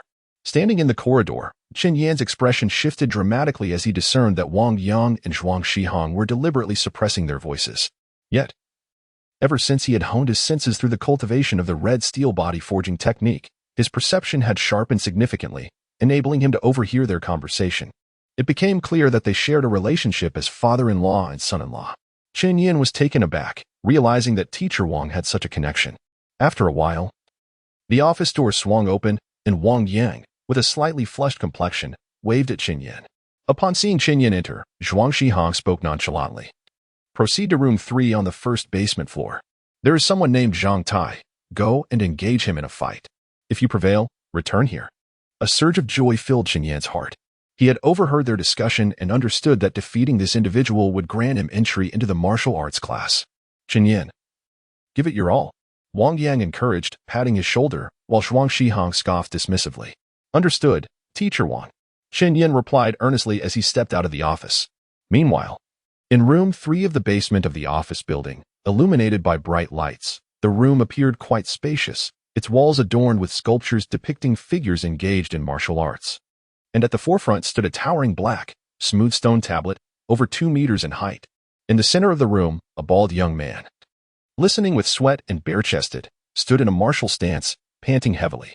At that moment, a tall young man clad in a blue t-shirt entered.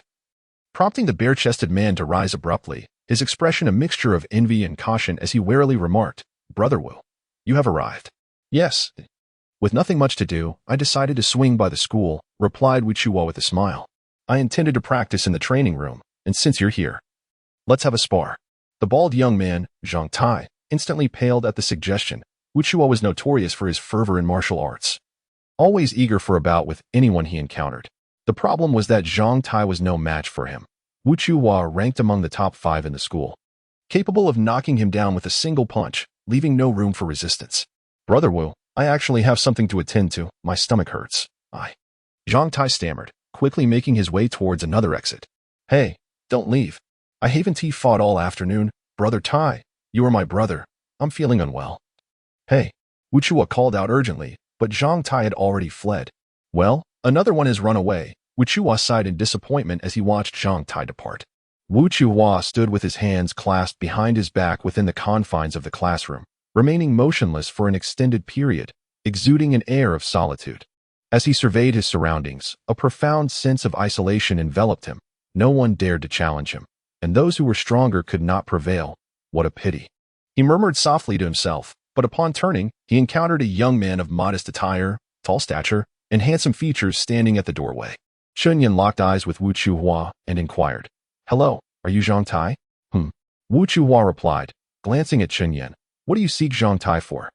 Principal Zhuang has instructed me to challenge Zhang Tai to a duel. A glimmer flickered in Wu Chuo's eyes, and a faint smile graced his lips as he beckoned. Then come forth. Noticing Chen Yan's hesitation, Wu Chuo rolled up his sleeves and urged, What are you dawdling for? Did not old Zhuang send you to engage me in combat? Realization dawned upon Chen Yan. This individual was indeed Zhang Tai. He stepped into the classroom, inhaling deeply while casting a vigilant glance at the person before him, for this battle would determine his entry into the Zhenwu class. His gaze swept across the classroom, taking in the martial artists depicted in dynamic poses carved into the walls, wherein golden light surged dramatically within the confines of the broken sacred realm. These sculptures were intricately detailed, embodying expressions of focus, determination, and valor. Martial energy. An abundance of martial energy. Chen Yan's heart raced, and as he surveyed the walls, his gaze involuntarily turned covetous. The degree of golden light he had garnered from comprehending the origin crystal was not dissimilar to that emanating from these sculptures. What exactly were these? Could they be methods of external refinement?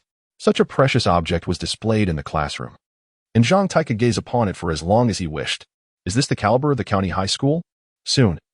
Chen Yan's gaze fixated on the unadorned stone tablet at the front of the classroom, and his eyes narrowed in astonishment. The tablet was devoid of any imagery. Yet at that moment, the golden light within the Broken Saint realm was more abundant than ever before. Broken Saint realm, level 2, 1115, Broken Saint fruit, strength, 3,100, health, 97,100 skill, 83,100. The progress of the nearly ripened skill Broken Saint fruit instantly surged from 83 to 84. Chen Yan struggled to shift his gaze towards Wu Chuhua, a surge of battle intent bubbling within him. Shall we fight here? Indeed. Even if you are a third-tier martial artist, you cannot shatter the sculptures and stone tablets here, Wu Chuhua replied calmly. A breath of warmth escaped Chen Yan's lips as he lowered his body, having activated the Red Gang body forging technique. The Red Gang body forging technique was merely a breathing method, not a combat technique. However, Chen Yan discovered that once he employed this breathing technique, his muscles and internal organs entered a state of tremendous vigor, amplifying his strength. You not fought much? Wu Chuhua observed Chen Yan's current state with a hint of disappointment. Using a breathing technique in combat would indeed enhance vitality in the muscles and bones. Yet it was taxing. The more you fight, the more fatigued you become. What then?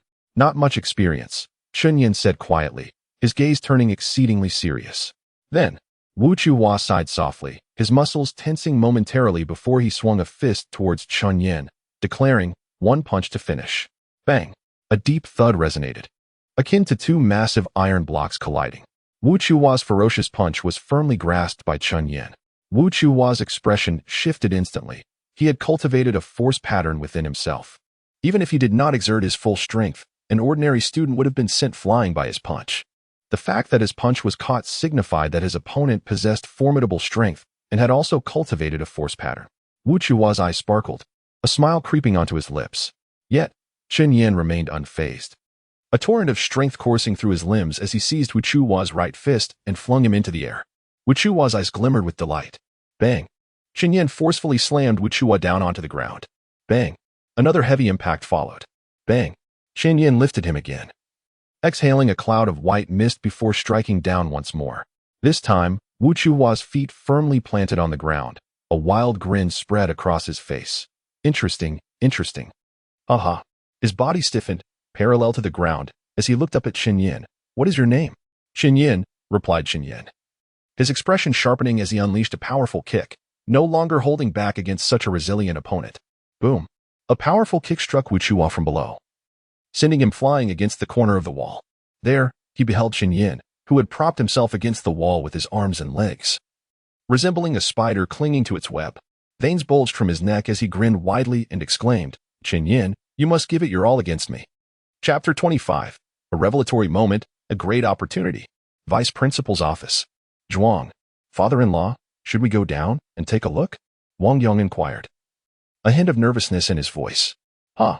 Zhuang Shihong glanced at Wang Yong with a hint of exasperation. If only you treated Qianqian with such kindness. I visited Yuming City last month. It was splendid, Wang Yong remarked, a flicker of happiness illuminating his eyes. You. Zhuang Shihong sighed, then added, you've become quite astute. You even know how to invest in your students. What were you doing all those years ago? Wang Yang shook his head. His assistance to Chen Yan was not motivated by investment. It was simply not the time to explain. The Jinwu class had a total of 143 slots, with 69 filled by students from 23 rural high schools and 74 from 3 county high schools. The second high school had 25 slots, making Zhang Ta the 26th contender. Zhuang Shihong shot Wang Yang a disapproving glance. Just yesterday, his family caused quite a scene at the school. Ultimately, we had no choice but to grant him half a day in the training room.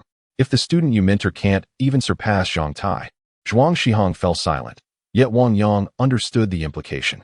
If Chen Yan could not defeat Zhang Tai, he would irretrievably lose the opportunity to attend. Zhuang Shihong had already shown considerable leniency by selecting a rival who was not particularly formidable. Surely, he should be able to win, Wang Yang thought, recalling the moment when Chen Yan triumphed over Zhang Qingxi. Even if one intends to invest, the counterpart must possess the qualifications for such an investment. The reason I extend this opportunity is that you mentioned he has triumphed over students who have awakened their vital energies.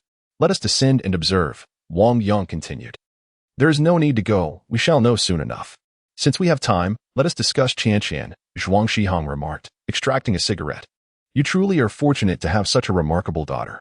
I intend for Chen Yan to sign a contract with the Gong family. With her qualifications, she will secure an opportunity for refinement this year.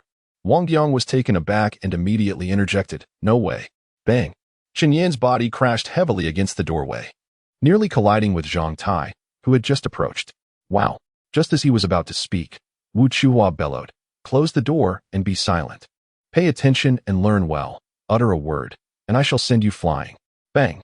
Chen Yan planted one hand on the ground, propelling himself upward by 2 meters, and struck a punch toward Wu Chuhua, only to collide with Wu Chuhua's fists, causing Chen Yan to recoil. All right. Zhang Tai stood in stunned silence. He entered the classroom, shut the door, and quietly seated himself on the floor. He had finally secured a rare opportunity to enter the horizontal training room and had hoped not to waste it because of Wu Chuhua. Yet, upon entering, he was confronted with a formidable opponent who could spar with Wu Chuhua. What a stroke of luck! Zhang Tai felt a rush of exhilaration.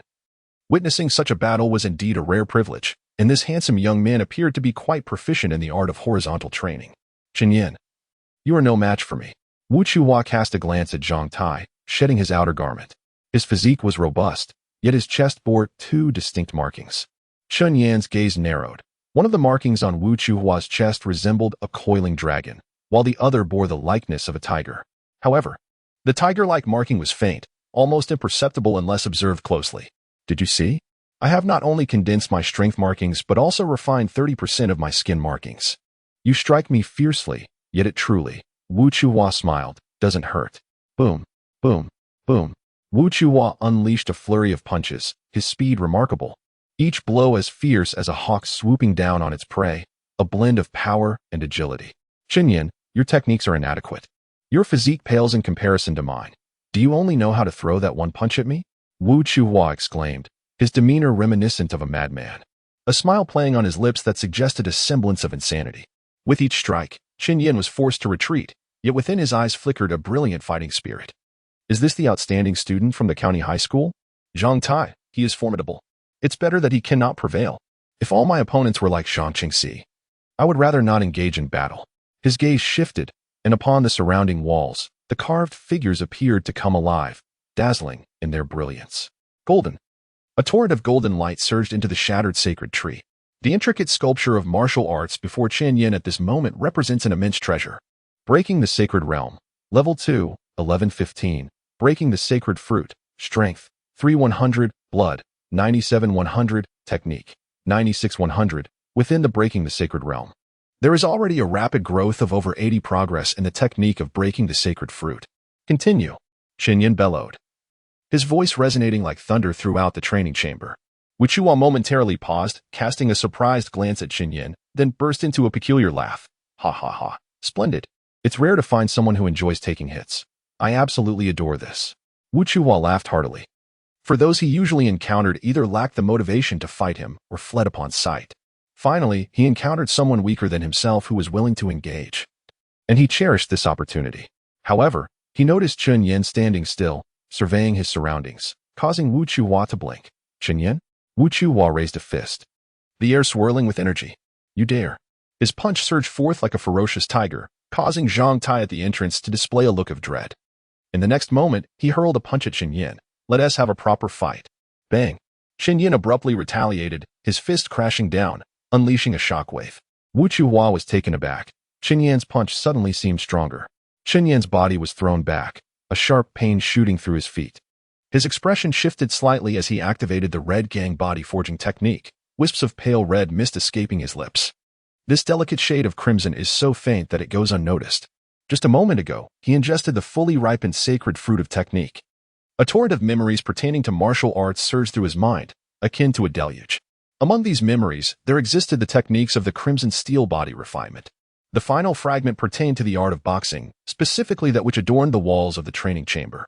It may have been scant, yet it was sufficient to empower Chen Yan. With a covetous gaze, Chen Yan surveyed the sculpted figures adorning the walls, as the radiant light of the sacred realm flooded the space, causing the sacred fruit to flourish rapidly. Then, with a mighty roar, Chen Yan charged towards Wu Chuhua. Come, let us continue. You.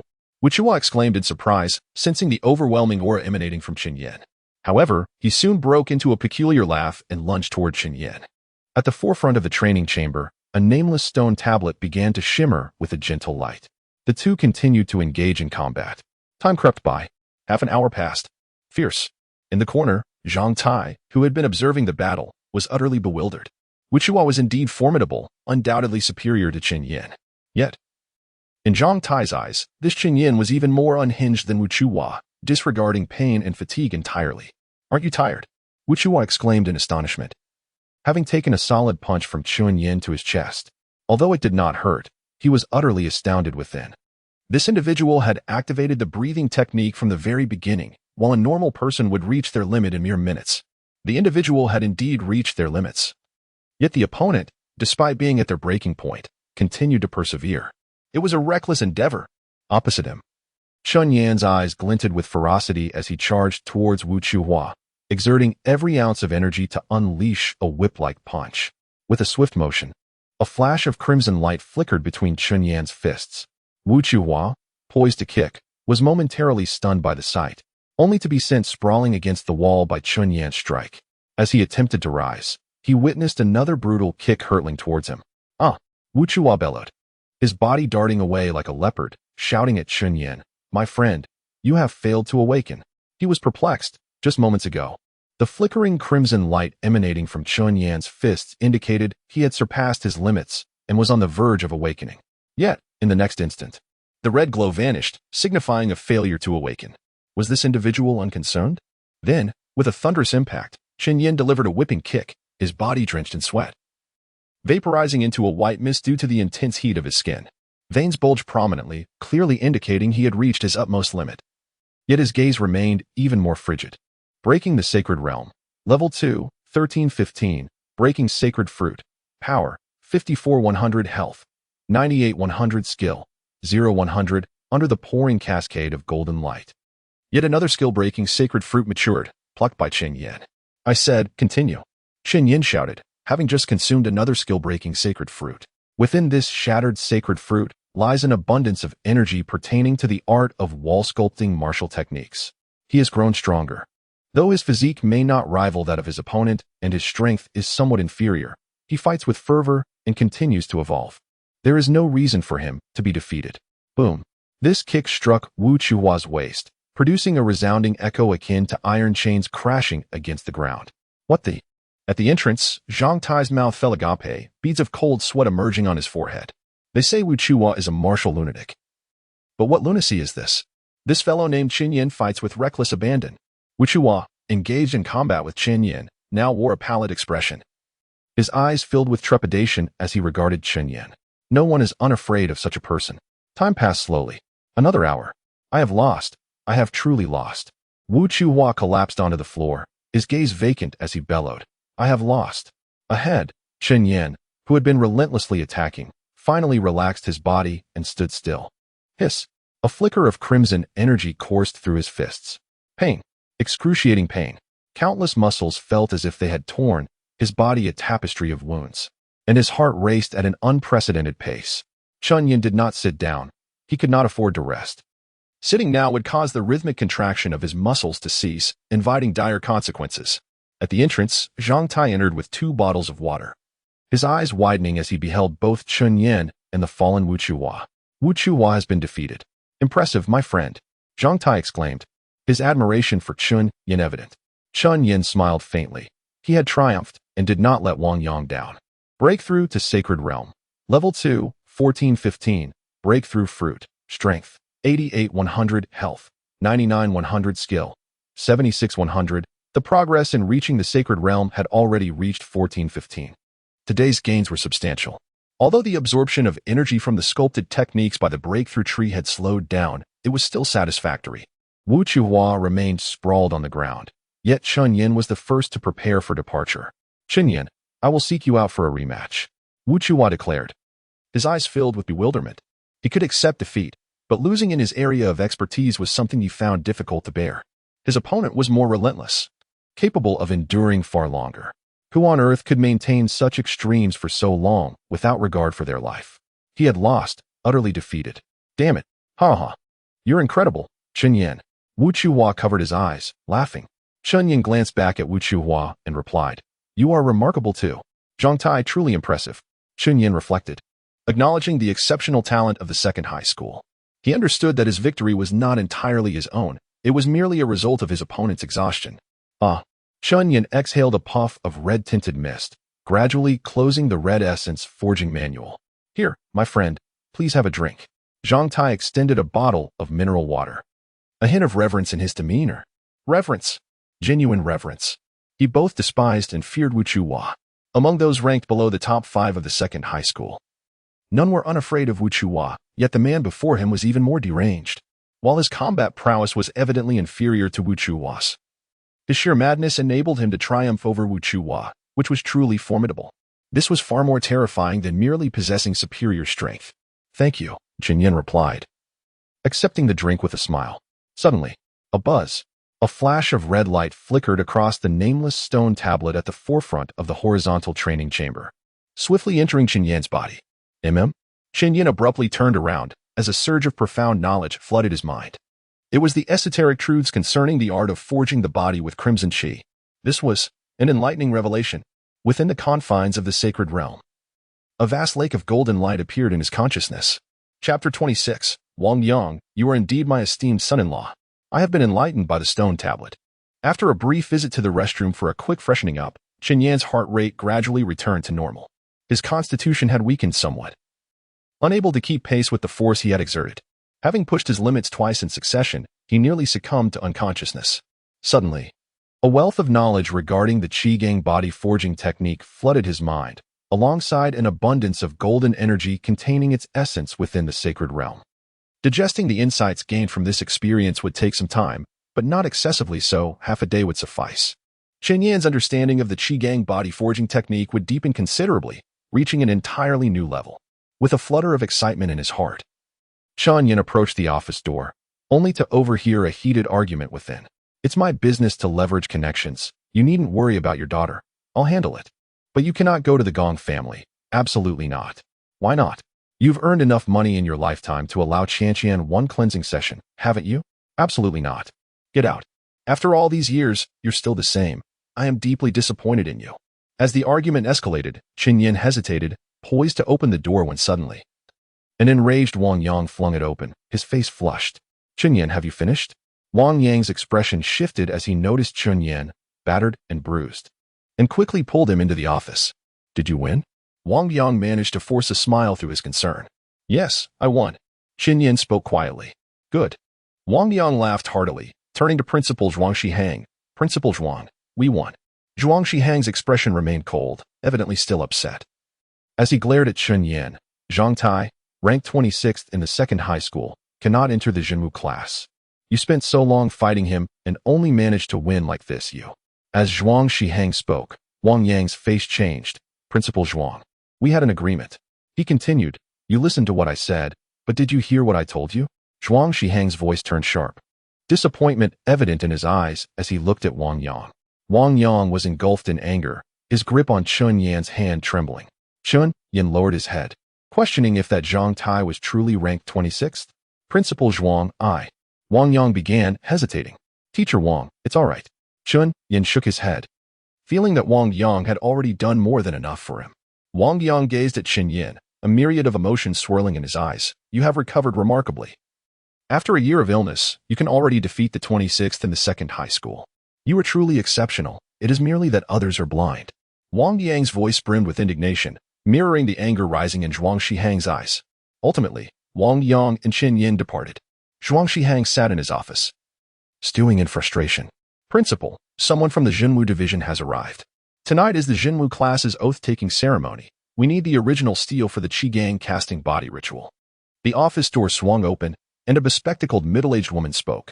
Well, let them move it carefully, so it doesn't get knocked around. Zhuang Shihang nodded. All right. The woman replied with a smile. The source steel can withstand a fall from 100 meters. It won't be damaged. In the office, Zhuang Shihang remained alone, his expression troubled. He had initially found a better job for Wang Yang, only for the latter to quit after a single day of work.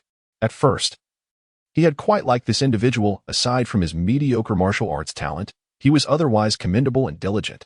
However, as time passed, Zhuang Shihang came to the realization that Wang Yang was rather slow-witted. As he inhaled a puff of smoke, Zhuang Shihong slowly shook his head, contemplating. Have I been too harsh? If one could truly grasp the breathing technique in just a few days and still manage to triumph over Zhang Tai, then it was indeed commendable. No, it was quite impressive. 2 years prior, he had a falling out with Wang Yang, resulting in 2 years of silence between them. But today Wang Yang sought him out. Logically, he should have brushed him off with a stern demeanor, perhaps offering a token gesture of goodwill. That young man was perceptive enough to consider his teacher's feelings, which was quite admirable. He felt it unnecessary to involve Wang Yang in his own frustrations. Zhuang Shihong murmured with a hint of resignation. Moreover, Chen Yan had the qualifications to enter the Zhenwu class. It was someone else who had taken his spot through underhanded means. Well, I can call him back later. After all, I haven't given this auditing opportunity to anyone else. Zhuang Shihong reflected, acknowledging that Chen Yan had indeed defeated Zhang Tai.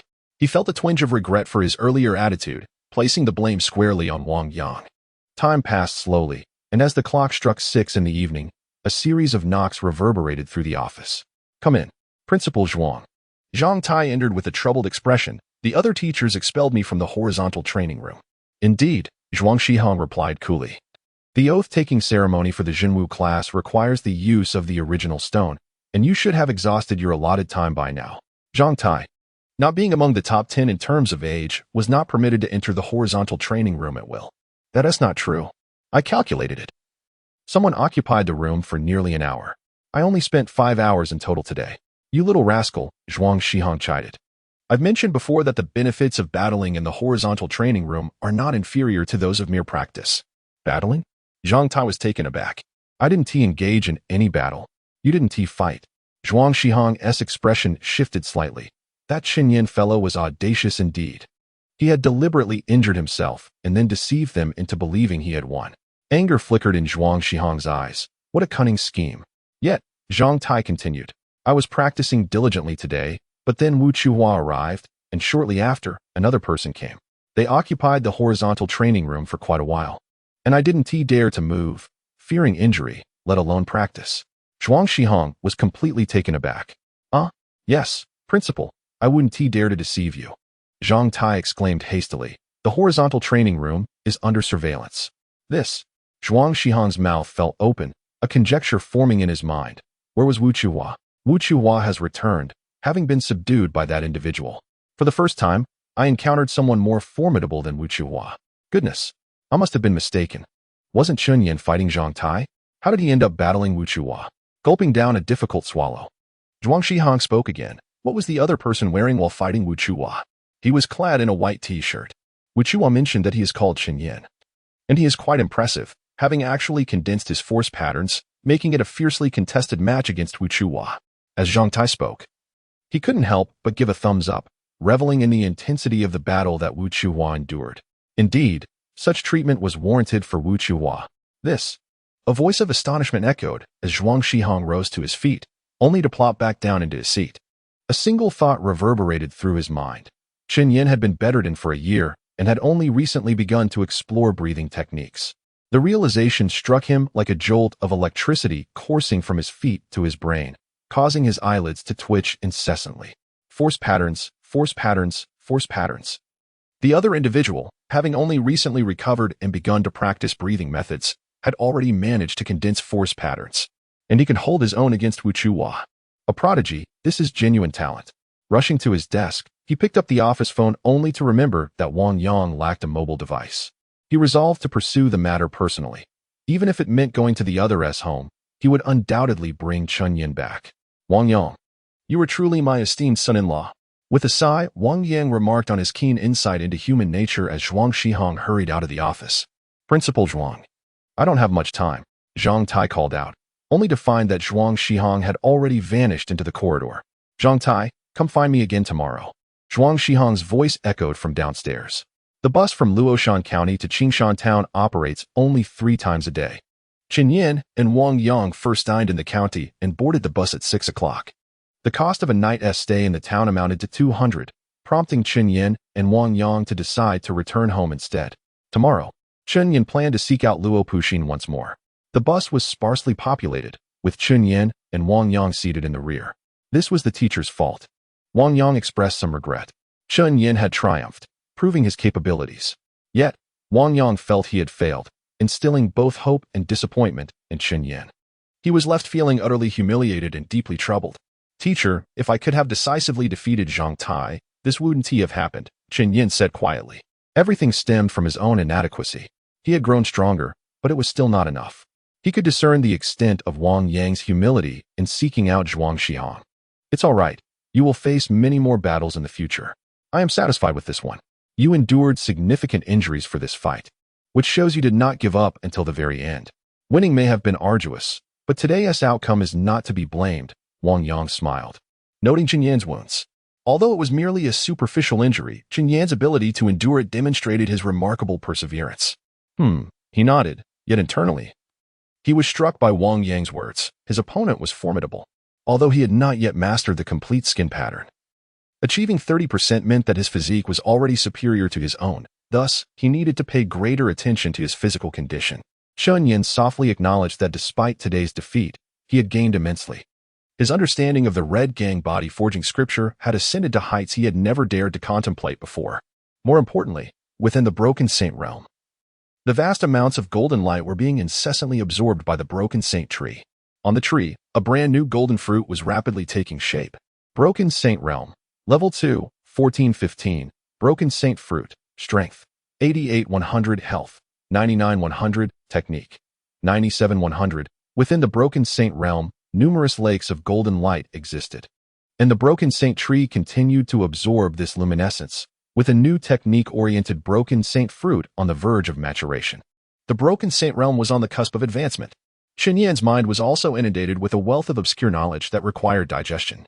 The gains from today's experience were undeniably significant. As Chen Yan contemplated this, Wang Yang beside him continued to furrow his brow. Skin pattern? Yes. That Zhang Taining had indeed cultivated 30% of the skin pattern, Chen Yan affirmed. But wait.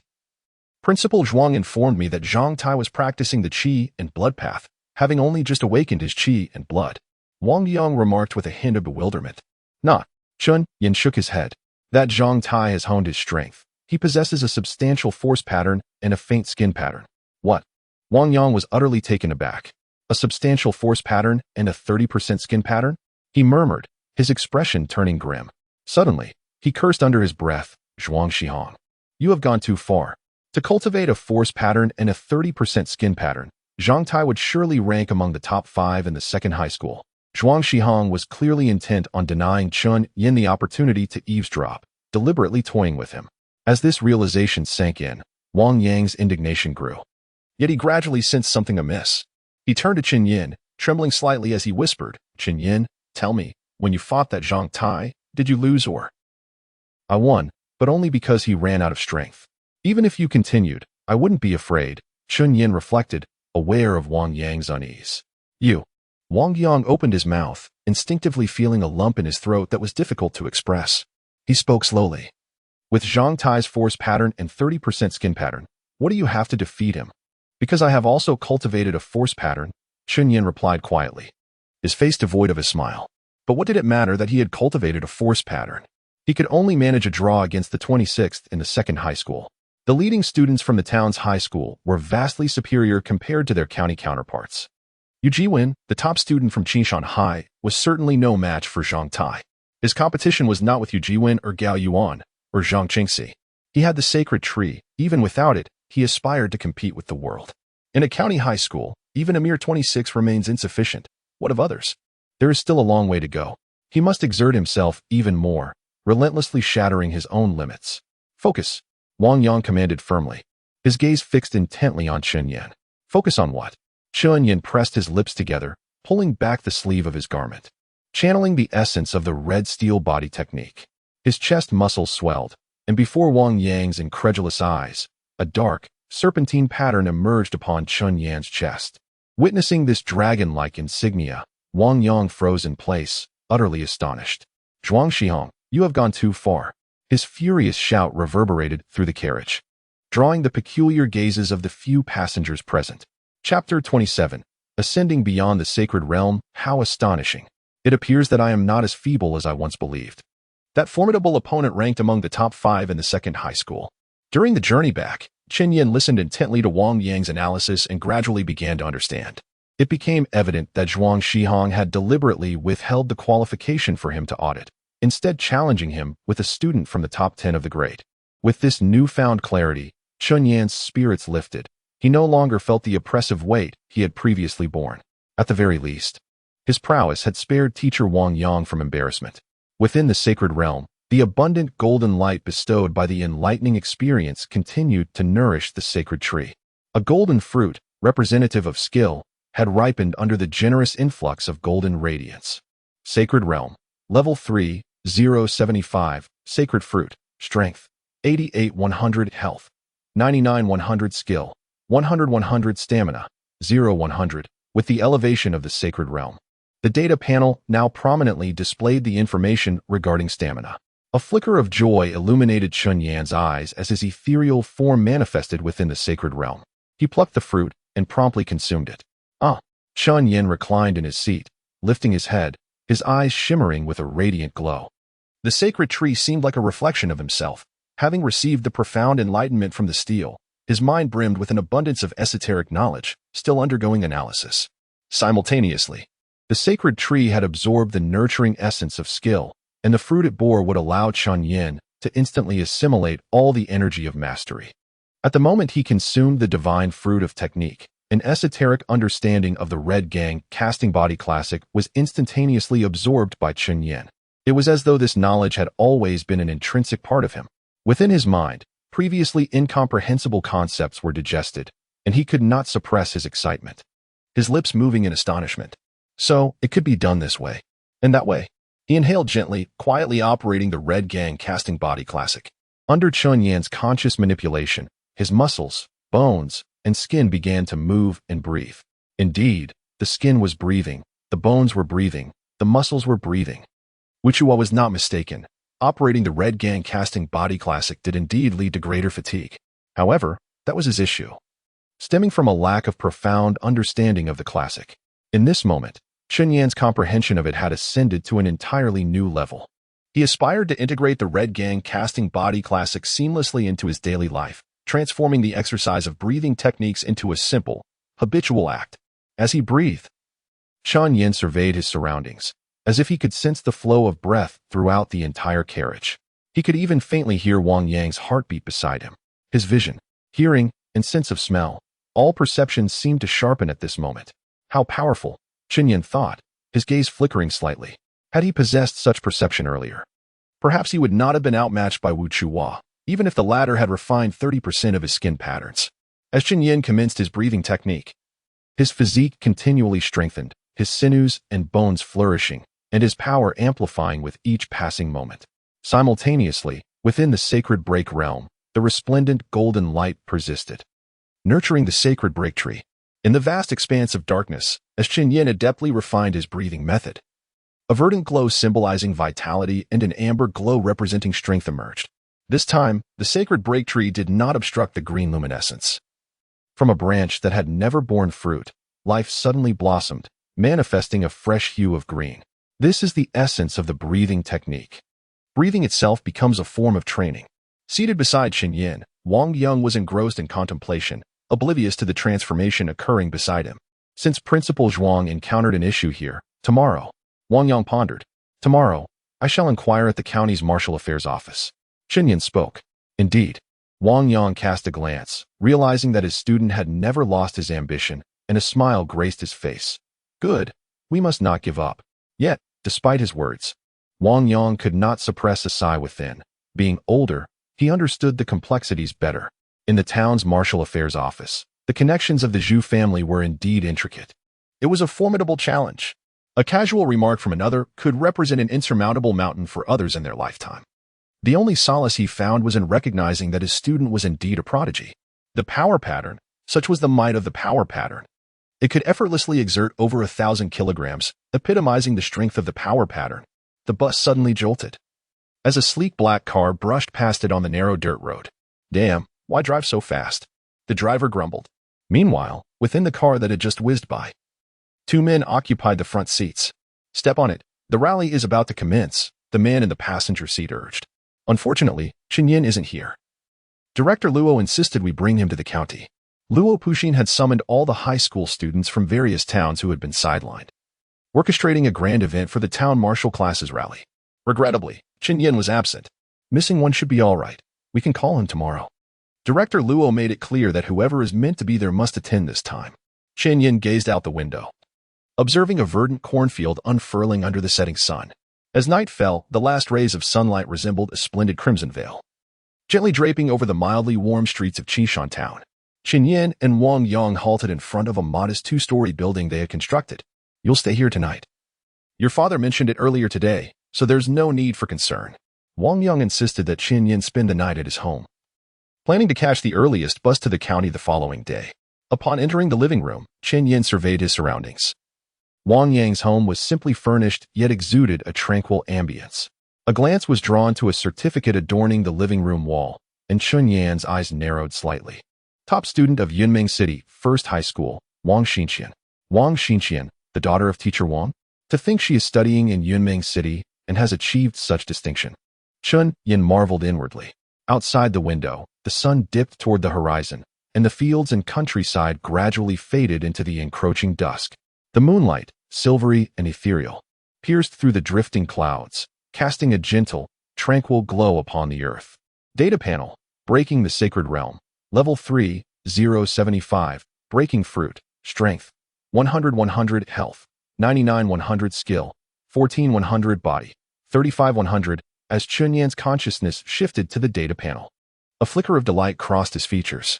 Through relentless practice of his breathing technique, his body had been steadily growing stronger, and a fruit of strength had ripened. After consuming the fruit, Chen Yan stretched languidly, feeling a surge of power coursing through him, dispelling all lingering fatigue and discomfort. Wang Yang entered the living room, carrying a bowl of freshly prepared scrambled eggs with tomatoes and a bowl of chilled noodles. Chen Yan opened his mouth, taken aback by the generous portions. He hadn't anticipated such a quantity after Wang Yang had previously barred him from the kitchen. Sit down, Chen Yan. With your current training regimen, your appetite should be quite substantial. Eat more, Wang Yang encouraged. With a smile, Chen Yan shed his reservations, dishing out a bowl of noodles drenched in the tomato and egg sauce. He then prepared another bowl for himself and began to eat heartily. No one would refuse a dish of scrambled eggs with tomatoes. Take your time, it's all yours.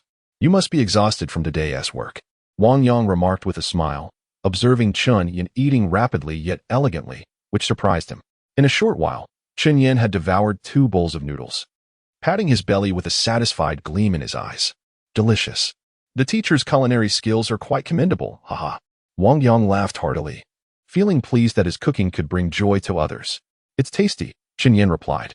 Suddenly, a series of knocks echoed through the room. Chen Yan approached the door, revealing a sharply dressed man in a suit, sporting gold-rimmed glasses, who regarded Chen Yan with a cool demeanor. Chen Yan was taken aback. This attire was clearly not typical of someone from the countryside. What brings you here? Wang Yang inquired, rising to his feet. The manager Gong sent me to find you. The suited man replied as he entered the room, disdainfully surveying the decor. Wang Yang's expression turned frosty as he moved beside Chen Yan, handing him 10 yuan with a hesitant request. Chen Yan, could you please buy me a pack of cigarettes? Chen Yan pursed his lips and nodded before leaving.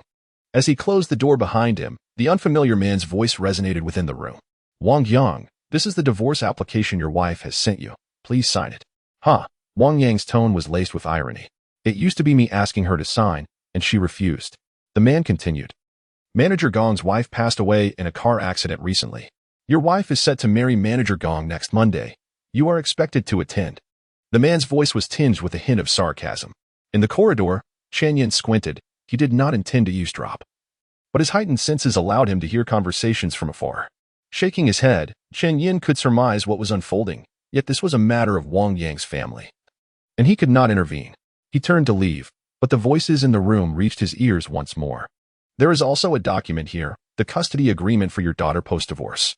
Just sign it, and thereafter, you will have no connection to your daughter. Impossible, Wang Yang suddenly exclaimed, halting Chen Yan in his tracks. Wang Yang, do not overstep your bounds. Even if it comes to arbitration with the legal department, you will not prevail. The deputy minister of the legal department is of the Gong family. You must understand this. Within the room, a man in a suit regarded Wang Yang with a condescending gaze, a trace of disdain in his eyes. You are but an ordinary person. To be frank, your daughter is of lowly status. Manager Gong is gracious enough to offer her shelter, and you should be grateful. Seated, Wang Yang's eyes sparked with indignation. As if ready to erupt, Chen is my daughter. That wretch is unworthy of being her mother, and Gong Qing is even less deserving of being her father. The suited man frowned slightly, a hint of indifferent amusement playing at the corners of his mouth. Wang Yang, you still fail to grasp the reality of your situation. My time is limited. I shall give you 30 seconds to sign. Delay even a second, and I will sever a finger. He lacked time? He indeed had it. However, to squander one's time on a person as contemptible as Wang Yang is something he refuses to do, even if he were to kill Wang Yang. What difference would it make? Engaging in conversation with Wang Yang now is merely a matter of inconvenience due to the threats involved. Indeed, it is but a trivial hassle. You. Wang Yang gritted his teeth tightly, his features seeming to contort with rage. Is this how ruthlessly you operate? 29 seconds, replied the man in the suit. Turning his back to Wang Yang, engrossed in observing his watch. Wang Yang's gaze narrowed sharply. He remained frozen in place, trembling all over, as if he were plummeting into an abyss of despair.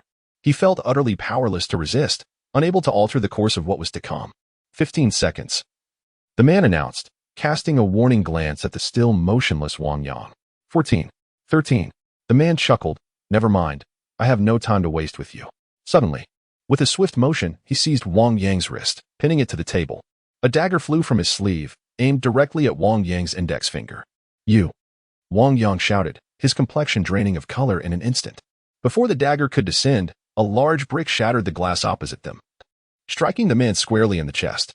His expression shifted dramatically as he felt a surge of excruciating pain and collapsed to the ground.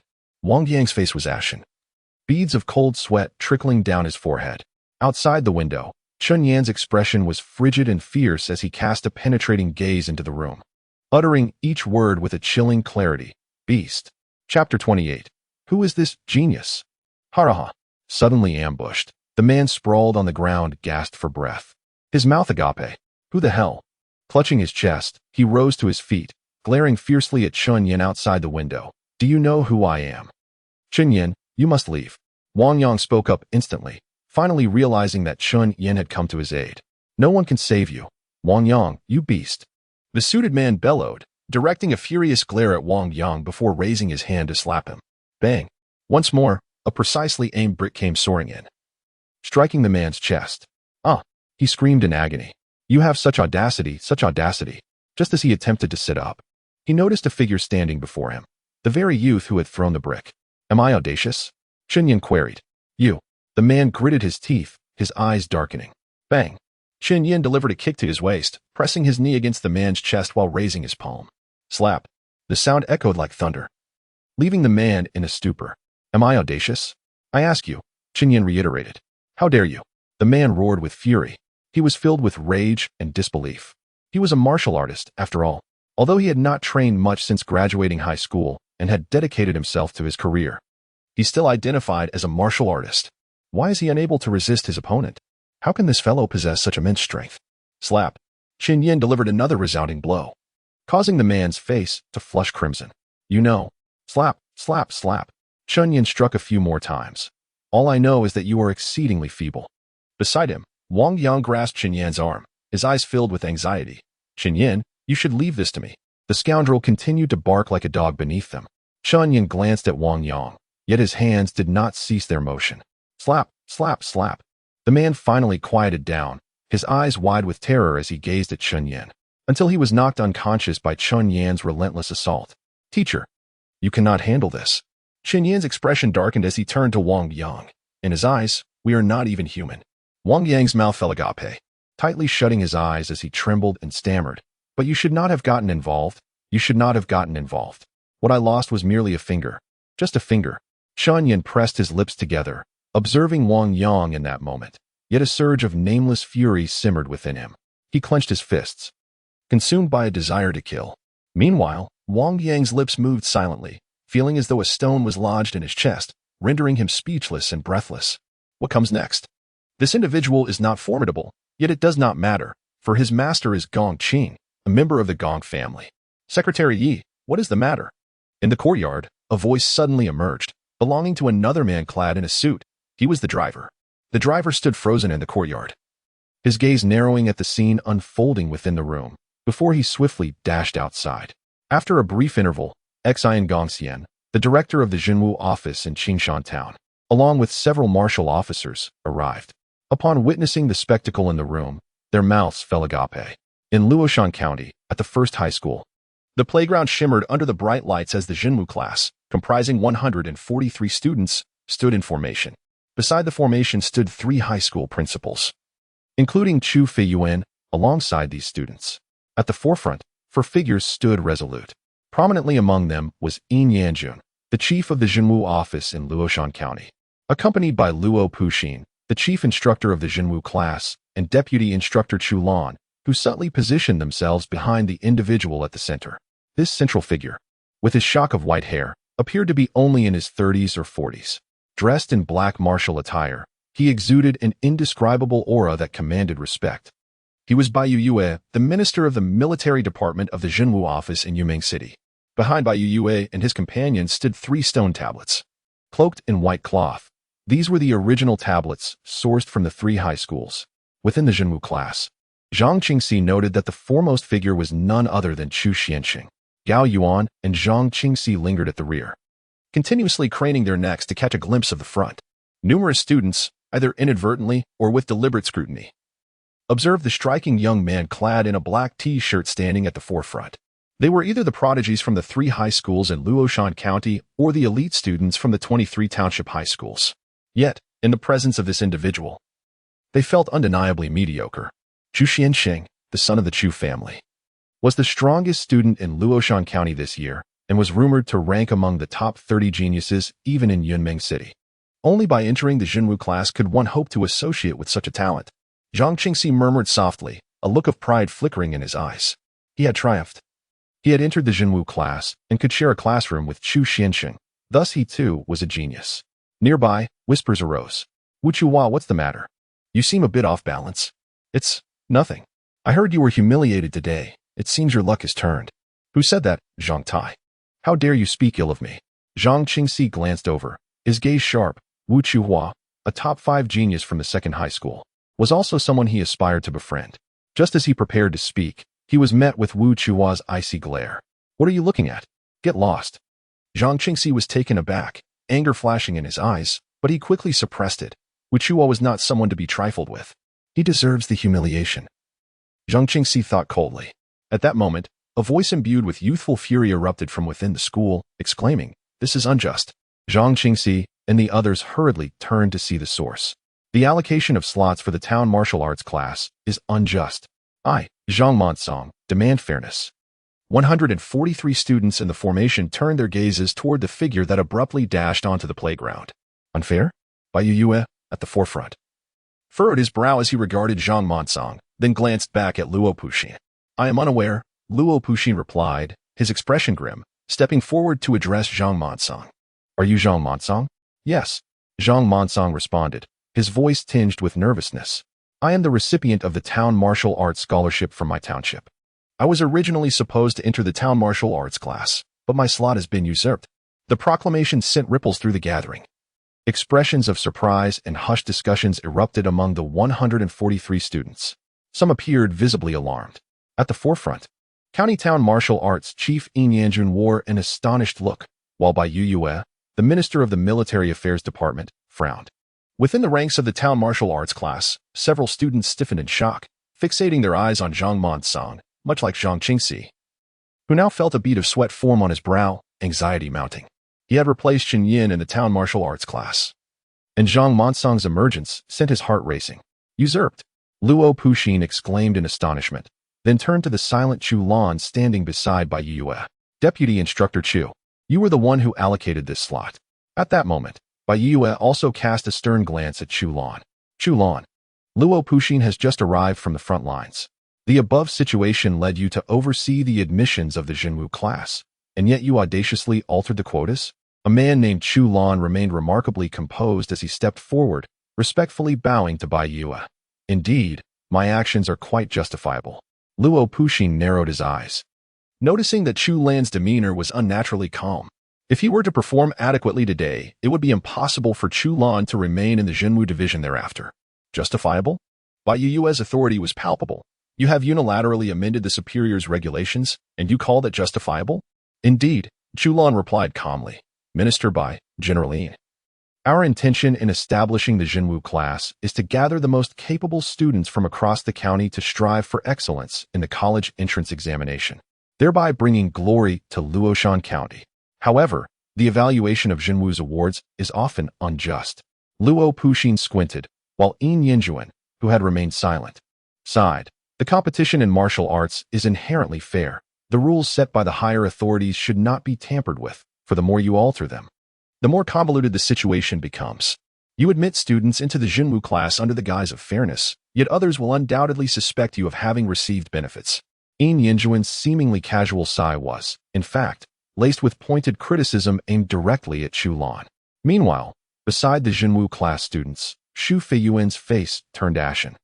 Suddenly feeling a chill down his spine, beads of sweat trickling down his forehead. How could he not realize that the higher-ups intended to use the matter of the Jinwu class quotas to punish Chu Lan? Hadn't Luo Puxin accepted their money? Why then was he now targeting Chu Lan? This was a trap. It is over. He has altered several quotas himself. Among the students, Zhang Qingxi clenched his fists, trembling all over. He never anticipated that someone would dare to confront the issue of the modifications to the quotas for the Jinwu class so directly. Even if that person was not Chen Yan, he was still filled with trepidation. Zhang Qingxi, what is wrong with you? Gao Yuan inquired from the side. Are you also silence? Zhang Qingxi bellowed, only to realize that many classmates were now casting their gazes in his direction, too afraid to speak. At that moment, Zhang Qingxi was soaked in sweat, feeling as though he was a rat scorned by all. Previously, he considered himself a prodigy.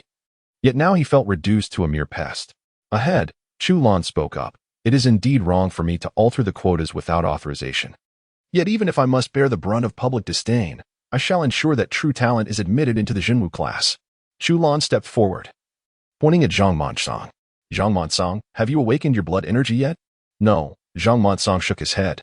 Can you traverse the path of cross-training? No. No. Zhang Mansang replied, a hint of panic evident in his voice. But I did defeat the awakened blood energy user, Siyuan Gao. Siyuan Gao awakened his blood energy. His loss to you was due to his prior disarray, not because you surpassed him. Chu Lan sighed, a note of resignation in his tone. I acknowledge your victory. And according to the rules, you should enter the Jinwu class, yet Siyuan Gao is more suited. A murmur of discussion erupted among the other students. Bai Yue furrowed his brow, while Luo Puxin turned his gaze toward Chu Lan. This is not right. According to reason, Chu Lan would likely struggle to remember the names of Zhang Mansang and Siyuan Gao, yet at this moment, he appears to be thoroughly prepared. I shall challenge Siyuan Gao once more, he declares. Meanwhile, Zhang Mansang's face flushes with indignation as he clenches his fists. Then let us engage in battle once again. Chu Lan whispers. Absurd. Bai Yue interjects, clearly disapproving of another match. The issue lies with Chu Lan, and there is no need to afford him the opportunity for clever retorts. I too believe we should fight once more. Luo Puxin speaks up, a chill coursing through him. For his intent is indeed to engage in battle again. He had clandestinely trained Zhang Mansang, fully aware of his current prowess. Soon, Zhang Mansang will decisively overpower Siyuan Gao, thus proving that Xu Lan's arguments are mere fabrications, obstructing one's future. Bai Yue furrows his brow, glancing at Luo Puxin and Xu Lan before sighing.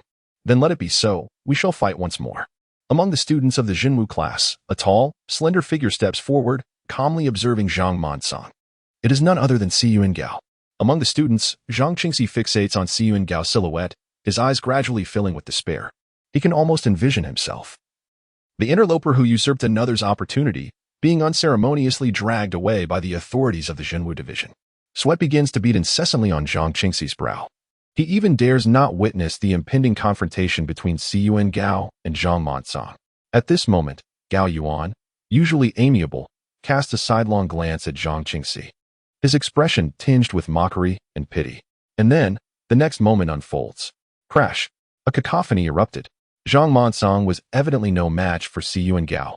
Beside him, Yu Jiwen, who had come to the Jinwu class with Zhang Qingxi, furrowed her brow and spoke up. Zhang Qingxi hastily turned to look, only to witness a resounding thud as Zhang Mansang was sent flying by a single punch from Siyuan Gao, Fear etched across his face as he lay on the grass. Uttering, "I have lost." Time seemed to stand still. Luo Puxin glanced behind him. Bai Yue's expression was already quite grim, staring at him in silence. Director Bai. After investigation, it has come to light that 21 student slots were unlawfully modified by Zhu Lan, Luo Puxin quickly stated. Bai Yue wanted to curse, but instead cast a cold glance at Zhu Lan, declaring, "I will report this matter upon my return." Understood. Zhu Lan replied with a bow. His expression remaining remarkably calm, however, "I stand by my actions without remorse." Upon hearing Zhu Lan's words, Luo Puxin's countenance turned a shade of deep anger, and he fixed a fierce gaze on the fallen Zhang Monsong. It was evident that Zhang Monsong had not demonstrated his full potential. Anyone could see that he was flustered and made numerous mistakes throughout the match. Yet the reality remained. Zhang Monsong had suffered a devastating defeat. Director Bai. Regarding those students who were stripped of their Jinwu class slots, Luo Puxin gritted his teeth and continued. "We shall discuss this matter later," Bai Yue replied quietly, shaking his head slowly at Luo Puxin. The oath-taking ceremony continued. Within the Jinwu class, those students who had taken other slots breathed a sigh of relief. Zhang Qingxi let out a sigh of relief, yet a smile could not help but grace his lips. To his astonishment, Siyuan Gao had emerged victorious, and in such a relaxed manner. He had almost believed he would be expelled from the Jinwu class by the higher-ups. Although I had lost to Chen Yan, I had indeed been somewhat flustered at the time. Given another chance, I would not falter. Meanwhile, Gao Yuan chuckled heartily, leaving his intentions ambiguous. Ahead, Bai Yue and Yin Yanjun began to speak in succession. "I hope you will not disappoint our expectations in the future. These 3 source stones shall remain here for your enlightenment," Bai Yue declared, gesturing grandly as Chulan joyfully dashed behind him to unveil the white cloth covering the 3 stone tablets. All the students looked on, their faces adorned with smiles. Indeed, the Jinwu class had made a significant mark this time. The Qi Gang casting technique serves as the foundational breathing method for all martial arts in our Xia Kingdom. All students of the horizontal refinement path may learn it, while those practicing the blood Qi martial arts will. As Bai Yue spoke, he suddenly furrowed his brow and turned his gaze towards the 3 source stones behind him, fixating on one in particular. He approached slowly, placing a hand upon the source stone, and then spoke. "Is this the source stone of that school? This belongs to the second high," Chulan remarked. "Has Bai Yue discovered something?" At that moment, Bai Yue's brow furrowed deeply as he looked at Luo Puxin. "We must investigate who interacted with this source stone today." Bai Yue's eyes widened in shock. The source stone had actually bestowed its essence upon someone in such a short span. Who could it be? Who possesses such extraordinary talent? Chapter 29. Such a genius, yet unable to enter the Jinwu class. How audacious. The oath-taking ceremony concluded swiftly, and it was evident to all that Bai Yue, the minister of the Jinwu division in Yuming City, was eager to bring matters to a close. Soon, Bai Yue hastily departed with Luo Puxin and a few others. Zhang Qingxi and his peers, who had relied on connections to enter the Jinwu class, let out a collective sigh of relief. "Zhang Jiyi's son, what are you afraid of?" Beside him, Chu Feiyuan approached Zhang Qingxi with a grin. "You must trust in the capabilities of the Chu family. A mere Jinwu class is ours to dictate who enters." "Indeed." Zhang Qingxi nodded fervently. Just moments earlier, he had nearly despaired at the thought of Chen Yan mocking him as he entered the Jinwu class. Now, he chuckled softly. With Chen Yan being a mere impoverished lad, what could he possibly achieve? Having awakened his blood essence and possessing a wealthy family, it would not take long before Chen Yan was left gazing up at the soles of his shoes, observing the throng of students following the illustrious Chu Xiansheng. Zhang Qingxi's eyes glimmered as he bowed respectfully to Chu Feiyuan and promptly set off in pursuit. Within this segment of the primordial steel, a significant amount of essence had been lost.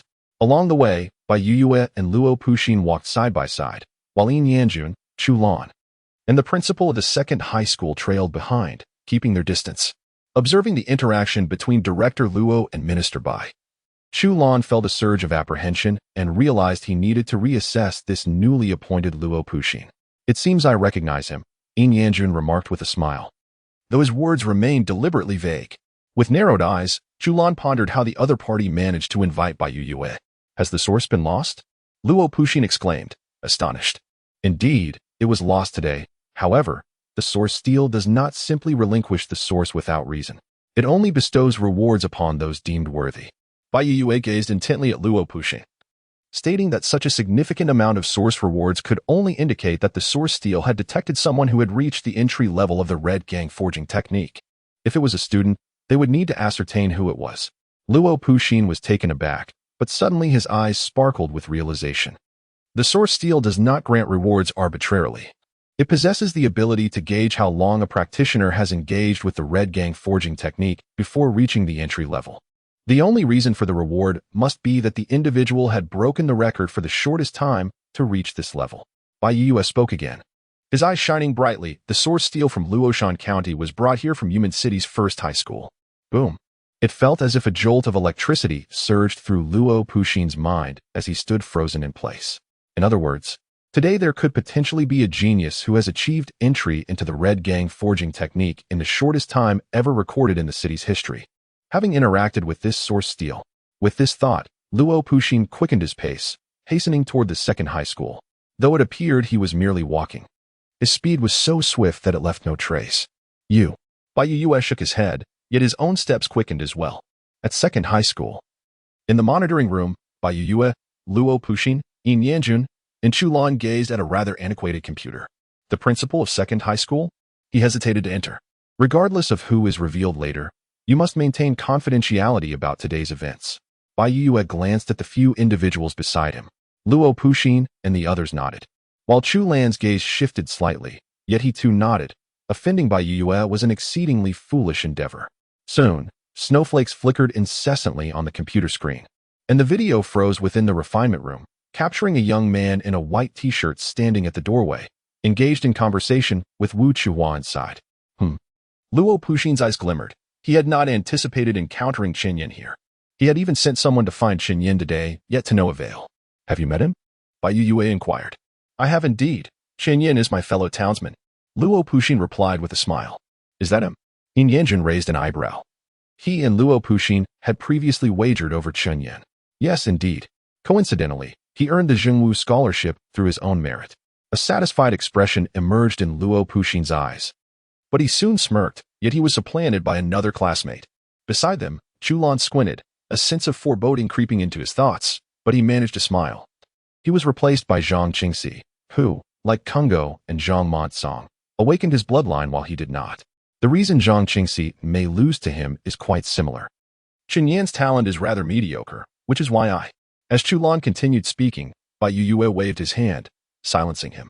Fortunately, Zhang Montsong had tipped him off, allowing him to thoroughly investigate all the students. Otherwise, he would not have remembered a country bumpkin named Chen Yan. Such individuals are unworthy of his attention. However, soon, Shu Lan's expression subtly shifted. A confrontation ensued with Wu Chuhua. Luo Puxin exclaimed in astonishment. Wu Chuhua is among the top 5 of the second high school. The others began to take interest as well, for within the screen, the lean figure of a young man was engaged in battle with Wu Chuhua. Gradually, the expressions of all present changed, for they witnessed Chen Yan treating Wu Chuhua as if he were merely a punching bag. With a snap, Bai Yu squinted, rewinding the video repeatedly. Old Bai. Minister Bai, what are you doing? Watching a fight? I never anticipated that Chen Yan could. Silence. Bai Yu sharply interjected, pointing at Chen Yan, who was poised to strike. Did you not notice? From the moment the battle commenced, Chen Yan activated the red gang forging technique. The crowd's expression stiffened, and they turned their attention back to the surveillance footage, which was silent and somewhat blurred. Yet, in the frame that Bai Yu had frozen, it appeared as though Chen Yan exhaled a puff of white mist. This signified activation, utilizing such breathing techniques, unless one was a novice, could not be sustained for long. Shu Lan spoke faintly, yet soon found himself at a loss for words. His eyes widened in disbelief as a sudden buzzing filled his mind. When had he learned the red gang forging technique? Bai Yu, however, was the first to speak, his gaze intensely fixed on Chen Yan. After Monday, this week. Today is Friday. Luo Puxin hurriedly interjected, his breath quickening. Do not speak recklessly, Bai Yu admonished sharply. Indeed. It was only this past Monday that Qinshan High School had awarded the Zhenwu Prize. And it was after his victory that he had the opportunity to observe the primordial crystal. Beside him, Yin Yanjuan's voice remained steady, though his gaze revealed a flicker of intrigue. Bai Yu opened his mouth, turning his head to glance at Chu Lan. Very well. Excellent. Chu Lan's complexion suddenly turned ashen. as this declaration signified that the understanding of the Qi-Gang body forging classic was about to be grasped, and the individual had only been studying for a few days. Such a prodigy had been unjustly deprived of a place in the Jinwu class. Bai Yue continued to interact with the surveillance, the visuals shifting. Yet, he had not yet entered the threshold. It was not he who had triggered the response from the primordial steel. Chulan awkwardly began. This time, Power patterns. Luo Puxing gasped in astonishment. He had actually condensed power patterns. The last time I saw him, I noted his immense strength. And he has remarkably achieved power patterns so swiftly. Inside the monitoring room, the atmosphere seemed to still. At this moment, silence enveloped the space. Luo Puxing and Yin Yinjuan awaited Bai Yue's next command, while Chu Lan's face gradually drained of color. It was only at this moment, when Chen Yan consumed his first technique disrupting sacred fruit today, that Bai Yue narrowed his eyes, and everyone fixated intently on the computer screen. Subsequently, Chen Yan expelled a breath that emanated a crimson-hued mist. It was he who had, at the critical moment, broken through to the fundamentals of the breathing technique. Luo Puxing spoke in disbelief. It's him, Bai Yue exclaimed. The screen froze with a click, and silence enveloped the monitoring room as the four remained still. Zhu Lan's complexion drained of color, his steps wavering at that moment, yet he soon found himself under Bai Yue's fierce gaze. It is indeed him, Lao Luo. Go find him immediately. At once. Yin Yinjuan, you too shall go, but Zhu Lan, you are to stay here. Such a genius. Yet he cannot even enter the town marshal class, nor the county town marshal class. Is the town marshal class of Luoshanshan truly comparable to that of the town marshal training? You possess considerable audacity. Chapter 30. Can you assist me, Chen Yan? How long do you intend to confine me?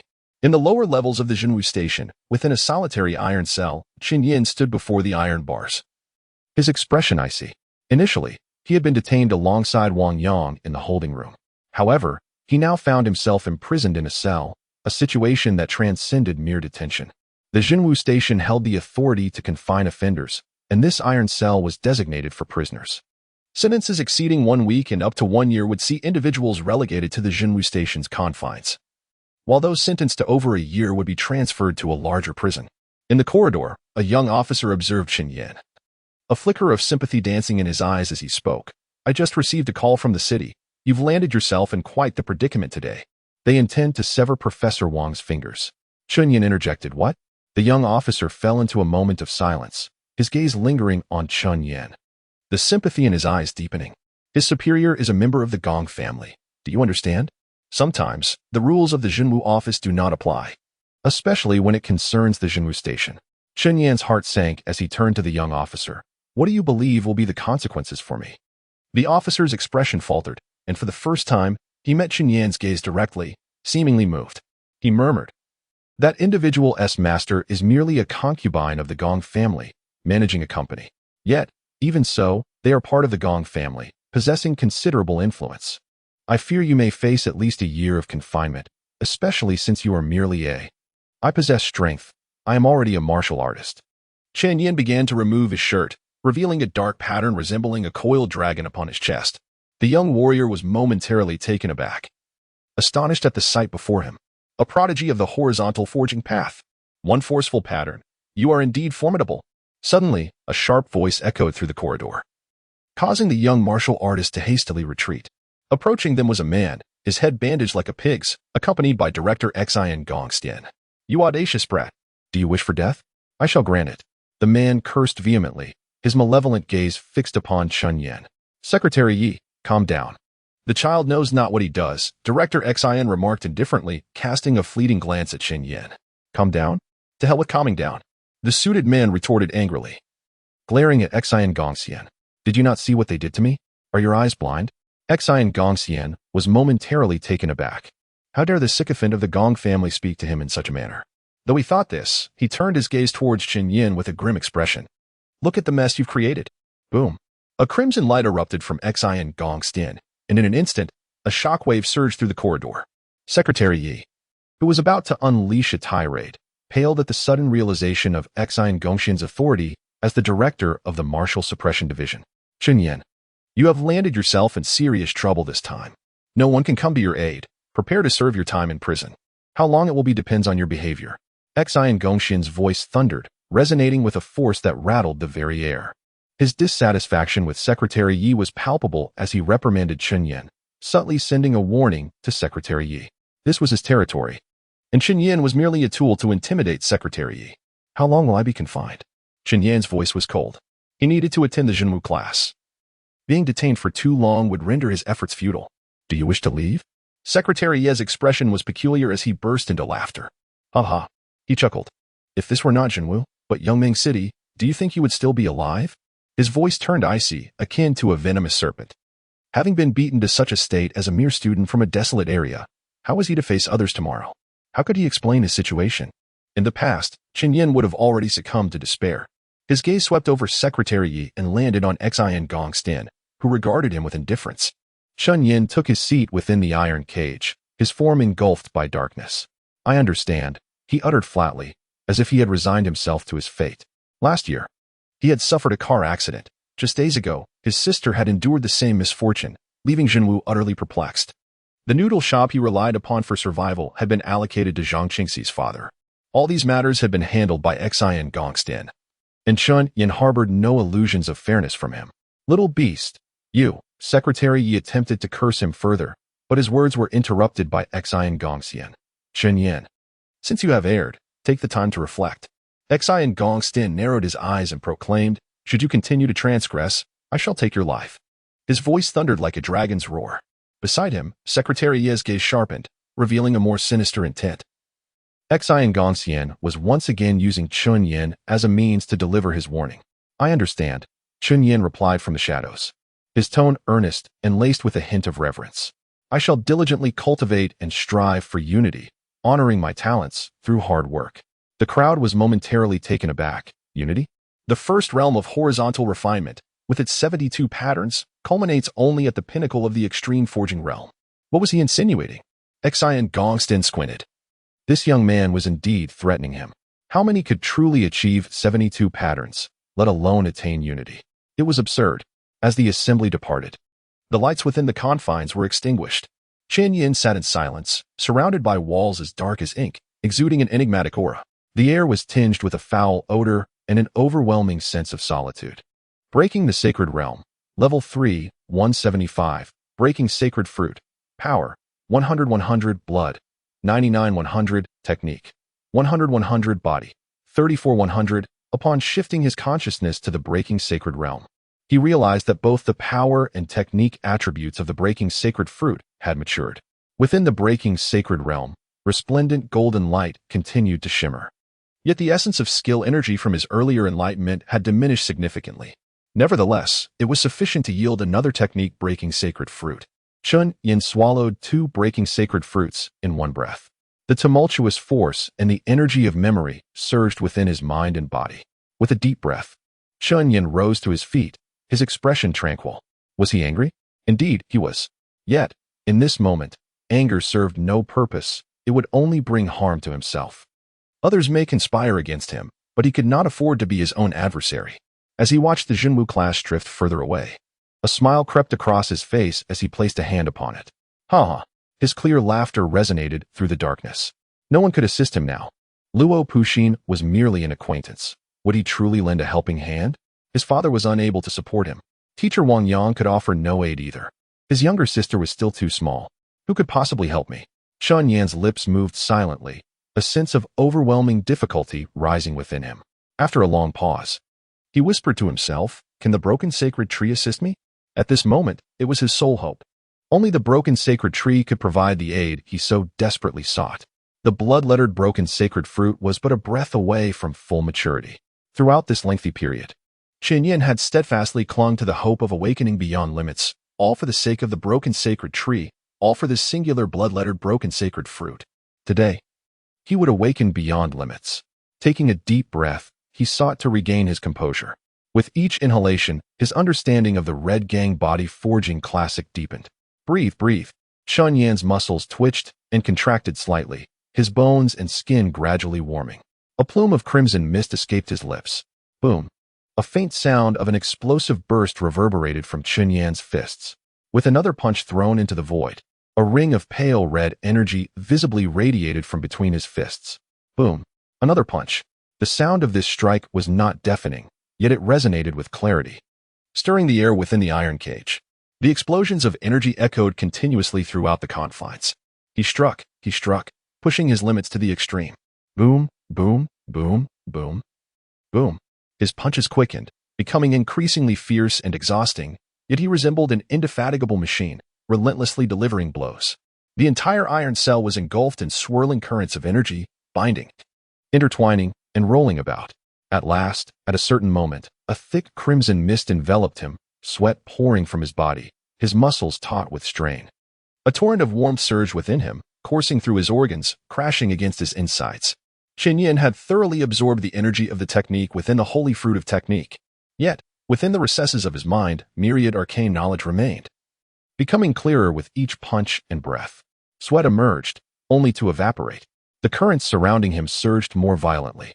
Tired, even more so, he pressed on, until finally, at a fleeting instant, whoosh, a flash of red light burst forth from Chen Yan's fists, transforming into a hazy silhouette of a young woman. What has transpired with you these days? You appear utterly unhinged, which is rather alarming, a girl remarked, expressing her frustration at being relentlessly trained day and night by her sister, Gong Fanling. Despite being a rival in the awakening of breaking limits, she was still far from achieving it. Yet, Chen Yan paid her no heed and turned his gaze towards the data panel. Breaking the Sacred Realm. Level 3, 375. Breaking Sacred Fruit. Strength. 15-100. Health. 100-100. Skill. 9-100. Physique. 42-100. The blood character Breaking Sacred Fruit has matured.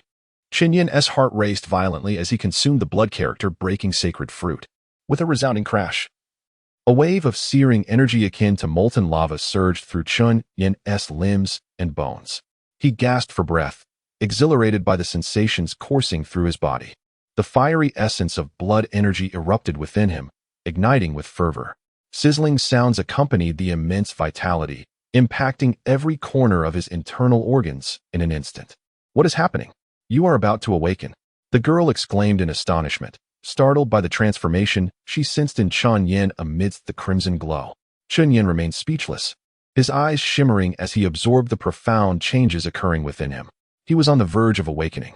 After a prolonged wait, the girl murmured, "You are on the brink of success." With a sense of despair, she slumped to the ground, feeling utterly drained. Yet, in the next moment, with a scoff, Chen Yan felt the surging flames of his vital energy retreating. The warmth within his organs dissipated rapidly. The girl paused, surprised. Did you consume a heavenly spirit object? It's futile. We are at the threshold of awakening, and only by breaking through can we truly awaken. No matter how exquisite the spirit object you consume, your body will be unable to absorb it. She rose, stroking her chin thoughtfully. However, you must be quite affluent. I can sense that the vital energy you unleashed moments ago was remarkably pure. I had assumed you were impoverished. Silence. Chen Yan admonished sharply. Her words halted abruptly. This was the first time he had spoken, his voice resonating with clarity. Chen Yan stared blankly at the dissipating crimson glow of his vital energy. The energy bestowed upon him by the sacred fruit was vanishing at an alarming rate. He tensed, desperate to halt the loss of his vital energy. But it was in vain. His body resembled a flame extinguishing, beyond salvage. Ultimately, as his vital energy waned to a mere fragment, only the last vestige within his right fist remained, on the brink of vanishing. It appears. Chen Yan's expression fell into despondency.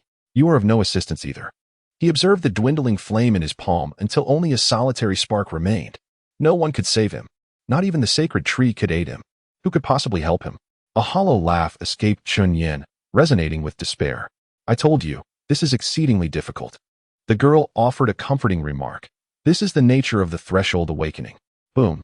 Chen Yan unleashed a powerful punch. Can you assist me? He murmured softly. What? The girl was taken aback. We are rivals, after all. Boom. Chen Yan struck again. In the core of his fist, a flicker of vitality, akin to a fleeting firefly, shimmered at the brink of extinguishment, as though stirred by a fierce wind. Boom, boom, boom. Red sparks ignited within his fist, reminiscent of a match bursting into flames. This flicker of fire burned in the palm of his hand, tearing through flesh with excruciating pain. You. The girl gasped in astonishment, sensing the transformation in Chen Yan. In his ears, the sound of his fist cutting through the air resonated, akin to the clash of steel or the roar of a raging dragon. Resolute, fierce, and unwavering. In the depths of darkness, flames erupted, growing ever more intense. It was as if 1,000, even 10,000 souls were crying out, struggling in agony. Chen Yan continued to strike. The pain of his vitality piercing through his body becoming increasingly severe, yet he did not relent. Can you assist me? Chen Yan. Chapter 31. The filthy dog of Gongheng Guan. I relished the opportunity to strike. It was the one surnamed Yi who first resorted to bullying. Chen Yan merely acted in self-defense. As members of the martial enforcement of Qishan Town, you ought to conduct yourselves differently. Before the door of an office at the town martial enforcement, a young officer stood guard, preventing Wang Yang and the hastily arriving Chen Yushu from entering. Chen Yushu's pleas fell on deaf ears, his words rendered ineffective. Upon hearing the distressing news, he rushed over without delay. Yet he could not even catch a glimpse of Chen Yan. Beside him, Wang Yang wore a gloomy expression, filled with self-reproach. It was all his fault. Watching Chen Yushu argue passionately for reason only deepened Wang Yang's discomfort. Old Chen, I will seek out someone tomorrow. Do not worry. I will not allow Chen Yan to languish in prison any longer. Wang Yang clenched his fists, his thoughts solely occupied by Zhuang Shihong. Though he had already signed the divorce agreement, for Chen Yan's sake, he would prostrate himself if necessary to seek assistance. Chen Yushu glanced at Wang Yang, opened his mouth to speak, and then nodded in agreement. Chen Yan acted to save me. All the blame lies with me. It is my fault. Wang Yang forced a bitter smile. Nonsense. Chen Yushu replied in a low voice, it is only right for my son to help you. He is not at fault. Nor are you. Anger simmered beneath Chen Yushu's calm exterior. The true culprits were the town martial enforcement, those contemptible individuals who looked down upon others. Wang Yang stood momentarily in stunned silence, his heart burdened with bitterness. Is that not the case? A chilling voice, light yet foreboding, echoed his secretary Yi. His head wrapped in bandages, approached with a fierce reprimand. This wretched beast deserves death.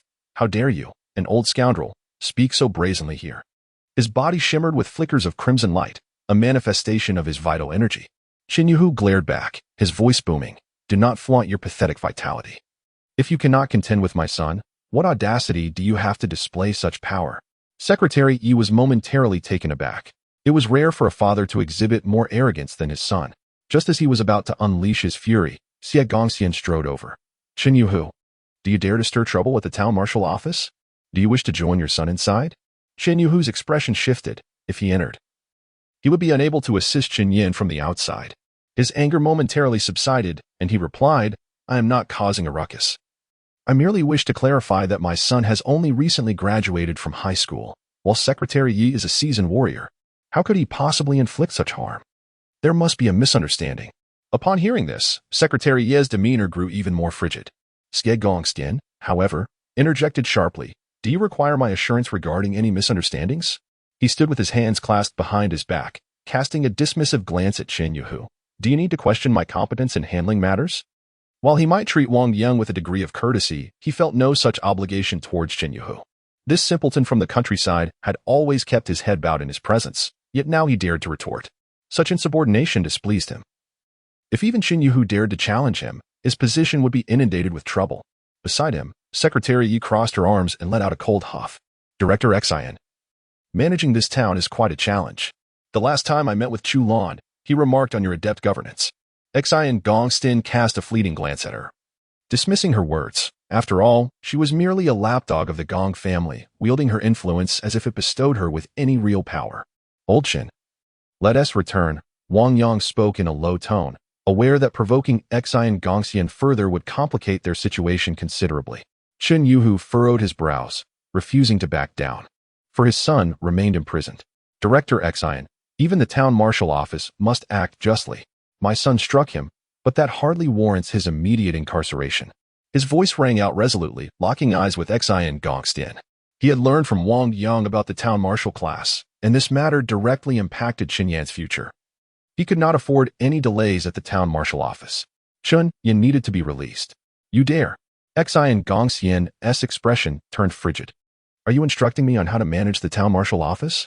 In the next moment, a vibrant crimson aura radiated from Xian Gongxian. A palpable pressure emanating from his martial prowess, enveloping Chen Yuhu in an instant. Wang Yang's countenance shifted dramatically. Director Xian, this is merely a trivial matter. Chen Yuhu suddenly felt as though he were ensnared by a tempest, his breath becoming labored, yet he managed to respond, his face flushed red. I do not seek to instruct you, but your actions should at least adhere to some sense of order. His son and daughter had both been involved in accidents, and the town marshal office had failed to investigate. The facade of his family's reputation was swiftly dismantled by a mere word from Xian Gongxian. It was the adversary who relentlessly forced both himself and his son to a precarious edge. The son, merely having struck another, faced the grim prospect of incarceration, with no certainty of release. Xian Gongxian, infuriatingly so. His countenance turned increasingly severe, bewildered that this impoverished countryman dared to contest him under the weight of his authority. All he knew was that he yearned to impart a lesson upon the other. Neither the respect due to the director of the town marshal office nor the dignity of a martial artist could tolerate such defiance. Beside Xian Gongxian, Secretary Yi chuckled provocatively at Wang Yang and Chen Yushu. A resonant hum filled the air as a crimson glow began to distort around Xian Gongxian. Xian Gongxian, you intend to? Wang Yang's expression shifted dramatically as he let out a low growl. What are you doing? Before Wang Yang could finish, another elderly voice interjected. With a hiss, a strand of pitch-black light seemed to emerge from the night sky, swirling around Xian Gongxian. The crimson light radiating from Xian Gongxian evaporated upon contact with this dark aura, dissipating as if ice met flame. The oppressive force weighing upon Chen Yushu vanished, and Xian Gongxian's expression altered drastically as he frantically scanned his surroundings, bellowing, "Who dares to wield power within the town marshal office? It is I." The elder's voice resonated once more. Wang Yang and Chen Yushu blinked, momentarily blinded, as a tall figure of an elder manifested before them. Zhuang Shihong inquired extensively, eventually discovering that Chen Yan had been detained at the Jinwu station. After questioning a Mediterranean officer stationed there, he gleaned the truth of the situation. "You, Principal Zhuang," Wang Yang exclaimed, his eyes lighting up with surprise. "Call me Dad." Zhuang Shihong cast a reproachful yet apologetic glance at Wang Yang. "Why did you not inform me sooner about your affair with her? Why did you keep it from me?" Clenching his teeth, Zhuang Shihong finally comprehended Wang Yang's reluctance to allow Wang Xinxian to sign the Gong family contract, as well as the reason behind their separation 2 years prior. He had unjustly placed the blame on Wang Yang for a full 2 years. His daughter, shamelessly, had become another's mistress. Disappointment, regret, and fury surged within him. "Dad." Wang Yang struggled momentarily, but then introduced the individual beside him. "Chen Yushu. This is Zhuang Shihong, the principal of the county's second high school." Chen Yushu, feeling a wave of relief, gasped for breath, recognizing that the person before him was there to assist Chen Yan, and promptly bowed. "Principal Zhuang." Zhuang Shihong nodded in acknowledgement, while XNG Angxi in across from him remarked nonchalantly, "He's the vice principal." Zhuang Shihong shot a teasing glance at XNG Angxi in. "Even if he is the vice principal, I am at the late stage of the 5th level. May I inquire about your rank?" XNG Angxi In's expression grew cold. His gaze shifted to Secretary Yi, who was smiling and greeting him, prompting Zhuang Shihong to bellow, "Silence." Secretary Yi froze, harboring anger yet refraining from voicing it. This individual is destined to become his boss's father-in-law. "Go back and inform Zhuang Yin that I do not acknowledge her as my daughter. It is utterly humiliating," Zhuang Shihong bellowed. Secretary Yi's gaze narrowed sharply, and in that moment he dared not utter a word. Xian Gongxian's expression shifted, suddenly recalling that Zhuang Shihong's daughter marrying Gong Qing would indeed make her a member of the Gong family. "Principal Zhuang, what brings you here?" Xian Gongxian inquired. "I am here to demand your release of him," Zhuang Shihong replied with a frosty demeanor. "Chen Yan is my student, and he is set to attend the Jinwu class tomorrow. If you detain him, whom shall I teach?" Behind him, Wang Yang's expression changed subtly. "When did Chen Yan become his student?" "As far as I know, Chen Yan is not on the roster for the Jinwu class." Xian Gongxian's face displayed surprise as the situation grew increasingly complicated. He sensed an undercurrent of trouble. "You may be unaware, but as a teacher of the Jinwu class, I can indeed take on an auditing student," Zhuang Shihong stated, narrowing his eyes as he scrutinized Xian Gongxian. Behind him, Chen Yuhu and Wang Yang's expressions brightened at the revelation. "Auditing?" Xian Gongxian frowned. "But he has assaulted someone." He glanced at Secretary Yi, who acknowledged, "Indeed. That little beast struck me." However, at this moment, he lacked the earlier bravado. Bang! A burst of energy collided with Secretary Yi, sending him crashing into the wall, where he slid down with a pained cry. "Then what are you, if not deserving of a blow?" Zhuang Shihong shouted furiously, for if it were not for Chen Yan, Wang Yang's finger would have been lost. "Ah!" Secretary Yi wailed in agony, his ribs broken, his face contorted in pain. You old fool. My boss has changed wives 4 times in 3 years, and I am the only secretary. Do you truly believe you are of any significance? Overwhelmed by his injuries, he could think of nothing else but to unleash a torrent of curses. Zhuang Shihong, you have gone too far. Xian Gongxian frowned, and then barked. This is the town military office. Zhuang Shihong's expression darkened, his fury reaching its zenith. Yet, in the next moment, he furrowed his brow, glancing up at the ceiling. You are causing a disturbance. I will include you in this.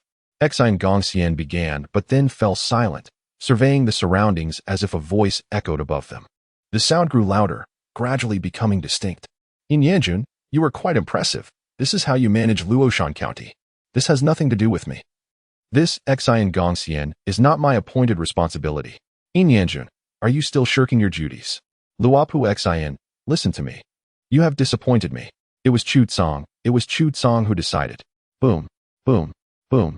A tempestuous wind surged through the windows, sweeping into the office, causing the documents, pens, and even the ashtray on the desk to tremble. The expressions of those present shifted instantly as they felt a subtle tremor beneath their feet.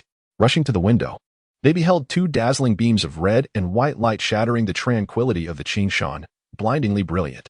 Clang, clang, clang. Within the corridor, the half-open door incessantly battered against the doorframe under the onslaught of the wind. Xian Gongxian's expression underwent a rapid transformation. His eyes widened in alarm, an indescribable terror manifesting upon his face. He gasped, glancing around frantically. The lights in the corridor began to flicker erratically, oscillating between brightness and darkness. In a fleeting moment, 2 figures suddenly materialized before Xian Gongxian, Luo Puxin, and Yin Yanjun. Director Yin. Upon seeing the newcomers, Xian Gongxian trembled involuntarily, acutely aware of their superior ranks. The head of the local martial office was already a tier beneath the deputy minister of the county's martial division, whereas Yin Yanjun was undeniably the esteemed director. The individual accompanying Yin Yanjun exuded an aura that was no less formidable. Just moments earlier, this very person had been vociferously reprimanding Yin Yanjun, who evidently found himself in a subordinate position. Director Luo, Director Yin, what brings you here? Zhuang Shihong exclaimed, equally astonished at their arrival. Meanwhile, Wang Yang and Qin Yuhu exchanged glances, opting for silence, recognizing that these two were far beyond their conversational reach. It was Deputy Minister Bai Yue of the Municipal Martial Division who summoned us. Yin Yanjun replied, his expression grim, recalling how Luo Puxin had just berated him harshly. A critique he found difficult to counter. Casting a cold glance at Xian Gongxian, Yin Yanjun continued, we are here to retrieve Chen Yan. A sharp sound echoed through the corridor. In the office of the director, the sound of a lighter falling to the floor reverberated. In the corridor, Xian Gongxian felt his legs weaken, his body leaning slightly against the wall, as if all strength had been abruptly drained from him. His pupils constricted, and at that moment, a torrent of thoughts surged through his mind. The deputy minister of the municipal martial office, Bai Yue, had sent the chief of the county martial office to personally escort Chen Yan, and this Chen Yan was currently imprisoned in a steel cage by him. To escort Chen Yan? Zhuang Shihong's face betrayed astonishment, struggling to comprehend the situation. Behind him, Wang Yang and Qin Yuhu also bore expressions of shock. What has my son done? Qin Yuhu spoke up, sensing that the matter had escalated significantly. How could his son attract such a prominent figure? Chen Yan is remarkable, Luo Puxin remarked, glancing at Qin Yuhu, who likely had not realized they were old classmates. He continued with a smile, your son is a prodigy. A genuine genius in the art of forging. Qin Yuhu opened his mouth, a smile attempting to form at the corners, yet he found it impossible to genuinely smile. The shock was overwhelming. Opposite him, Xian Gongxian and Secretary Yi stood frozen, their bodies rigid and rooted to the spot. Just how talented could he be? Zhuang Shihong was momentarily speechless. He knew Chen Yan was a genius in forging. But was it truly excessive to have the chief come to escort him? Had he failed to see Chen Yan's true potential? Zhuang Shihong, do not inquire further. In due time, you shall understand. Yin Yanjun chuckled, but soon his smile faded as he turned his gaze towards Xian Gongxian. Xian Gongxian's mouth fell open, yet he could not muster a laugh at that moment. He forced an extremely awkward grin. It was merely a misunderstanding. Misunderstanding? Luo Puxin narrowed his eyes. Indeed, it was a misunderstanding. Angered by the two esteemed figures, Chen Yan took a life today, and I was just. Xian Gongstin was articulating his thoughts when suddenly a resounding thud echoed as Luo Puxin's palm struck Xian Goshun's shoulder, causing him to feel as if a mountain had crashed upon him. His legs buckled, and he collapsed to the ground. How could I not know whether it was a misunderstanding? A torrent of force surged from Luo Puxin into Xian Goshun's body. You have become so addicted to being an emperor here that we must kneel in your presence. Luo Puxin glared fiercely at the panicking Xian Gongstin, delivering another kick to his thigh. Ah! Xian Gongstin cried out, but this kick did not break his leg. It inflicted excruciating pain, causing him to fall to the ground. Nearby, Yin Yanjun coldly remarked, "Do not continue in this position. I shall report to the city, and the county will conduct a thorough investigation." Within the corridor, Xian Gongstin, still wailing in agony, suddenly froze, looking up at Yin Yanjun with pleading eyes, only to see him take a deep breath and sternly declare, "If you can persist in your position, I shall not be able to continue mine." Xian Goshun's face turned ashen. Meanwhile, Secretary Yi, upon noticing Luo Puxin's gaze directed at him, turned pale. "My boss is from the Gong family." "Gong Hengwen?" Ropa narrowed his eyes. "Ah?" Secretary Yi gaped, incredulous that his boss would be mentioned in the same breath as Gong Hengwen, suddenly finding it difficult to breathe. Secretary Yi was about to speak when Ropu abruptly kicked him in the thigh. Crack! It snapped. "Ah!" Secretary Yi screamed. Ropa snarled, "Gong Hengwen's filthy cur. I relish beating you." Chapter 32, A Faint Glimmer of Blue. Bang! Bang! Bang! Within the shadowy confines of the prison, the sound of explosive shockwaves reverberated. The rhythm of fists fell like relentless raindrops, ceaselessly echoing. Chen Yan, akin to a trapped beast, fervently unleashed a flurry of punches. Each strike was executed with utmost vigor, as if he sought to shatter the suffocating darkness that enveloped him. Hiss, hiss, hiss. The crimson flames of vital energy blazed fiercely upon Chen Yan's right arm, surging with each swing of his fist, relentlessly advancing towards his shoulder, neck, and ultimately his head. Punching was the sole means to sustain this fiery blaze, until it consumed his entire being. Wherever the vital energy ignited, Chen Yan's skin writhed as though it were beans roasting in a pan. Pain. Excruciating pain. As the vital energy burned, his flesh truly endured the searing torment. With each punch, he gritted his teeth, sweat pouring forth like a cascading spring, only to swiftly dissipate into white mist. With every strike, the flames of vitality blazed ever more fiercely, claiming an increasing expanse of his scorched flesh. Have you lost your mind? Continuously breaking limits will lead to death. Humans have their thresholds. The girl before him spoke, her voice laced with hesitation and shock. Her perception was unclear. The more vigorous Chen Yan's vital energy became, the more indistinct her feelings grew. Yet, she was certain that this individual had already surpassed his limits multiple times that night. Such was the nature of limit-breaking awakening. However, to shatter too many barriers at once was perilous. Boom, boom, boom. As Chen Yan swung his fist, the once unstoppable force began to wane. It felt as though every ounce of strength was being forcibly extracted from each individual cell within him. Boom. The speed of Chen Yan's punches decreased, becoming increasingly arduous, and he could feel the flesh of his right arm tearing apart. Hiss. The fiery energy that had surged to his neck began to extinguish as Chen Yan slowed down. "Give up. Take your time. We are rivals." "But there is no need for you to seek death," the girl spoke up. Within the ethereal palace in the clouds, exquisite bonsai trees and the intricate eaves of the architecture complemented one another, while gentle water streams meandered around the artificial hills. A girl, approximately 10 years of age, stood on the smooth azure stone bricks, watching the indistinct crimson figure before her relentlessly throwing punches, her body instinctively recoiling. Is he still holding on? Has he gone mad? He must come from great wealth to consume such pure energy from spiritual treasures. Why is he pushing himself so desperately? As the crimson figure's punching slowed further, the girl finally exhaled in relief. She was genuinely afraid that he might, with a sudden surge of energy, awaken completely. What am I thinking? My sister told me that one must possess a heart willing to face death in order to achieve success in a single stroke. She sighed with relief. The notion of a heart willing to confront death seems simple, yet is truly as difficult as reaching the heavens. "Give up. Take your time, brother," the girl said.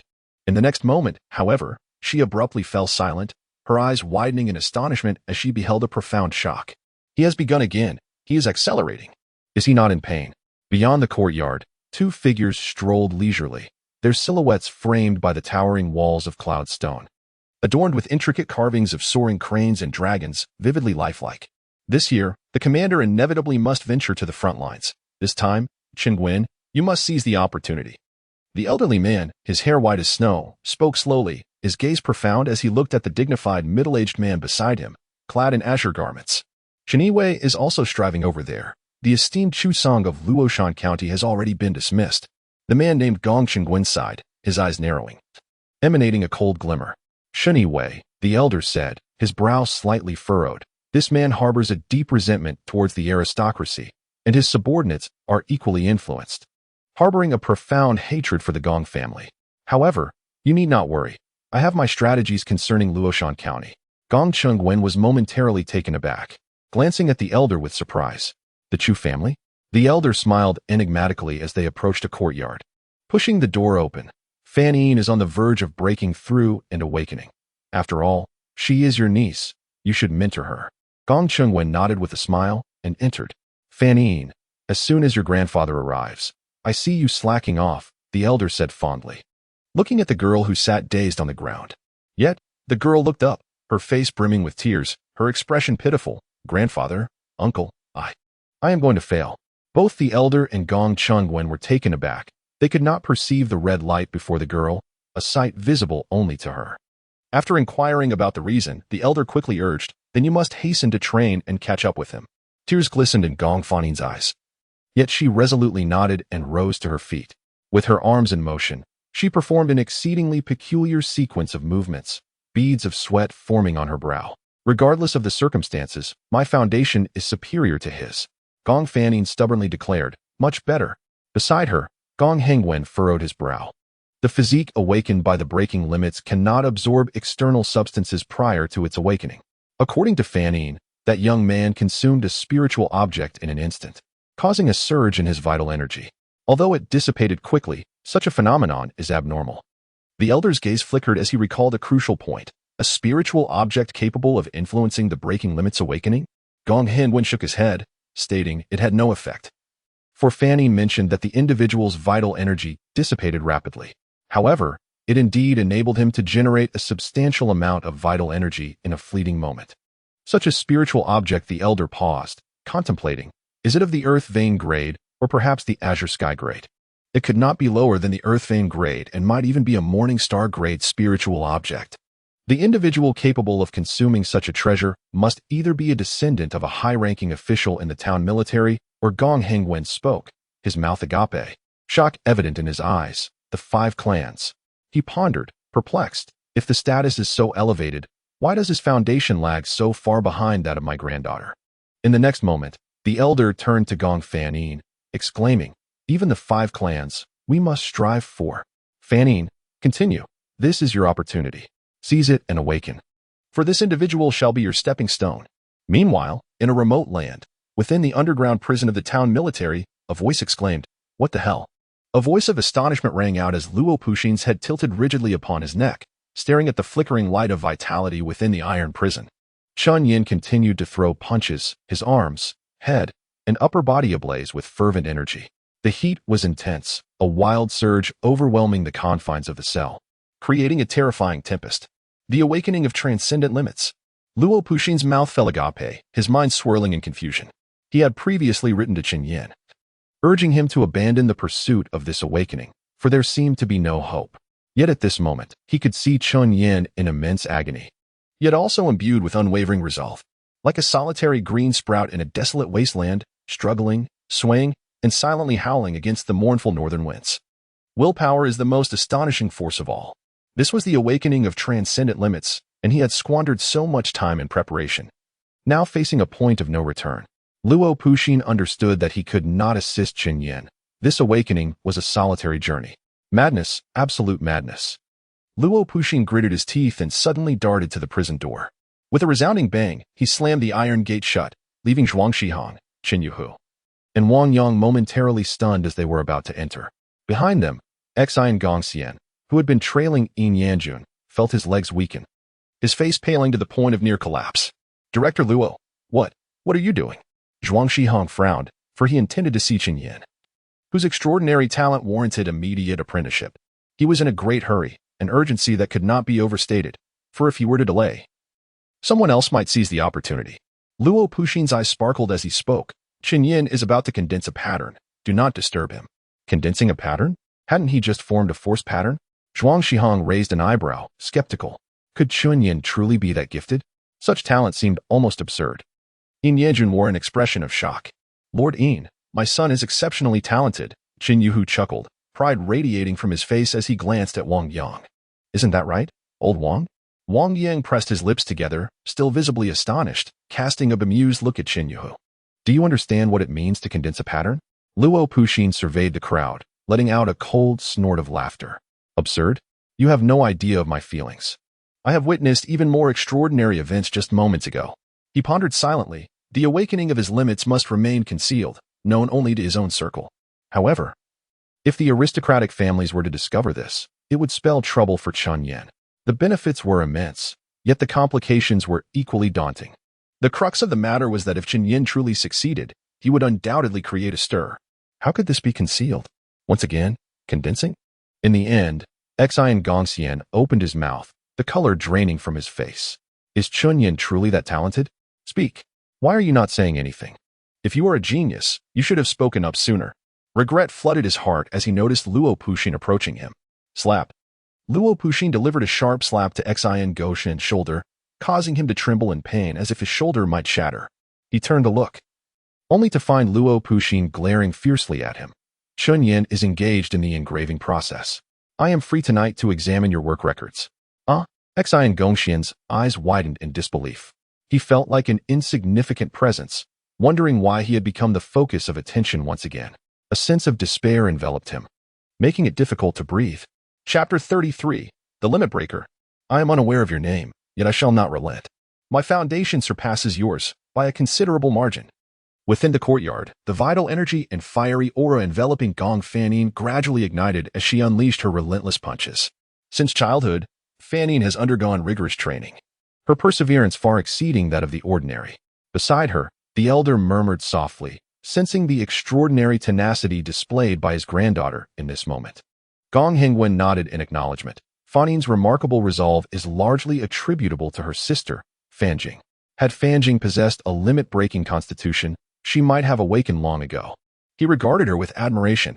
Gong Fanning's steadfastness was commendable, while her sister Fanjing was indeed a prodigy. She ranked second among the youth of Yumeng City, not far behind the first. Fanjing.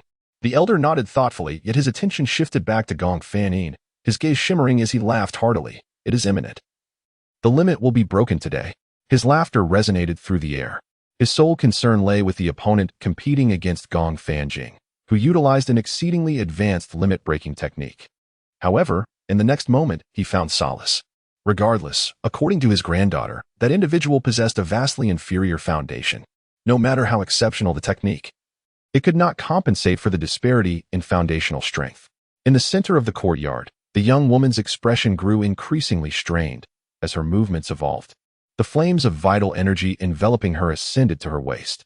The progress was swift. The martial arts she practiced had been acquired by her father at great expense. For an ordinary person, even executing a single motion would lead to utter exhaustion. Grandfather, uncle. The young girl struggled to speak.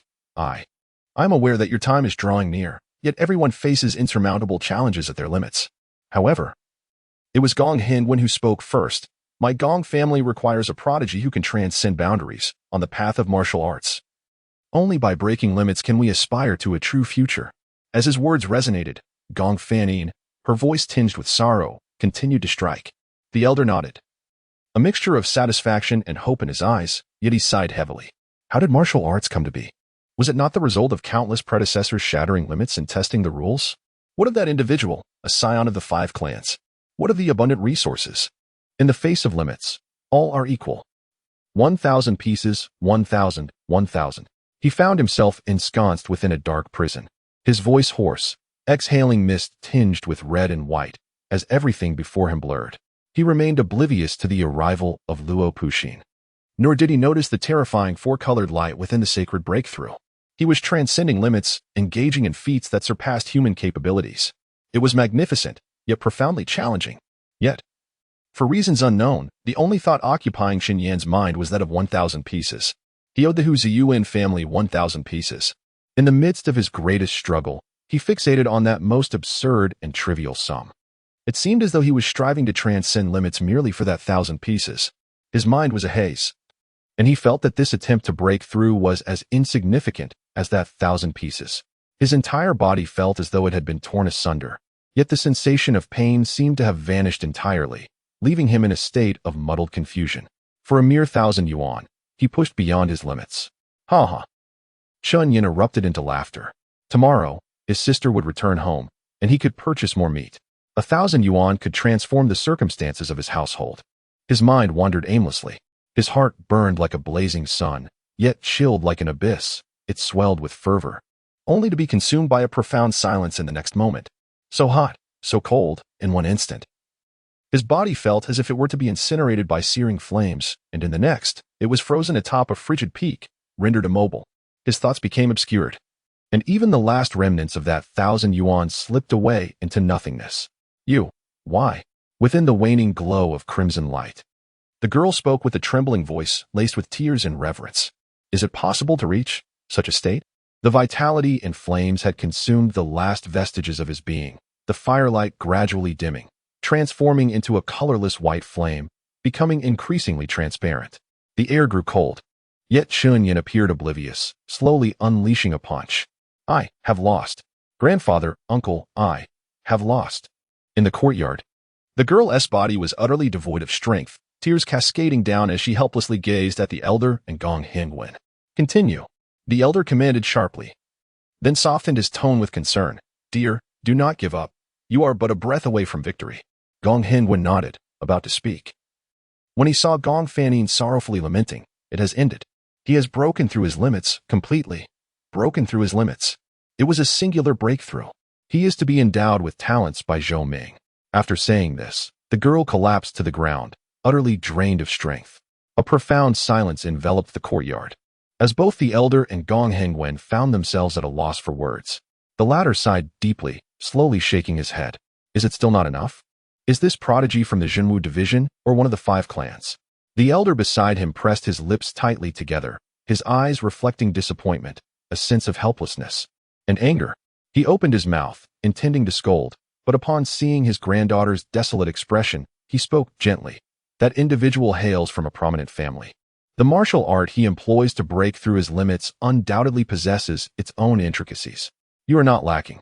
Though you may not awaken your limits with your physique, you can certainly awaken your bloodline, surpassing your sister. As he spoke, he noticed Gong Fanning's shoulders trembling, silent tears flowing like a whispering spring.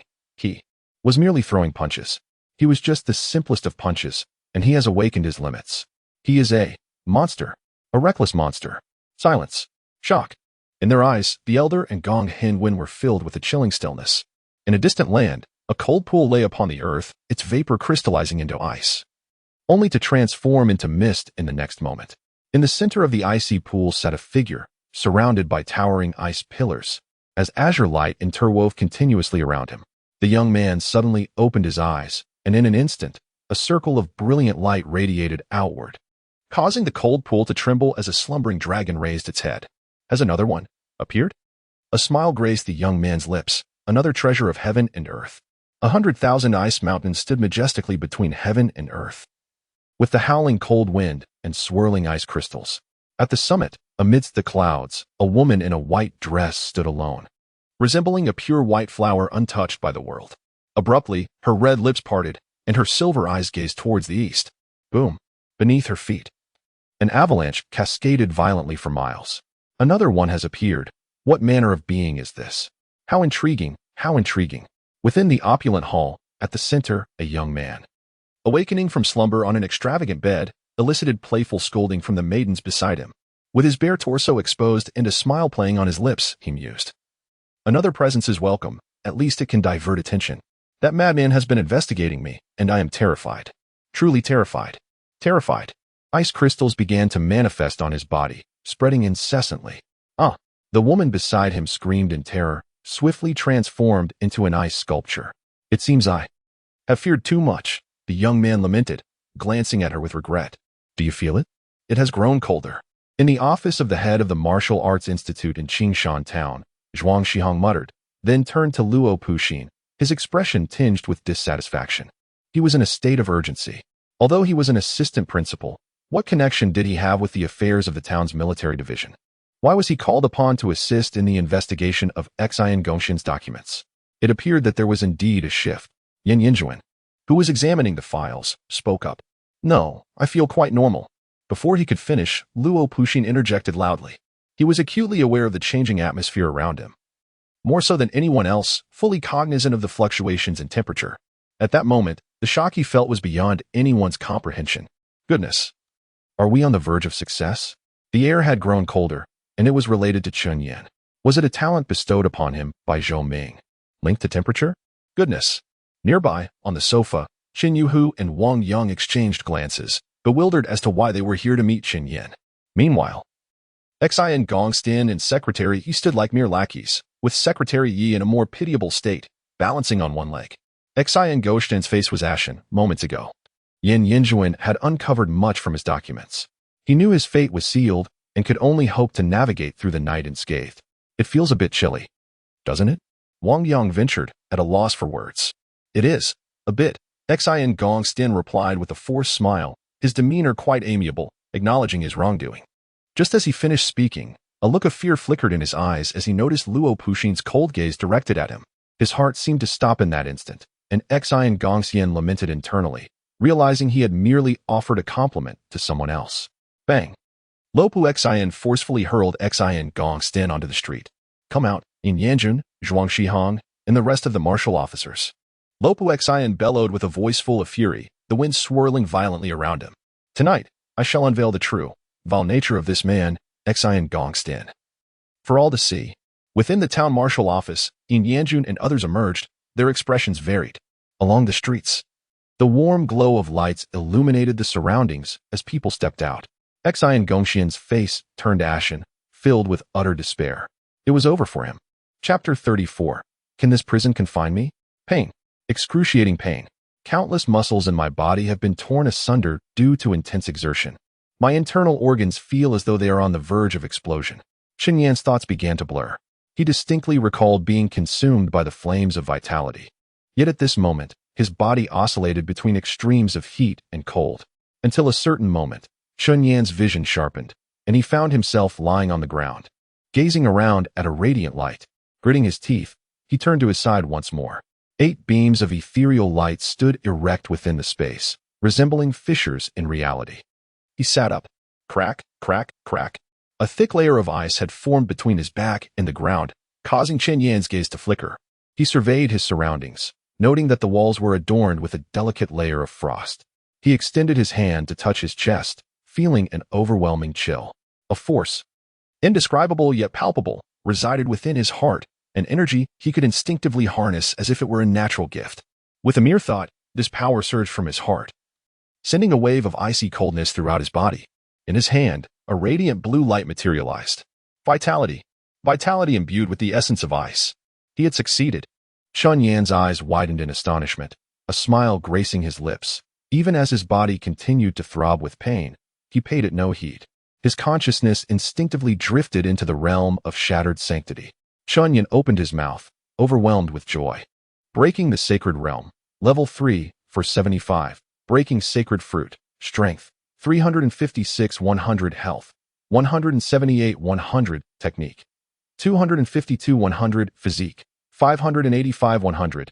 In a desolate and shadowy expanse, a frail little tree stood, adorned with a few pitifully drooping branches that bore a remarkable bounty, dozens of fruits shimmering like agate. Orange, red, gold, and green.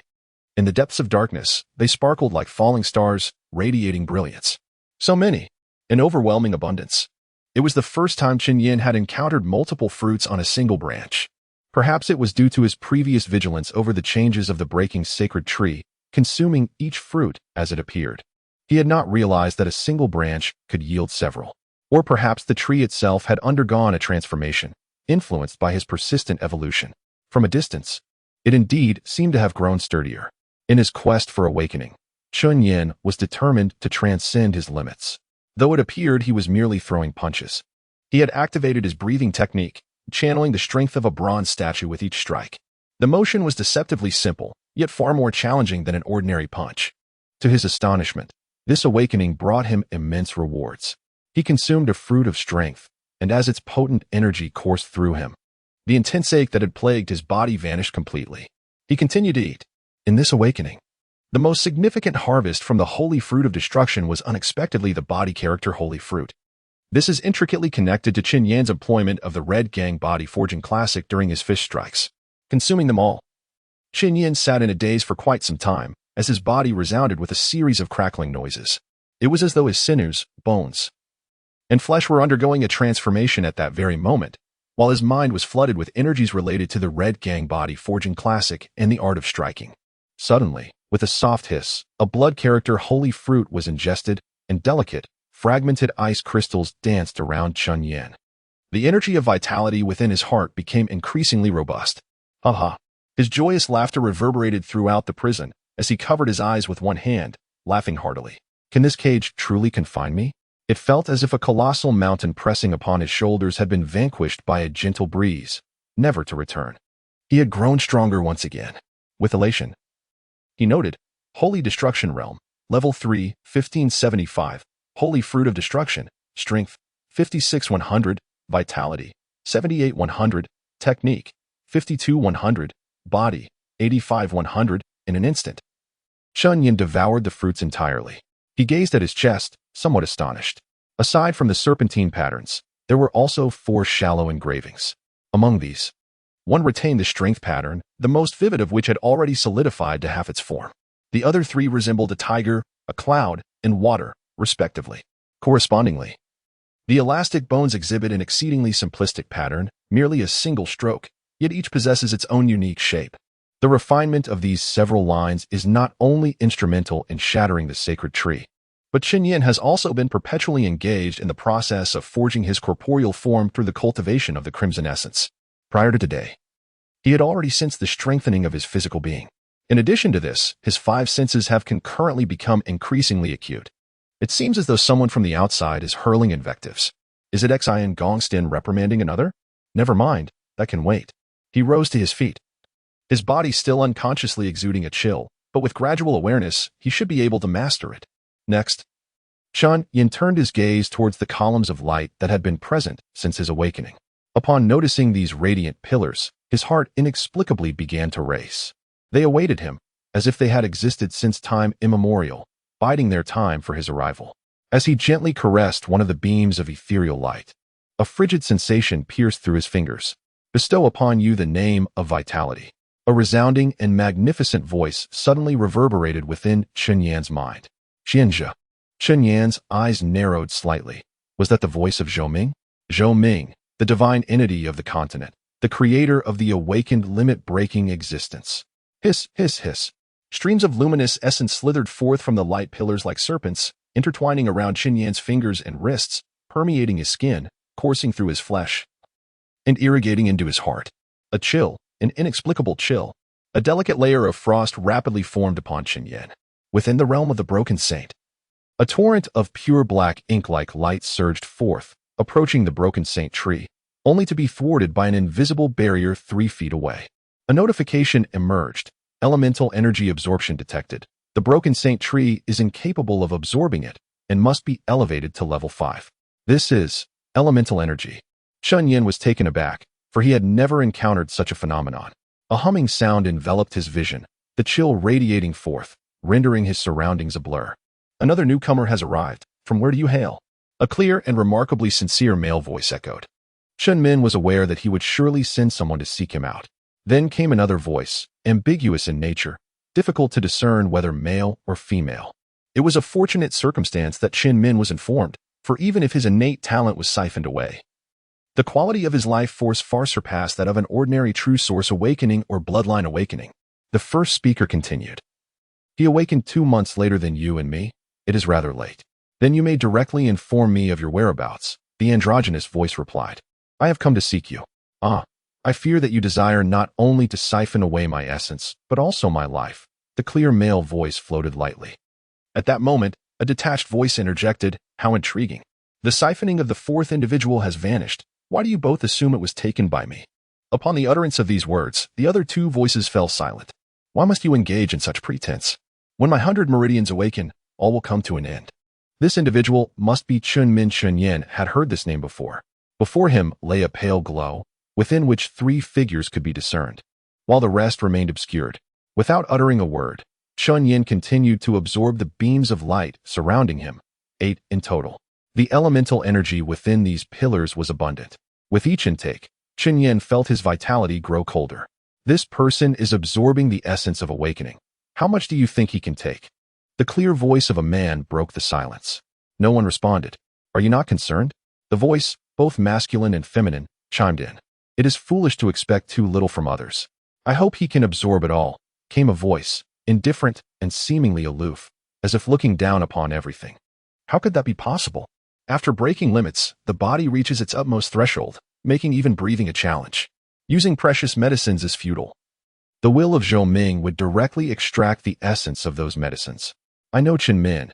At that time, he absorbed 7. As for me, you all know. I managed only 5. Chen Yan quietly listened to their discourse, feeling a sense of astonishment within. After consuming the strength-dispersing holy fruit, the exhaustion he once felt had indeed dissipated, and his torn muscles were recovering as usual. If the will of Zhou Ming could interfere with the effects of the elixir consumed after awakening, why was I not affected? Or is it that the existence of the sacred tree surpasses Zhou Ming's power? It must be so. After Chen Yan consumed the first blood character sacred fruit, it swiftly vanished, not because the sacred tree was inferior to Zhou Ming, but because my physique prior to awakening was incapable of containing the vital energy. No matter how formidable the blood character sacred fruit, it cannot fill a cup that lacks capacity. Chen Yan continued to absorb the energy. Icy currents flowed forth, penetrating his arms, as radiant light swirled around him, manifesting a mottled brilliance upon his being. Simultaneously, within the realm of the sacred breaking, a tremendous surge of red light erupted. Meanwhile, in the villages of Qishan town, have you heard? The esteemed Elder Yin from the town marshal office has come to the town and is currently judging Director Xian in the street. Really? Such a significant event.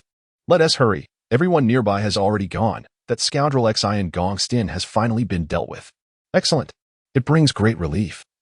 My family's 2 acres were unjustly taken by that wretched Li Ming. Is that true? However, my father perished on Qingshan. How wonderful it would be if he knew about this. How wonderful indeed. The news of Director Xian Gongstin being judged publicly before the town marshal office quickly spread to the surrounding villages. On the country roads and streets, people hurried towards the town. In the stillness of the night, the streets of Qingshan town suddenly became bustling with activity. Hu Ziyuan and his son leaped in anticipation before the town's military office. Overwhelmed by the sheer number of people, the father and son could only hear murmurs of discontent. Xian Gongstin, having accepted a bribe of 2,000, leased 3 acres of land from the Li family to Wang Feng. Confess honestly, how much did you take? A bribe of 100,000 for renting out the town's fried noodle shop and clothing store to Zhangge. You had better clarify, for after tonight, the municipal military office will investigate as well. Yin Yanjun's gaze was icy as he spoke repeatedly. The gravity of Xian Gongshin's predicament would surely implicate him as well. At that moment, Xian Gongxian found himself in utter despair, glancing around at the villagers who had once shown him the utmost respect, now scrutinizing him from a position of superiority. His hopelessness was palpable. Amidst the crowd, Hu Ziyuan furrowed his brow. What luck! Chen Yuhu's storefront is about to be reclaimed. He had heard clearly that the chief had directly stated that Xian Gongshin's bribery led to Zhanggu acquiring those shops. With such a confession made, Chen Yuhu would not lose his property. What is just a mere storefront, anyway? Hu Ziyuan muttered, his tone laced with dissatisfaction. Yet, he felt a twinge of disorientation.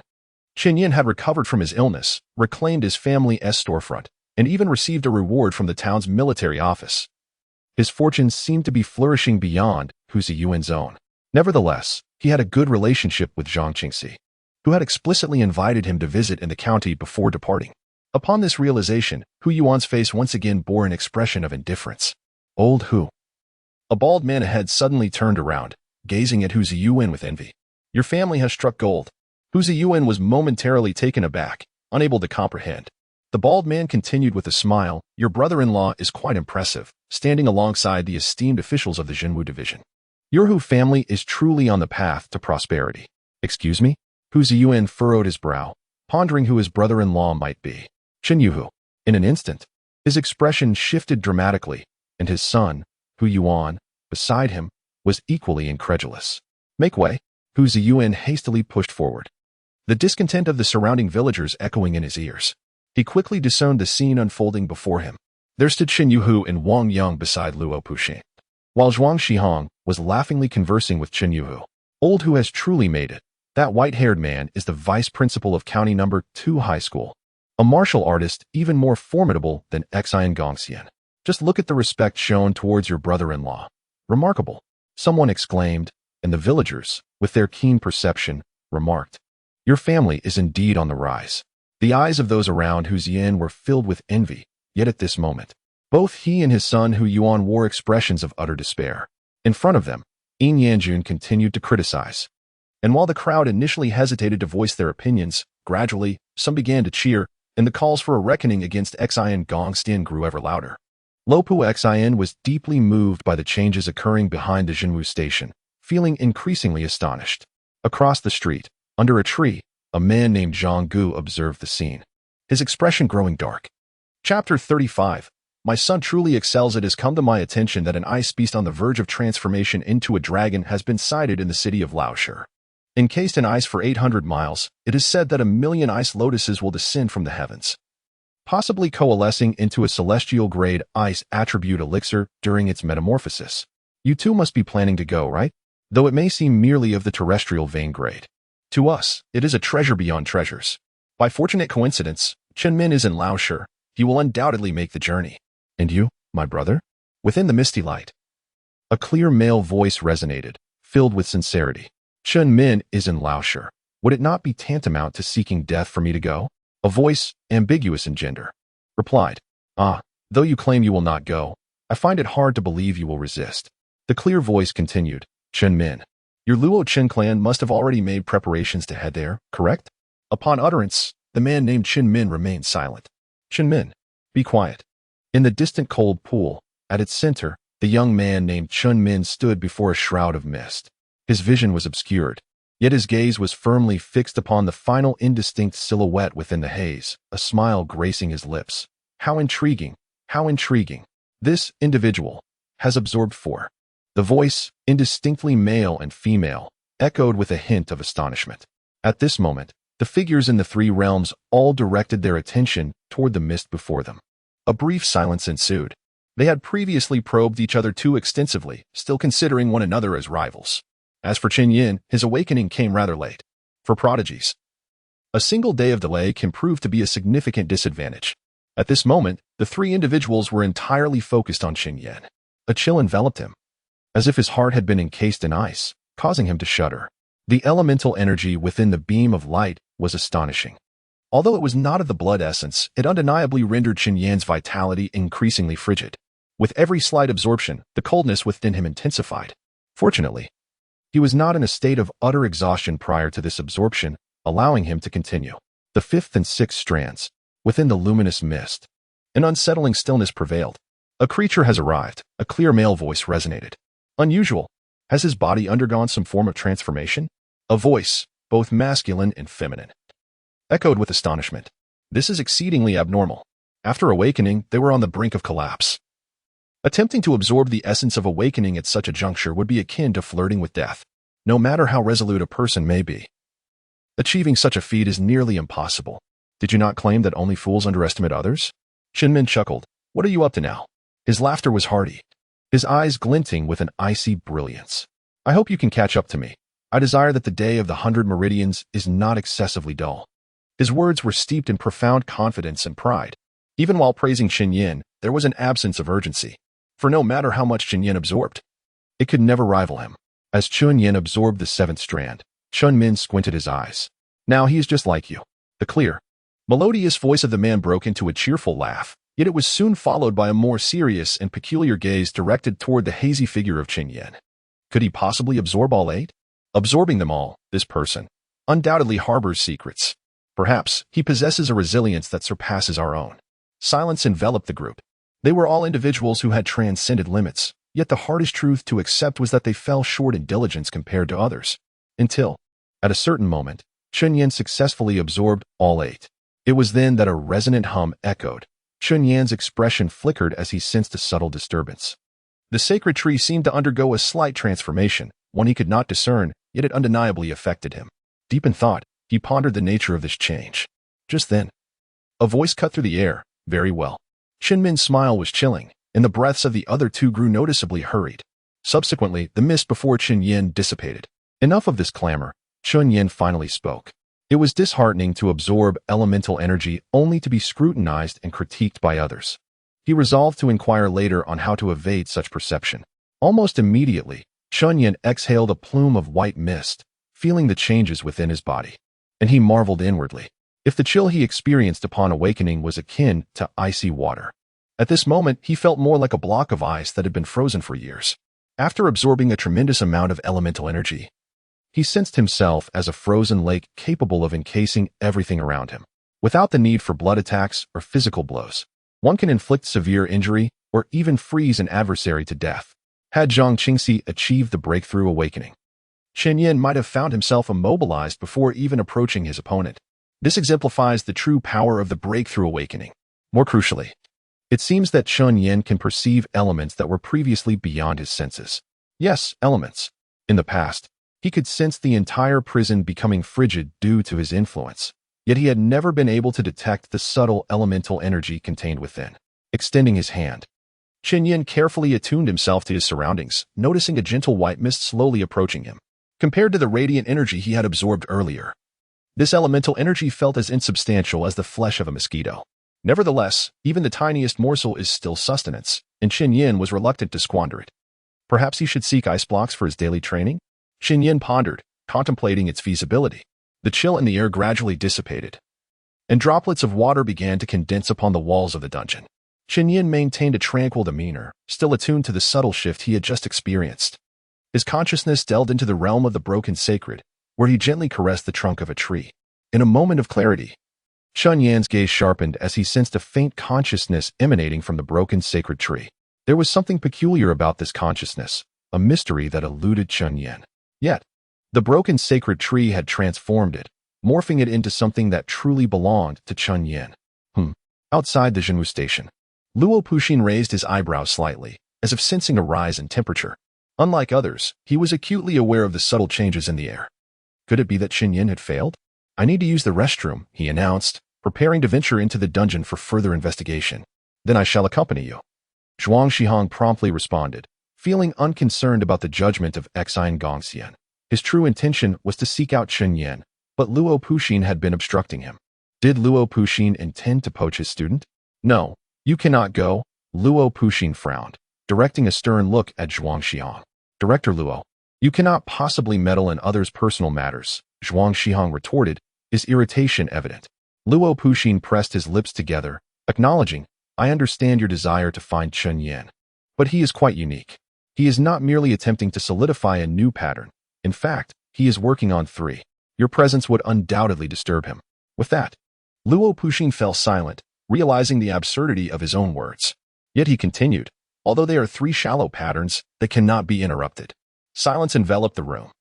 With Yin Yanjun, who was still sifting through the evidence against Xian Gongxian, refraining from speaking, Zhuang Shihong cast a scornful glance at Luo Puxin.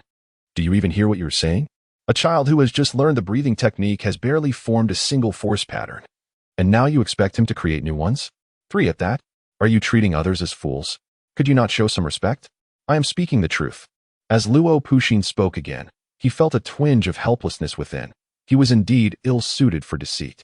Yet, he simply could not allow anyone to enter. Principal Zhuang, my son is exceptionally gifted, Chen Yuhu exclaimed proudly from the side. What is absurd about 3 lines of patterns? Chen Yan is my son, and it is entirely normal for him to manifest 3 lines.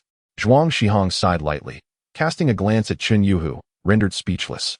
I acknowledge your son's brilliance. But are you completely oblivious to what horizontal refining patterns entail? He surmised that Luo Puxin must harbor some secrets, and with a soft sigh, he added, you go ahead. I will wait to use the restroom shortly. Luo Puxin waved his hand, and then proceeded inside. Meanwhile, the onlookers surrounding them were left in bewilderment. Was that esteemed figure just now referring to Chen Yan? Chen Yan, the son of Chen Yuhu? Chen Yuhu proclaimed his son to be a genius.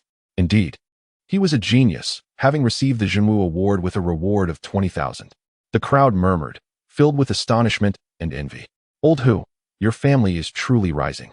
Do take care of me in the future, a man with a nose affected by alcohol remarked beside Hu Ziyuan, only to see Hu Ziyuan's face darken with anger as he barked, "Get lost."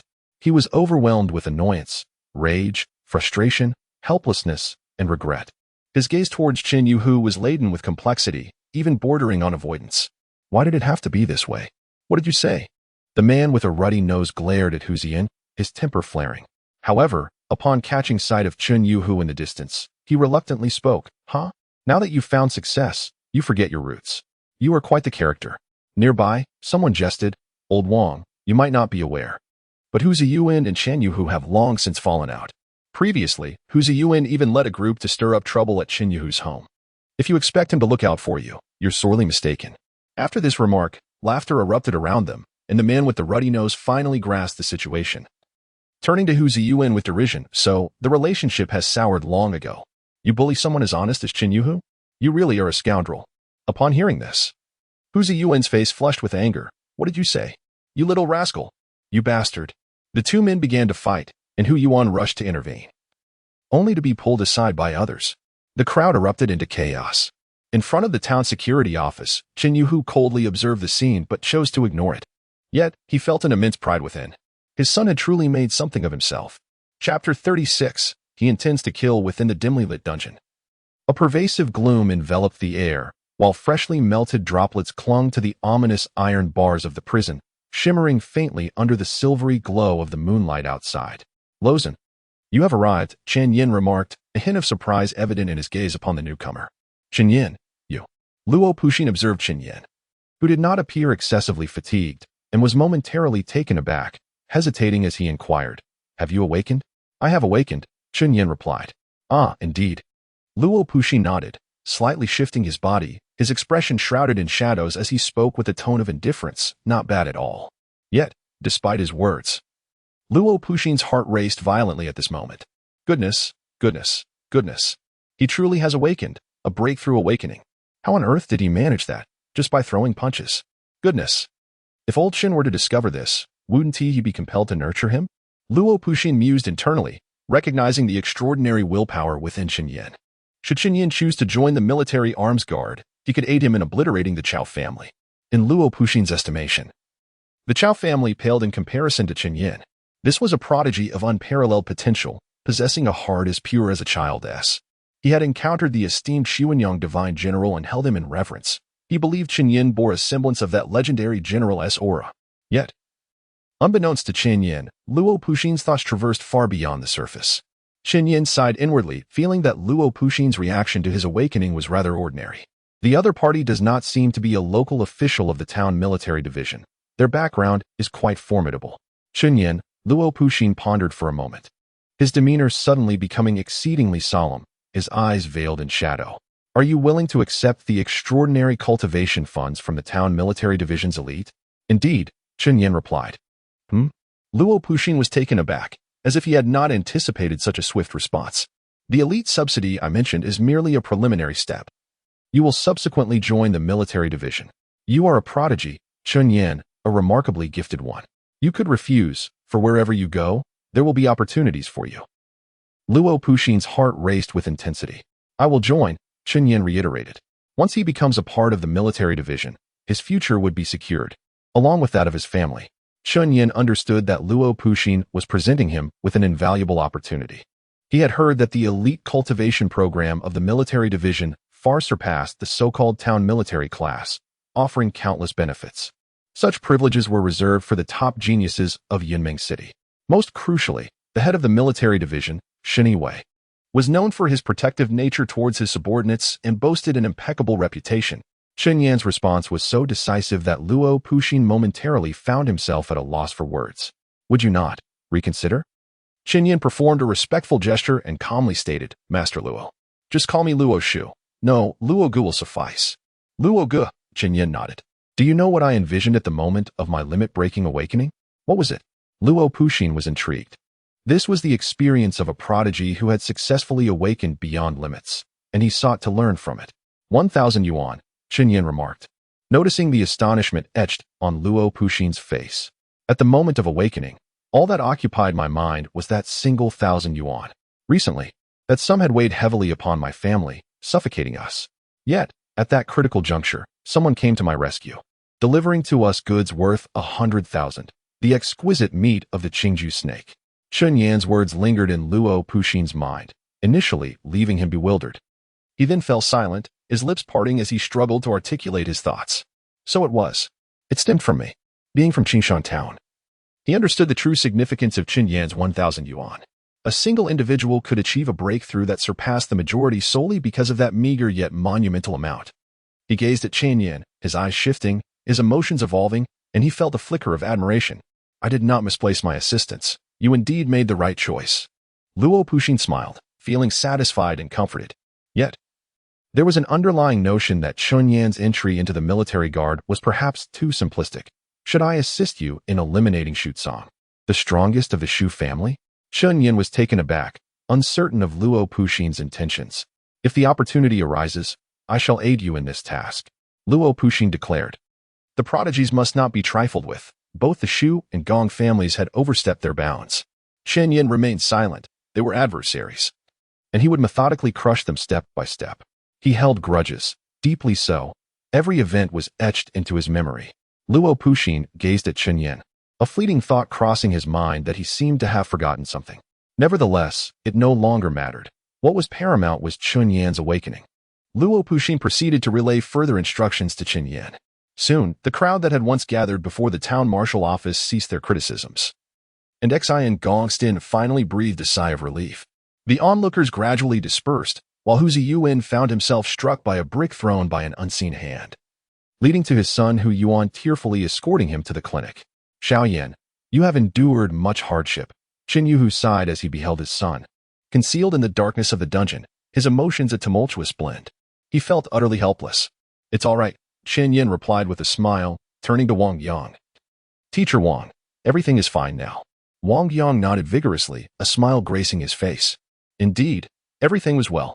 His student was exceptionally gifted, having attracted the attention of significant figures from the town marshal office, filling him with pride.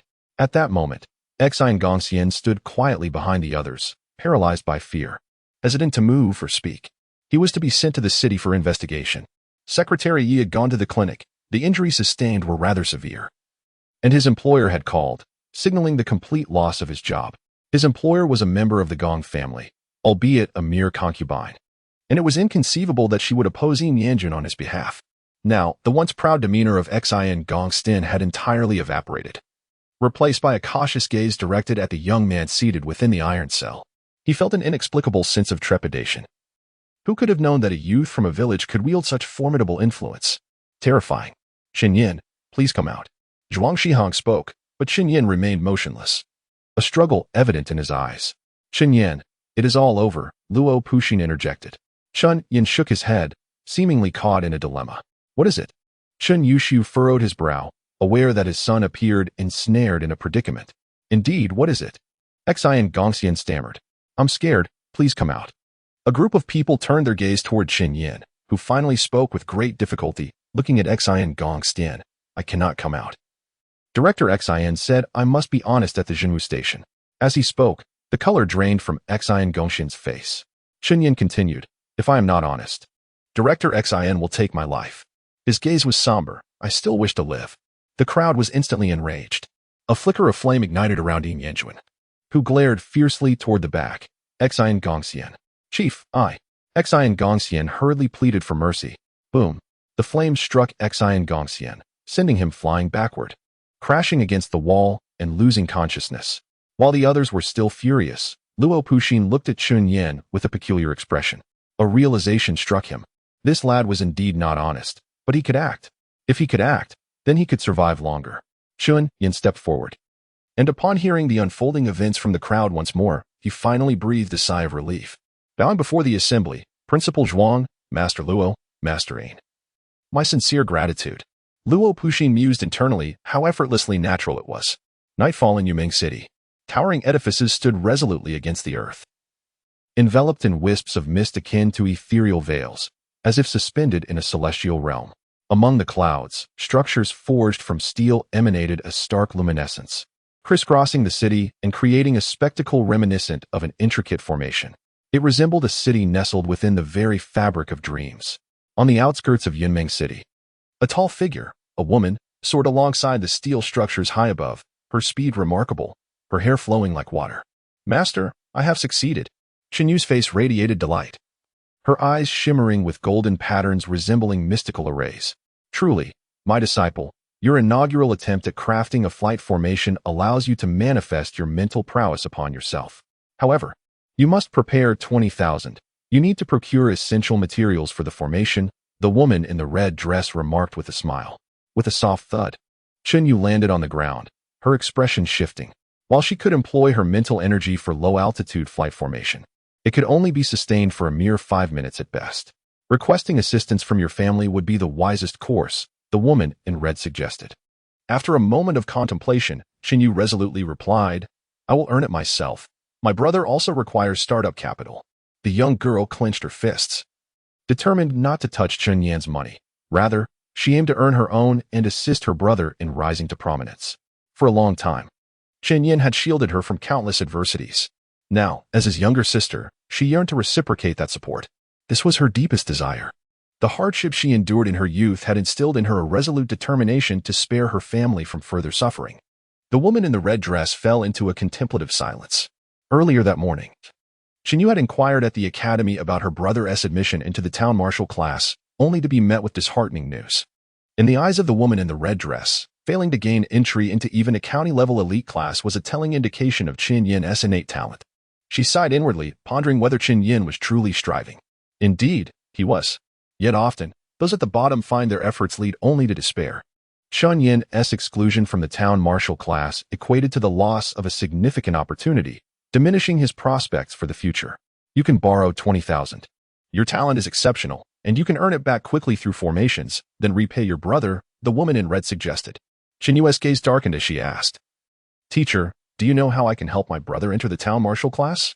The woman in red remained silent, recognizing that Chen Yu was overly concerned for her brother. In Luoshan County, Wang Yang and Chen Yu had gone to the town to purchase prepared food. For today was a propitious day. Yin Yanjun was still organizing the town martial office, as officials from the county were arriving to conduct a thorough investigation of the Qingshan town martial office. The entire town of Qingshan was aware that a significant change was imminent. At Wang Yang's home, Zhuang Shihong, Luo Puxin, and Chen Yan were seated together. "Chen Yan, have you ever considered taking on a mentor?" Zhuang Shihong finally spoke up, having held his thoughts for quite some time. Chen Yan was somewhat taken aback, realizing that the person he had fought against was not Zhang Tai but rather Wu Chuhua. Cough, cough. Luo Puxin cleared his throat. Given that Chen Yan had already accepted the training from the military, Zhuang Shihong seemed somewhat unworthy now. Chen Yan rose and inclined his head slightly to Zhuang Shihong, expressing, "Thank you, Principal Zhuang, for your kindness, but I..." Before Chen Yan could finish his sentence, Zhuang Shihong interjected, "Please do not decline just yet. Although I am merely an associate principal, I have never taken on a disciple." Zhuang Shihong spoke earnestly, feeling remorse for his neglect towards Wang Yang over the past 2 years, and now wished to make amends through Chen Yan.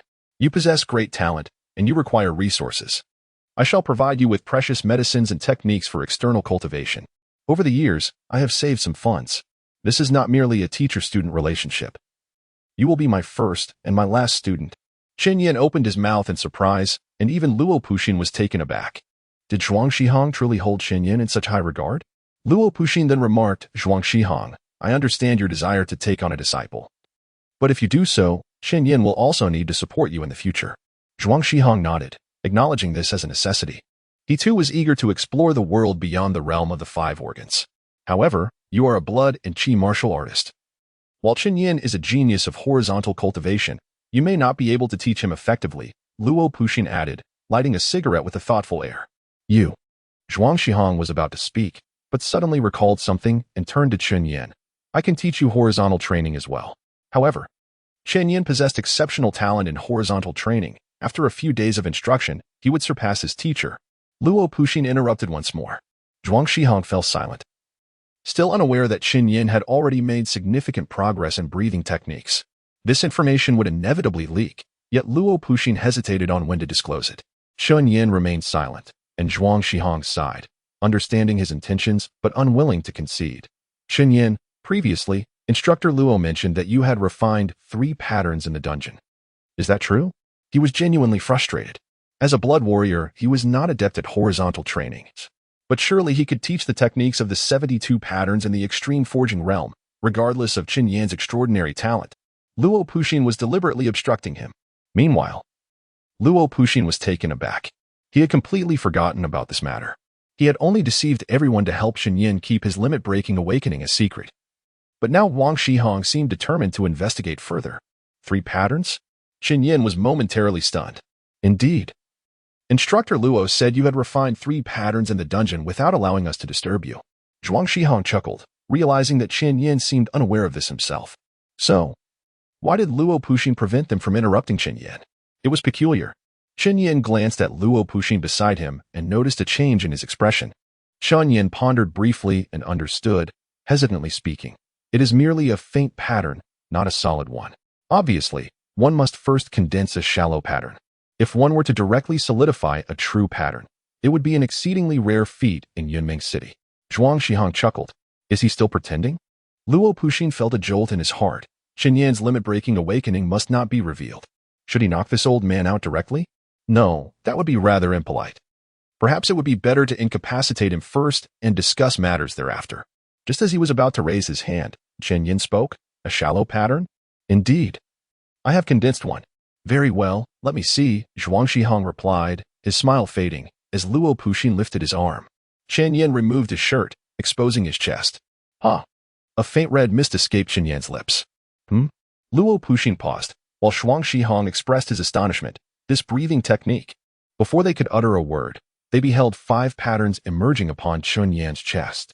One was a fully solidified force pattern, while the other 4 were shallow patterns of skin, muscle, bone, and strength. Notably, one of the force patterns had achieved 50% solidity.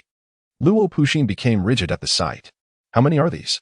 Zhuang Shihong stood up and leaned closer. I forgot to bring my reading glasses. Around 2 in the morning. Luo Puxin and Chen Yan exited Wang Yang's residence. With Chen Yan's limit-breaking awakening, the foremost requirement was a cultivation method capable of nurturing ice attribute elements. This necessitated Luo Puxin guiding him to the town marshal office in Yunmeng City to procure it. This is indeed a part of the military training program cultivated by Luo Puxin. Of course, this matter remains unknown to others, who are only aware that Chen Yan intends to register for the Jinwu class alongside Luo Puxin. Zhuang Shihong, with a complex expression, follows closely behind. Chen Yan's extraordinary talent in the realm of physical training is truly remarkable, though he may seem somewhat unworthy to be a master. It does not hinder him from teaching Chen Yan in the future. As the group prepares to depart, a figure suddenly limps out from the dark corner of the wall. It is Secretary Yi. I'm sorry. Secretary Yi exclaims loudly, his voice tinged with sorrow, as he bows deeply to Chen Yan. Forgive me, I am a wretch. I have looked down upon others with disdain. I deserve to be condemned. His entire being trembles, resembling a helpless dog caught in the rain. The defiance in his eyes has vanished, and he slowly extends his right hand towards Chen Yan, yearning for a handshake of reconciliation. He has lost his job and his support, rendering him insignificant. All he seeks now is Chen Yan's forgiveness. Given Chen Yan's immense abilities, it is clear that his talents surpass anything you could have imagined. With an adversary like Chen Yan, he is engulfed by fear. In this moment, all he desires is absolution. Luo Puxin and the others maintain stern expressions, yet Chen Yan steps forward, extending his right hand to grasp Secretary Ye's. The expression on Secretary Ye's face softens. He gazes at Chen Yan with gratitude, tears welling in his eyes. Thank you, Chen Yan, for your forgiveness. A horrifying scream shatters the silence of the night. Crack. Secretary Ye's index finger was severed, and Chen Yan exerted force once more with a single hand. Crack, crack, crack, crack. A searing pain coursed through her fingers as Secretary Yi collapsed to the ground, clutching her right hand and writhing in agony. Akin to a pig awaiting slaughter, all 5 fingers had been ruthlessly broken by Chen Yan. The onlookers were taken aback. How resolute Chen Yan was. This is what you owe Teacher Wang.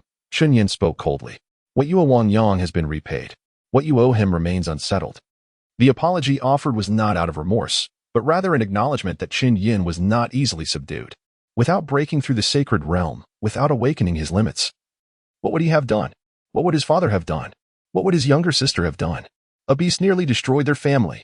The crowd could only glimpse Chen Yan's silhouette, unaware of the icy glint in his eyes and the burgeoning intent to kill. He was determined to take a life. Chapter 37. Heavenly Treasures and Vitality Techniques, Just Now You. On a rural path, beneath the luminous moon, the wilderness resonated with a gentle stillness.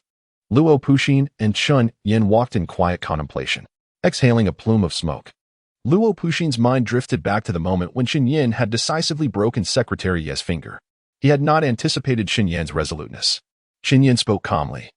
He intended to break my teacher's finger first. Indeed, I understand. What you did was justified, Luo Puxin replied with a smile. What I mean to say is, if you intend to make an enemy, you must not let him off the hook. This individual has had dealings with some notable figures in the past. While he may not pose a direct threat to you, he still wields influence. Neglecting small troubles can accumulate into significant disasters. Chen Yan was momentarily taken aback. Luo Puxin was urging him to take decisive action. Understood, Chen Yan nodded in affirmation. Very well, Luo Puxin smiled. You shall undertake this task, and within a week. It shall serve as a test for you. It must be discreet, with no evidence left for others. If you succeed, I shall reward you handsomely. A strange expression crossed Chen Yan's face as he nodded once more. He had already intended to act decisively, but the prospect of a reward was an unexpected incentive. You have now awakened your limit-breaking potential, officially entering the realm of the 5 organs. With each step you take from now on, you will grow increasingly formidable compared to others. In my view, this awakening is a tremendous opportunity. As long as you remain discreet, it will not be overly perilous. Luo Puxin spoke quietly, waving his hand, allowing the remnants of his cigarette to scatter into ash. What a formidable technique this is. Chen Yan felt a sudden chill in his heart and implored Luo Gu to elaborate on the concept of limit-breaking awakening. Luo Puxin replied. Upon your limit-breaking awakening, you are endowed with a talent by Zhou Ming, a talent that belongs to you. However, others who undergo the same awakening will possess the same talent as you. Zhou Ming is a deity, and a deity implies the absence of human emotions. Luo Puxin's gaze deepened as he continued, therefore, limit-breaking awakening is essentially a selection process. If any of those who awaken with the same talent were to eliminate you, they could usurp your talent. In an instant, a cold glint flickered in Chen Yan's eyes. Fortunately, he had never spoken of his awakening. Such a scenario is unlikely to occur unless someone is foolish enough to disclose their position to others. Yet, even without direct confrontation, they still have the opportunity to seize your talent's essence. Luo Puxin stated gravely, if someone reaches the 100 meridians, they can open a certain passage, eliminating the spatial barrier between you. They could absorb your talent's essence at will. Of course, if you're stronger, you can absorb theirs as well. Should your essence be absorbed, it would vanish, yet your blood vitality would still surpass that of your peers. Do not lament. This is the nature of limit-breaking awakening. Those who possess its strength are exceedingly rare, yet each one is formidable, dominating their contemporaries and nigh invincible. Chen Yan remained silent, realizing that the very essence of his existence was fraught with peril. Others could absorb him, just as he could absorb others.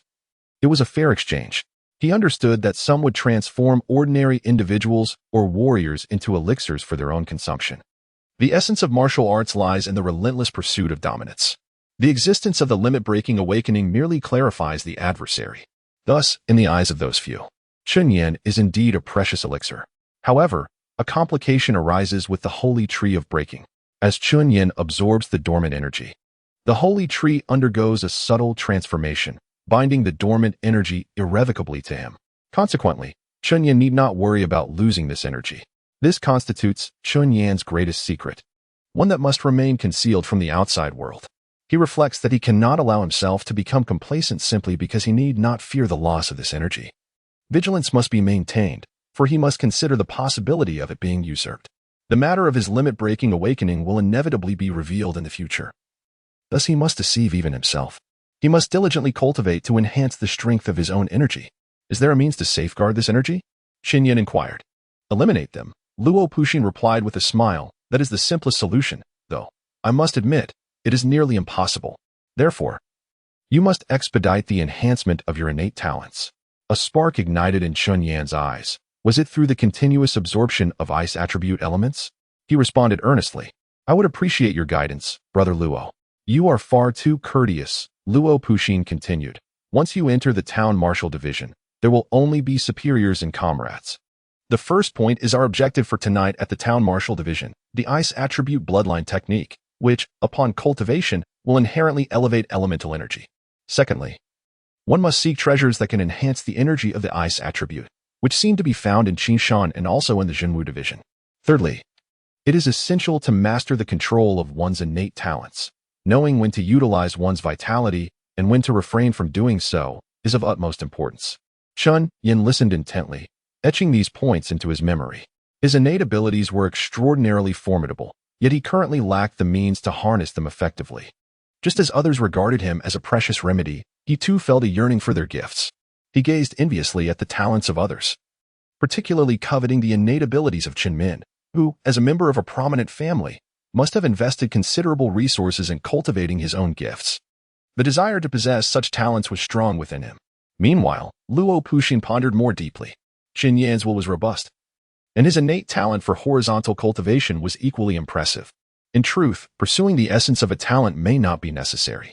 The path of limit-breaking awakening is fraught with challenges, with a success rate that is alarmingly low. It might be more prudent to abandon the pursuit of vitality and concentrate solely on horizontal cultivation. This does not mean one must entirely forsake vitality. One could also choose to focus solely on vitality without engaging with elemental forces. If one desires elemental energy, there are alternative methods aside from limit breaking, albeit with a somewhat inferior foundation. Just as he was about to counsel Chen Yan, he noticed a fierce determination glimmering in the depths of Chen Yan's eyes. Luo Puxin was taken aback. Was this young man not afraid? Most individuals would likely experience a twinge of anxiety upon realizing such matters. Yet, Chen Yan appeared insatiably ambitious at this moment. How remarkable it was for someone raised in a village to harbor such grand aspirations. Very well. Luo Puxin grasped Chen Yan's shoulder firmly, remarking, "You young man, your ambitions are considerable. However, you must first experience the vastness of the world. What are you planning?" "Brother Luo?" Chen Yan asked, momentarily taken aback.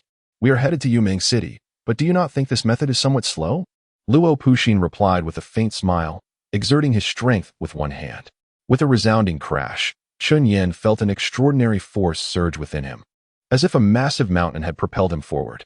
He was flung through the air like a cannonball, the winds howling around him, fields receding beneath his feet, and villages appearing and vanishing below. In the blink of an eye, he found himself thousands of meters away, just as he was about to plummet to the ground.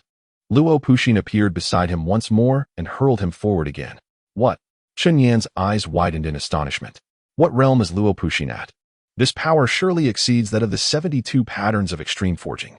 In a flash, they had departed from Luoshan County, along a mountain path. Chen Yu was walking briskly when suddenly, the woman in the red dress within her consciousness exclaimed, "Be cautious, a powerful presence approaches." Chen Yu's expression flickered with alarm as she swiftly concealed herself in the underbrush beside the path, glancing upward. Two small dark figures darted across the moonlit night, disappearing in an instant. "Impressive," Chen Yu gasped in awe. "Not exceedingly powerful, but for this place, quite remarkable," the woman in red chuckled, though her expression suddenly shifted. "Who is that other figure? Why does it evoke such a sense of familiarity?" As Chen Yan paused before a towering edifice that pierced the clouds, his legs felt somewhat unsteady. Before him stood the building, akin to a colossal sword thrusting through the night, its imposing presence seemingly sculpted by the hands of countless artisans, radiating an overwhelming sense of solemnity. Luo Puxin gently patted Chen Yan on the shoulder, urging him to enter the grand structure. "I shall select an ice attribute blood technique for you, then lead you to the blood scent chamber for your training. I possess a pass, but you have yet to register your file at the town martial administration, thus you cannot enter the chamber. Should anyone inquire within, simply declare that you are a member of the Gong family." Chen Yan nodded, feeling an inexplicable sense of unease. As for the blood scent chamber, Luo Puxin had already elucidated its significance. The chamber's walls were composed of stone tablets imbued with blood energy, allowing martial practitioners to absorb the potent energy contained within. This was indeed a fortuitous opportunity, and since it would not be documented in the records, it was akin to a gift. Gratitude swelled within Chen Yan's heart. It was currently 4 in the morning, and the town martial administration was largely deserted. Luo Puxin guided Chen Yan through numerous checkpoints until they reached the blood scent chamber. Chen Yan took a seat in the corridor, while Luo Puxin ventured to select the technique. The technique room was a place of utmost importance, one that Chen Yan was certainly not permitted to enter, and regarding the specific technique, he was left unaware. Even if he were to choose now, he would remain uncertain of how to proceed. Soon, Luo Puxin presented a small iron box to Chen Yan, his expression somewhat complex. It must be fate, this Dunyuan Ju.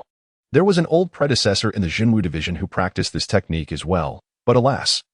He slowly shook his head and used his access pass to unlock the door to the blood-scent chamber. You may enter, but time is of the essence.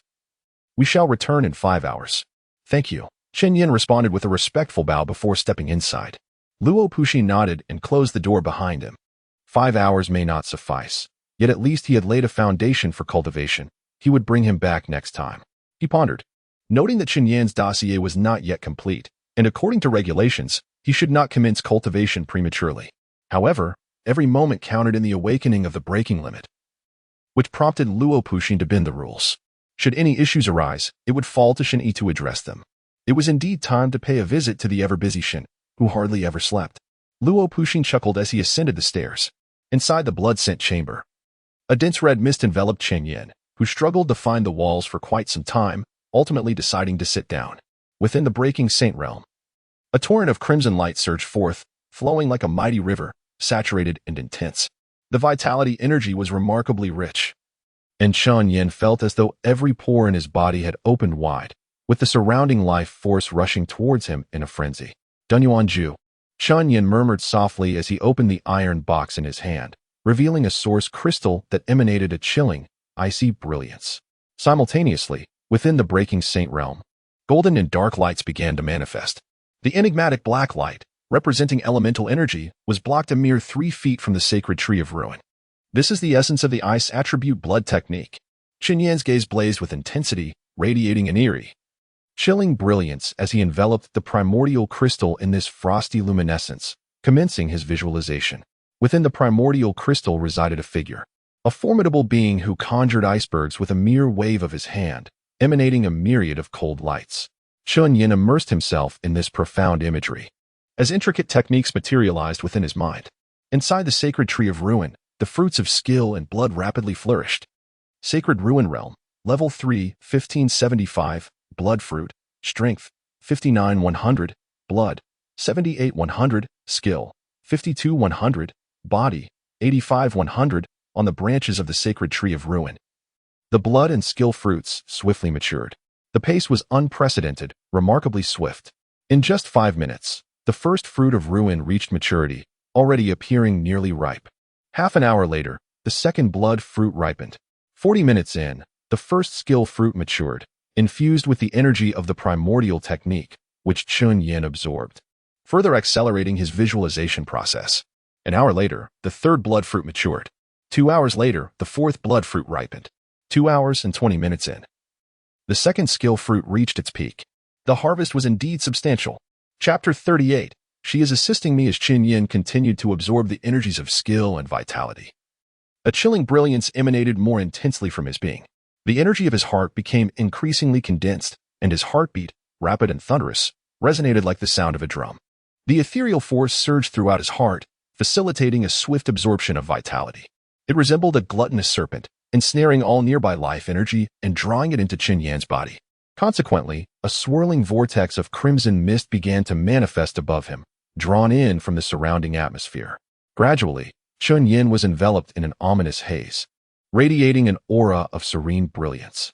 He commenced the rudimentary operation of the Chaos Abyss technique, as his heart transformed into a flawless mechanism.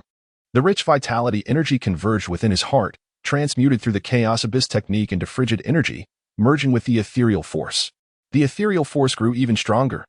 Chen Yan was convinced that no ordinary person could match his pace of absorption.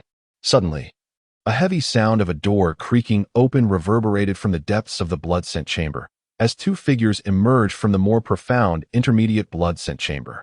You have yet to enter the 100 meridians. For you, the intermediate blood-scent chamber holds too much energy and may cause blockages in your meridians. The primary blood-scent chamber would be more suitable, remarked a middle-aged man wearing spectacles and donned in the uniform of the town marshal office, addressing a young woman beside him. The young woman with an exquisite appearance nodded, yet a hint of defiance flickered in her eyes. Teacher Shun, I believe I merely experienced some discomfort during my first attempt. With gradual practice, I could indeed cultivate in the intermediate training chamber. The middle-aged man chuckled softly.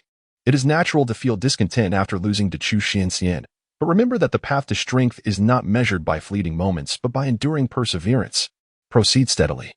The girl paused, a glint of determination flashing in her eyes, yet she nodded in agreement. Next time, I shall defeat him in front of the Gong family. The man nodded, sighing inwardly. Over the years, the influence of aristocratic families had surged like a dragon. Even a minor family like the Gongs had grown formidable enough to challenge the Zhenwu division. The younger generation was no exception, with numerous prodigies emerging. And Chu Xianxian was not even a member of the Gong family. The Zhenwu division faced challenges, as did Qinzhou and the Xia kingdom. The man's expression darkened slightly, and the girl beside him clenched her fists tighter as they continued walking. The middle-aged man was momentarily taken aback, his gaze piercing through the crimson mist of vitality. Landing upon Chen Yan. It is quite late, yet there are still others present. It seems diligence is not exclusive to us. The girl beside him also turned her attention, offering a surprised remark, such rapid absorption rate, and with ice attributes, quite impressive. A look of astonishment appeared in the man's eyes as he nodded, immediately recognizing the Danyuan Sutra in Chen Yan's hands. His vitality is not particularly strong. He is evidently just beginning to enter the five organs realm. However, observe how swiftly one can absorb vital energy in the primary blood scent chamber. You ought to learn from this. The girl beside him momentarily hesitated but soon nodded in agreement. When she first entered the realm of the five organs, she could not have absorbed energy at such a rapid pace, despite her master being the deputy commander of the town's martial arts division. This individual is yet another prodigy. She clenched her fists and hastened toward a direction her master had indicated, a place rich in vital energy. The middle-aged man smiled and nodded, acknowledging that his disciple was never one to back down from a challenge. As they passed Chen Yan, the man paused in surprise. A mid-tier ice elemental? His brow furrowed, sensing something amiss. Which school do you belong to, young man? Chen Yan lifted his head, shrouded in a veil of crimson mist, barely able to discern a tall, slender figure. Yet the aura emanating from him was profoundly intimidating. Recalling Luo Puxin's words, Chen Yan replied, I am from the Gong family. No sooner had he spoken than he felt a chilling aura emanate from the man, instilling fear within him. Have you registered your presence here? The man barked, his expression darkening. Chen Yan remained silent. The man narrowed his eyes, the chill intensifying, yet he said nothing more and simply departed. Upon exiting the chamber, the man's gaze remained icy. The Gong family has been siphoning off my town's martial resources for far too long. He cast a glance back at the entrance of the blood scent chamber, squinting. He had thought this was a genius. Instead, it appeared to be a parasite draining the nation's vitality. The Gong family produces prodigies? Indeed. However, many members of the Gong family have expended wealth far exceeding that of ordinary individuals to become so-called geniuses. While others may train in martial arts for a mere 100 hours a day, you dedicate 10,000. If you do not surpass them, it would indeed be astonishing. Yet, from where does this wealth originate? From the common people's sustenance. With this thought, the middle-aged man's demeanor grew colder. As he walked, he heard a hearty laugh. Old Shun. Luo Puxin was descending the stairs, laughing heartily. I thought you had gone home to rest. It struck me as peculiar. After all, you are quite the workaholic. Upon seeing his friend, Shen Yiwei's expression softened. Old Luo, you've come. He grasped Luo Puxin's arm, genuinely delighted to see an old companion. What is the matter? Who has upset you? Luo Puxin inquired, puzzled. Don't mention it. Just the usual matters, Shen Yiwei replied, slowly shaking his head. The Zhenwu division is vast, teeming with people and ears everywhere. He would not speak candidly. Luo Puxin said with a faint smile, let us go to your office first. We shall have a drink, and then I will share some good news with you. Shen Yiwei nodded. Luo Puxin, being his old comrade with formidable strength, brought him joy and gratitude. Within the blood scent chamber, Chen Yan exhaled in relief. Indeed, declaring himself a member of the Gong family had resolved the issue. The influence of the Gong family is indeed substantial. He had heard of them even in the village. You are from the Gong family? A chilling female voice echoed in the blood-scented chamber, laced with hostility. Who is your father? The woman inquired once more.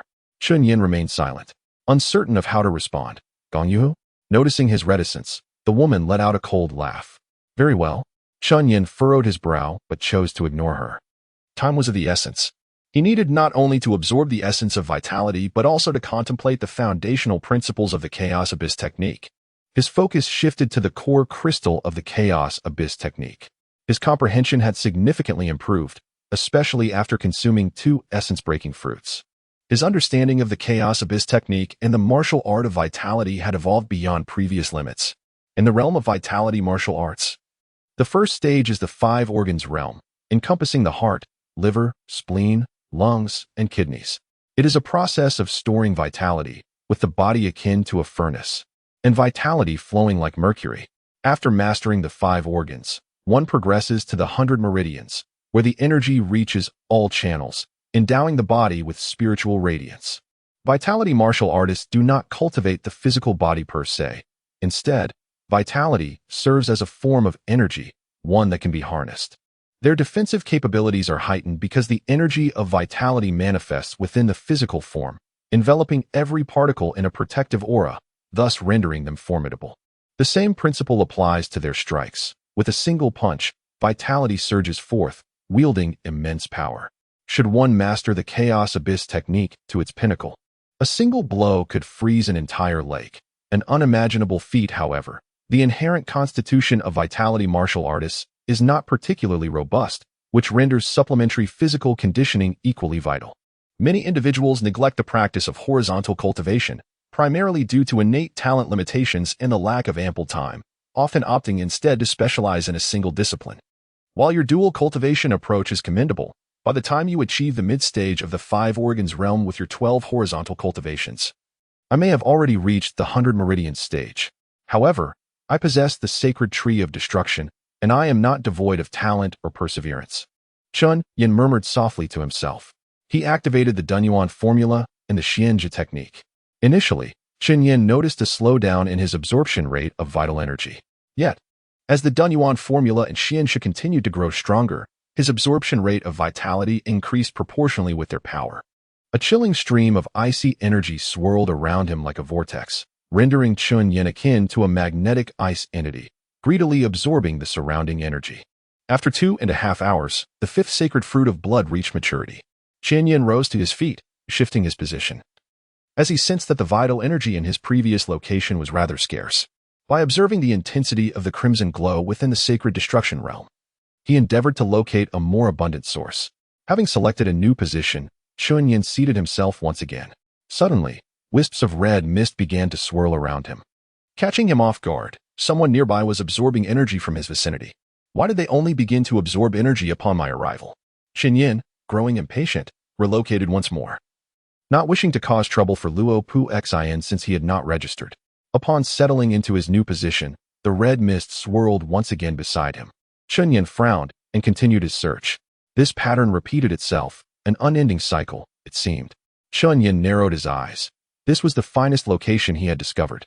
Even amidst disturbances, the concentration of his vital energy was greater than before. Never mind, let the absorption begin. Not far away, a woman sat cross-legged, her gaze frosty. Since she was a member of the Gong family and had come secretly, she would not hold back. Although her master was disinclined to deal with juniors, she was indeed a junior. Let the absorption commence. With me present, you shall not siphon much energy. Channeling her internal energy, the woman held her breath and began to envelop the crimson mist with her own vital force. In her perception, it felt as though a block of ice stood nearby. With a cold smirk, she directed her energy to absorb the vital energy from Chen Yan's side. This was a rather underhanded tactic, first releasing her own energy, then enveloping Chen Yan's vital force to prevent his absorption. If he drew from the blood of the martial division, she would draw from him in return. Any objections?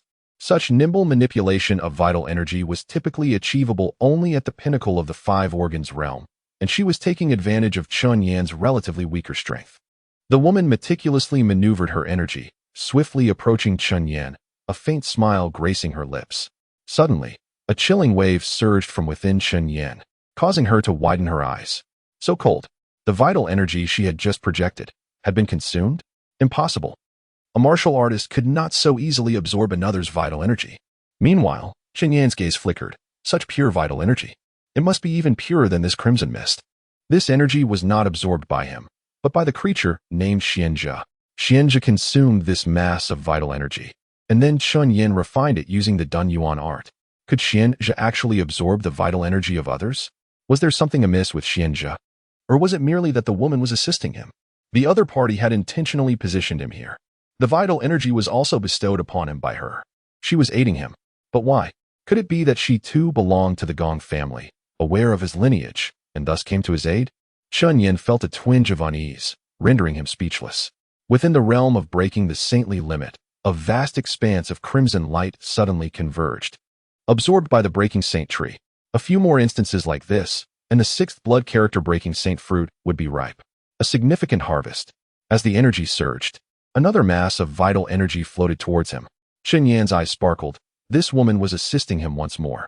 Overwhelmed with emotion, he summoned Xianjia and once again consumed this pure mass of vital energy. This time, it was even more refined and powerful than the last. A new breaking saint fruit grew larger by a fraction. In the distance, within the crimson mist, the woman's eyes widened. Her own vital energy had vanished. It had been frozen and then consumed? This is not right. She clenched her teeth, realizing that a martial artist could not directly absorb another's vital energy. No, some individuals could, but only through extraordinarily unique methods.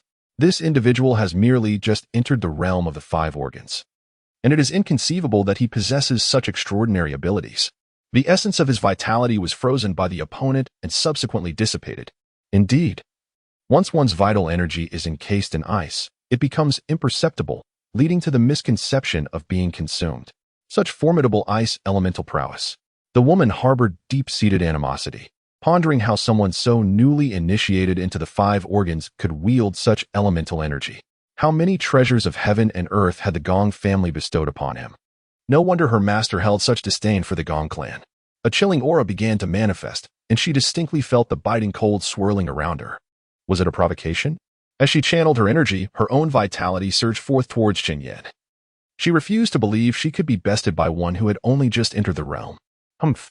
As Chen Yan consumed that fragment of vital energy, he was taken aback by the unexpected generosity. Or perhaps, the opponent was entirely indifferent to such matters? Should he express his gratitude?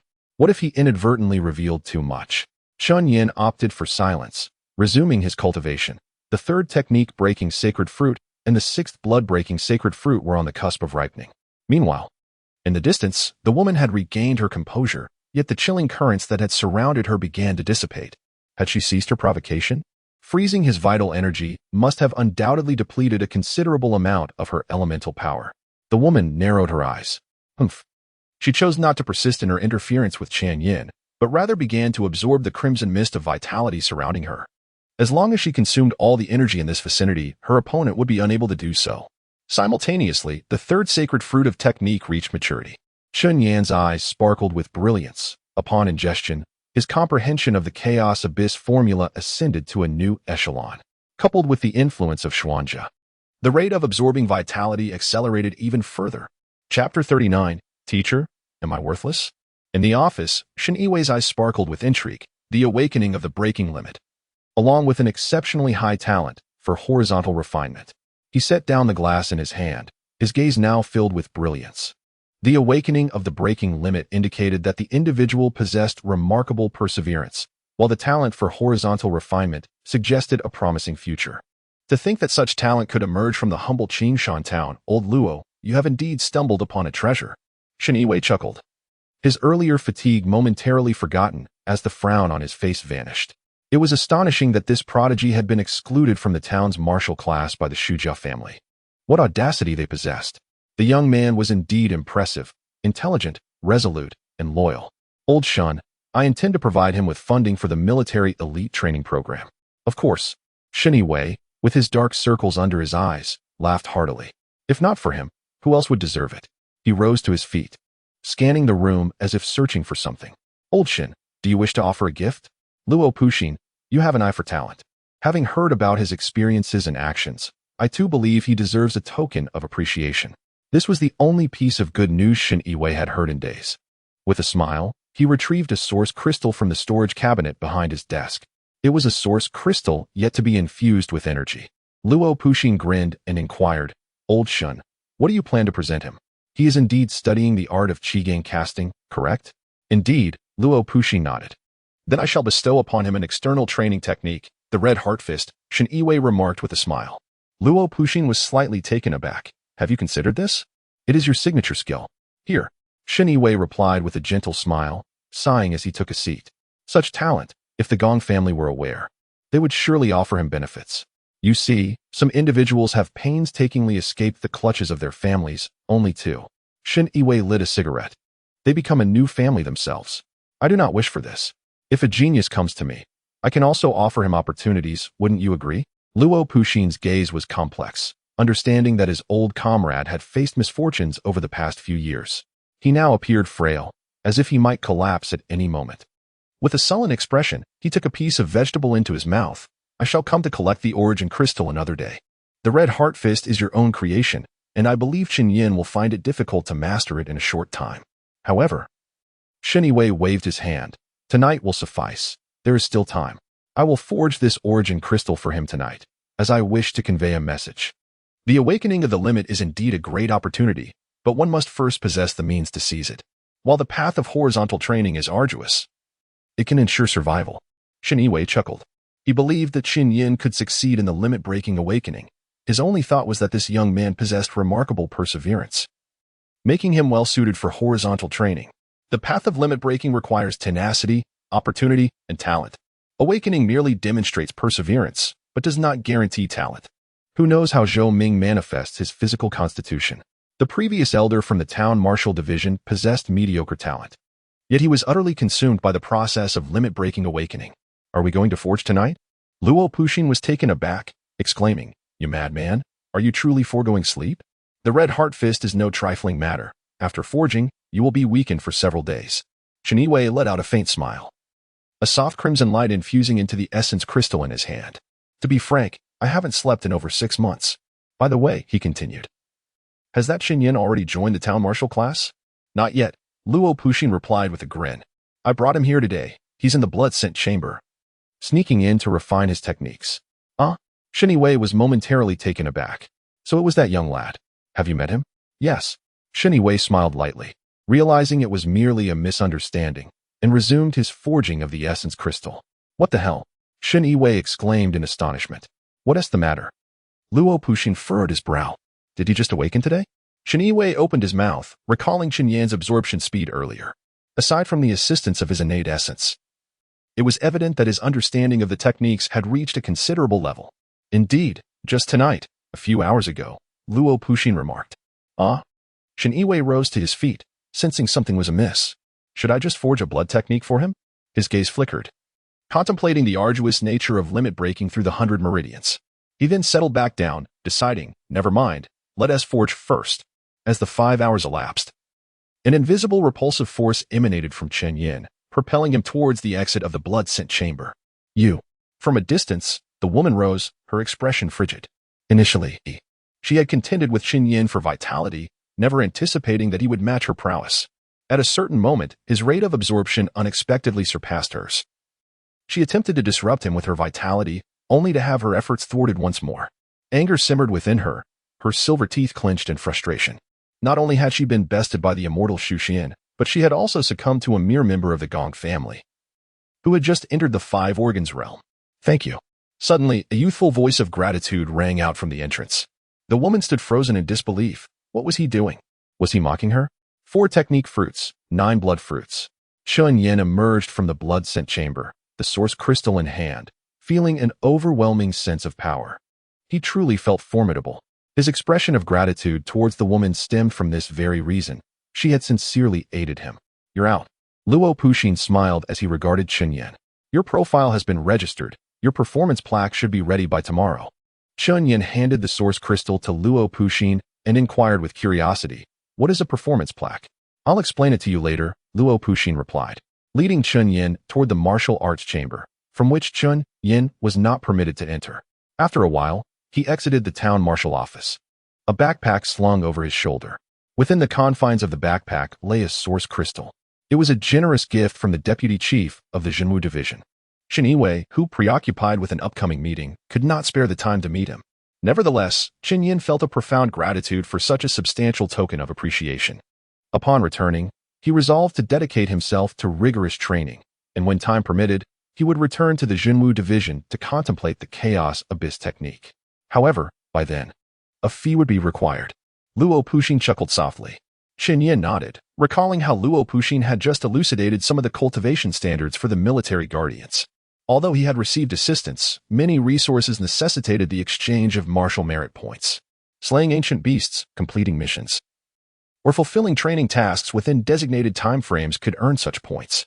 For instance, should Chen Yan manage to condense another force pattern within a week, he would be rewarded with martial merit points.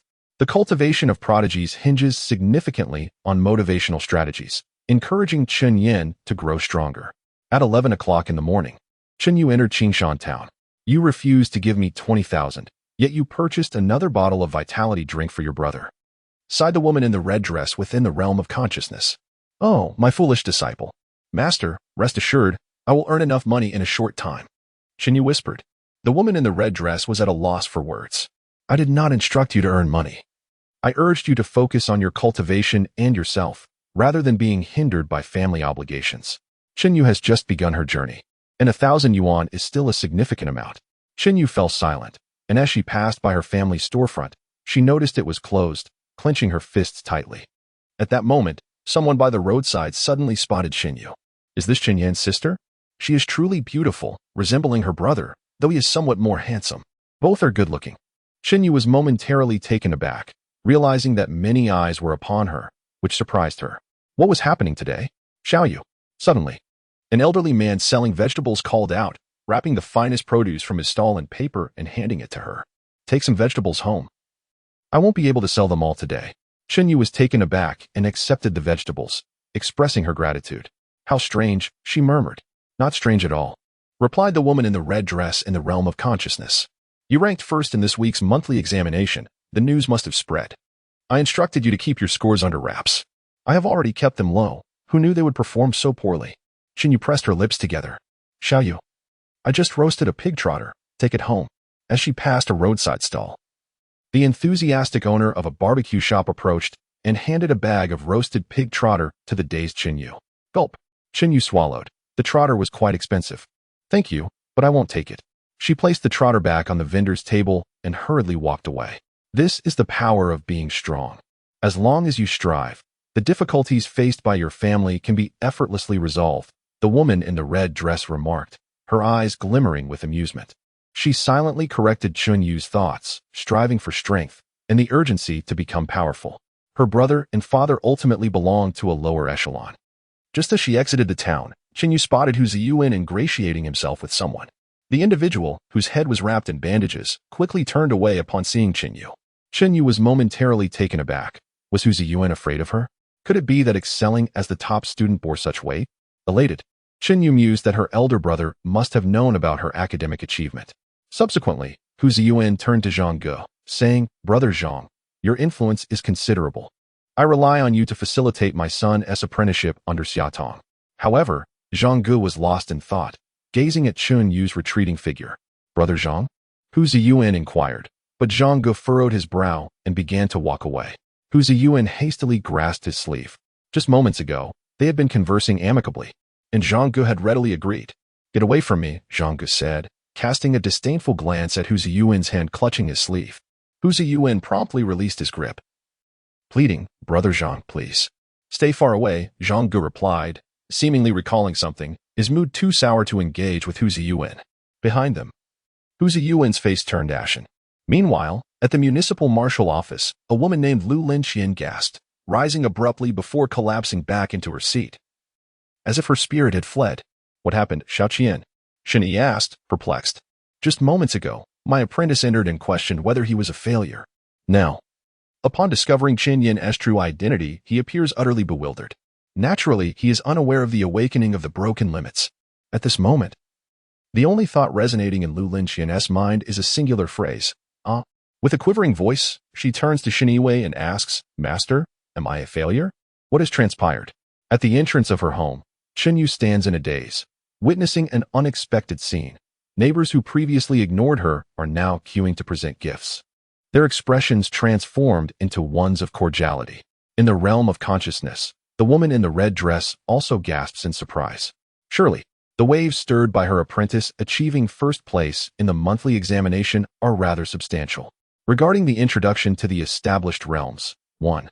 Martial artist realms, Qi and blood martial artist, Organ Realm, First Stage. 100 Vessels Realm, Second Stage. Golden Body Realm, Third Stage. Source Realm, Fourth Stage.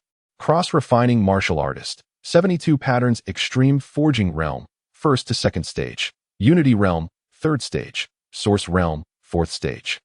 The 72 patterns of extreme forging correspond to the pinnacle of the 100 Vessels Realm. The Organ Realm involves the accumulation of qi and blood within the 5 organs, with each individual's capacity for accumulation varying. The quality of qi and blood is also unique to each person. In the extreme forging realm, the overwhelming majority of people cannot reach the 72 patterns, with only a select few capable of transcending that threshold to ascend to the Unity Realm. Classification of medicinal treasures, formations, and the quality of vitality. The grades are divided into Superior, Martial, Earth Vein, Azure Sky, Morning Star, Radiant Moon, and Sunday.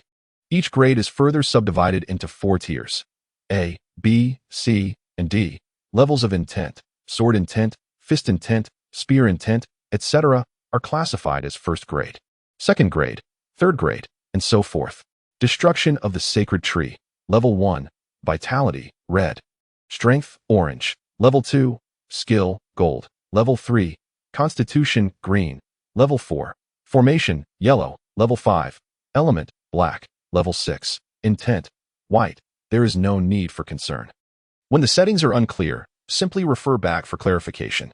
Chapter 40, The Mysterious Fruit, a single blow to shatter mountains. Witnessing a steady stream of visitors at her doorstep, Chen Yu and the woman in the red dress were momentarily rendered speechless. The scene was indeed quite astonishing. The villagers waiting in line beamed at Chen Yu, eager to engage her in conversation. Overwhelmed, she hurriedly lowered her head and dashed into her family's courtyard, only to be pulled inside by Chen Yu, who had just reached the door. What had transpired? A myriad of questions swirled in Chen Yu's mind. Surely, such an overwhelming response could not simply stem from her achieving first place. As she glanced towards her father, who was blocking the entrance, she prepared to speak, but was interrupted by the arrival of Chen Yan and an elderly man emerging from the room. Chen Yan had naturally returned, for the strength of Luo Pu was indeed formidable. In Chen Yu's inner world, the woman in the red dress had previously paid little heed to Chen Yan. Yet in that fleeting moment, her expression shifted dramatically. Had he grown taller? Was he more handsome? His physique, it seemed to have strengthened, exuding an aura of vitality. Thank you for your kind intentions, Teacher Xiaotong, but I find myself lacking for nothing lately. Chen Yan remarked with a faint smile as he regarded Xiaotong. Xiaotong was taken aback, his gaze fixed on Chen Yan before shifting back to the gift in his hands. His countenance resembled a somber painting, torn between regret and complexity. Before he slowly shook his head and departed. Wang Yang was indeed fortunate.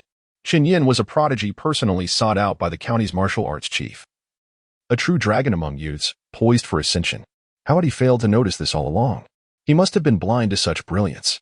Chen Yan's face bore a gentle smile, yet it exuded an icy aura that felt almost frozen. Only upon glancing at Chen Yu did he soften his expression, saying warmly, "You returned just in time. Dinner is ready." He approached and affectionately ruffled his sister's hair. Instantly, Chen Yu squinted her eyes like a cat and evaded Chen Yan's hand. Gazing at the retreating figure of Xiaotong and listening to the raucous sounds of the crowd outside, before she excitedly exclaimed, "Brother, have you become a warrior?" "Yes, a horizontal refinement warrior," Chen Yan replied, nodding. Few were privy to his awakening of vital energy. Only Luo Puxin, Shen Yiwei, and a female student of Shen Yiwei who later assisted him were aware. There was no need to disclose the awakening of his vital energy, as Luo Puxin had also employed certain measures to conceal it. Wow! Suddenly, a small figure leapt into his embrace, and Chen Yan laughed as he held Chen Yu close. "I knew it. My brother is amazing.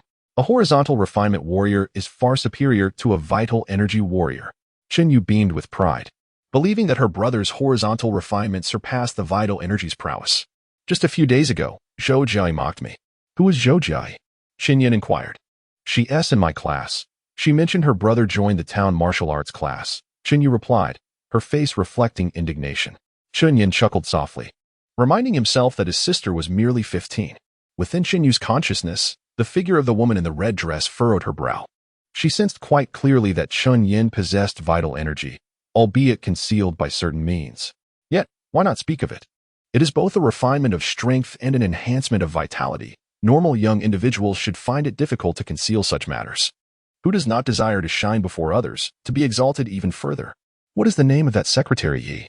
At the dinner table, Chen Yu wore a cold expression, clearly very upset. Upon hearing about Chen Yan's incident from the previous night, the young girl was consumed by anger. You need not concern yourself with it, Chen Yan remarked, a glint of coldness flashing in his eyes. Secretary Yi will take action in the coming days. His name is Yu Yong. He is nothing but a dog. Chen Yu scoffed, growing increasingly agitated as he reflected on yesterday's events. Chen Yu nodded, lowering her head while conversing with the woman in the red dress within her consciousness. Teacher, Chen Yu hesitated. There were matters that frightened her, and she felt a deep-seated fury, for that person had already jeopardized her entire family. Had it not been for her brother's support, what would have become of them? Chen Yu clenched her fists, feeling a chill despite her tender age. She sought vengeance for her brother. This matter could not simply be overlooked. The woman in the red dress parted her crimson lips, offering a gentle smile. Then you shall set forth in the coming days. I will assist you, for you must endure these trials. Thank you, teacher, Chen Yu replied. There were actions that she must undertake. The banquet spread before them was lavish. As their household had recently experienced an influx of wealth, the delicacies that had once been unattainable could now be savored, especially with Chen Yu's return. After a while, Chen Yan noticed that Chen Yu's demeanor was peculiar and inquired, "What is the matter?" With her head bowed, Chen Yu hesitated before mumbling, "Brother, I need some money." "What do you need money for?" Chen Yuhua exclaimed loudly, causing Chen Yu's heart to sink. She kept her head down, grappling with a multitude of emotions. Yet, at this moment, she resolved to approach her family. She sought revenge and aspired to grow stronger. Chen Yan's experiences had instilled in her an unprecedented sense of urgency. Her yearning for power reached its zenith in that instant. "How much do you need?" Chen Yan asked, sipping his soup while observing his sister. If she could achieve first place, it indicated her immense potential. Indeed, the genius requires financial backing. Upon hearing Chen Yan's straightforward question, Chen Yu sighed with relief and cautiously replied, 20,000. 20,000. Chen Yuhua exclaimed, leaping to his feet. It was a significant sum. Meanwhile, within the realm of consciousness, the woman in the red dress fell silent. It was almost laughable that she found herself anxious over 20,000 yuan. For Chen Yan's family, it was indeed a considerable amount. This former figure of unrivaled prowess was now unsettled by a mere 20,000. Do you really need that much? Chen Yan was equally astonished. At 15, he had been meticulous even with a single yuan. I need it for a vitality potion. I'm on the verge of awakening. Chen Yu fabricated. Chen Yan relaxed his furrowed brow and turned to Chen Yuhua, saying, Dad, let's give her 30,000. I don't need to spend any money right now, and I have some means to earn in the future. Chen Yan was indifferent to the 30,000 yuan. His life had already commenced, further bolstered by the support from the military guardian. He could progress at an even swifter pace. The matter was settled. Although Chen Yuhu wished to inquire further, he was ultimately persuaded by Chen Yan. Rest assured, my journey to becoming a warrior is fraught with challenges, and I shall not allow you to endure hardships, Chen Yan said quietly, casting a glance at Chen Yu. Brother, Chen Yu murmured softly, her eyes brimming with tears. She felt an overwhelming sense of guilt, aware that investing in herself would inevitably slow Chen Yan's advancement. Determined, she resolved to earn a substantial amount of money in a short span of time. In the realm of consciousness, the woman in the red dress fell silent. This time, she refrained from commenting on Chen Yan. Very well. Little Yu, I shall prepare some vital elixirs for you at the first high school. Come find me after some time. Chen Yan expressed his earnest concern for Chen Yu's well-being after their meal. Brother, you've joined the martial town class. How will you prepare these vital elixirs? Chen Yu inquired, taken aback. I have my channels, Chen Yan replied as he entered his room. Returning to her own room, Chen Yu pondered over Chen Yan's words and smiled, saying, Teacher, my brother is truly remarkable, isn't he?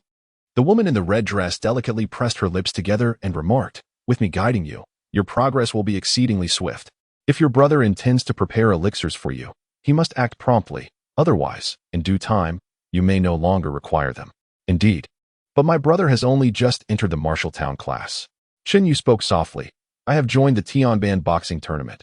I might earn money faster than my brother, allowing me to assist him in return. In the room, Chen Yan examined the broken saint tree. Though slender as before, it radiated an unusual vitality. Standing solitary amidst the mist, it was both lonely and resolute. On its seemingly frail branches, for fruits of varying sizes gleamed like pearls, shimmering with brilliance. As Chen Yan scrutinized the tree, his gaze suddenly flickered. On a branch he had never noticed before, there was a silver fruit the size of a mung bean. Had he not looked closely, he would have never discovered it. This fruit might have existed previously, yet it had remained unremarkable. Something felt amiss. Chen Yan opened his mouth. The data panel displayed only 4 types of fruits, and he had never acquired silver energy. How, then, had this fruit come to be? The more he pondered, the stranger it seemed. After a long while, he chose to divert his attention. He could not pluck the fruit before it ripened. And the nature of this fruit was something he could not ascertain for now. He suppressed his curiosity. Chen Yan retrieved an iron box from within his backpack. According to Luo Puxin, this was a martial technique personally forged for him by the deputy chief of the town's martial arts division. The attention bestowed upon him by others seemed excessive, and Chen Yan could not help but feel a hint of discomfort. Throughout his journey, he had encountered those who underestimated him, and others who thought him easily trampled. Yet, there were also those who offered support, those who believed in him. He did not always confront despair. Those who belittle me, I shall regard lightly. Those who weigh upon me, I shall reciprocate in kind. He extracted a crimson origin crystal from the iron box. At a glance, he observed a vibrant red glow surging within, manifesting a human figure. Chen Yan, I have been quite busy, and thus lacked the time to meet you. However, upon learning of your deeds, I felt compelled to impart to you this technique. The Heart of Red Fist. A male voice resounded, and Chen Yan was taken aback. It was the voice of the man from the blood-scent chamber. The origin crystal could actually convey sound. I am filled with rage, and I believe you share in that fury. The heavens are ever vigorous, and a gentleman strives relentlessly. But why should those individuals be allowed to impose suffering upon us? If others seek to suppress us, we must retaliate with a single, devastating blow. The Heart of Red Fist is derived from the Crimson Force Mysterious Strike, and it harmonizes with your breathing technique. Thus you need not worry about meridian issues. I created this technique at the threshold of life and death when I was 25, using it to slay my first ancient divine beast. The name, Heart of Red Fist, may seem unrefined, but it was the only thought that lingered in my mind as I faced my demise, my singular heart of red. He seemed to gaze into Chen Yan's eyes. I hope you too possess a heart of red. Upon the man's utterance, the scene within the primordial crystal underwent a sudden transformation, revealing him standing before a majestic mountain. Chen Yan observed intently as a vigorous golden light emanated from within the realm of the broken saint, surging forth with vitality. There he stood, poised and slightly bent, muscles taut, as a peculiar red vortex resembling a flame spiraled upward from his right fist. With each moment of concentration, the vortex intensified, swirling and enveloping his fist and wrist. With a fierce glare and a thunderous shout, the man unleashed a punch. The colossal vortex abruptly reversed its rotation, embodying an overwhelming force that erupted with tremendous power. Boom! The 50-meter-high hill was obliterated in an instant, as the unleashed crimson gale swept through like a tempest, uprooting trees in its wake. Chen Yan averted his gaze, feeling as though he had been struck by the sheer force of that punch, falling back in astonishment. He lay on his bed, utterly flabbergasted. This was a punch that could shatter mountains. What level of martial prowess was this? That single strike. Suddenly, Chen Yan bolted upright, his eyes fixed intently on the primordial crystal. He must learn. Regardless of the pain piercing his mind, he began to visualize with an insatiable thirst. This was his first glimpse into the realm of the mighty. If he possessed such strength, who could dare to challenge him? Within the broken saint realm, the golden light flowed endlessly, a relentless tide.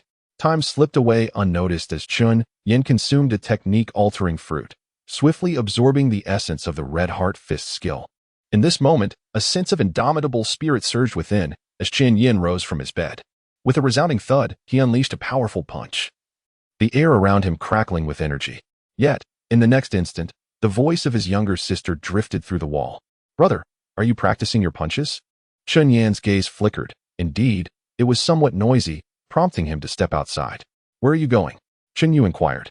"I have matters to attend to." "You should return to sleep," Chen Yan replied, already departing the courtyard. Left behind, Chen Yu pouted. "It's the middle of the night." Next door, Chen Yu opened the door, shaking his head. "Your brother is like this. He hardly ever rests, a true martial artist." A complexity filled his eyes. "Martial artists grow weary too. All I desire is for my children to live peacefully and happily." Chen Yu slowly shook her head. "It's not the martial artists who are weary. It's my brother who exhausts himself. He truly works hard. She seemed to be inspired, recalling how her master had urged her to rest early. She resolved to persevere. Rest is also crucial. Quality sleep enhances the efficiency of your cultivation. Your brother's relentless efforts are akin to hastening the growth of seedlings, yielding little effectiveness. The woman in the red dress spoke truthfully. Overexertion can lead to misfortune. Nevertheless, Chen Yu continued her training for 2 more hours before succumbing to slumber. The following day, in the cloud palace of Qinzhou, a voice rang out from a beautifully adorned chamber, laced with disdain. "How foolish of you, Zhilan." The expression of Gong Hengwen, another deputy chief of the town's martial authority, was exceedingly grim. The esteemed leader places immense importance on the upcoming Zhanwu class, which has become a focal point in my rivalry with Shun Wei. A dog cannot change its nature. In an effort to solidify his own network, he dares to encroach upon his master's interests. It is only natural that Gong Hengwen would be incensed. Given this, I shall take it upon myself to assume the position of Shulan. Seated on the sofa was a man named Gong Tua, who spoke up. After a brief silence, Gong Hengwen replied, "Tua, it must be this way. The esteemed leader values the younger generation, and while Luoshan County is my weakness, I cannot afford to lose it." Gong Tua nodded and stated, "I will issue contracts from the Gong family to 5 outstanding prodigies." Indeed, Gong Hengwen nodded, recalling something. He added, "I heard that Shu Lan was removed due to a certain Chen Yan, a remarkable talent in cross-training. Ensure that one of those contracts goes to him." Gong Tua was taken aback. Chen Yan possesses great talent, but his fundamentals are lacking. Furthermore, signing him would be tantamount to slapping the Shu family in the face. Gong Hengwen remained silent, hands clasped behind his back. Gong Tua understood. Gong Hengwen indeed intended to leverage Chen Yan to insult the Shu family. Chen Yan and the contract were merely instruments to strike at the dog. The Shu family must be feeling quite disdainful towards Chen Yan at this moment. Yet the Gong family deliberately seeks to offer him a contract to convey a message. The Shu family is but a dog to the Gong family, and they must obey. Chapter 41. Wu Chuhua. It's all Zhang Qingxi's fault. I shall confront him. In the living room of the CH family, several individuals sat upon the sofa, their expressions decidedly grim. It's all Chen Yan's fault. Otherwise, Lan Gu would not have been dragged down. A middle-aged man growled in a fit of rage. Why blame Chen Yan? If you must place blame, direct it towards Xu Feiyuan. He only knows how to indulge in feasting and merriment. Someone retorted. At the back, Xu Feiyuan's countenance darkened. He yearned to counter the accusation but ultimately restrained himself. Enough, spoke the one-eyed elder seated at the center of the sofa, his tone grave. No one is to be blamed for this. Gong Hengwen aspires to become the commander, and inevitably, someone must pay the price. My family has not only suffered loss, but it is likely that Gong Hengwen will not express gratitude, and may even lay blame. The elder's gaze was deep and inscrutable. Given the circumstances, we must focus on fulfilling our own responsibilities. Silence enveloped the room. Finally, Xu Feiyuan spoke up. I shall punish that brat. His voice was fierce. Had it not been for Chen Yan, the situation would not have escalated to this point. What nonsense! The one-eyed elder barked. After all this time, you still fail to perceive the essence of the matter. Fool! Xu Feiyuan's body stiffened, and he lowered his head in defeat. The elder then issued a cold snort. As for Chen Yan, Bai Yue, and Yin Yanjun, they are all deemed prodigies of unparalleled talent, but do you truly comprehend what kind of prodigy he is? Upon hearing this, the group fell into a state of bewilderment. What could he possibly mean? Xu Feiyuan furrowed his brow, his eyes gleaming with an enigmatic light. Indeed, one cannot fathom the extent of Chen Yan's brilliance. It is said that he was discovered under the surveillance of the second high school. Chulan has been taken away, leaving us no opportunity to inquire further. Is it possible that this is merely a ploy, with Chen Yan serving as Luo Puxin's instrument in ensnaring Chulan? As the crowd murmured, their eyes narrowed in suspicion. A scheme, too conspicuous to ignore. Luo Puxin, a newcomer whose origins remain shrouded in mystery, has accepted funds from the Chu family. Subsequently, there was the martial arts assembly, where Zhang Monsong challenged the school. Ultimately, it led to Chen Yan. In the first round, Chu Lan evaded capture. In the second, he did not. Such meticulous scheming to ensnare my family to this extent. Xu Feiyuan exclaimed, his eyes ablaze with indignation. It has become evident to all that Luo Puxin is indeed affiliated with Shen Wei. Thus, the focus should not be on a mere country lad, but rather on Luo Puxin and Shen Wei. The one-eyed elder spoke sagely. In a few days, I shall select some prodigies from the martial arts class to join my Chu family. Regardless of whether Chen Yan is a genius, he too shall be signed.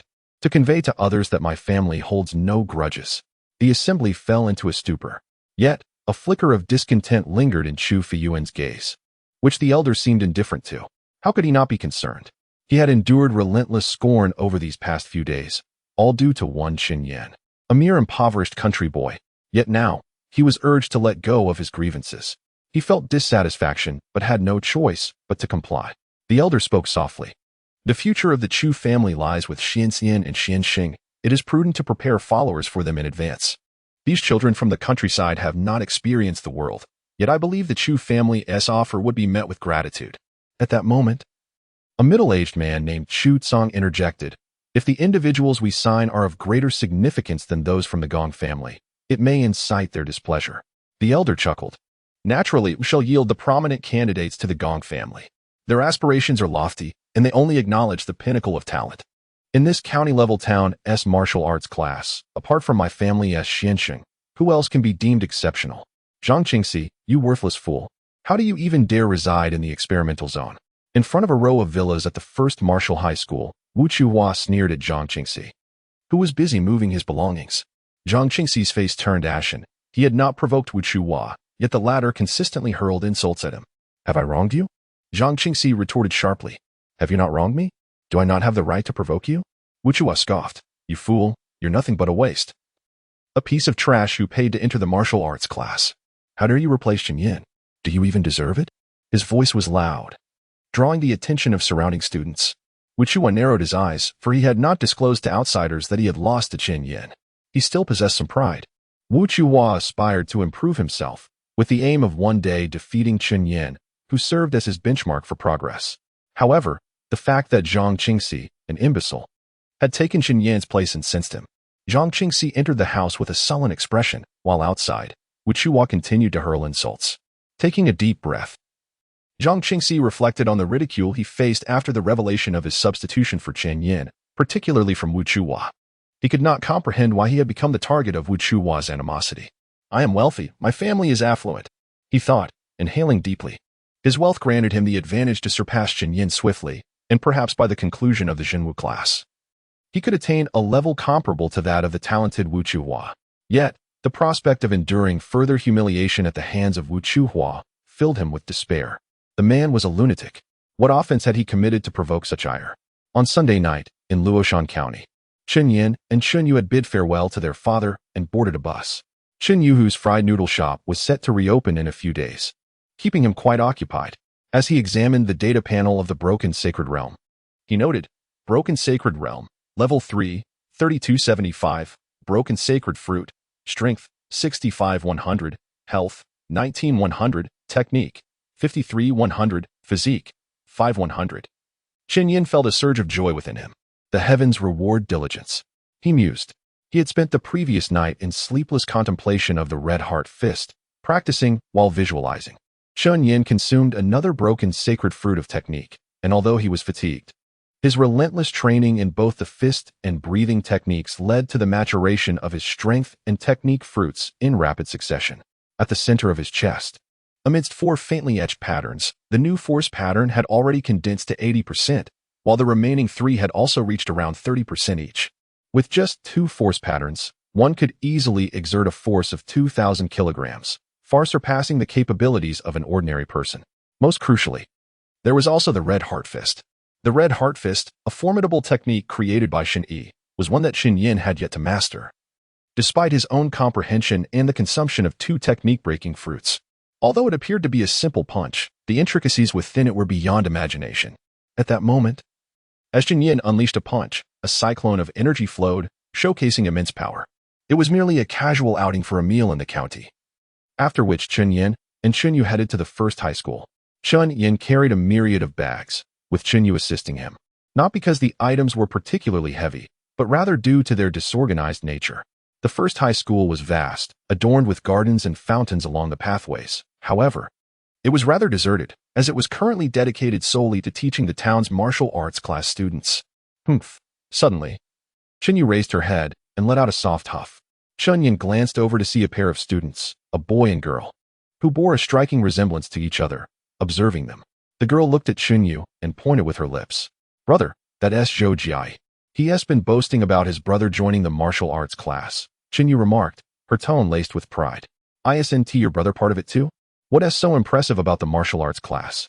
Chen Yan sighed deeply, acknowledging that his younger sister was still quite naive. Upon glancing again, he noticed that the girl named Zhou Jiai and her male companion were indeed walking along the same path as them.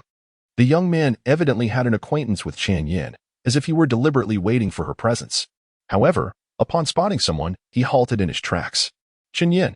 In the distance, Gao Yuan approached enthusiastically, warmly taking a quilt from Chen Yu's hands. Thank you, Chen Yu remarked. It's nothing, Gao Yuan replied with a cheerful smile, yet inadvertently shot a glare at the approaching young man. The latter paused momentarily, before maintaining a smile and continuing to walk in place.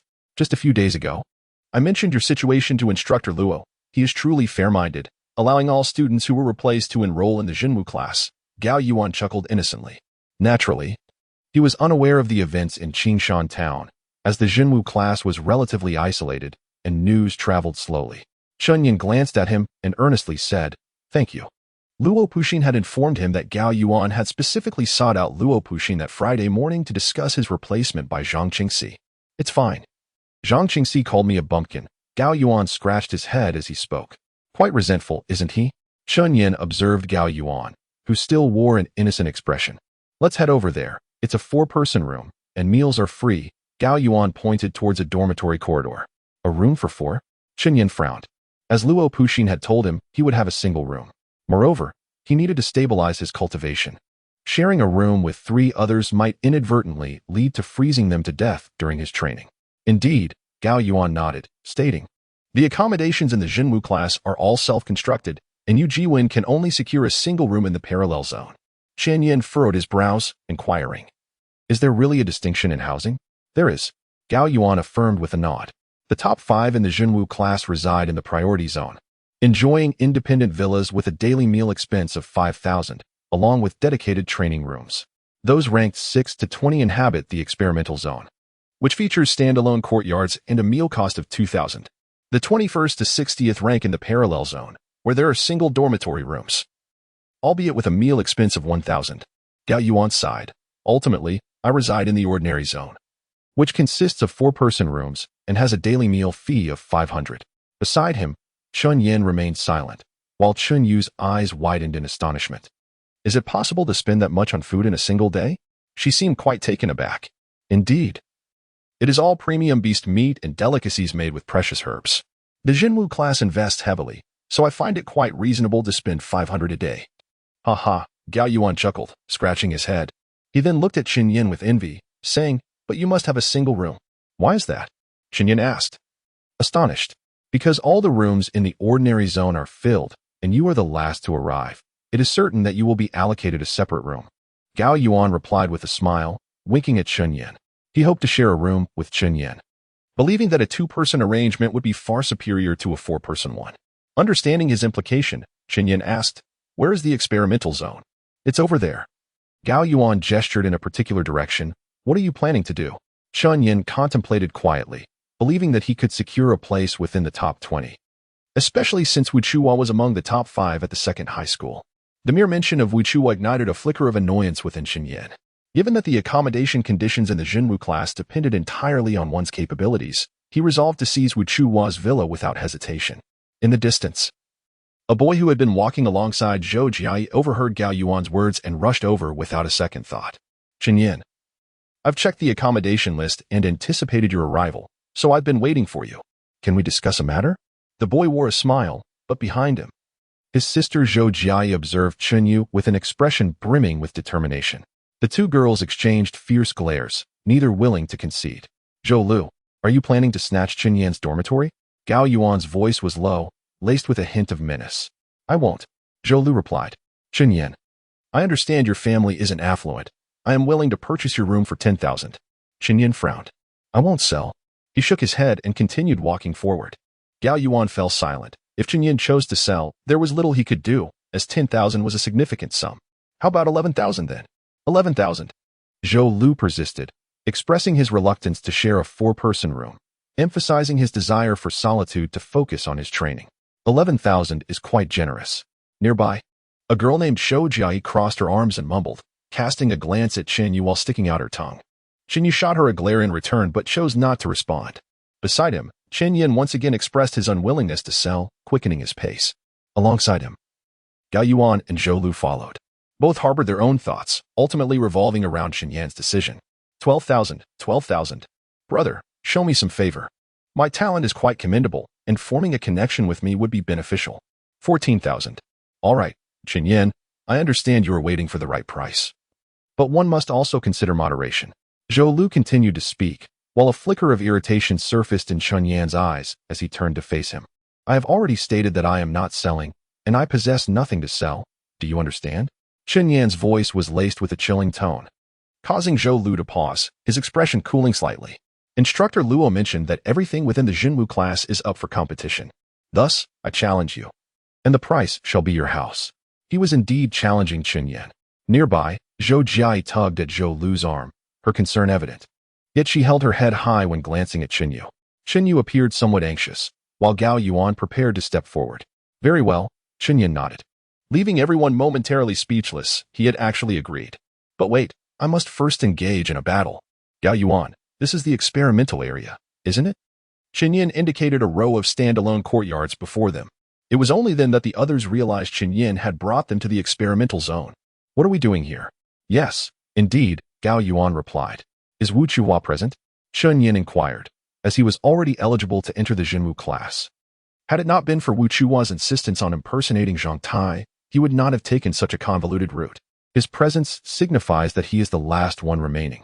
Gao Yuan gestured towards a courtyard, realizing, what are you planning to do? At this moment, Zhou Lu and Zhou Jiai also fell silent, casting peculiar glances at Chen Yan. Yet, Chen Yan strode forward, ringing the doorbell of the courtyard. Who seeks me? A cold voice echoed from within, as Wu Chuhua opened the door, taken aback at the sight of Chen Yan frozen in place. Chen Yan, you've come. Wu Chuhua appeared somewhat flustered. After all, he was a martial lunatic, and now he faced someone even more deranged than himself. For several nights, he had been haunted by dreams featuring Chen Yan. Zhang Tai, it's been a while. Chen Yan smiled, his expression radiating warmth. Wu Chuhua was momentarily taken aback. Quickly regaining his composure and awkwardly remarking, you were looking for me. I wish to reside in your house, Chen Yan stated. Nearby, Gao Yuan and Zhou Lu stared at Chen Yan, astonished. Zhou Jiai, still somewhat bewildered, soon found herself equally astonished. This was, after all, the experimental zone. And Wu Chuhua was among the top 20 of the Jinwu class. Had this person lost his mind? In the realm of Chen Yu's consciousness, the gaze of the woman in the red dress once again fixated on Chen Yan, tinged with a hint of surprise. Chen Yan, Wu Chuhua is quite unhinged. Gao Yuan remarked from the side. Beside them, Zhou Lu withdrew with his sister, fully aware that Wu Chuhua was a maniac, and could already envision the scene of Wu Chuhua erupting into maniacal laughter before mercilessly pummeling Chen Yan. However, the anticipated scenario did not unfold. Instead, Wu Chuhua took a deep breath, focusing intently on Chen Yan. Are you certain? Last time, I did not unleash my full strength against you. Wu Chuhua had only learned this afternoon that Chen Yan would be arriving, and he felt a surge of excitement, preparing himself for another confrontation. Yet, he sensed that the timing was not right, as his prowess had not significantly improved. Chen Yan remained silent, clearly intent on a direct challenge. Wu Chuhua inhaled deeply. He felt no anger, for this was the established protocol. Presenting himself before Chen Yan was, in fact, an opportunity. Silence enveloped the surroundings, a profound stillness. Suddenly, Wu Chuhua launched an unexpected attack, unleashing his power in an explosive moment, his muscles coiling like springs, delivering a thunderous punch toward Chen Yan. Previously, he had been rendered powerless by Chen Yan's relentless onslaught, a mistake he would not repeat. This time, he aimed to shatter Chen Yan in an instant. So you are Chen Yan? So you think you can contend? Bang! Chen Yan thrust out his palm to meet Wu Chuhua's fist, the collision erupting in a terrifying explosion of sound. Wu Chuhua's eyes widened in shock. What kind of strength was this? Chen Yan, however, pulled Wu Chuhua toward him, gathering latent energy in his right leg, channeling the force of two powerful energy patterns to converge at the point of his knee. Suddenly, a knee strike collided with Wu Chuhua's abdomen. Bang! Amidst the astonished gazes of onlookers, Wu Chuhua's body bent and soared straight up for 4 or 5 meters before crashing down heavily. A scream echoed and then vanished in an instant. Zhou Lu tightly embraced his sister, his mouth agape, struggling to swallow. Wu Chuhua clutched his stomach, trembling all over, his face flushed. What kind of force was this? Chen Yan had been toying with him. With a single blow, he was defeated. Damn it! He wished to laugh. But tears could not be restrained. Bang! Chen Yan delivered a kick, sending Wu Chuhua's body flying several meters, his gaze cold as ice. Try saying another word. Wu Chuhua lay on the stone steps of the courtyard, mouth agape, saliva dripping. He was on the verge of tears. I was just using a filler expression. Just a filler expression. You've got it all wrong. Why are you hitting me? Anger simmered in his eyes. It was all Zhang Qingxi's fault. Yes, it was entirely Zhang Qingxi's fault. The strength of Chen Yan, usurped by Zhang Qingxi, was nothing short of a grand joke. He vowed to seize Zhang Qingxi's residence. The night fell into a moment of tranquility. Chen Yan turned around, and Gao Yuan stood frozen in place, instinctively reaching for the back of his head. Yet, as his hand extended, he hastily concealed it behind him, fearing that Chen Yan might misunderstand and think he was about to strike. Chen Yu gazed intently at Chen Yan, her large eyes sparkling with curiosity and delight. Brother, you are truly impressive, she exclaimed. Chen Yan smiled gently and turned his attention to Zhou Lu. Now it's your turn, he said. Upon hearing this, Zhou Lu's face drained of color, and he shook his head vigorously, while in his arms. Zhou Jiayu was on the verge of tears. Chapter 42. The miserable Zhang Qingxi brother. Brother, it's a misunderstanding, a misunderstanding. On the side, Zhou Lu gazed at Chen Yan with a mix of fear and disbelief, a strained smile plastered on his face. Zhou Lu's sister, her eyes glistening with tears, looked at Chen Yan as though he were a demon incarnate. Fight! What nonsense! Chen Yu was equally taken aback, but soon raised her head. Casting a glance at Zhou Jia, her smile widening with an air of mischief. Wu Chuhua, ranked among the top 5 of the second tier, felt his life flash before his eyes after being struck by a mere knee. Struggling to breathe, Wu Chuhua turned his gaze toward the Zhou siblings, who were preparing to flee, and bellowed, Hey, Wu Gu! Zhou Lu stammered, feeling the weight of embarrassment. What did Wu Chuhua intend to do?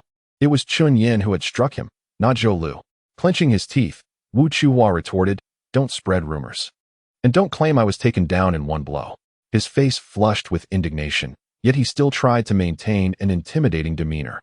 All right, brother. Zhou Lu hastily led his sister away. Chen Yan chuckled, looking at Wu Chuhua. Zhang Tai, you have grown weaker. Wu Chuhua lay on the ground, the intense pain gradually subsiding, yet he found himself involuntarily drooling, feeling hesitant to meet Chen Yan's gaze. After some time, as he regained his composure, he began to pack his belongings in the room. Before leaving, he turned to Chen Yan and queried, Chen Yan, were you merely toying with me during our last encounter? Or were you genuinely that formidable at the time? His heart was filled with questions. That day, Chen Yan had clearly exerted himself to the utmost in their confrontation, even disregarding the failure of his awakening. Before Chen Yan could respond, Wu Chuhua shook his head and departed without a word. If Chen Yan's progress could indeed be so swift, then he might as well resign himself to death. Wu Chuhua cast a lingering glance at the courtyard he inhabited, his hand resting on his painfully aching abdomen as he surveyed the other small courtyards, his eyes flashing with intent. He raised his voice and called out sternly, Whoever is inside, come out.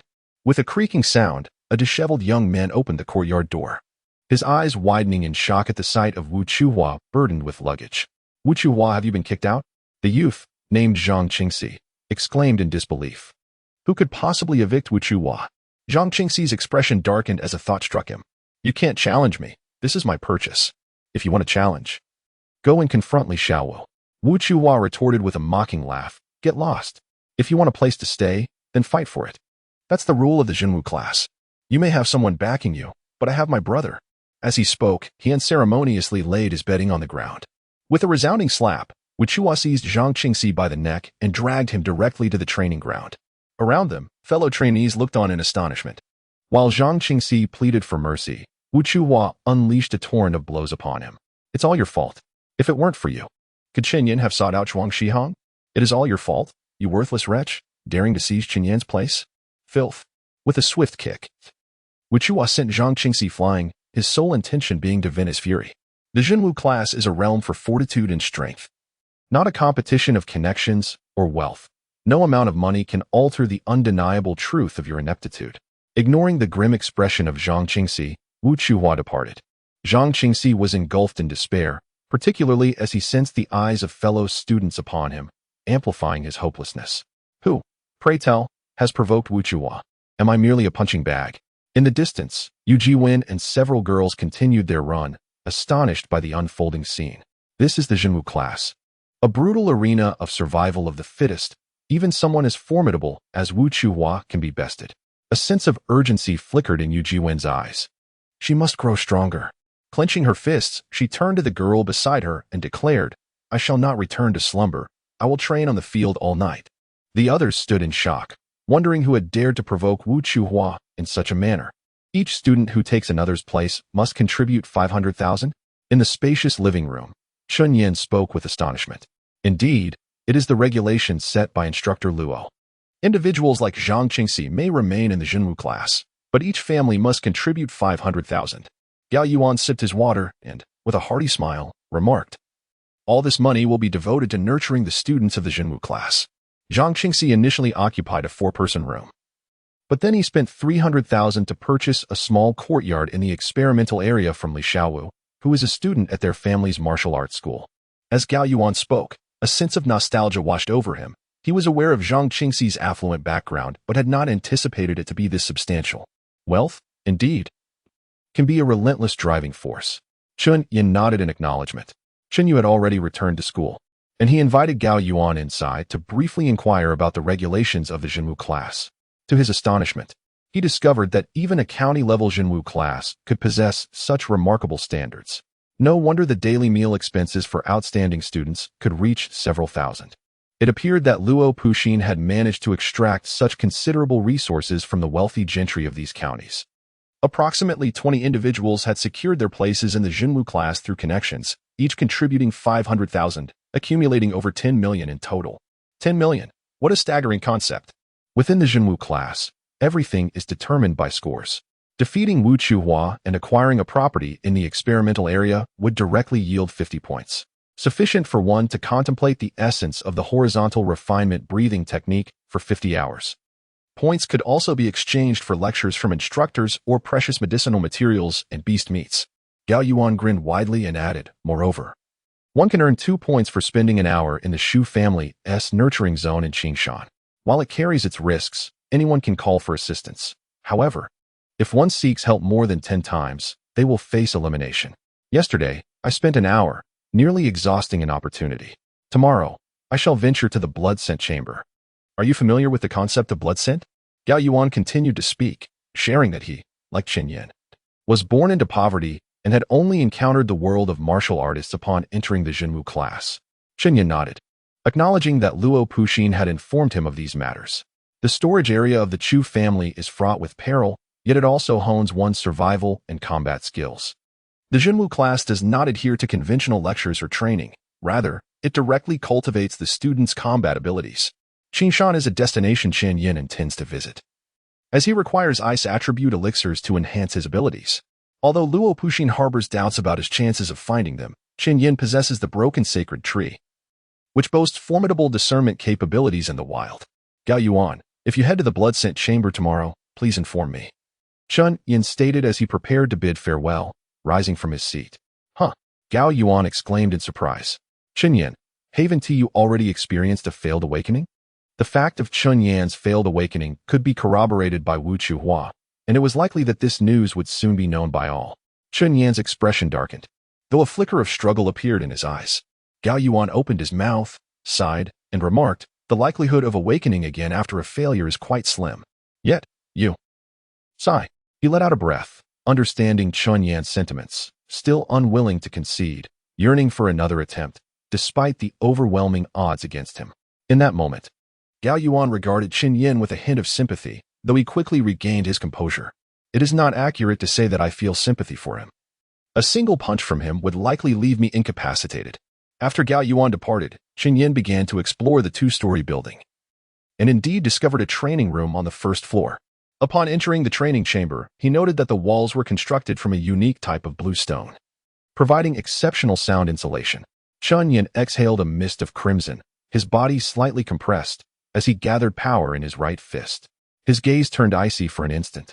Enveloped by an overwhelming aura, he continued to accumulate energy, drawing upon the essence of the qi refinement technique, which coursed through his muscles and skin with vigorous force. Suddenly, he observed a delicate cyclone of energy rotating counterclockwise between his fists. With a resounding crash, he unleashed his fist once more, and the cyclone exploded outward with tremendous force, sending a torrent of air cascading through the training room. Not enough, Chen Yan murmured softly, acutely aware that he was still far from matching Shen Yiwei's prowess. He persisted in his training, unaware that if Shen Yiwei were to learn of his thoughts, he would undoubtedly be left speechless. What level are you at, compared to mine? The following day, a dedicated cafeteria staff member delivered meals to Chen Yan's door, and upon noticing the change in the courtyard's owner, they expressed their surprise. After consuming a breakfast of beast meat, the energy within his body surged dramatically, a result of the meal costing over 800 coins. Chen Yan then spotted Gao Yuan waving to him from the courtyard, and they proceeded together towards the blood scent room. Chen Yan, you appear quite fatigued, Gao Yuan remarked. Gao Yuan was astonished. Did Chen Yan not sleep at all last night? Chen Yan remained silent. The previous night had yielded another technique fruit, yet the strength fruit had not manifested. He still felt an overwhelming sense of fatigue. Yet, exhaustion is preferable to feeling powerless. One possesses a direction to strive towards, a goal to pursue, such as a source of happiness. A smile graced Chen Yan's face as the dawn broke, its resplendent light intertwining like fine brocade, gradually rising to illuminate the entirety of the high school. The sun rises in the east and sets in the west. It burns with purpose and direction, embodying a form of happiness. Chen Yan mused. On the way, Chen Yan encountered a familiar face, Yu Jiwen. She appeared to have just finished a workout on the track, her body glistening with sweat. Upon seeing Chen Yan, she hesitated but finally spoke. Chen Yan, having entered the Jinwu class, you should dedicate yourself to your training. Chen Yan nodded in acknowledgement. Yes, you too. Keep it up. Yu Jiwen paused momentarily, nodding before departing. The events of the previous night weighed heavily on her. She felt the pressure and understood she must exert herself. Ah, Yu Jiwen, the pride of Qingshan High School. Even here, she can only rank in the upper middle tier. Not as formidable as you, Gao Yuan remarked with a grin. As Yu Jiwen walked away, she paused upon hearing his words, furrowing her brow in inquiry, but ultimately chose to dismiss it. The two parties parted ways. Who is that person? A girl beside Yu Jiwen inquired. The one who replaced Zhang Qingxi, Yu Jiwen replied. What is his name? He is rather handsome. The girl smiled brightly and spoke. Call him Chen Yan. Chen Yan, a prodigy. Suddenly, the girl exclaimed. Yu Jiwen was taken aback, puzzled by her words. If Chen Yan was a prodigy, then what about her? Don't you know? The girl looked at Yu Jiwen with a peculiar expression. Chen Yan arrived yesterday and defeated Wu Chuhua, seizing his residence. I heard he left Wu Chuhua begging for mercy. Yu Jiwen's eyes widened, her lips parted in astonishment, as if thunder had struck in her mind. In the next moment, she hurriedly glanced back, only to see Chen Yan and Gao Yuan already turning the corner. Chen Yan, you have defeated Wu Chuhua. You earned 50 points. At the entrance to the blood-scent chamber, Shu Feiyuan coldly regarded Chen Yan. He was aware of Chen Yan's victory over Wu Chuhua, and the points had already been added to Chen Yan's score on the Jinwu class leaderboard. Chen Yan was indeed a genius. This realization was what truly astonished Shu Feiyuan. Although he bore some discontent towards Chen Yan, he understood a crucial point. Granting Chen Yan the contract from the Shu family was of paramount importance, a means to elevate the family's prestige, and they had initially intended to squander this opportunity. However, it turned out that the contract itself possessed value. Therefore, it must be awarded. As he contemplated this, the chill in Shu Feiyuan's eyes gradually dissipated. Chen Yan, there was indeed some misunderstanding regarding the previous matters. As you are aware. It's all right, Teacher Chu. This incident is partly my fault. I didn't wish to burden the Chu family. It's just, Chen Yan said with a rather naive smile. However, a coldness spread within him. This person deserved punishment. Chu Feiyuan was momentarily taken aback, feeling a sense of gratification. How thoughtful. He had not misjudged. Splendid. By the way, you are a prodigy in the art of tempering. Why do you wish to enter the blood-scent chamber? Chu Feiyuan inquired with a smile. Teacher, Chen Yan wishes to attempt awakening once more, Gao Yuan chimed in. Chu Feiyuan nodded. Attempting to awaken after a failure will only incur greater costs. Chen Yan remained silent, a stubborn glint in his eyes. Chu Feiyuan nodded again. Very well, you may proceed. He had advised him. It was Chen Yan's choice to squander his points. Even if he wasted them, there was nothing the other party could do. He would offer the Chu family contract and provide some private benefits, Would Chen Yan not be grateful to him? All right, you may enter. How long you stay is up to you, but once your points are exhausted, someone will summon you out, Chu Feiyuan said with a smile. After Chen Yan and Gao Yuan stepped inside, Chu Feiyuan turned to a nearby teacher and said, check Chen Yan's seat number and guide him towards some mixed blood energy. The teacher was taken aback. Mixed blood energy? Yes. Chi Yuan smiled, recognizing that Chen Yan must surely feel a sense of pride. Presenting him the contract directly might lead him to take it for granted. Introducing a modicum of difficulty before granting the contract would yield a more heartfelt gratitude, even to the extent of kneeling in appreciation, which would be a perfectly normal reaction for a country boy. The teacher, serving as the steward of the Chu family, understood this well, but was inwardly incensed, recalling how he himself had once been so naively deceived by the Chu family.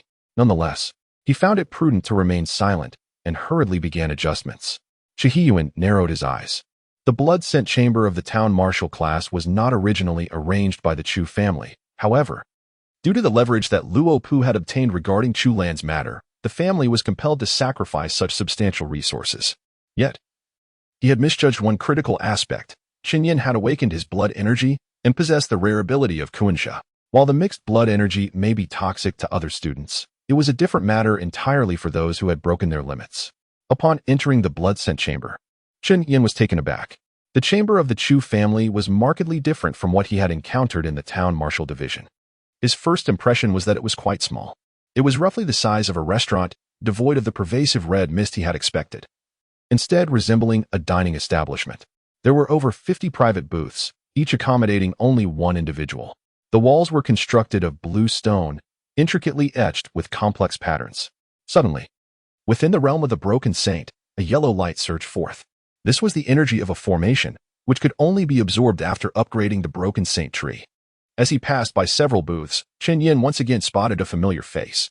Zhang Qingxi gazed intensely at Chen Yan, the individual who had taken his place, astonished to learn that he had already triumphed over Wu Chuhua.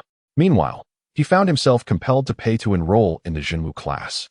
A sense of frustration, complexity, and an inability to articulate his feelings engulfed him. As Zhang Qingxi locked eyes with Chen Yan, he finally spoke just as Chen Yan was about to pass by. Chen Yan, I offer 300,000 for your house. Chen Yan paid him no mind, prompting Zhang Qingxi to rise indignantly. Chen Yan, it would be wise not to test my patience. Beside Chen Yan, Gao Yuan squinted with amusement, yet suddenly, Chen Yan turned around. With a resounding thud, Zhang Qingxi felt a momentary void in his mind as he stumbled backward, a sharp pain radiating from his nose. The speed of Chen Yan's strike had left him utterly bewildered. Zhang Qingxi's eyes widened in shock, quickly transforming into a fury. Chen Yan, he bellowed, seething with rage. As he stood and met Chen Yan's gaze, he noticed a chilling glare in the latter's eyes, igniting a flicker of fear within him. You worthless fool. Shouting like that? Have some dignity. A male student from a nearby booth stood up, mocking Zhang Qingxi. You're nothing but a spoiled brat with a bit of money. What good are you? This student, too, had been displaced in the selection process. Indeed, a complete waste. Wu Chuhua was absolutely right. Do you genuinely believe you possess talent? It's merely a matter of having a wealthy father. Hurry up and leave. Don't taint the air. All around, voices of anger resounded as Zhang Qingxi clutched his nose, blood seeping through his fingers. He cast a fierce glare at Chen Yan before fleeing the blood-scented chamber. Upon encountering Xu Feiyuan, he stammered, Teacher Xu, Chen Yan attacked me. Xu Feiyuan nodded slightly. Then you may challenge him. Though he secretly plotted against Chen Yan, his ultimate aim was to sign a contract with him. Zhang Qingxi paused, his expression shifting as he whispered, Teacher Xu, I want Chen Yan's house. I can persuade my father to offer you 500,000. At this, Xu Feiyuan's demeanor grew cold. If you desire the house, you must fight for it. That is the rule of the Zhenwu class. What do you intend to do with the money? Xu Feiyuan was incensed. After all, Xu Lan had been dismissed for embezzlement. And was Zhang Qingxi truly so foolish? While student transactions were of little concern to Luo Pu, teacher involvement could lead to severe repercussions. Surrounding students and teachers cast scornful glances at Zhang Qingxi. His face turned pale, and in that moment, he dared not utter a word, hastily retreating from the scene. Chapter 43. Damned Chen Yan selected a relatively secluded position to sit down. A brief understanding of Xianzhi reveals that it pertains to one's intrinsic blood vitality attributes. What Luo Puxin suggested Chen Yan learn was to utilize this blood vitality without relying on Xianzhi, essentially mastering the control of his own attributes. Currently, Chen Yan was not capable of this. Mastering Xianjia is exceedingly challenging, especially when he employs the Dunyuan technique, making it even more difficult to maintain control.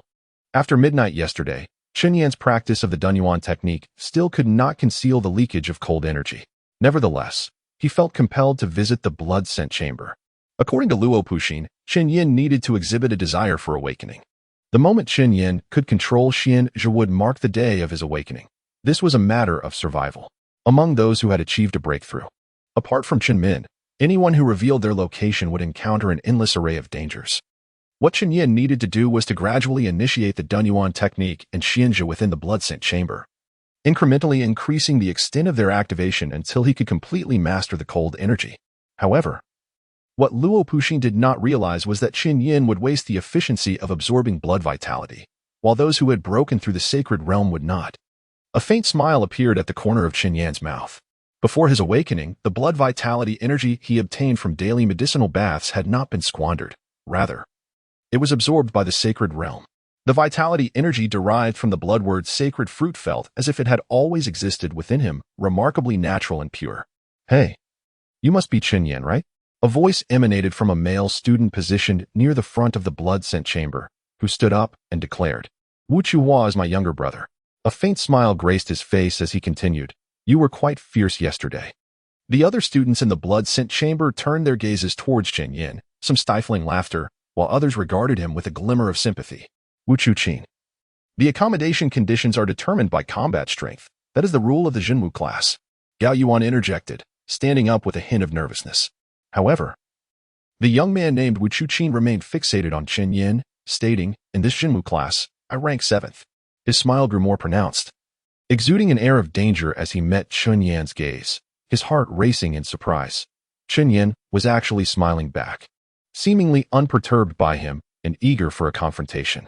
Wu Chuqin paused momentarily, his icy demeanor softening as he chuckled. "Well done. My brother deserves a good beating. I encourage you to do it more often, and I shall express my gratitude."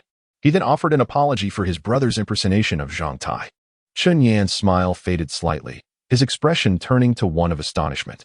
"I have heard that your horizontal cultivation is quite formidable, and that you have experienced failures in blood awakening yet refuse to concede defeat." Wu Chuqin spoke earnestly, however, regarding the blood scent. One must act within their capabilities. Without awakening, succeeding in the blood scent chamber is exceedingly challenging. His demeanor was sincere, and after speaking, he resumed his seat as if nothing had transpired. The others turned to Chen Yan, some of whom were unfamiliar with him, now realizing that he had previously failed in his awakening and sought to use the blood scent for a second chance. The difficulty of awakening after a prior failure was indeed daunting. Some individuals marvel at Chen Yan's unwavering dedication, while others express understanding, and some perceive him to be lost in a dream. As the surrounding stone walls, intricately carved with array formations, gradually shimmer with a crimson glow, a billowing mist of red begins to manifest, and the students within the blood-scented chamber start to absorb it. The swirling red mist engulfs the area, and within the realm of shattered sanctity, a crimson light begins to emerge. The initial realm of vitality, known as the 5 organs realm, involves the process of cultivating one's vital essence within the 5 internal organs. Naturally, this cultivation comes in various degrees.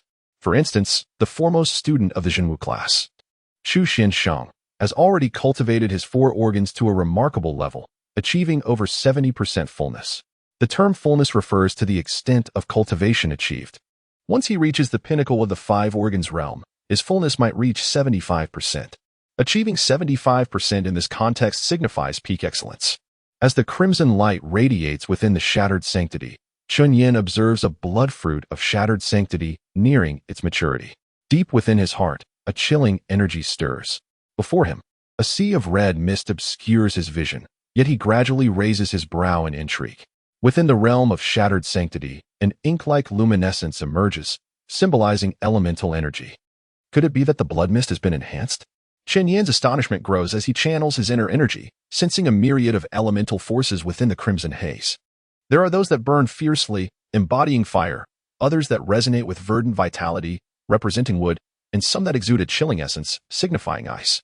A multitude of elemental energy swirled around him. It seemed to linger solely in his vicinity, a phenomenon he had not encountered even in the town of Wuxi. As per the words of Luopu Xin, Chen Yan gradually initiated the Chaos Abyss technique, subtly absorbing his vital essence while simultaneously monitoring the release of his own cold energy. He commenced his cultivation with utmost caution. With a soft hiss, the blood energy imbued with various elemental forces began to flow into his body. Chen Yan's eyes gleamed for a moment as a chilling aura erupted forth. His meridians were obstructed. Had he not absorbed merely a fraction of this energy, the blockage would have intensified. To his body, these elemental energies were mere impurities. The very essence of this elemental energy was anomalous. Chen Yan meticulously sensed his surroundings. The crimson mist infused with elemental energy swirled only in his vicinity. Someone was targeting him. His inability to perceive this earlier stemmed from his lack of cultivation. Were it not for his practice of the Chaos Abyss technique, his ignorance of the human meridian system would have led him to blindly absorb this energy, leaving his body in an increasingly uncomfortable state. With blocked meridians, awakening would become ever more arduous. Damn it! A frigid glint flickered in Chen Yan's eyes. This blood-scented chamber was a reservoir for something sinister. An ominous intent surged within him, a tumult of rage that he found difficult to suppress. After a prolonged moment, his body pressed against the azure wall of the inscription array. Hiss. The intense heat repelled Chen Yan instantaneously. This azure wall was scalding. Furthermore, its temperature was escalating. Such searing heat rendered even the most tenacious of beings ineffective. With a flicker of insight, Chen Yan ceased the operation of the Chaos Abyss technique, instead cautiously releasing the Frost Devourer, which gradually infiltrated the azure wall. As he attuned himself to the ambient temperature, the Frost Devourer delved deeper into the azure barrier. Hiss. Hiss, hiss. The Frost Devourer incessantly spread, gradually consuming the amalgamated elemental energies within, particularly the ice attribute energy and vitality. It was well known to Chen Yan that the Frost Devourer possessed the ability to devour ice attributes and vitality, a fact he had learned while training at the martial office in the town. Unlike the operation of the Chaos Abyss technique, the Frost Devourer resembled a magnet, drawing in ice attribute elements that were of the same origin, while repelling all other disparate elements. This exemplified the advantage of awakening the limit-breaking potential. Not only could one's cultivated techniques absorb vitality, but the innate talents could do so as well, leading to rapid progress. Moreover, Chen Yan had the broken sacred tree. Breaking the sacred realm. Level 3, 3375. Breaking sacred fruit. Strength. 95-100. Vitality. 100-100. Technique. 13-100. Physique. 43-100. After consuming a blood-type breaking sacred fruit, Chen Yan felt his vitality surge within his heart. The Frost Devourer continued to absorb the ice elements and vitality, and Chen Yan sensed that the accumulation of his vitality had reached approximately 20%. The ice elemental energy within the azure wall was not particularly abundant, being too mixed. Nevertheless, it now provided Chen Yan with a continuous avenue to enhance the Frost Devourer. Chen Yan delved deeper into the icy realm of the mysterious entity, the coldness enveloping him like a sentient being, gradually permeating the azure walls and navigating through the intricate network of pipes. The temperature began to rise significantly, evoking a sense of peculiarity within Chen Yan. Initially, he was apprehensive about the potential outburst of the entity's chill. Yet the heat within the conduits was so intense that it rendered the entity's influence negligible. As he ventured further, the entity reached a confined space where the remains of ancient beasts lay submerged in a pool of sanguine liquid, which simmered with an extraordinary warmth, reaching at least 100 degrees Celsius. The tumultuous life force surged forth, being channeled through the pipes to the blood-scent chamber. Chen Yan's eyes gleamed with realization. The crimson mist originated from this very place. The entity was being dissolved, and Chen Yan continued to unleash his own power. Inhaling deeply, he gritted his teeth and drew in with fervor. Although he initially intended to retain some semblance of restraint, the betrayal by Chu Feiyuan warranted no mercy. The blood pool shimmered with a chilling light as the entity commenced its voracious consumption. Chen Yan shifted his focus to his heart, which was increasingly saturated with vital energy. It felt akin to a vessel being filled with water, steadily rising. Once again, a blood fruit of the sacred variety reached maturity. 2, 3, 4, 5. Was he indulging excessively? Chen Yan's heartbeat quickened, feeling as though he might burst from overindulgence. Perhaps it was indeed a bit too much. 6, 7. He continued to consume relentlessly, without channeling the chaos source, as his heart merely served as a reservoir for this influx of vital energy, teetering on the brink of explosion. 8, 9, 10. Chen Yan gritted his teeth, increasingly discomfort, as a layer of ice crystals formed around him. He was approaching his limit. 11. This was unlike his experience at the town's martial arts school, where he cultivated while simultaneously operating the void abyss technique, allowing his blood and energy to be transformed before reaching his heart. However, this time, Chen Yan was directly ingesting the energy, without the mediation of the void abyss technique. Just then, a series of loud clangs echoed. The container storing the beast meat began to tremble, causing Chen Yan to freeze momentarily and retract his energy. What is happening? Chu Feiyuan inquired upon arriving at the energy chamber, addressing the teacher in control at the back. It seemed someone had absorbed too quickly. Or perhaps I had released too much chaotic blood energy, the teacher replied awkwardly. Chu Feiyuan touched the massive container filled with beast meat. Frowning, it must be that too much chaotic blood energy has been released. Let us adjust it. Understood. The teacher adjusted the switch. However, Chen Yan dared not continue his absorption, cautiously operating his energy to extract the cold air from the ice crystals beside him. He felt as if he had significantly expanded, standing up with weak legs. Fortunately, Luo Pu Xin had placed some restrictions on the energy storage, alleviating Chen Yan's concerns. Yet now, within his heart, the energy levels had surged considerably, almost reaching 50%. Had he perhaps absorbed too much? Chen Yan was uncertain. With a flushed face, he exited the blood-scent chamber, his complexion far from healthy. Chen Yan, you have endured for so long. Beside him, Wu Chuqin had just concluded, astonished. 5 hours. For someone unawakened to withstand such duration in the blood-scent chamber is an excruciating feat. Observing Chen Yan's complexion, his expression grew more intricate. You are pushing yourself too hard. The diligence of his own brother was merely for show, incomparable to Chen Yan's determination. Chen Yan remained silent as he exited the chamber. Chen Yan, what is the matter with you? Seeing Chen Yan's state, Chu Feiyuan understood it was due to the chaotic blood energy, yet he feigned great concern. Chen Yan shook his head, his face flushed. Chu Feiyuan inquired with genuine concern. Perhaps it is the chamber's influence. My family possesses a superior blood-scent chamber, but access is granted only through a contract with the Chu family. Those who contract with us are truly gifted individuals. You must. He spoke while observing Chen Yan's countenance. However, he noticed Chen Yan slowly shaking his head. Teacher Chu, I truly feel unwell. I need to return and rest. His heart felt as if it might burst. Chu Feiyuan was about to say more, but upon witnessing Chen Yan's evident distress, he refrained. As Chen Yan departed, a chilling malice brewed in his gaze. It was only now that he comprehended the influx of elemental energy surrounding him. It was evident that Chu Feiyuan intended to recruit him, to allow him to falter first, only to then offer support, fostering an insatiable gratitude that would render him foolishly submissive. Damn it! If one remains unawakened and naively absorbs such energies, they shall ultimately be rendered useless, devoid of any hope for awakening. His determination is indeed commendable. Wu Chuqin's expression was one of profound complexity. Chen Yan's relentless efforts were undeniable, yet it was astonishing that a fool like Zhang Qingxi nearly usurped his opportunity. Contemplating further, he gazed at Chen Yan's retreating figure and cautioned, "Be wary of Li Xiaowu." Chen Yan offered no reply and hastily departed. Zhu Feiyuan observed Chen Yan's silhouette, frowning deeply. His intention had merely been to enlighten Chen Yan about the dismal state of the school's blood-scent chamber, never anticipating such an outcome. Upon entering the room where the beast meat was stored, Zhu Feiyuan reproached the teacher, "Why have you infused such excessive impure blood energy? It appears this lad might truly be ruined under your care." The teacher, feigning innocence, replied, "It was your request, after all." He then shifted the conversation, "Brother Chu, it seems we need to procure fresh blood supplies. This batch of energy feels insufficient." Zhu Feiyuan was taken aback. How can that be? They belong to the Zhenwu class.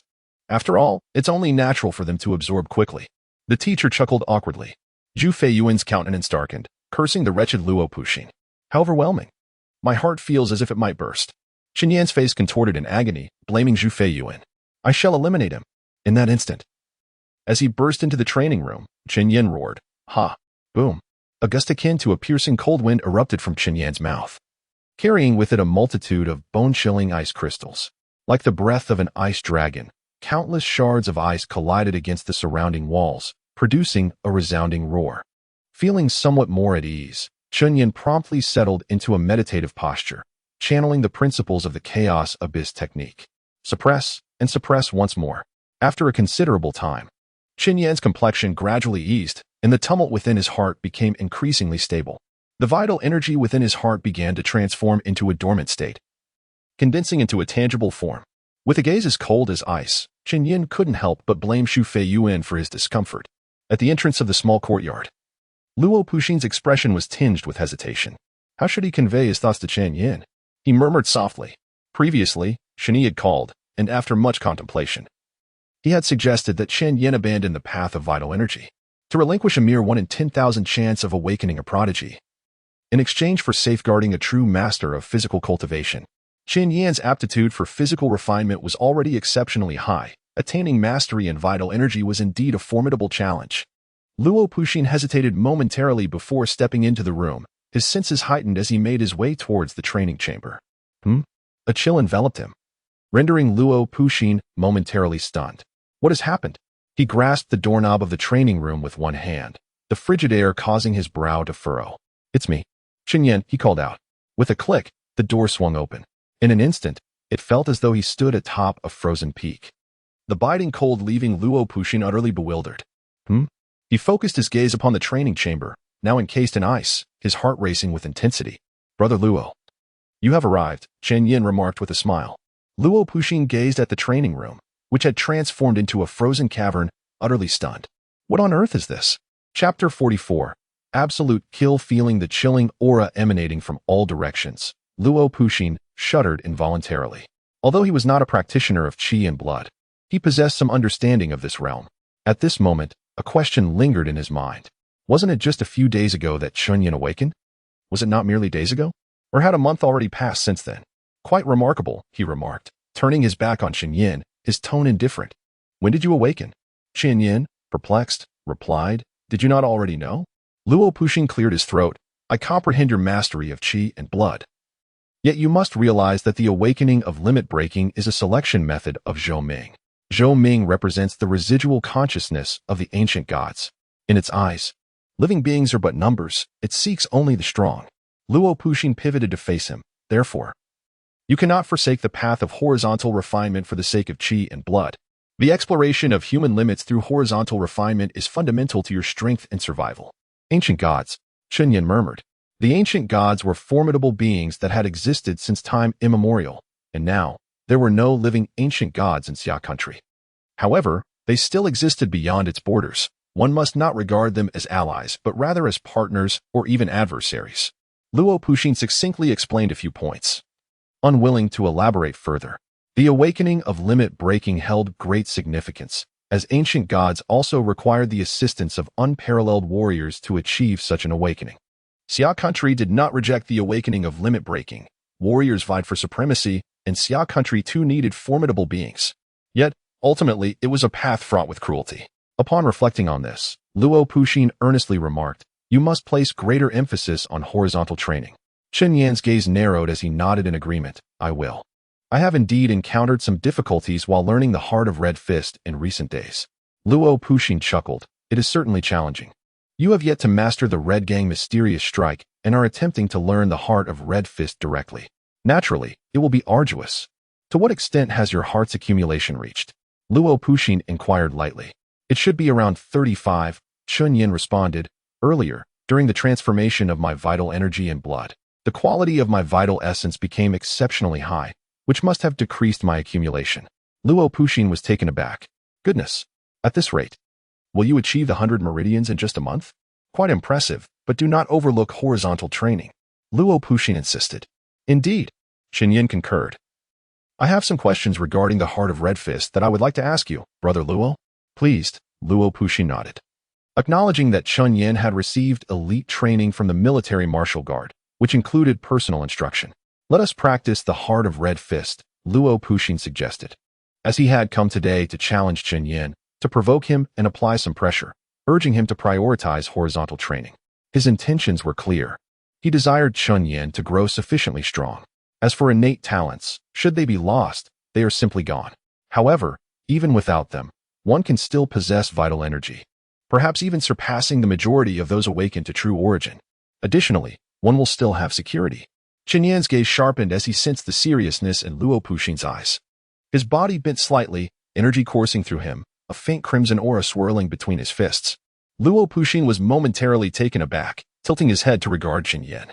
Boom. A fist was launched, the cyclone erupting in reverse, sending waves crashing throughout the training room. Silence. Chen Yan turned to Luo Puxin, who maintained a calm expression while observing him. A chill ran through Chen Yan. Was this not sufficient? He believed he had exerted considerable effort over the past few days. Boom. Another punch struck. Boom, boom, boom. Chen Yan unleashed a flurry of punches, yet Luo Puxin remained silent for a while. He pressed his lips together, staring blankly at Chen Yan, truly lost in thought. He recalled his own initial progress during training. He remembered that after achieving the integration of 72 patterns, he had only just begun to learn the Red Heart Fist. What a staggering advancement. Luo Puxin's mind was in turmoil at this moment. Chen Yan was nearly mastering the Red Heart Fist. He was just a step away from proficiency. He hadn't even studied the foundational Red Gang Profound Strike. The Red Gang Profound Strike was the external martial art corresponding to the Red Gang Body Forging Classic, while the Red Heart Fist was an extraordinary technique derived from the Red Gang Profound Strike. What Chen Yan was accomplishing now was akin to mastering advanced calculus without having learned elementary mathematics. Something was amiss. Something was terribly wrong. Just moments ago, he had remarked that Chen Yan did not emphasize horizontal training. Goodness, you need to pause for a moment. Luo Puxin called out to Chen Yan. Let me first teach you the Qigong Xuanji Fist, which serves as the foundation of the Qixing Fist. Luo Puxin insisted on starting with the basics, asserting that it is not shameful to learn fundamental skills. To master advanced techniques, one must first solidify their foundation. It is unreasonable to rely solely on special moves to defeat others, wouldn't you agree? Luo Puxin hesitated, uncertain. As the clock struck 11 at night, Luo Puxin arrived in a state of complexity and departed just the same, now even more entangled in his thoughts. In addition to his confusion about Chen Yan, he found himself perplexed by his own experiences. Why had mastering the Qigong Xuanji Fist been so arduous for him in the past? Gazing up at the night sky, he felt an overwhelming sense of solitude. Suddenly, he noticed two figures behaving suspiciously. What are you doing, lurking about? Luo Puxin exclaimed as he strode down the street, his anger palpable. Zhang Qingxi and another burly young man exchanged glances, quickly bowing to Luo Puxin before hastily retreating to their dwelling. In the dark of night, Chen Yan sprinted across the countryside with remarkable speed. Breaking the Sacred Realm, Level 3, 50-75, Breaking the Sacred Fruit, Strength, 44-100, Health, 25-100, Skill, for 100, Stamina, 87-100, during the night. Chen Yan consumed another Breaking Sacred Fruit, banishing all negative effects from his body. Luo Puxin's teachings proved to be remarkably effective. After consuming a technique-enhancing fruit, Chen Yan's understanding of the heart of the Red Fist deepened significantly. He had grasped the fundamentals. Yet, Luo Puxin exhibited no signs of appreciation. As for the Red Steel Profound Strike, it was inherently the foundation of the heart of the Red Fist, making it relatively simple for Chen Yan to learn. The second force pattern on his chest was nearly materialized, approximately reaching 90% completion. He had not rested for several consecutive days. Yet the sacred tree had alleviated this concern for him. Due to the presence of the lingering pressure, Chen Yan constantly felt an oppressive force compelling him to grow stronger swiftly. He extracted a black metal plaque from his pocket and pressed a specific area with his index finger, revealing several lines of text. Available tasks: eliminate Yiyong, with a basic reward of 50 martial performance points. Yiyong's location: Zhangxing Street, Yiming City. Available tasks: join the Tiandan Fist Tournament and achieve bronze level certification, with a reward of 50 martial performance points. Tiandan Fist Tournament Contact Point, Wuxing Road, Yunming City. Training task: materialize the second force pattern within 1 week, with a reward of 50 martial performance points. 1-7. Training task: achieve 50% heart accumulation within 1 month, with a reward of 50 martial performance points. 1-30. Training task: eliminate a first-tier ancient beast, with a reward of 10 martial performance points for each. Cultivation task: this is the martial achievement tablet. The moment Luo Puxin handed it to Chen Yan, it signified his entry into the ranks of candidates for the military guard. Among the tasks presented was the objective to eliminate Secretary Yi. Chen Yan clicked on the first task, and instantly, the string of text transformed into a vibrant orange, confirming the assignment. By dispatching Yiyong, he would earn martial achievement points. These points could be exchanged for various techniques, martial arts, weapons, and elixirs exclusive to the town guard. This provided Chen Yan with a pathway to enhance his strength, without joining the candidacy, even if he grew stronger. What rewards could he possibly attain? A smile crept across Chen Yan's face as his pace quickened, stirring up billowing clouds of dust beneath him like a tempest. He exhaled a faint crimson mist, while within the realm of the sacred, golden, orange, and green lights intertwined ceaselessly. Luo Puxin was indeed correct. Chen Yan had been rather complacent regarding the path of horizontal refinement. With this thought, he accelerated further. The city center of Yuming was not far from Luoshan County, approximately 100 kilometers away. Given Chen Yan's current speed and his breathing technique, he could reach his destination in roughly 2 hours. It was well past 1 in the morning when he arrived in Yuming City, where the lights glittered brilliantly. Chen Yan clicked on the first task on the martial achievement tablet once more, and in an instant, the text morphed into a detailed map route. The locations of various surveillance cameras and methods to evade them were meticulously annotated.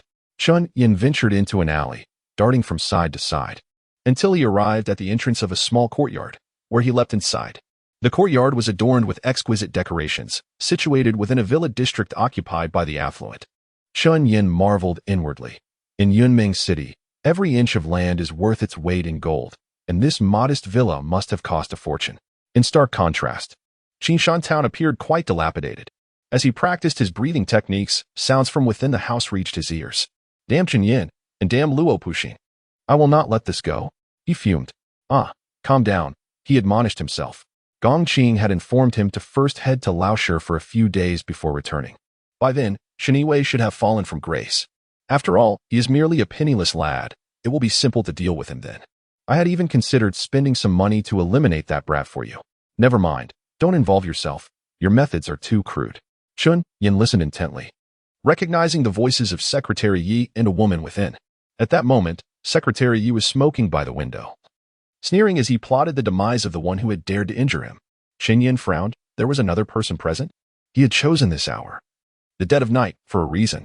After pondering for a while, Chen Yan departed. Meanwhile, atop a skyscraper 5,000 meters away, 2 figures stood, gazing toward Chen Yan from thousands of meters afar. It appears that resignation has set in. Chen Yan's sentiments are undeniably too tender. In my opinion, the solution lies in eliminating both individuals entirely. Among them, a woman speaks. She possesses an alluring figure and is clad in black, seemingly merging with the night itself. Is this the prodigy that Vice General Shen spoke of? Another man interjects, furrowing his brow. It is well past midnight, yet we are summoned to evaluate a task. A hint of discontent lingers in his eyes. They are soldiers of the armed forces, merely logistical personnel responsible for gathering data, devising plans, and assessing actions. Yet, something feels amiss. It seems Chen Yan has not departed. The woman remarks at this moment. The man glances over, only to find Chen Yan emerging from a shop, clutching a bottle of chilled mineral water. Unable to complete the task, he opts to purchase a bottle of water instead. The man chuckles, increasingly finding the situation absurd. He still intends to engage in a game of poker. Well, once he leaves, we shall proceed with the evaluation, he muses. The woman sighs, declaring, 0 points. Not even the basic reward. Silence envelopes them. Will she not make any further attempts? Is it merely a bottle of water and then departure? However, they observe as Chen Yan enters a nearby residential building in the vicinity of Yiyong. What purpose could he have there? The woman frowns, leaping gracefully, covering several hundred meters to land atop another building, shifting her perspective to watch Chen Yan. At this moment, Chen Yan stands at the window of the residential corridor, extracting ice cubes from within the bottle, rubbing them between his fingers. Soon, a pea-sized ice cube is pinched delicately between his fingertips. What does he intend to do? At that moment, a man approached, gazing in astonishment at the unfolding scene. The woman began, her voice tinged with incredulity. Surely he doesn't mean to kill Yu Yong with an ice block, does he? It was evident that the window of the building where Chen Yan stood formed a diagonal line with the window of Yi Yong's villa. Amusingly, hadn't he just practiced horizontal training? The man chuckled to himself. Was he dreaming? To think he could kill someone with a mere shard of ice. One must possess precision and finesse for such an act. He pondered silently, refraining from further comment as he observed Chen Yan raise his right hand, his body bending slightly, preparing to launch the ice block. Subtle strands of energy seeped from his fingertips, guiding the small ice sphere. He was at least 100 meters away from Secretary Yi. Throwing it directly would surely lack accuracy. However, with his mastery of energy manipulation, he could steer the ice ball over a certain distance and accelerate its speed. Moreover, employing an ice block for an assassination bore its advantages. Once it melted, there would be no weapon left for others to find. Inside the villa, Secretary Yi, smoking a cigarette, wore a frigid expression, growing increasingly agitated as he glanced at the woman on the bed. And then there's Gong Qing, another coward. Damn it. If I were to. Suddenly, a crisp sound echoed, startling Secretary Yi as if something had struck him. Just as he prepared to investigate, a second sound resonated at the back of his head. His vision blurred, and he collapsed onto the floor, blood seeping from his injury. Old Yi, the woman on the bed exclaimed, rushing towards Yi Yong. Crash. Bang. The vase behind her shattered. Fear flickered in her eyes, a hint of terror evident. Crack. A minuscule ice ball struck her forehead, and swiftly, a crimson hole appeared. Her body toppled backwards. Both perished. From a distance atop a building, the individuals supervising Chen Yan gaped in astonishment, exchanging bewildered glances. Go and handle the aftermath, the woman commanded, momentarily disregarding everything else. They were the logistical support and needed to complete their tasks. Okay, the man nodded, his expression a mix of emotions. Was it truly so simple to kill? After all, she was a prodigy, while he was merely a logistical aid. What score should we assign? Perhaps it would be prudent to consult Vice Commander Shen. As they spoke, they entered the villa to commence the cleanup. Soon, the man hoisted Yi Yong and the woman's corpses away. The woman continued to inspect her surroundings for any overlooked details, reflecting on Chen Yan's earlier methods with a sense of admiration. Approaching the window, she gauged the distance between this location and that of the previous building, approximately 100 meters. She surmised. Her mind marveled at the sophistication of his techniques. In the next instant, her complexion drained of color. For there, emerging from the darkness on the floor above where Chen Yan had been, stood a strikingly handsome youth, quietly locking eyes with her. Chen Yan. He had not departed. The logistics personnel assigned to oversee the situation was unexpectedly discovered by the opposing party. The woman froze momentarily, at a loss for how to proceed, and could only manage a polite wave. Opposite her, Chen Yan nodded before vanishing into the shadows. How frightening, the woman exhaled, relieved, and soon departed. As time flowed slowly by, a tall figure, cloaked in darkness, glided into the room. Oddly, there was no one present. Had the information from Tianpan been fabricated? Chen Yu furrowed her brow, a golden array shimmering in her eyes. In the realm of consciousness, the woman in the red dress spoke. There is a metallic scent in the air. Someone has recently lost their life here. Chen Yu gasped in shock. Who could it be? Does Yi Yong have enemies? The body had been disposed of with remarkable precision, indicative of professional handling. The woman in red urged, we must leave. If the adversary retaliates, you may find yourself in peril. Chen Yu nodded, yet a flicker of doubt stirred within her. Could it possibly be my brother's doing? She was well aware of her sibling's temperament.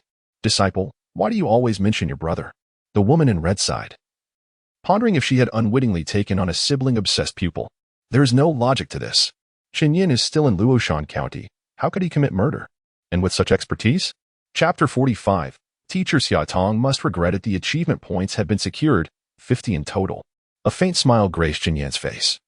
For these achievement points held considerable value. Gently, he stroked the martial merit token to observe the changing inscriptions upon it.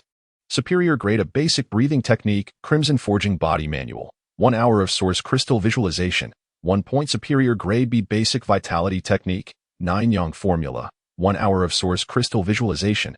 0. 7 points. Martial grade A breathing technique, Sunlight Dragon Art. 1 hour of source crystal visualization. 100 points. This was the commodities list. Chen Yan swept his hand to the right once more, and the list transformed again, revealing a plethora of weaponry. He perused the items casually, lingering over 2 in particular for an extended moment. Martial grade A vitality martial skill, 100 spears dusk thrust, 1 hour of source crystal visualization, 100 points. This was a vitality martial skill that Chen Yan aspired to learn. Moreover, a glance at the description revealed its harmonious compatibility with his own faint vitality. He was in need of a vitality martial skill, yet could not afford it at present. Thus, he resolved to continue earning. Aside from the 100 spears dusk thrust, he also found interest in another item. Earth Vein Grade C Body Refinement Technique. 1 hour. 1,000 points. This was the price for body refinement, and according to what Luo Pu Xian had said, a single refinement could enable Chen Yan to develop 2 additional patterns. Such an opportunity for martial grade refinement was indeed rare. In this world, treasures were categorized by levels: common grade, superior grade, martial grade, earth vein grade, celestial grade, and Morningstar grade. Each level is further divided into 4 grades: A, B, C, and D. The red-haired Ganoderma previously utilized by Chen Yan is classified as a B-grade medicinal treasure of the common variety. Thus, the opportunity to refine his body at the C grade of the earth vein level holds great significance. Moreover, Chen Yan possesses the sacred tree of rupture. If he can successfully refine his body, his growth will undoubtedly be remarkably swift. After much contemplation, Chen Yan placed the martial achievement token into his pocket. He is determined to accumulate martial achievement points. Under the moonlit night, Chen Yan dashed like a wild steed across the desolate wilderness, stirring up a flurry of activity as moonlight filtered through the leaves, casting a dappled silver glow. The surrounding sounds resonated with the rustling of his movement. Continuously activating the Red Gang Body Forging Classic, Chen Yan exhaled wisps of pale red mist. Breaking the Sacred Realm, Level 3, 50-75, Breaking Sacred Fruit, Strength, 88-100, Health, 26-100, Skill, 32-100, Physique, 100-100, upon the Sacred Tree of Rupture. A body-type Breaking Sacred Fruit had matured, which Chen Yan promptly swallowed.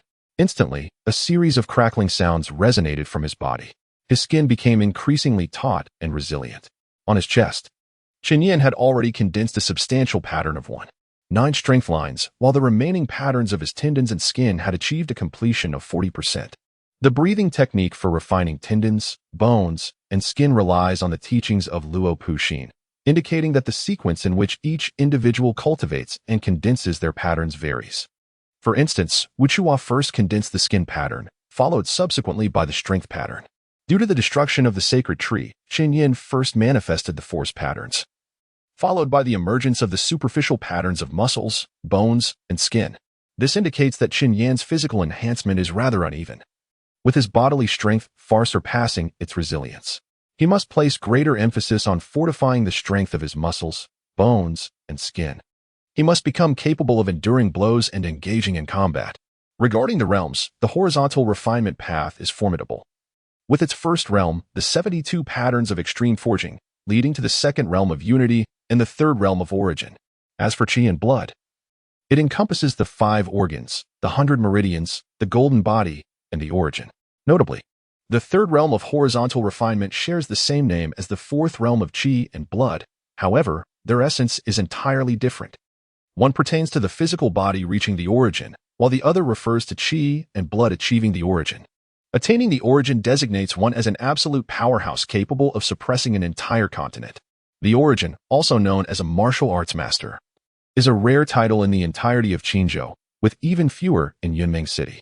According to Luo Puxin, upon reaching 32 patterns in horizontal refinement, one can already rival a chi and blood warrior at the initial stage of the 100 meridians realm. When a horizontal refinement warrior achieves 72 patterns, it equates to the pinnacle of the 100 meridians for a chi and blood warrior. Thus, one realm of horizontal refinement is equivalent to 2 realms of chi and blood, demonstrating its strength. Furthermore, it appears that some have forged more than 72 patterns in the extreme forging realm. Of course, many others struggle to reach even 72 patterns and must resort to unity. There is no absolute right or wrong. It all depends on the individual's physical condition. As Chen Yan contemplated, he swiftly traversed the shadows, returning to First High School just as the sun rose in the east. When the cafeteria staff arrived with meals before Chen Yan's courtyard, a youthful figure, glistening with sweat and bare-chested, was energetically throwing punches in the sunlit campus. Bang, bang, bang. Chen Yan's punches cut through the air like a dragon in a dance, embodying both softness and strength, powerful and vigorous. How diligent, whispered a blushing young lady from the cafeteria as she delivered the exquisitely prepared dishes of beast meat into the dining room. After splashing his face with water from the faucet and expressing his gratitude, Chen Yan began to eat. Within the realm of the Broken Saint, having consumed a Broken Saint fruit imbued with strength, his second strength pattern solidified completely. Buzz. A slight vibration emanated from his pocket. It was the martial achievement token. Chen Yan observed that the section indicating his newly refined patterns within the week had vanished. Had it sensed something? He was taken aback. The martial achievement token, a simple iron plate, possessed the remarkable ability to display changing images. The original line detailing his training tasks had also transformed, refined 3 substantial patterns within a week for a reward of 200 martial achievement points. Moreover, The task of assassinating Yi Yong had disappeared that morning, and to Chen Yan's astonishment, the points for slaying Yi Yong, originally set at 50, had instead granted him 200 points. At this moment, Chen Yan found himself in possession of 250 martial achievement points. The cost for visualizing the 100 Spears Dark Stab for 1 hour was 100 martial achievement points. And Chen Yan planned to accumulate enough points for 12 hours before proceeding. Feel the currents of power flow within, as Chen Yan inhales deeply. A surge of vitality crashes within his body. He clenches his fists, the veins visibly bulging. The sensation of fatigue gradually dissipates, and the weight of drowsiness lessens significantly. This courtyard belongs to Chen Yan, doesn't it? How handsome and diligent he is, a young woman among the 2 staff members remarks, her cheeks flushed with embarrassment. Beside her, a middle-aged man softly admonishes, "Stop dreaming. Those who reside here are all martial geniuses, of high status. They would never look at ordinary people like us." The young woman pauses, her embarrassment fading as she recalls the disparity in status. Meanwhile, Yu Jiwen hesitantly approaches the courtyard where Chen Yan resides. "Chen Yan, could you step out for a moment?" Yu Jiwen bites her lip, glancing toward a round-faced girl standing in the shade of a tree. Her hands clasped in anticipation as she gazes at Yu Jiwen. Chen Yan steps outside, and Yu Jiwen's eyes flicker. She scrutinizes him closely. Indeed, he is quite handsome. And his demeanor is impressive. Taking a pink notepaper from her pocket, Yu Jiwen whispers, "This is for you." Chen Yan is taken aback. A love letter? He remains rooted in place, declining to accept it. "I'm sorry, but I'm not considering such matters at the moment." Yu Jiwen is momentarily stunned before she responds. "It's not mine. It's, well, regardless of who it is from, I'm not considering it." Chen Yan smiles gently, his expression warm. Yu Jiwen silently observes him, wishing to say something, but Chen Yan has already turned to leave. Yu Jiwen stood in a daze for a moment, feeling quite awkward as she shook her head at the girl standing beneath the shade of a tree. "Ah," the girl murmured, clearly disheartened. Yu Jiwen remained silent, while Chen Yan had not even inquired about the identity of the girl, outright rejecting her. This meant that even Yu Jiwen herself could face rejection. For some reason, her heart was filled with a complex array of emotions. She couldn't help but recall the words spoken by Teacher Xia Tong. Teacher Xia must be regretting it deeply. 1 hour later, "Chen Yan, are you heading to the nurturing zone?" Gao Yuan appeared at the entrance of the small courtyard. Having heard from others that Chen Yan had endured 5 hours in the blood-scent chamber for the sake of awakening, Gao Yuan felt a deep admiration for him. Not having awakened and still managing to endure the blood-scent chamber was akin to an ordinary person surviving in an 80-degree sauna. Managing even a minute would be quite impressive. "Yes," Chen Yan replied as he stepped out of the room. He had just practiced the Dunyuan technique and had gained some insight into the hidden aspects of it. The nurturing zone housed ancient beasts raised by the Shi family, and Chen Yan needed to engage in practical combat. This was also a plan he had made with Gao Yuan. As Chen Yan and Gao Yuan departed, 2 other boys arrived, Zhang Qingxi and Li Xiaowu. "Chen Yan is not here," Zhang Qingxi said, sounding frustrated. "Not to worry, since the curator has provided me with funds. I shall assist you with this matter," Li Xiaowu said cheerfully, giving Zhang Qingxi a reassuring pat on the shoulder. Staying an additional hour in the nurturing zone would earn 2 points, and this is the walkie-talkie. If there is danger, speak up. After seeking help 10 times, you will be eliminated from the town martial class. With a grave expression, Vice Principal Zhuang Shihong gazed at Chen Yan before handing him a walkie-talkie. Each ancient beast possesses a false eye. Upon their defeat, collect these false eyes. Each one carries its own score, and once removed, the score is yours. As Zhuang Shihong spoke, he produced 2 cloth bags and presented them to Gao Yuan and Chen Yan. Upon receiving the bag, Chen Yan noticed Gao Yuan scratching his head, saying, "Teacher, I don't want it. I cannot fight ancient beasts. I am here just to stay as long as I can. Carrying a bag is a hassle." Zhuang Shihong nodded in understanding. Each student earns 2 points for every hour spent in the Qingshan area, and many students, being newcomers, do not intend to hunt the ancient beasts. Turning to Chen Yan, Zhuang Shihong advised, "If you can kill, then do so, but do not exert yourself unnecessarily." "Understood," Chen Yan replied, directing his gaze toward the inner area of Qingshan, enclosed by iron fencing. Although referred to as a breeding area, it was merely the intersection of Qingshan. The ancient beasts within had been selectively chosen, all possessing strength below the 5 organs realm. The deeper one ventured, the stronger the beast became. Nearby, other students from the town martial class ascended the mountain alongside him. Chen Yan encountered Wu Chuqin and Wu Chuhua, who were about to enter the breeding area. Chen Yan offered a slight nod. Wu Chuqin smiled. while Wu Chuhua lowered her head and stepped inside directly.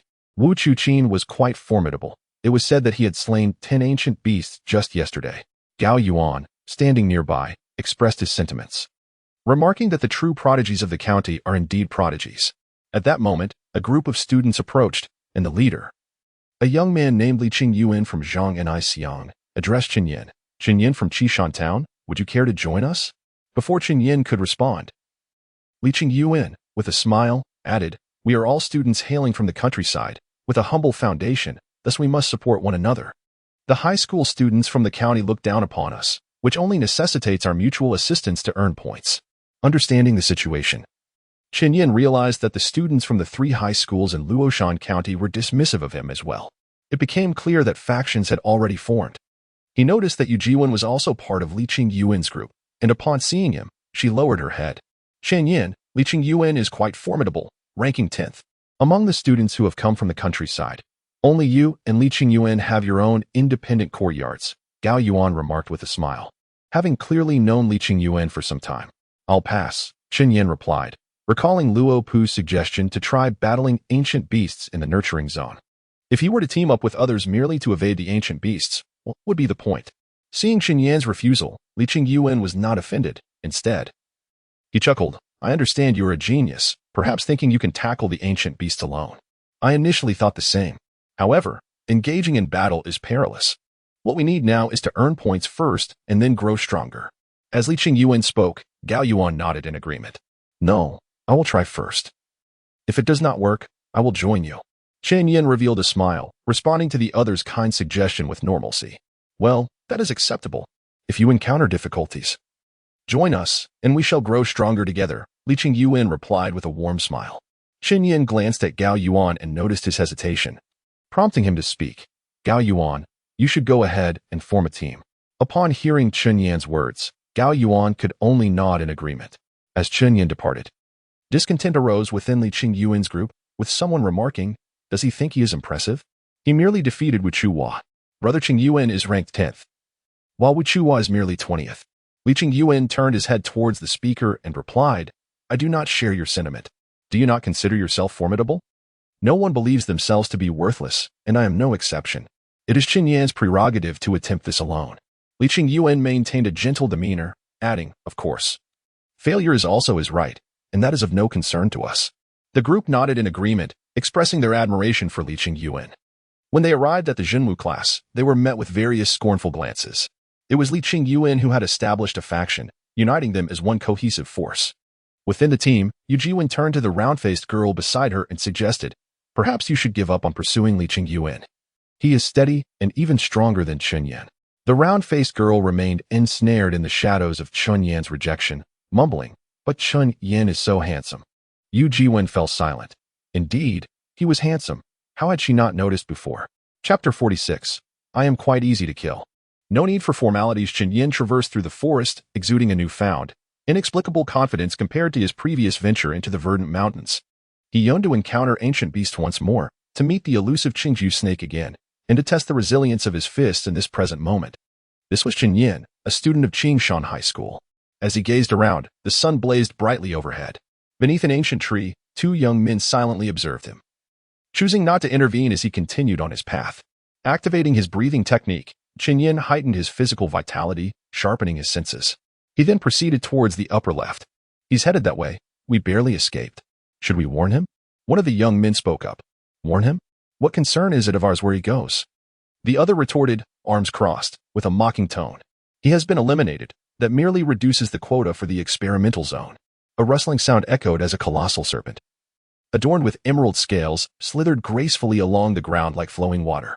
Nearby, perched on a branch of the ancient tree, Chen Yan grasped the limb with one hand. Peering down at the Qingju snake, his gaze flickered momentarily before he released his grip. In that fleeting moment of descent, a crimson vortex erupted from the center of his fist, roaring with intensity. The Qingju snake, sensing a shift in the air beneath it, lifted its gaze.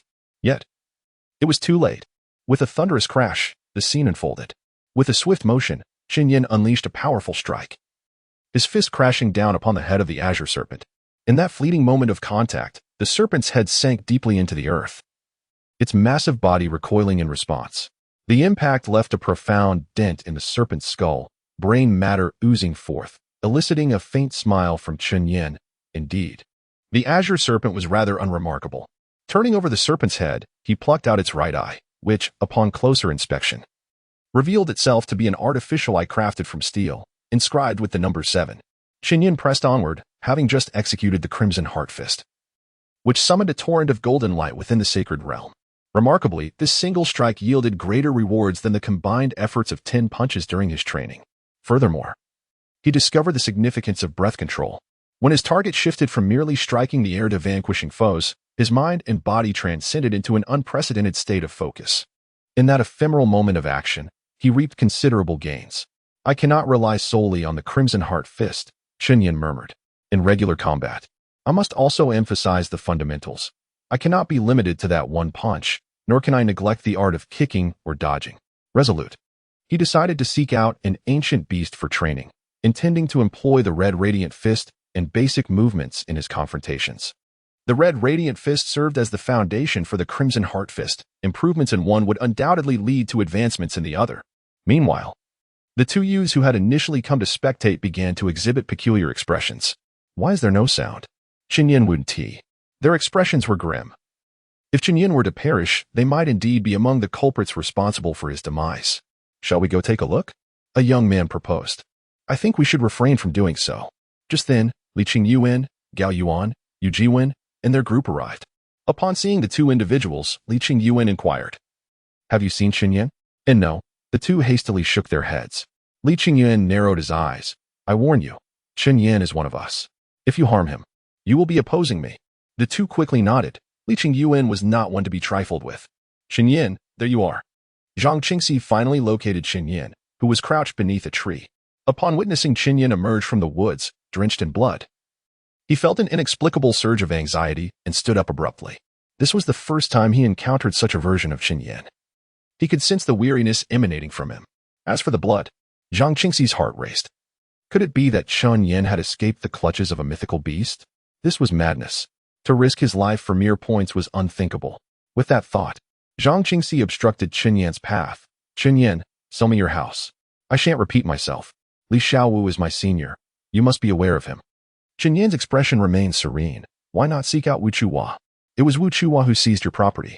Before Zhang Qingxi could utter a word, Chen Yan chuckled. Because in your heart, I am easier to bully.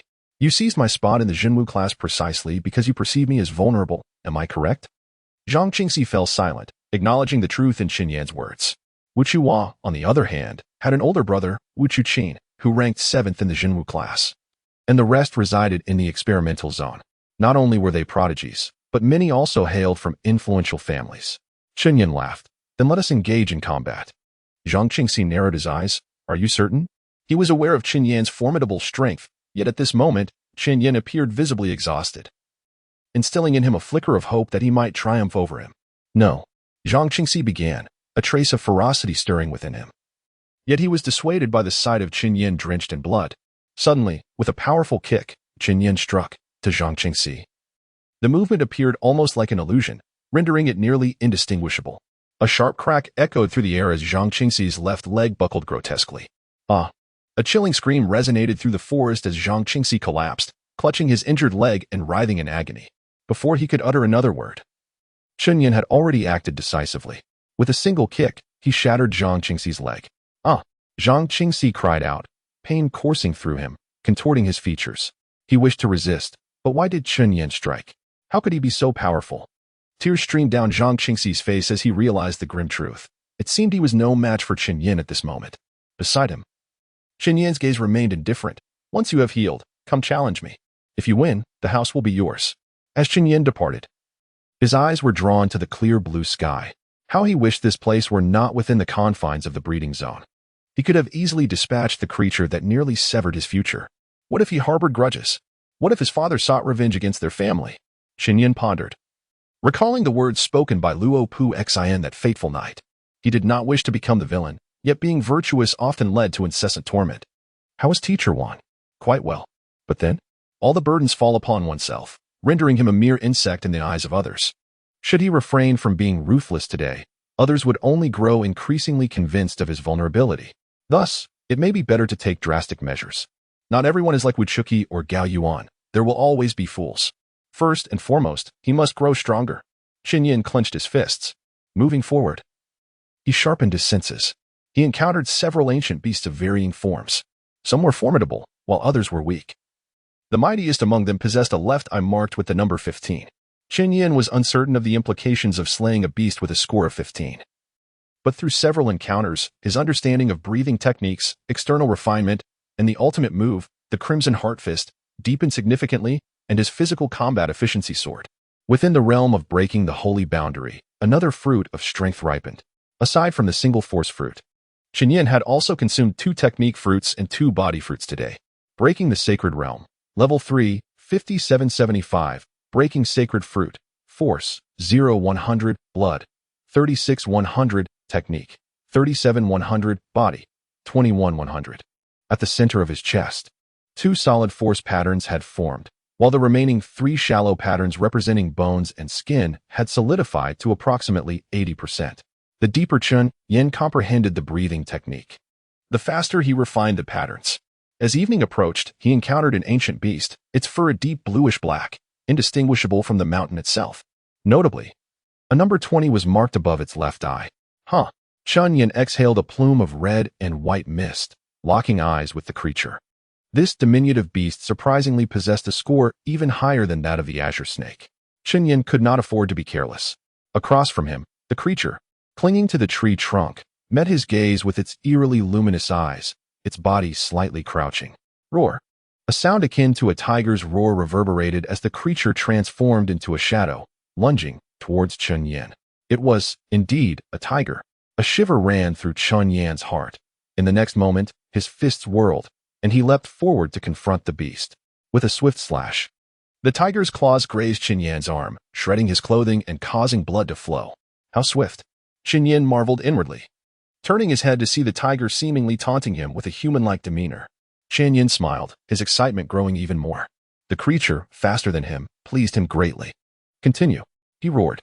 The beast's growls echoed as Chen Yan swung his arms, stirring the air around him, constantly dodging and throwing punches. Thud, thud, thud. Blood marked Chen Yan's body, pain radiating from various wounds. Roar. Qing glared fiercely at Chen Yan, its eyes menacing, exhaling heavily. Let us keep going. Facing Qing, Chen Yan's smile brightened even further. He felt as though he had grasped something, only for it to vanish in the next moment. He yearned to continue fighting. Did it hurt? Excruciatingly so. But if it didn't hurt, would anyone dare to provoke him?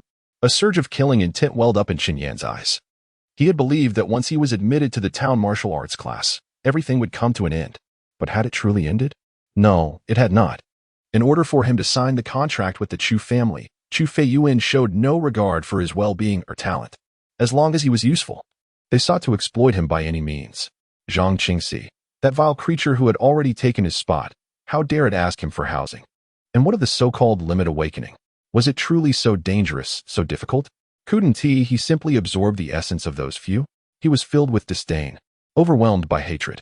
He longed to grow stronger swiftly, to eliminate all that needed to be vanquished. He aspired to overshadow others, forcing them to only see the soles of his feet. Come on, Chen Yan roared. I am not afraid. Why should you be? His roar overshadowed the azure, rendering the beasts that dwelled in the wilderness, struggling between life and death, momentarily frozen. Come.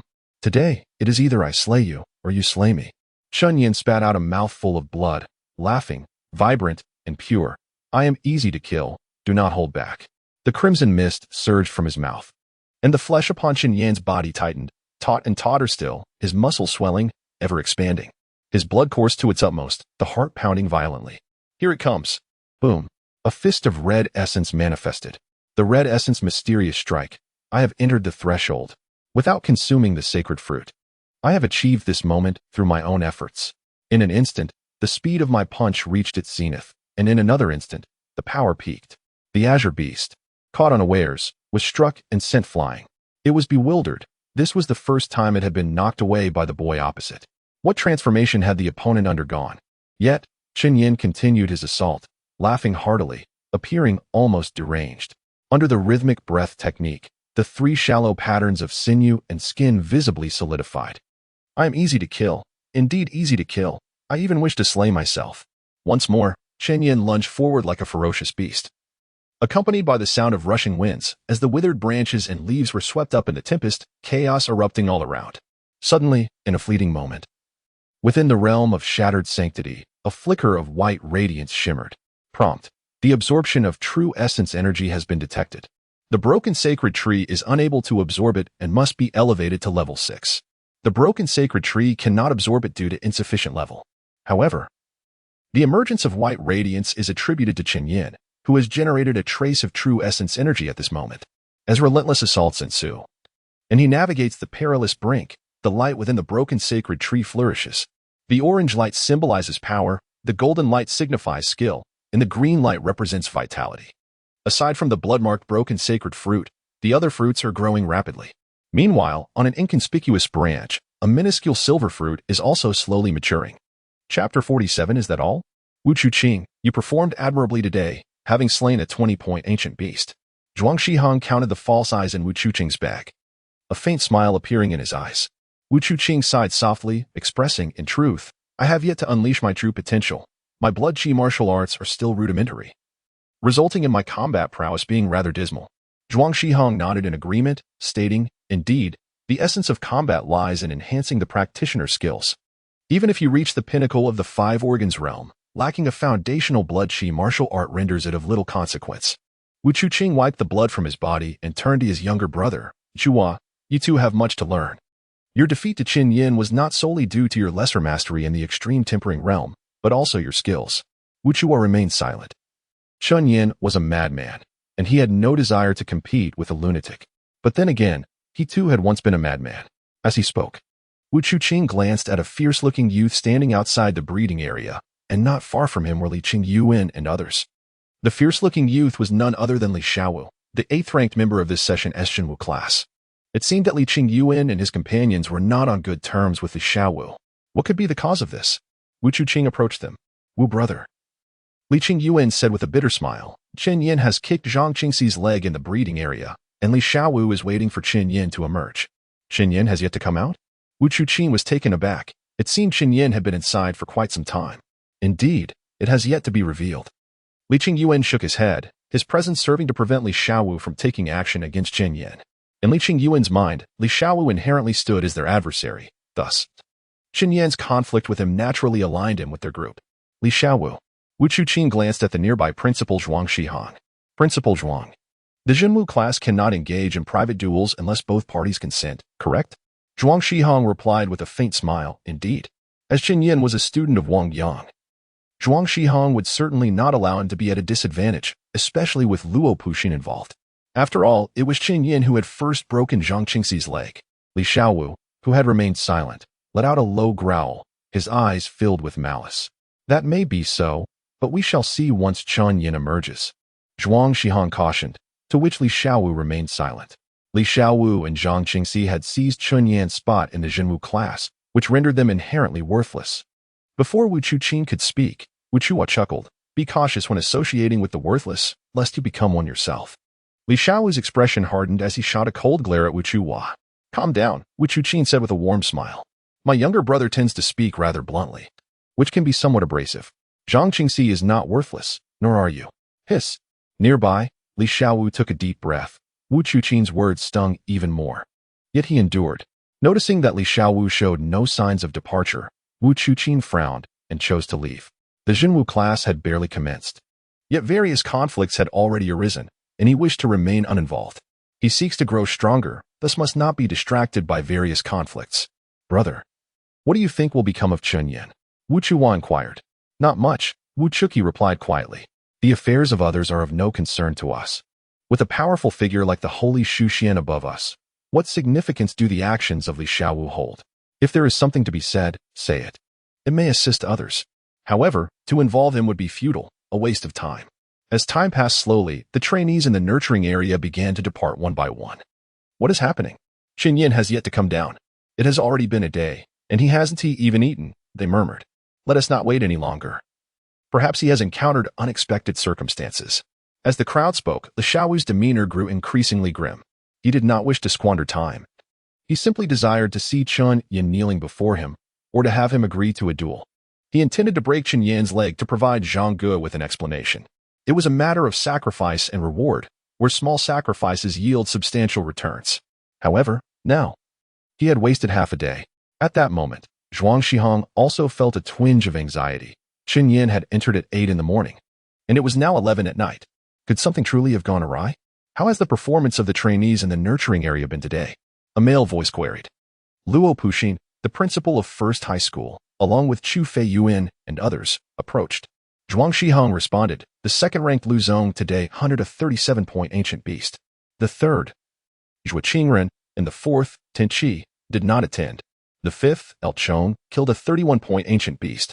As he spoke, Zhuang Shihong handed over 2 reports simultaneously to Luo Puxin and the principal of First High School. Luo Puxin cast a glance at Li Xiaowu beside him and frowned slightly. Aware of Chen Yan's incident involving Zhang Qingxi's leg, he chose not to intervene. Having multiple rivals was beneficial for Chen Yan. With his remarkable talent in the realm of horizontal refinement, Luo Puxin believed that by the end of his time in the Jinwu class, Chen Yan could easily secure a spot among the top 3, or even the first position. First, Chu Xianxing. Luo Puxin narrowed his eyes. Chu Xianxing had yet to attend the Jinwu class, as he had superior resources within the Chu family. These promising candidates were quite impressive. Perhaps they could secure contracts with the Gong or Chu families ahead of time. The principal of First High School smiled faintly, clearly pleased, and turned to Chu Feiyuan. Teacher Chu, which member of your family do you intend to sign? As for the Jinwu division, did they truly select prodigies? The principal of a certain university glanced at Luo Puxin, who seemed to display little reaction. Chu Feiyuan smiled without answering. The Chu family indeed had plans in place. But for now, the priority was to sign Chen Yan. Oh, Chen Yan has been inside for 14 hours, Chu Feiyuan remarked in surprise. Indeed, there has been no communication. Zhuang Shihong responded, his eyes reflecting a hint of anxiety.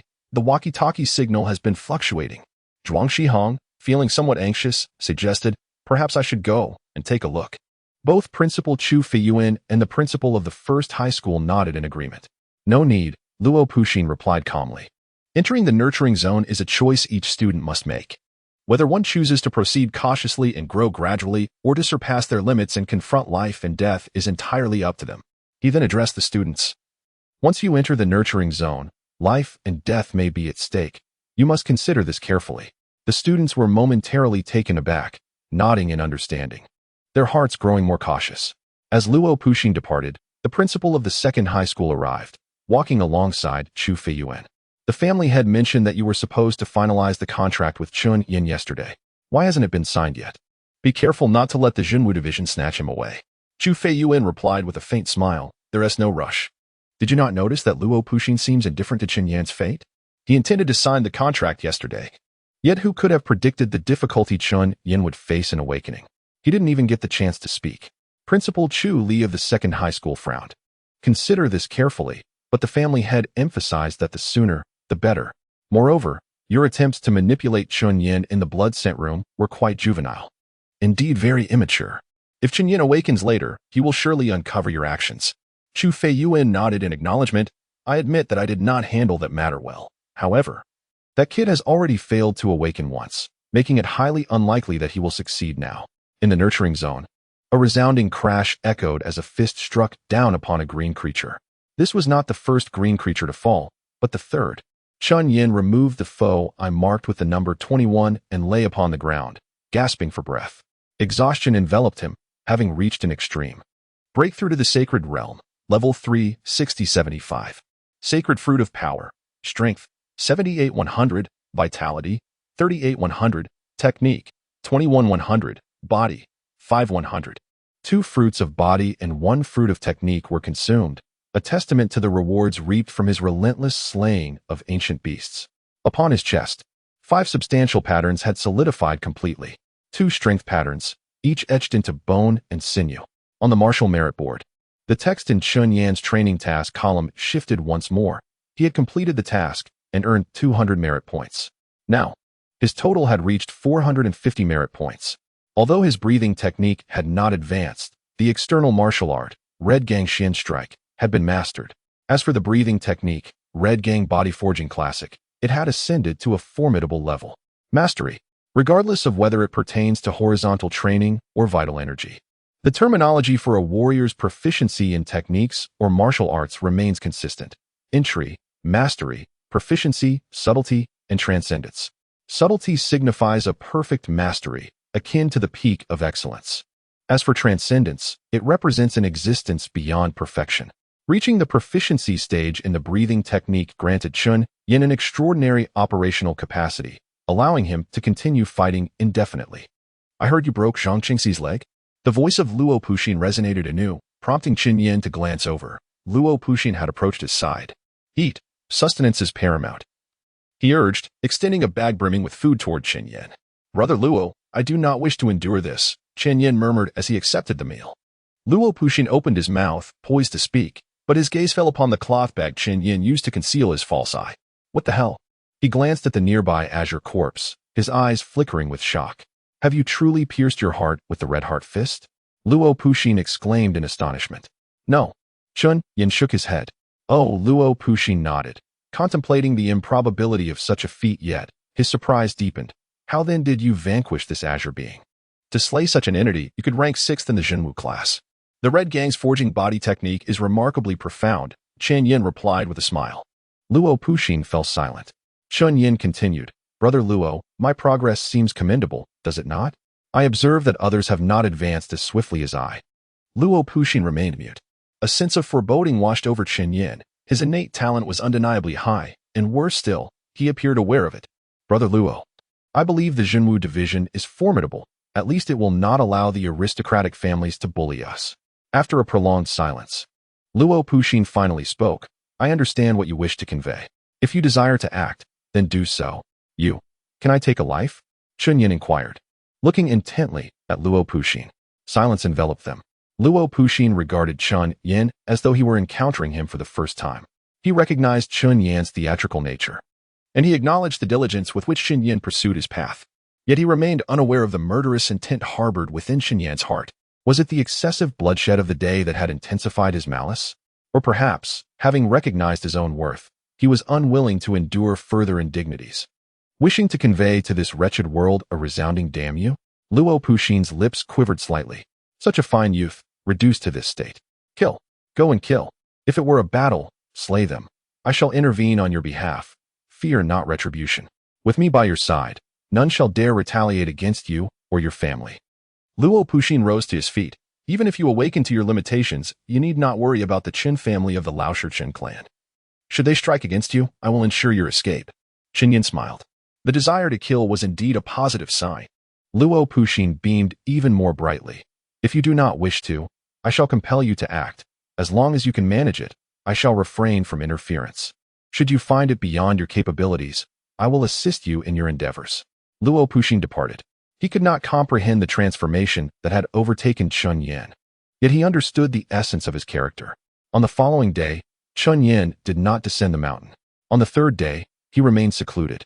The previously obstructive Li Xiaowu ceased his blockade by the third day. The other students, including Gao Yuan, were left in ignorance regarding Chen Yan's whereabouts. Had he perished? Many began to speculate thus. Or was it that Chen Yan had concealed himself to evade Li Xiaowu?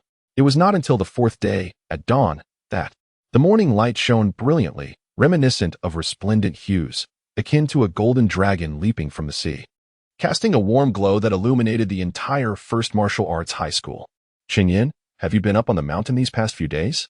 Gao Yuan approached the entrance of Chen Yan's courtyard, pleasantly surprised to find him practicing martial arts in the garden. Chen Yan waved at Gao Yuan, his gaze gentle and demeanor humble. "I was just waiting for you. I saved some breakfast. Please join me." Gao Yuan paused, aware that a meal prepared by Chen Yan was of considerable value. "No need for formality. Come on in." Chen Yan beckoned. Having heard that Gao Yuan had been quite concerned about him lately, he wished to treat him well. Gao Yuan nodded, bashfully scratching the back of his head. "Chen Yan, you should be cautious of Li Xiaowu." Gao Yuan observed Chen Yan, who was adorned in a serene new outfit, naturally handsome and exuding an air of courtesy. "All right," Chen Yan replied with a smile. However, as Gao Yuan drew closer, he was struck by an indescribable scent of blood. Perhaps it was not merely an odor, but rather an aura. He looked again at Chen Yan. Gentle, a true gentleman, undeniably attractive. Yet upon closer inspection, There was an underlying ferocity, a hint of murderous intent, a palpable menace. Gao Yuan felt a bead of sweat form on his forehead. Chen Yan must have just taken a life, right? Or perhaps he has slain a multitude of ancient beasts in the breeding area. After their meal, Chen Yan and Gao Yuan stepped outside, yet he had yet to exchange the false eyes he had collected for points. However, there is no need to rush. He had heard about the matter concerning Li Xiaowu. Chen Yan, kneel before me. Li Xiaowu approached with a fierce countenance, accompanied by Zhang Qingxi, who leaned on a cane. The surrounding students began to take notice of the confrontation between Chen Yan and Li Xiaowu. Chen Yan gazed at Li Xiaowu. Kill me, and I shall kneel for you. With a gentle smile, he added, come, slay me. Li Xiaowu was taken aback by Chen Yan's audacity. It was indeed too bold. It felt as though Chen Yan had been awaiting his arrival. The way he smiled seemed to beckon, come, I am easy to kill. For reasons unknown. A sense of unease washed over Li Xiaowu as he glanced at Zhang Qingxi beside him. He then addressed Chen Yan, stating, the Jinwu class does not permit killing. Then incapacitate me. I am quite easy to be incapacitated, Chen Yan replied, his smile unwavering. A wave of astonishment rippled through the crowd. Li Xiaowu froze once more, staring at Chen Yan for a long moment before suddenly bursting into laughter. Huh? Chen Yan intended to battle Li Xiaowu. This news swiftly spread throughout the Jinwu class. On the training ground, Li Xiaowu and Chen Yan stood facing each other, surrounded by a throng of students. This was a battle among the top 20, and they were eager to witness it. Such an opportunity was rare. Chen Yan, I advise you to reconsider, Li Xiaowu urged. Li Qingyuan furrowed his brow, surprised by Chen Yan's forthrightness. Could it be that his strength had surged recently? However, Li Xiaowu was no ordinary opponent. Chen Yan offered Li Qingyuan a gentle smile and said, thank you. Those who treated him well were few, and he would cherish them. Brotherly. Why bother with someone who shows no respect? An onlooker grumbled. Li Qingyuan shook his head, clarifying, it's not about respect. If my presence disrupts him, then I am not aiding him. He has been quite courteous. Yet, Li Qingyuan remained puzzled. The adversary he was to face was formidable. Soon, a teacher arrived. Chen Yan. You must think this through, Chu Feiyuan said, holding the contract that required Chen Yan's signature. If Chen Yan were to be severely injured, would the contract still hold? I have thought it through, Chen Yan nodded. Chu Feiyuan frowned slightly. He had already issued his warning and then proceeded to explain the rules.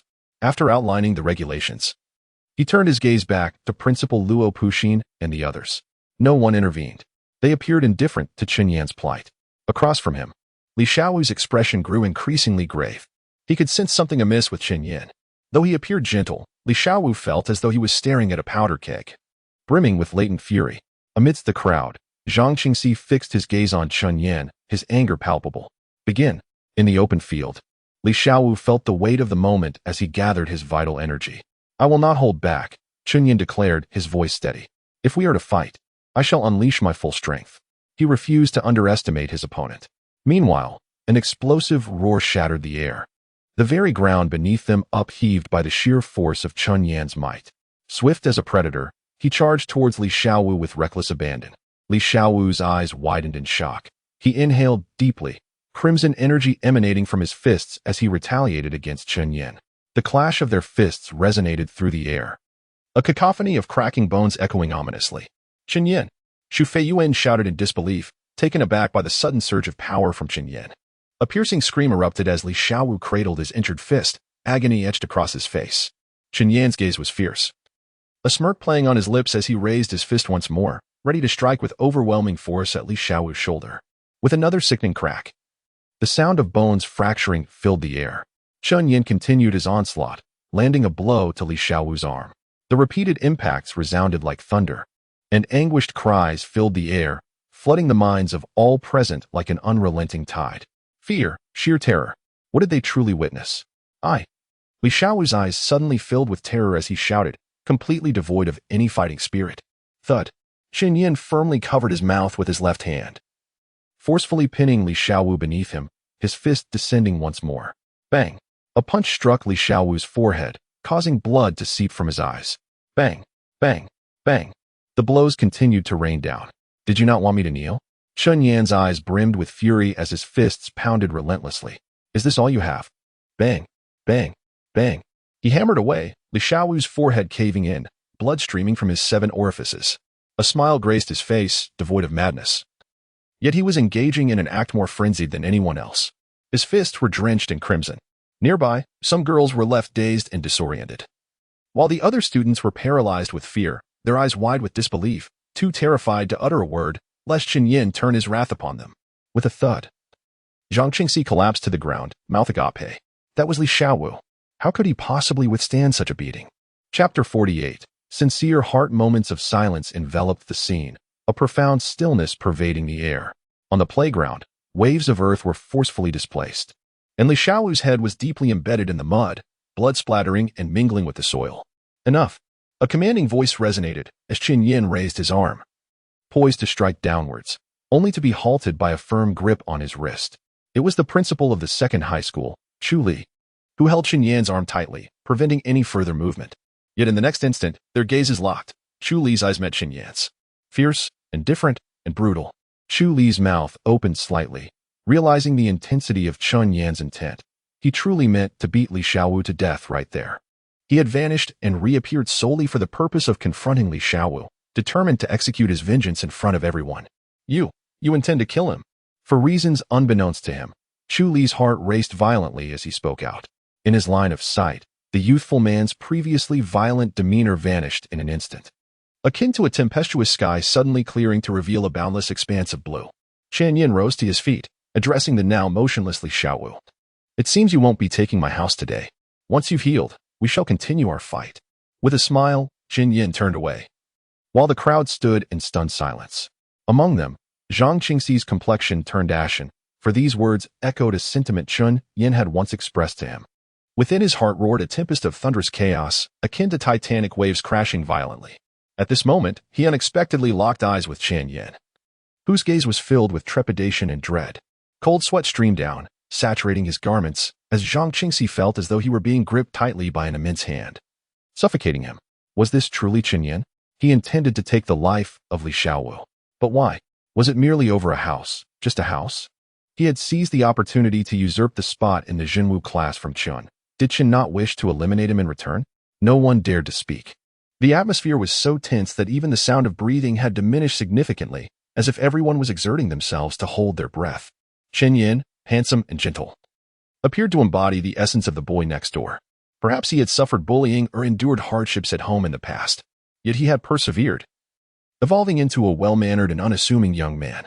But now, was this still Chen Yan? Before him stood a figure drenched in blood, bearing his fangs at all present, a madman, and fiercely powerful. Indeed, astonishingly formidable. If Li Xiaowu was this way, what of the others? Gao Yuan gaped in disbelief, while beside him, Yu Jiwen and the other students stood frozen in shock. A young man named Li Qingyuan, after a moment of stunned silence, slowly uttered a word. Fierce. Utterly fierce. He felt a jolt of shock. To have Chen Yan join them would be akin to reaching for the stars. Call an ambulance. Call an ambulance. At this moment, Julie shouted, and the scene erupted into a flurry of activity. At the forefront, Chu Feiyuan stood rigidly in place, his face involuntarily twitching. In his mind, Chen Yan had always been a simple, somewhat clever individual from the lower strata. Yet now, the latter revealed a violent and sinister side, instilling in Chu Feiyuan an unsettling sense of impending chaos. This young man must harbor deep resentment towards him. If even Li Xiaowu, who sought to usurp his room, could be so brutally dealt with, then what of him? After all, he had clandestinely sold the other S spot in the Jinwu class to Zhang Ge. Chu Feiyuan mused. Yet a smirk played on his lips. Am I afraid of him? I am a second-tier warrior, a practitioner of the 100 Meridians realm. I am a member of the Chu family. Am I afraid of him? He fell silent, acknowledging that Chen Yan's demonstrated combat prowess today was formidable. Could that single punch truly possess the force of 3 power patterns? Such a rapid advancement. This individual is indeed a prodigy of extraordinary talent. Li Xiaowu had been taken away, his fate uncertain, while Chen Yan basked in the gentle morning light, resembling a tranquil silhouette. The summer breeze caressed him, and Chen Yan felt as if he were transcending the mundane. It was a delightful sensation, his heart racing with fervor. Everyone around him was watching, even Chu Feiyuan momentarily revealing a hint of apprehension towards him. So, this is what it feels like to instill fear in others? Chen Yan smiled. A clear and resonant laughter. Come, bully me, suppress me, all of you. You have seen it now. I am a madman. I cannot afford to not be a madman. I have never struck anyone in such a manner. It is merely that your actions are so despicable, deserving of punishment, deserving of eradication. If I have the means, I shall eliminate this world. This world is as such. Others may assist me, yet the one who can truly rectify my circumstances is none other than myself. Only I, a singular individual, a solitary heart, a fervent spirit. Chen Yan mused, standing resolutely beneath the increasingly blazing sun, grasping a fleeting moment within his heart. Within the shattered sacred realm, a radiant energy representing golden light emerged, accompanied by an unabsorbable white light symbolizing true essence. In that instant, something within him burst open with clarity. A heart of sincerity. The heart of sincerity fist has reached a remarkable state. Throughout these days of relentless struggle, the heart of sincerity fist was on the verge of penetrating the heart, yet now it has transcended that threshold and entered a realm of profundity. Entering the door, entering the heart, entering the marvelous, entering the subtle, entering the divine. One must first enter the heart to access the marvelous. At this moment, he suddenly comprehended the words left for him by Shun Yiwei within the source crystal. The heart of sincerity outwardly, the heart of sincerity inwardly. Luo guidance. How should this matter be resolved? At this juncture, the principal of the First Martial Arts Academy, Zhang Yuanli, spoke up. His gaze towards Chen Yan filled with complexity and astonishment. Luo Puxin, being the chief instructor, was now required to determine the nature of Chen Yan's actions. It was evident to discerning eyes that Chen Yan's intent from the outset was to eliminate Li Xiaowu. Luo Puxin nodded, looking at Chen Yan. Chen Yan, why did you break Zhang Qingxi's leg in the nurturing area? Chen Yan turned his head, stating that Zhang Qingxi sought to challenge him for his house. I did not.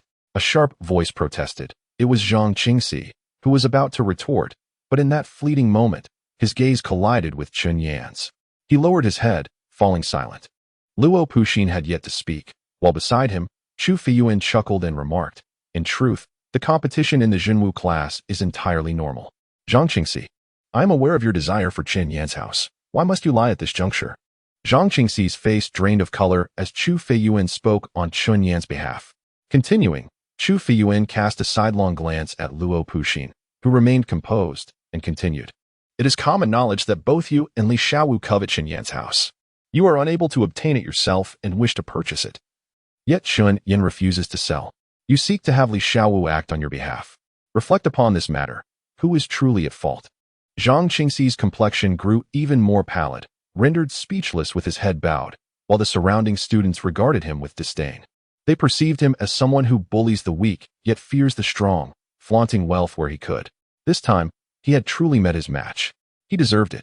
Our Jinwu class advocates for fair competition. What you are doing does not align with that. Your wealth does not guarantee that you will surpass Chen Yan in the future. As you can see, Chen Yan is making rapid progress, exhibiting remarkable talent. As Chu Feiyuan's words settled, Zhang Qingxi was drenched in sweat, paralyzed by fear. Indeed, he was genuinely frightened by the weight of Chu Feiyuan's remarks. Chu Feiyuan spoke, a smile fading as he continued. Of course, this matter requires Director Luo's decision. Once he finished speaking, a profound silence enveloped the room. Luo Puxin, with a stoic expression, narrowed his eyes at Chu Feiyuan and remarked, You've said everything. What more do you expect me to say? Luo Puxin found it peculiar. Was Chu Feiyuan attempting to win over Chen Yan by offering him a contract? The Chu family? Were they truly worthy? Chu Feiyuan paused, nodded slightly, and fell silent. He turned his gaze to Chen Yan, his eyes sparkling with amusement, as if to convey, you see. It is only I who stands by you here. Luo Puxin was indeed formidable, but did he genuinely care for you? Were it not for my intervention, you might have faced immediate dismissal today. He recognized that Chen Yan might harbor some grievances, but in this moment, he displayed goodwill towards him, and the latter ought to feel grateful. As for the incident in the blood-scented chamber where Chen Yan infused him with impure blood energy, Chen Yan remained oblivious. He understood Chen Yan's aspirations to prove himself and seek assistance. Thus, he approached. With that thought, Chu Feiyuan moved closer to Chen Yan, extending the contract in his hand. Chen Yan, your talent is exceptional. I am aware that your journey thus far has been fraught with challenges. This is a contract from the Chu family. Please take a good look. As these words fell, the atmosphere around them thickened with astonishment, everyone gazing at Chen Yan with intense envy. To gain the favor of the Chu family meant that Chen Yan's future would undoubtedly be smooth sailing. Li Qingyuan glanced at the contract in Chen Yan's hands. His expression shifting, before shaking his head and departing. Li Ge, are you not going to take a look? A student spoke up. I'm not watching anymore. Li Qingyuan's expression darkened, yet he managed a bitter smile, uttering, how absurd. Indeed, it was laughable. This was the contract from the Chu family, and he ought to be congratulating Chen Yan. However, this time, so many students from the Jinwu class had their spots snatched away. The Chu family was the primary culprit. The students from the county high school, hailing from affluent backgrounds, looked down upon these rural individuals, and it was the Chu family that instigated such disdain. Chen Yan had once been among those scorned, yet now the Chu family had presented him with a contract.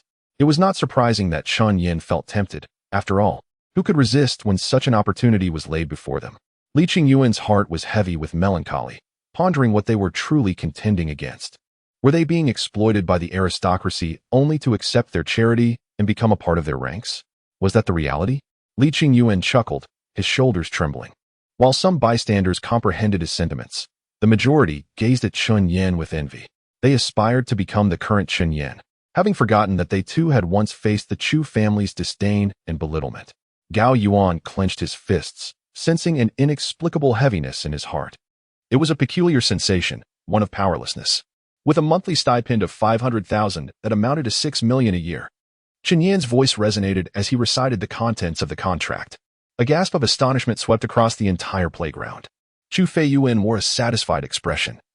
Standing with his hands clasped behind his back, casting a sidelong glance at Chen Yan, tinged with a hint of contempt.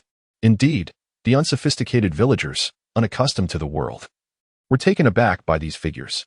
Each month, you are granted a 24-hour opportunity to enter the blood-scent chamber of the Shujia, and naturally, as you engage in horizontal cultivation, we shall provide you with assistance in this regard. With a smile, Shu Fei Yuan remarked, once you sign, you shall immediately receive the horizontal cultivation technique of martial arts grade C. A wave of astonishment swept through the crowd. The apprentices around him were filled with envy. Chen Yan, you are yet unaware of what martial arts grade entails, Shu Fei Yuan continued with a grin. Below martial arts grade lies superior grade, and beneath that is ordinary grade. The Qigong forging body technique you practice is of superior grade, while martial arts grade completely surpasses it. As Shu Fei Yuan spoke, his voice resonated with palpable superiority. He reveled in this feeling. Who wouldn't? After astonishing others, he now aimed to dazzle Chen Yan, achieving precisely the effect he desired. I shall infuse your vital energy with mixed blood, and you shall remain oblivious. The slightest glimpse of my generosity will have you indebted to me. This was the thrill of manipulation. Join the Shujia military guard and serve for a decade. At this moment, Chen Yan recited the words from the contract with clarity. Shu Fei Yuan nodded, smiling. By joining my Shujia military guard, should you perform well, you may rise to the rank of captain, accompanying the illustrious Shujia Xian in the future, with even greater benefits. His smile grew ever brighter. After a brief moment of silence, the apprentices erupted in exclamations. That was the illustrious Shujia Xian, the true dragon of the Shujia family. With a smile, Chu Feiyuan found himself momentarily taken aback as he locked eyes with Chen Yan. The young man's gaze was devoid of mirth, cold, disdainful, and mocking. Chen Yan, you.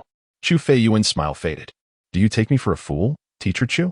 A chilling voice pierced the air, and Chen Yan's expression remained stoic, his hand trembling slightly, causing the contract he held to rustle ominously. You expect me to accept 600,000 a year and thereafter serve the Chu family like a beast of burden? Chen Yan's countenance darkened. Are you considering me an imbecile? He had never entertained the thought of joining the Chu family, especially since he had already been groomed by the elite of the military weapons guard. However, the Chu family's contract filled him with revulsion. Even without a breakthrough in his limits, Chen Yi had directly imparted his ultimate techniques to him. And what of the third-tier martial arts? Impressive? Chen Yan could immediately pursue first-tier blood techniques like the 100 Spears Dark Thrust. Luo Puxin had recently been providing him with private training and had even been teaching him combat and slaughter techniques on the mountain these past few days. Luo Puxin had made it clear that he was worth such investment. Yet, the Chu family disgusted him. The smile vanished from Chu Feiyuan's face as he regarded Chen Yan. You refuse to sign? Chen Yan remained silent, gazing back at Chu Feiyuan, a silent mockery in his demeanor. You should consider carefully, Not everyone is afforded such a splendid opportunity. Chu Feiyuan's face darkened as he reprimanded sharply. Then I kindly suggest you reserve this splendid opportunity for someone else.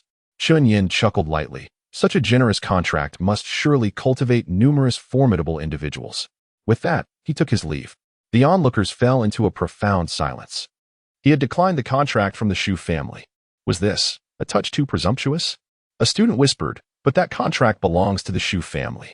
Presumptuous? Wu Chuhua, who had remained silent until now, furrowed his brow. Would you accept 6 million to work for someone else for a decade? The individual nodded. I would certainly accept. Wu Chuhua scoffed lightly, a smile creeping onto his face. Do you think you're Chen Yan? He emerged from a humble background. Yet he managed to defeat Li Xiaowu in such a short span. Do you truly consider him mediocre? Wu Chuhua let out a cold snort. Chen Yan had bested him. Twice. He respected that and bore no grudges. Now, he believed Chen Yan deserved such recognition. The crowd exchanged glances. Indeed, if they were to reflect on their own feelings. The contract from Xu Feiyuan was rather ordinary. Meanwhile, Xu Feiyuan's expression darkened. Today, Chen Yan had reduced him to a fool. Let us head to the nurturing area. We must swiftly eliminate the ancient beasts today. A young man named Li Qingyuan said with a smile to those around him. Chen Yan's rapid progress was not without reason. He had spent considerable time in the nurturing area, working diligently. Yu Jiwen, Gao Yuan, and other students from impoverished backgrounds nodded in agreement, closely following his lead. Today, everyone is somewhat disheartened by Chen Yan's remarkable achievements. Hailing from the same hometown, Chen Yan has now left them far behind. Among the crowd, Yu Jiwen appears somewhat dazed, gazing toward the direction in which Chen Yan departed. In her memory, Chen Yan was always someone she overlooked. She believed it was only natural for her, being the top student at Qingshan High School, to look down upon others. Yet, in just a few days, she can hardly discern Chen Yan's figure any longer. Are you still pursuing Chen Yan? Yu Jiwen inquires of the round-faced girl beside her. Of course, the round-faced girl replies, her cheeks flushed. He looked so handsome just now.